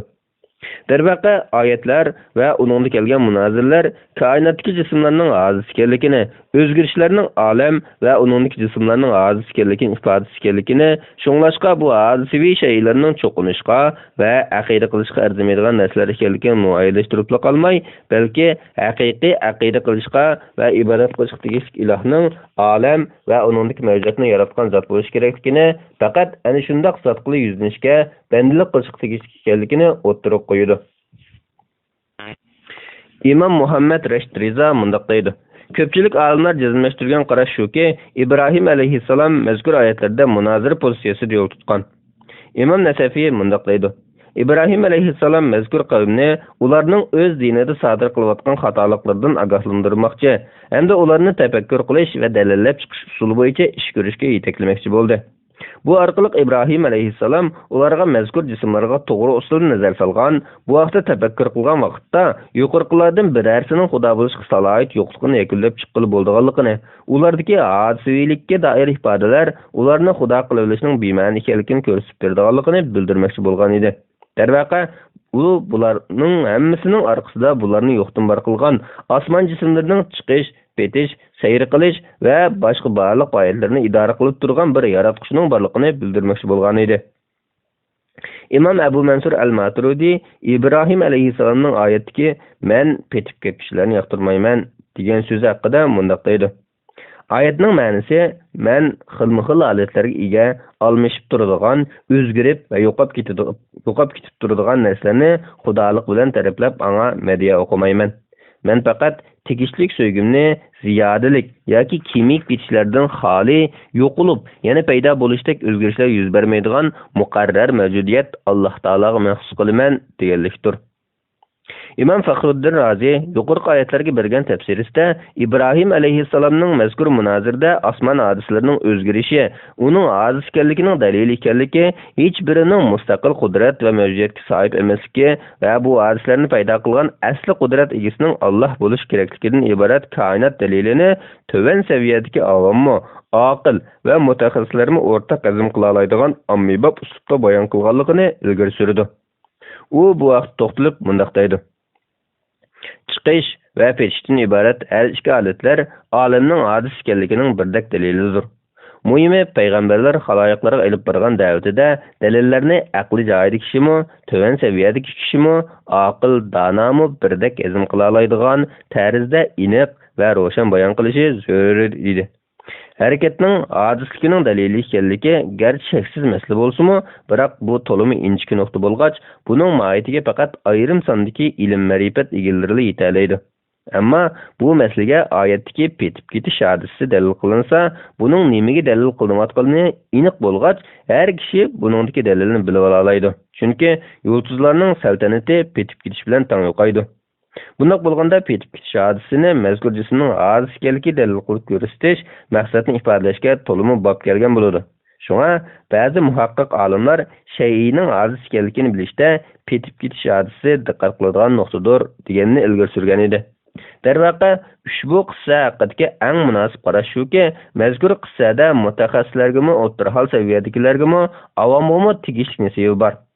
Mutaxassislar oyatga petish ma'nosidan olamning aziz ekanligini, har qanday mumkin mavjudotning muqarrar mavjudotga muhtoj ekanligini tushunadi. Darvaqa muqarrar mavjudotga muhtoj shayda ehtiyoj uzluksiz bo'lmoqi lozim. Undaq ekan, mumkin mavjudotning oxirida barliq aziz va mumkin mavjudotga tava xususiyatlardan pok bo'lgan zotga berib to'xtashi muqarrar bo'ladi. Toki mumkinul vujudda bo'ladigan o'ziga muhtojlik xususiyatlarning hammasi uning mavjudiyatiga kelib to'xtagan qadar. Xuddi Alloh taolaning aytganidek, baradigan oxirgi nuqta Rabbing tarafdir. Najm surasi 42-oyat. O'ttiral saviyadagilarga kelsak, ular oyatdagi petish ma'nosiga mutlaq harakat ma'nosini tushunib qolmay, har qanday harakatlanguvchining paydo bo'lgan ojiz ekanligini, har qanday qorisning qudratlik va azaliy sababga muhtoj ekanligini tushunib oladi. Avomga kelsak, avomlar o'ltirish va petish qarab yaqinlayotgan yo'lchini ko'rganida petish ma'nosidan uning nurining xiralashib aziyotganligini, kuchining yo'qolib ketayotganligini hamda uning tashlab ketilgan narsadek bo'lib qolganligini tushunadi-da, bu xil xususiyatdagi narsaning xudo bo'lishga salohiyat to'shmaydiganligini bilib yetadi.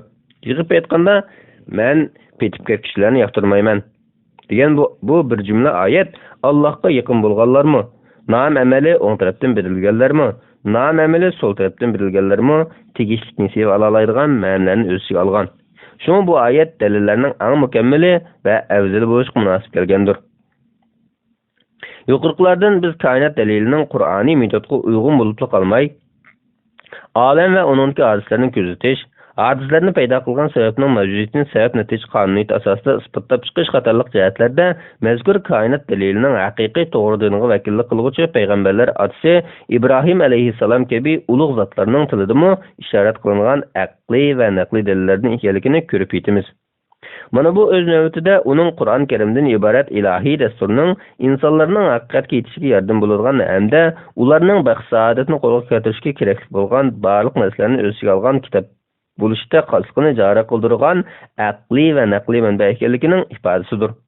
Biroq shuni bilish kerakki, ushbu kitobning talabi va aql loyiqida ado bo'lmay turib, uning sirlar xazinasiga voqif bo'lish, aqlni lol qilish mo'jizlarga to'lgan ma'no boyliqini qazib chiqish mumkin emasdir. Uning talabi va haqqi bo'lsa, ixlos va tafakkurdan iborat. Peygamber aleyhisselamның kainat hadislari haqidagi oyatlarini o'qib, u vaqtda tafakkur qilmaganlarning holiga voy deb ko'rsatganligi mazkur so'zimizning asosidir. Darvaqa Qur'on Karim o'z haqida qilingan samimiy tafakkurning ixlos bilan qilingan so'ziq qalbning muhaqqaq tegishli nasibiga erishadiganligi va buning Qur'onni nozil qilishga tub maqsadlardan biri ekanligi haqida to'xtalib, mundaq degan edi. Bu ularning oyatlarini tefekkür qilishi, aql egilarining nasihat ilish uchun biz sana nozil qilgan muborak kitobdir. Sad surasi 92-oyat. Shubhasizki, yuqorqi oyat tefekkür qilishni tilga ilish orqali aqlga ishorat qilgan bo'lsa, va nasihat ilishni tilga ilish bilan qalbga ishorat qilgandir. Kainat dalili haqidagi xulosamiz shuki, kainat dalili ana shunday yaratquchining mavjudligiga munosabatlik eng kuchli dalillardandir. Ushbu dalil qadimdimi, hozirda Allohning mavjudligini isbotlashdagi eng kuchli va mazmut aqliy dalillardan bo'lib kelmoqda. Shuning bilan birga mazkur dalilning qurilmasi mazmut, ular intayin puxta, logikalik hamda ilmiy bo'lib, o'ziga qarshi qo'yilgan har qanday e'tirozga javob berishga qodir. Darvaqa bu dalil ilm-fan haqiqatlaridami, Qur'oniy haqiqatlaridami muayyanlashtirishga sazovor bo'lgan aqliy, naqliy va ilmiy dalillardir. O'qirmanlarga ma'lum bo'lganidek, kitobimizning bu qismida biz aqliy yo'nalish hamda ilm-fan natijalari, shunaqla Qur'oniy manbalar asosida olamning boshlanishi bor aziz ekanligi, uning paydo qiluvchisi borligi va bu paydo qiluvchining moddiy mavjudiyat bo'lmasdan olamdagi barliq hodisaviy shaylardan farqli sifat va xususiyatlarga ega azaliy va muqarrar mavjudiyat ekanligi hamda shundoq bo'lishining aqliy, naqliy va ilmiy jihatlardan muqarrar ekanligi qatorliq masalalarni munosib dalillar asosida bayon qilib chiqdik. Oxirida biz shundoq ta'kidlaymizki, islom aqidasida vahiydan iborat faqat haqiqatni so'zlaydigan naqliy manbalar sog'lom aql bayqab ketgan ilmiy natijalar bilan har zaman birdekdir. Bo'libmi islom aqidasining manbasi bo'lgan vahiy bayonlarining aqlning mo'l usulliq ilmiy yakuni hamda utuq natijalari bilan birdaklikni saqlaydiganligi va asla zidlashib qolmaydiganligi Xudoning mavjudligi masalasida intayin ro'shan darajada ifoda qilgan. İkinci qism aqliy dalillar. Birinci bab mavjudiyat dalili.